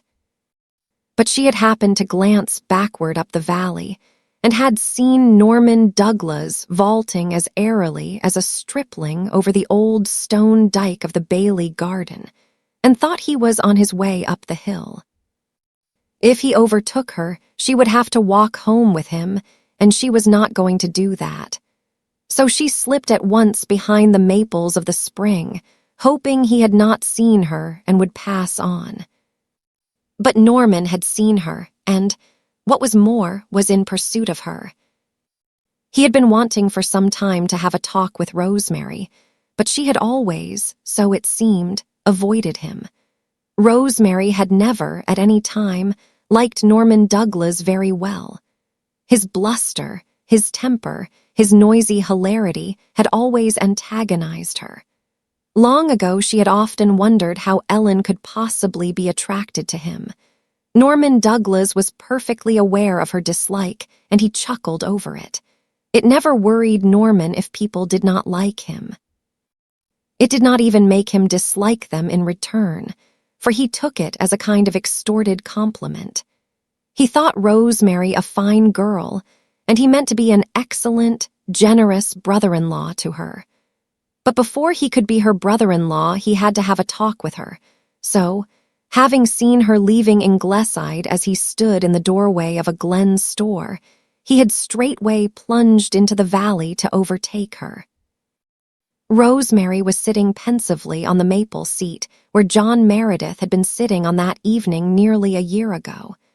The tiny spring shimmered and dimpled under its fringe of ferns. Ruby-red gleams of sunset fell through the arching boughs. A tall clump of perfect asters grew at her side. The little spot was as dreamy and witching and evasive as any retreat of fairies and dryads in ancient forests. Into it, Norman Douglas bounced, scattering and annihilating its charm in a moment. His personality seemed to swallow the place up. There was simply nothing there but Norman Douglas, big, red-bearded, complacent. "Good evening," said Rosemary coldly, standing up. "Evening, girl. Sit down again. I want to have a talk with you. Bless the girl, what's she looking at me like that for? I don't want to eat you, I've had my supper. Sit down and be civil." "I can hear what you have to say quite as well here," said Rosemary. "So you can, girl, if you use your ears. I only wanted you to be comfortable. You look so darned uncomfortable, standing there. Well, I'll sit anyway." Norman accordingly sat down in the very place John Meredith had once sat. The contrast was so ludicrous that Rosemary was afraid she would go off into a peal of hysterical laughter over it. Norman cast his hat aside, placed his huge, red hands on his knees, and looked up at her with his eyes at twinkle. "Come, girl, don't be so stiff," he said ingratiatingly. When he liked, he could be very ingratiating. "Let us have a reasonable, sensible, friendly chat. There's something I want to ask you. Ellen says she won't, so it's up to me to do it." Rosemary looked down at the spring, which seemed to have shrunk to the size of a dewdrop. Norman gazed at her in despair. "Darn it all, you might help a fellow out a bit," he burst forth. "What is it you want me to help you say?" asked Rosemary scornfully. "You know as well as I do, girl. Don't be putting on your tragedy airs. No wonder Ellen was scared to ask you. Look here, girl, Ellen and I want to marry each other. That's plain English, isn't it? Got that? And Ellen says she can't unless you give her back some tomfool promise she made. Come now, will you do it? Will you do it?" "Yes," said Rosemary. Norman bounced up and seized her reluctant hand. "Good. I knew you would. I told Ellen you would. I knew it would only take a minute. Now, girl, you go home and tell Ellen, and we'll have a wedding in a fortnight and you'll come and live with us. We shan't leave you to roost on that hilltop like a lonely crow, don't you worry. I know you hate me, but Lord, it'll be great fun living with someone that hates me. Life'll have some spice in it after this. Ellen will roast me and you'll freeze me. I won't have a dull moment." Rosemary did not condescend to tell him that nothing would ever induce her to live in his house. She let him go striding back to the glen, oozing delight and complacency, and she walked slowly up the hill home. She had known this was coming ever since she had returned from Kingsport and found Norman Douglas established as a frequent evening caller. His name was never mentioned between her and Ellen, but the very avoidance of it was significant. It was not in Rosemary's nature to feel bitter, or she would have felt very bitter. She was coldly civil to Norman, and she made no difference in any way with Ellen. But Ellen had not found much comfort in her second courtship. She was in the garden, attended by St. George, when Rosemary came home. The two sisters met in the Dahlia Walk. St. George sat down on the gravel walk between them and folded his glossy black tail gracefully around his white paws, with all the indifference of a well-fed, well-bred, well-groomed cat. "Did you ever see such dahlias?" demanded Ellen proudly. "They are just the finest we've ever had." Rosemary had never cared for dahlias. Their presence in the garden was her concession to Ellen's taste. She noticed one huge, mottled one of crimson and yellow that lorded it over all the others. "That dahlia," she said, pointing to it, "is exactly like Norman Douglas. It might easily be his twin brother." Ellen's dark-browed face flushed. She admired the dahlia in question, but she knew Rosemary did not, and that no compliment was intended. But she dared not resent Rosemary's speech. Poor Ellen dared not resent anything just then. And it was the first time Rosemary had ever mentioned Norman's name to her. She felt that this portended something. "I met Norman Douglas in the valley," said Rosemary, looking straight at her sister, "and he told me you and he wanted to be married, if I would give you permission." "Yes, what did you say?" asked Ellen, trying to speak naturally and offhandedly, and failing completely. She could not meet Rosemary's eyes. She looked down at St. George's sleek back and felt horribly afraid. Rosemary had either said she would or she wouldn't. If she would, Ellen would feel so ashamed and remorseful that she would be a very uncomfortable bride-elect. And if she wouldn't, well, Ellen had once learned to live without Norman Douglas, but she had forgotten the lesson and felt that she could never learn it again. "I said that as far as I was concerned, you were at full liberty to marry each other as soon as you liked," said Rosemary. "Thank you," said Ellen, still looking at St. George. Rosemary's face softened. "I hope you'll be happy, Ellen," she said gently. "Oh, Rosemary," Ellen looked up in distress. "I'm so ashamed. I don't deserve it after all I said to you. "We won't speak about that," said Rosemary hurriedly and decidedly. But, persisted Ellen, "you are free now, too, and it's not too late. John Meredith, Ellen West." Rosemary had a little spark of temper under all her sweetness, and it flashed forth now in her blue eyes. "Have you quite lost your senses in every respect? Do you suppose for an instant that I am going to go to John Meredith and say meekly, 'Please, sir, I've changed my mind, and please, sir, I hope you haven't changed yours'? Is that what you want me to do?"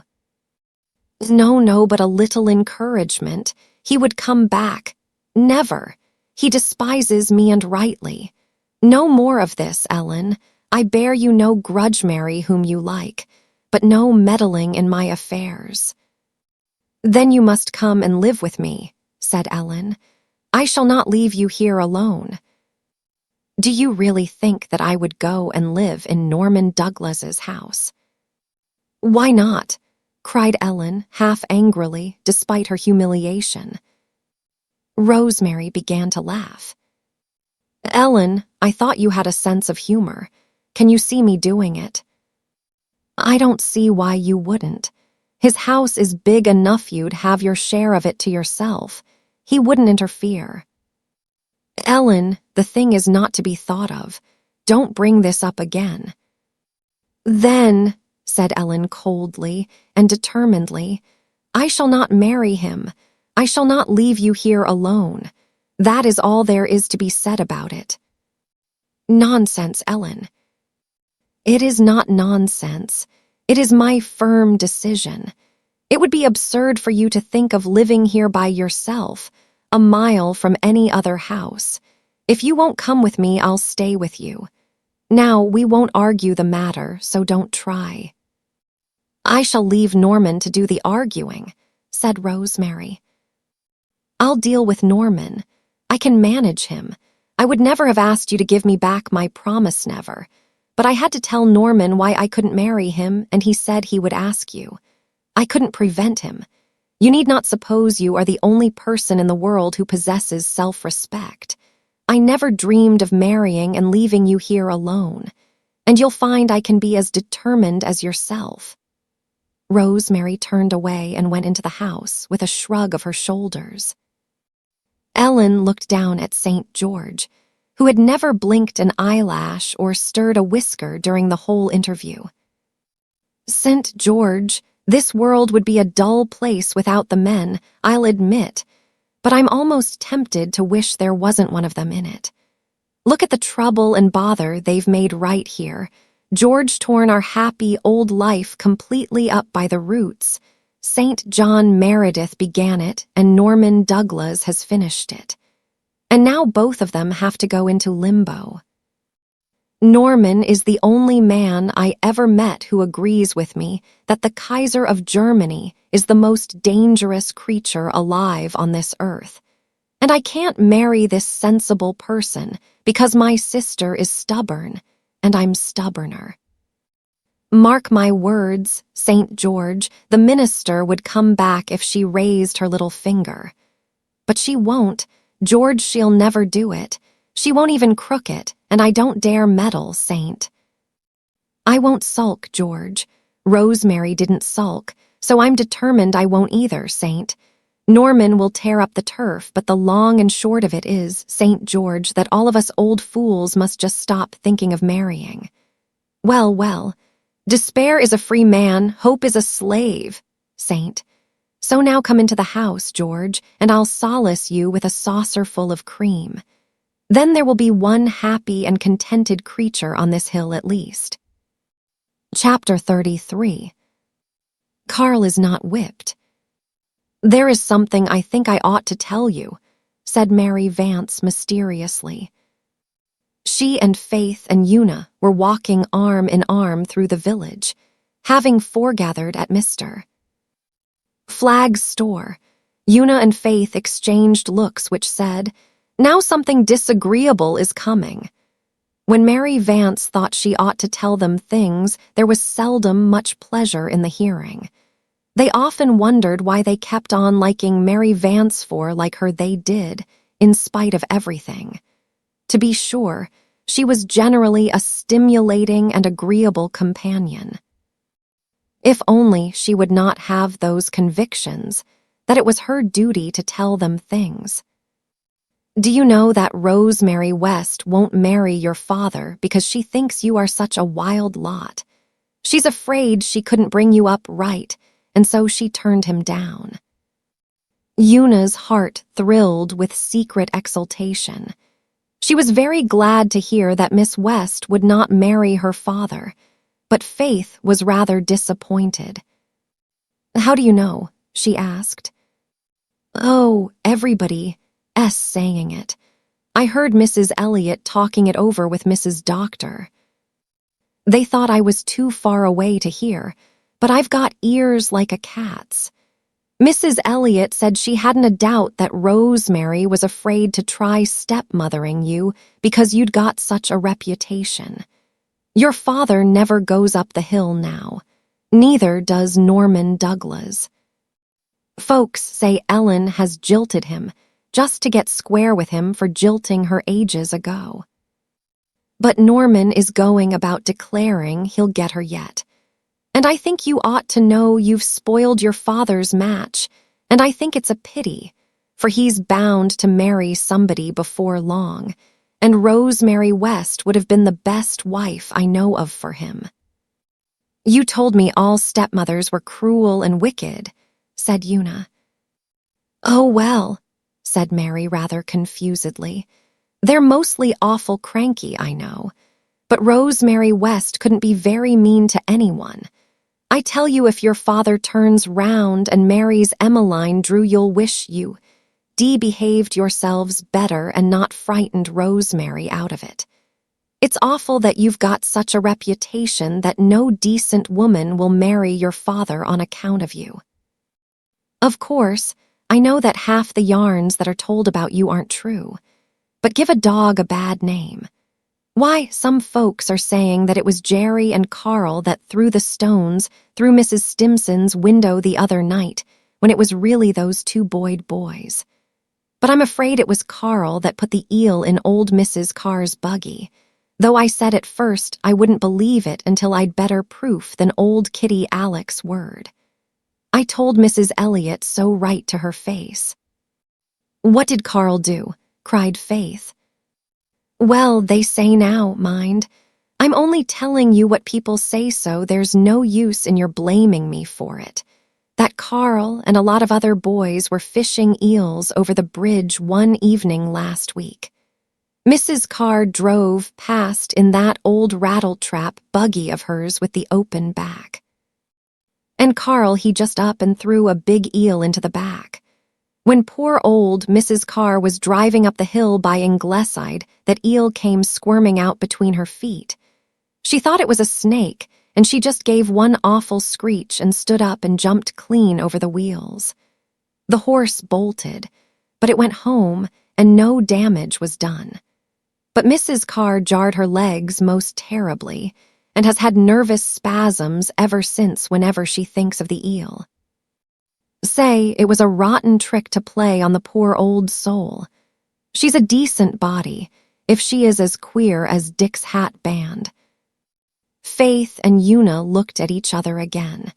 This was a matter for the Good Conduct Club. They would not talk it over with Mary. "There goes your pa," said Mary as Mr. Meredith passed them, "and never seeing us no more than if we weren't here. Well, I'm getting so's I don't mind it, but there are folks who do." Mr. Meredith had not seen them, but he was not walking along in his usual dreamy and abstracted fashion. He strode up the hill in agitation and distress. Mrs. Alec Davis had just told him the story of Carl and the eel. She had been very indignant about it. Old Mrs. Carr was her third cousin. Mr. Meredith was more than indignant. He was hurt and shocked. He had not thought Carl would do anything like this. He was not inclined to be hard on pranks of heedlessness or forgetfulness, but this was different. This had a nasty tang in it. When he reached home, he found Carl on the lawn. patiently studying the habits and customs of a colony of wasps. Calling him into the study, Meredith confronted him, with a sterner face than any of his children had ever seen before, and asked him if the story were true. "Yes," said Carl, flushing, but meeting his father's eyes bravely. Mr. Meredith groaned. He had hoped that there had been at least exaggeration. "Tell me the whole matter," he said. "The boys were fishing for eels over the bridge," said Carl. "Link Drew had caught a whopper, I mean an awful big one, the biggest eel I ever saw. He caught it right at the start, and it had been lying in his basket a long time, still as still. I thought it was dead, honest I did. Then old Mrs. Carr drove over the bridge, and she called us all young varmints and told us to go home. And we hadn't said a word to her, father, truly. So when she drove back again, after going to the store, the boys dared me to put Link's eel in her buggy. I thought it was so dead it couldn't hurt her, and I threw it in. Then the eel came to life on the hill, and we heard her scream and saw her jump out. I was awful sorry, that's all, father. It was not quite as bad as Mr. Meredith had feared, but it was quite bad enough. I must punish you, Carl, he said sorrowfully. Yes, I know, father. I must whip you. Carl winced. He had never been whipped. Then, seeing how badly his father felt, he said cheerfully, All right, father. Mr. Meredith misunderstood his cheerfulness and thought him insensible. He told Carl to come to the study after supper, and when the boy had gone out, he flung himself into his chair and groaned again. He dreaded the evening sevenfold more than Carl did. The poor minister did not even know what he should whip his boy with. What was used to whip boys? Rods? Canes? No, that would be too brutal. A timber switch, then. And he, John Meredith, must hie him to the woods and cut one. It was an abominable thought. Then a picture presented itself unbidden to his mind. He saw Mrs. Carr's wizened, nutcracker little face at the appearance of that reviving eel. He saw her sailing witch-like over the buggy wheels. Before he could prevent himself, the minister laughed. Then he was angry with himself and angrier still with Carl. He would get that switch at once, and it must not be too limber after all. Carl was talking the matter over in the graveyard with Faith and Una, who had just come home. They were horrified at the idea of his being whipped, and by father, who had never done such a thing. But they agreed soberly that it was just. You know it was a dreadful thing to do, sighed Faith, and you never owned up in the club. I forgot, said Carl. Besides, I didn't think any harm came of it. I didn't know she jarred her legs, but I'm to be whipped, and that will make things square. Will it hurt very much? Said Una, slipping her hand into Carl's. Oh, not so much, I guess, said Carl gamely. Anyhow, I'm not going to cry no matter how much it hurts. It would make father feel so bad if I did. He's all cut up now. I wish I could whip myself hard enough and save him doing it. After supper, at which Carl had eaten little and Mr. Meredith nothing at all, both went silently into the study. The switch lay on the table. Mr. Meredith had had a bad time getting a switch to suit him. He cut one, then felt it was too slender. Carl had done a really indefensible thing. Then he cut another.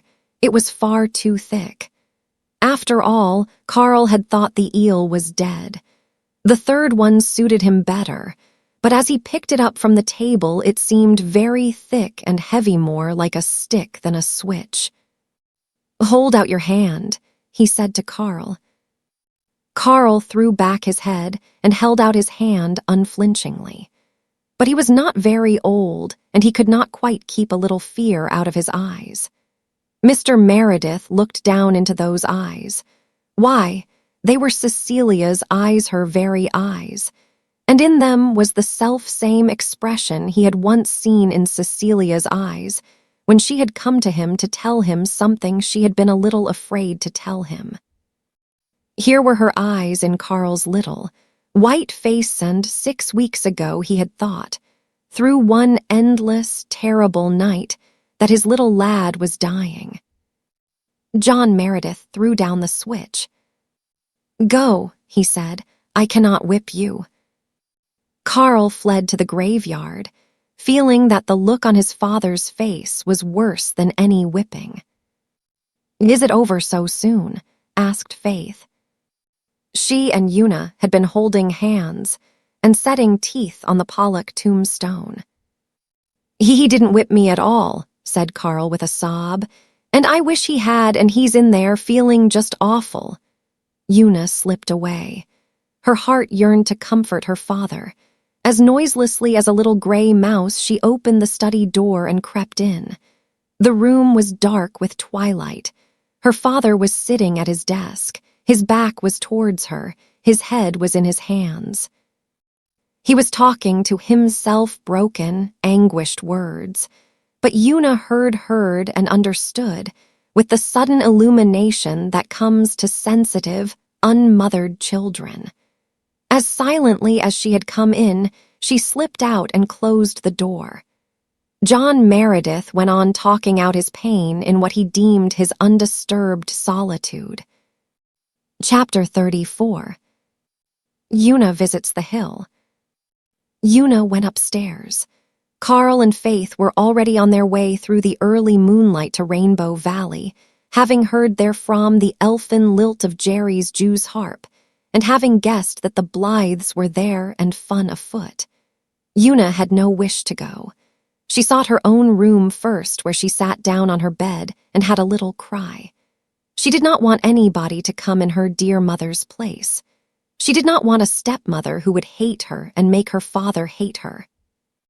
But father was so desperately unhappy, and if she could do anything to make him happier, she must do it. There was only one thing she could do, and she had known the moment she had left the study that she must do it. But it was a very hard thing to do. After Una cried her heart out, she wiped her eyes and went to the spare room. It was dark and rather musty, for the blind had not been drawn up nor the window opened for a long time.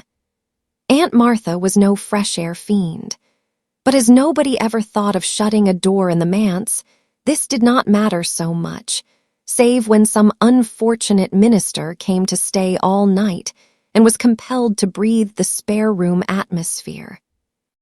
There was a closet in the spare room, and far back in the closet, a gray silk dress was hanging.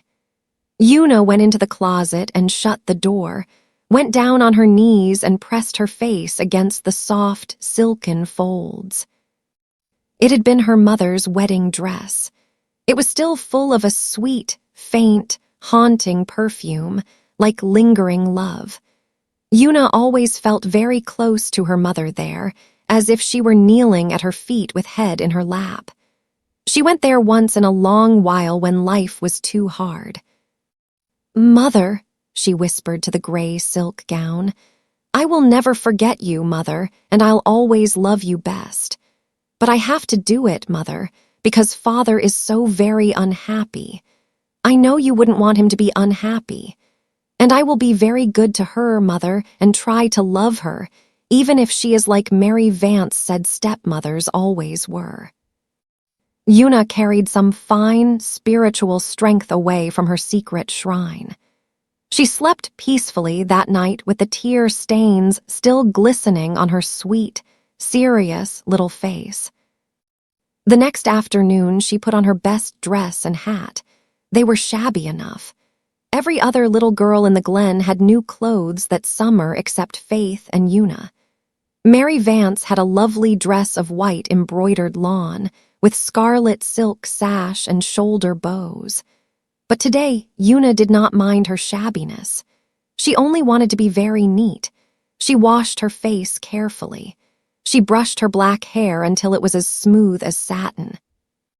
She tied her shoelaces carefully, having first sewed up 2 runs in her one pair of good stockings. She would have liked to black her shoes, but she could not find any blacking. Finally, she slipped away from the manse, down through Rainbow Valley, up through the whispering woods, and out to the road that ran past the house on the hill. It was quite a long walk, and Una was tired and warm when she got there. She saw Rosemary West sitting under a tree in the garden, and stole past the dahlia beds to her. Rosemary had a book in her lap, but she was gazing afar across the harbor, and her thoughts were sorrowful enough. Life had not been pleasant lately in the house on the hill. Ellen had not sulked. Ellen had been a brick. But things can be felt that are never said, and at times the silence between the 2 women was intolerably eloquent. All the many familiar things that had once made life sweet had a flavor of bitterness now. Norman Douglas made periodical eruptions also, bullying and coaxing Ellen by turns. It would end, Rosemary believed, by his dragging Ellen off with him someday, and Rosemary felt that she would be almost glad when it happened. Existence would be horribly lonely then, but it would be no longer charged with dynamite. She was roused from her unpleasant reverie by a timid little touch on her shoulder. Turning, she saw Una Meredith. "Why, Una, dear, did you walk up here in all this heat?"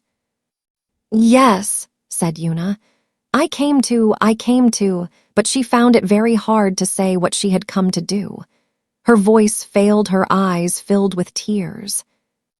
"Why, Una, little girl, what is the trouble? Don't be afraid to tell me." Rosemary put her arm around the thin little form and drew the child close to her.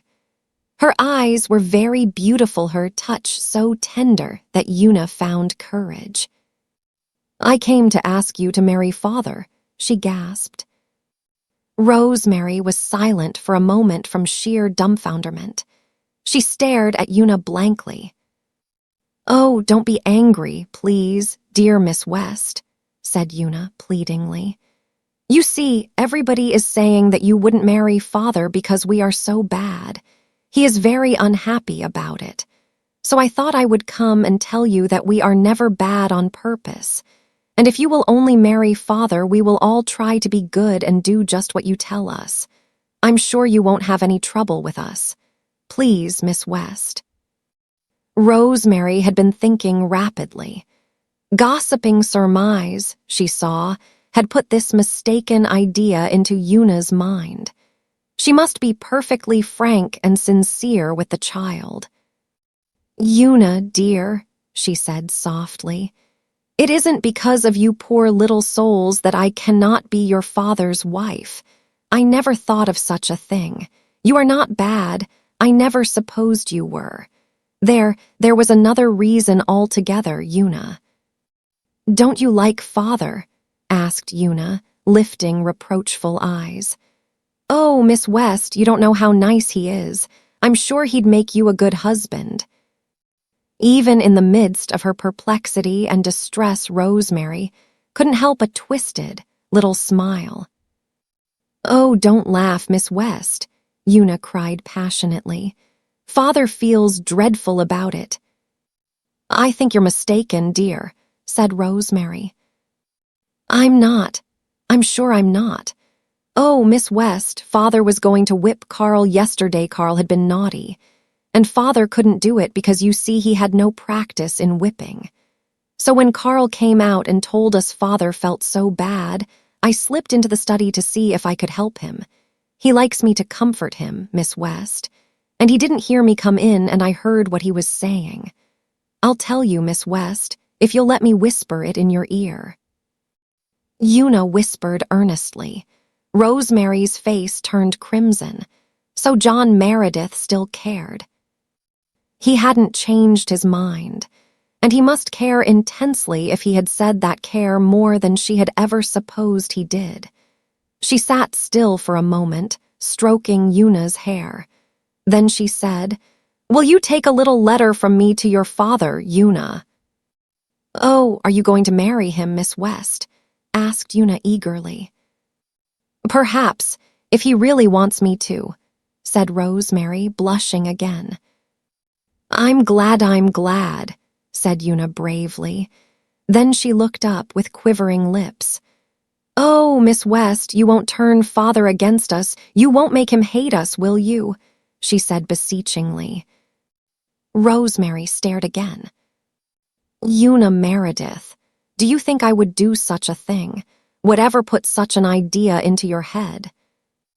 Mary Vance said stepmothers were all like that, and that they all hated their stepchildren and made their father hate them. She said they just couldn't help it.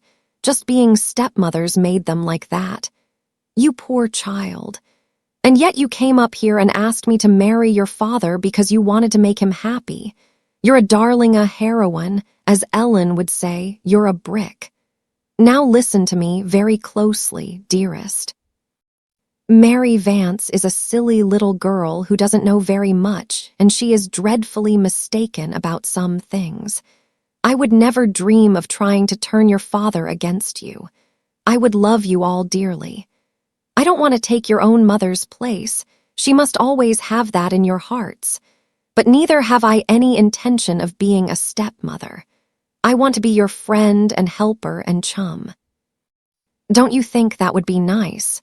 Una, if you and Faith and Carl and Jerry could just think of me as a good, jolly chum, a big older sister. Oh, it would be lovely, cried Una, with a transfigured face. She flung her arms impulsively round Rosemary's neck. She was so happy that she felt as if she could fly on wings. Do the others do, Faith, and the boys have the same idea you had about stepmothers? No, Faith never believed Mary Vance. I was dreadfully foolish to believe her either. Faith loves you already. She has loved you ever since poor Adam was eaten. And Jerry and Carl will think it is jolly. Oh, Miss West, when you come to live with us, could you, teach me to cook a little and sew and do things? I don't know anything. I won't be much trouble. I'll try to learn fast. Darling, I'll teach you and help you all I can. Now, you won't say a word to anybody about this, will you? Not even to Faith, until your father himself tells you you may. And you'll stay and have tea with me. Oh, thank you, but I think I'd rather go right back and take the letter to father, faltered Una. You see, he'll be glad that much sooner, Miss West. I see, said Rosemary. She went to the house, wrote a note, and gave it to Una. When that small damsel had run off, a palpitating bundle of happiness, Rosemary went to Ellen, who was shelling peas on the back porch. Ellen, she said, Una Meredith has just been here to ask me to marry her father. Ellen looked up and read her sister's face. And you're going to, she said. It's quite likely. Ellen went on shelling peas for a few minutes. Then she suddenly put her hands up to her own face. There were tears in her black-browed eyes. I hope we'll all be happy, she said between a sob and a laugh. Down at the manse, Una Meredith, warm, rosy, triumphant, marched boldly into her father's study and laid a letter on the desk before him. His pale face flushed as he saw the clear, fine handwriting he knew so well. He opened the letter. It was very short, but he shed 20 years as he read it. Rosemary asked him if he could meet her that evening at sunset by the spring in Rainbow Valley. Chapter 35. Let the piper come. And so, said Miss Cornelia, the double wedding is to be sometime about the middle of this month. There was a faint chill in the air of the early September evening, so Anne had lighted her ever-ready fire of driftwood in the big living room, and she and Miss Cornelia basked in its fairy flicker. It is so delightful, especially in regard to Mr. Meredith and Rosemary," said Anne. "I'm as happy in the thought of it as I was when I was getting married myself. I felt exactly like a bride again last evening when I was up on the hill seeing Rosemary's trousseau." "They tell me her things are fine enough for a princess," said Susan from a shadowy corner where she was cuddling her brown boy. "I have been invited up to see them also, and I intend to go some evening. I understand that Rosemary is to wear white silk and a veil, but Ellen is to be married in navy blue." "I have no doubt, Mrs. Doctor dear, that is very sensible of her. But for my own part, I have always felt that if I were ever married, I would prefer the white and the veil, as being more bride-like." A vision of Susan in white and a veil presented itself before Anne's inner vision and was almost too much for her. "As for Mr. Meredith," said Miss Cornelia, "even his engagement has made a different man of him. He isn't half so dreamy and absent-minded, believe me. I was so relieved when I heard that he had decided to close the manse and let the children visit round while he was away on his honeymoon. If he had left them and old Aunt Martha there alone for a month, I should have expected to wake every morning and see the place burned down." "Aunt Martha and Jerry are coming here," said Anne. "Carl is going to Elder Clow, S. I haven't heard where the girls are going." "Oh, I'm going to take them," said Miss Cornelia. "Of course, I was glad to, but Mary would have given me no peace till I asked them anyway. The ladies' aid is going to clean the manse from top to bottom before the bride and groom come back, and Norman Douglas has arranged to fill the cellar with vegetables.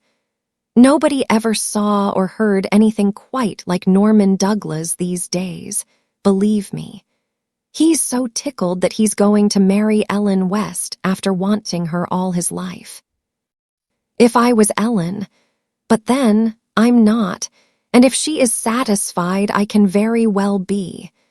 I heard her say years ago when she was a schoolgirl that she didn't want a tame puppy for a husband. There's nothing tame about Norman, believe me." The sun was setting over Rainbow Valley. The pond was wearing a wonderful tissue of purple and gold and green and crimson.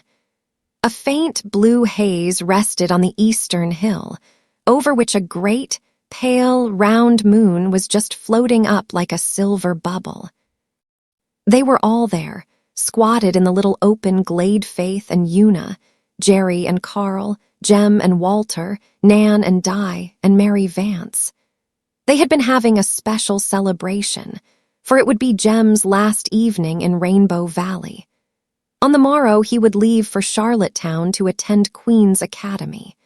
Their charmed circle would be broken, and in spite of the jollity of their little festival, there was a hint of sorrow in every gay young heart. "See, there is a great golden palace over there in the sunset," said Walter, pointing. "Look at the shining tower, and the crimson banners streaming from them. Perhaps a conqueror is riding home from battle, and they are hanging them out to do honor to him." "Oh, I wish we had the old days back again," exclaimed Jem. "I'd love to be a soldier, a great, triumphant general. I'd give everything to see a big battle." Well, Jem was to be a soldier and see a greater battle than had ever been fought in the world. But that was as yet far in the future. And the mother, whose firstborn son he was wont to look on her boys and thank God that the brave days of old, which Jem longed for, were gone forever, and that never would it be necessary for the sons of Canada to ride forth to battle for the ashes of their fathers and the temples of their gods. The shadow of the great conflict had not yet made felt any forerunner of its chill.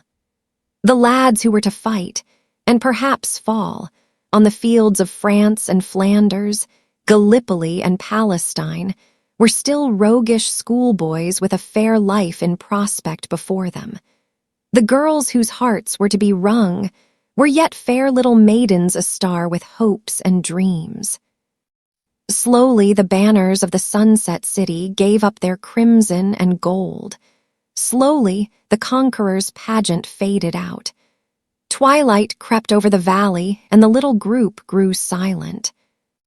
Walter had been reading again that day in his beloved book of myths, and he remembered how he had once fancied the Pied Piper coming down the valley on an evening just like this. He began to speak dreamily, partly because he wanted to thrill his companions a little, partly because something apart from him seemed to be speaking through his lips. "The piper is coming nearer," he said. "He is nearer than he was that evening I saw him before. His long, shadowy cloak is blowing around him. He pipes, and we must follow Jem and Carl and Jerry and I round and round the world. Listen, listen, can't you hear his wild music?" The girls shivered. "You know you're only pretending," protested Mary Vance, "and I wish you wouldn't. You make it too real. I hate that old piper of yours." But Jem sprang up with a gay laugh. He stood up on a little hillock, tall and splendid, with his open brow and his fearless eyes. There were thousands like him all over the land of the maple. "Let the piper come and welcome," he cried, waving his hand. "I'll follow him gladly round and round the world." Thank you for listening to this story.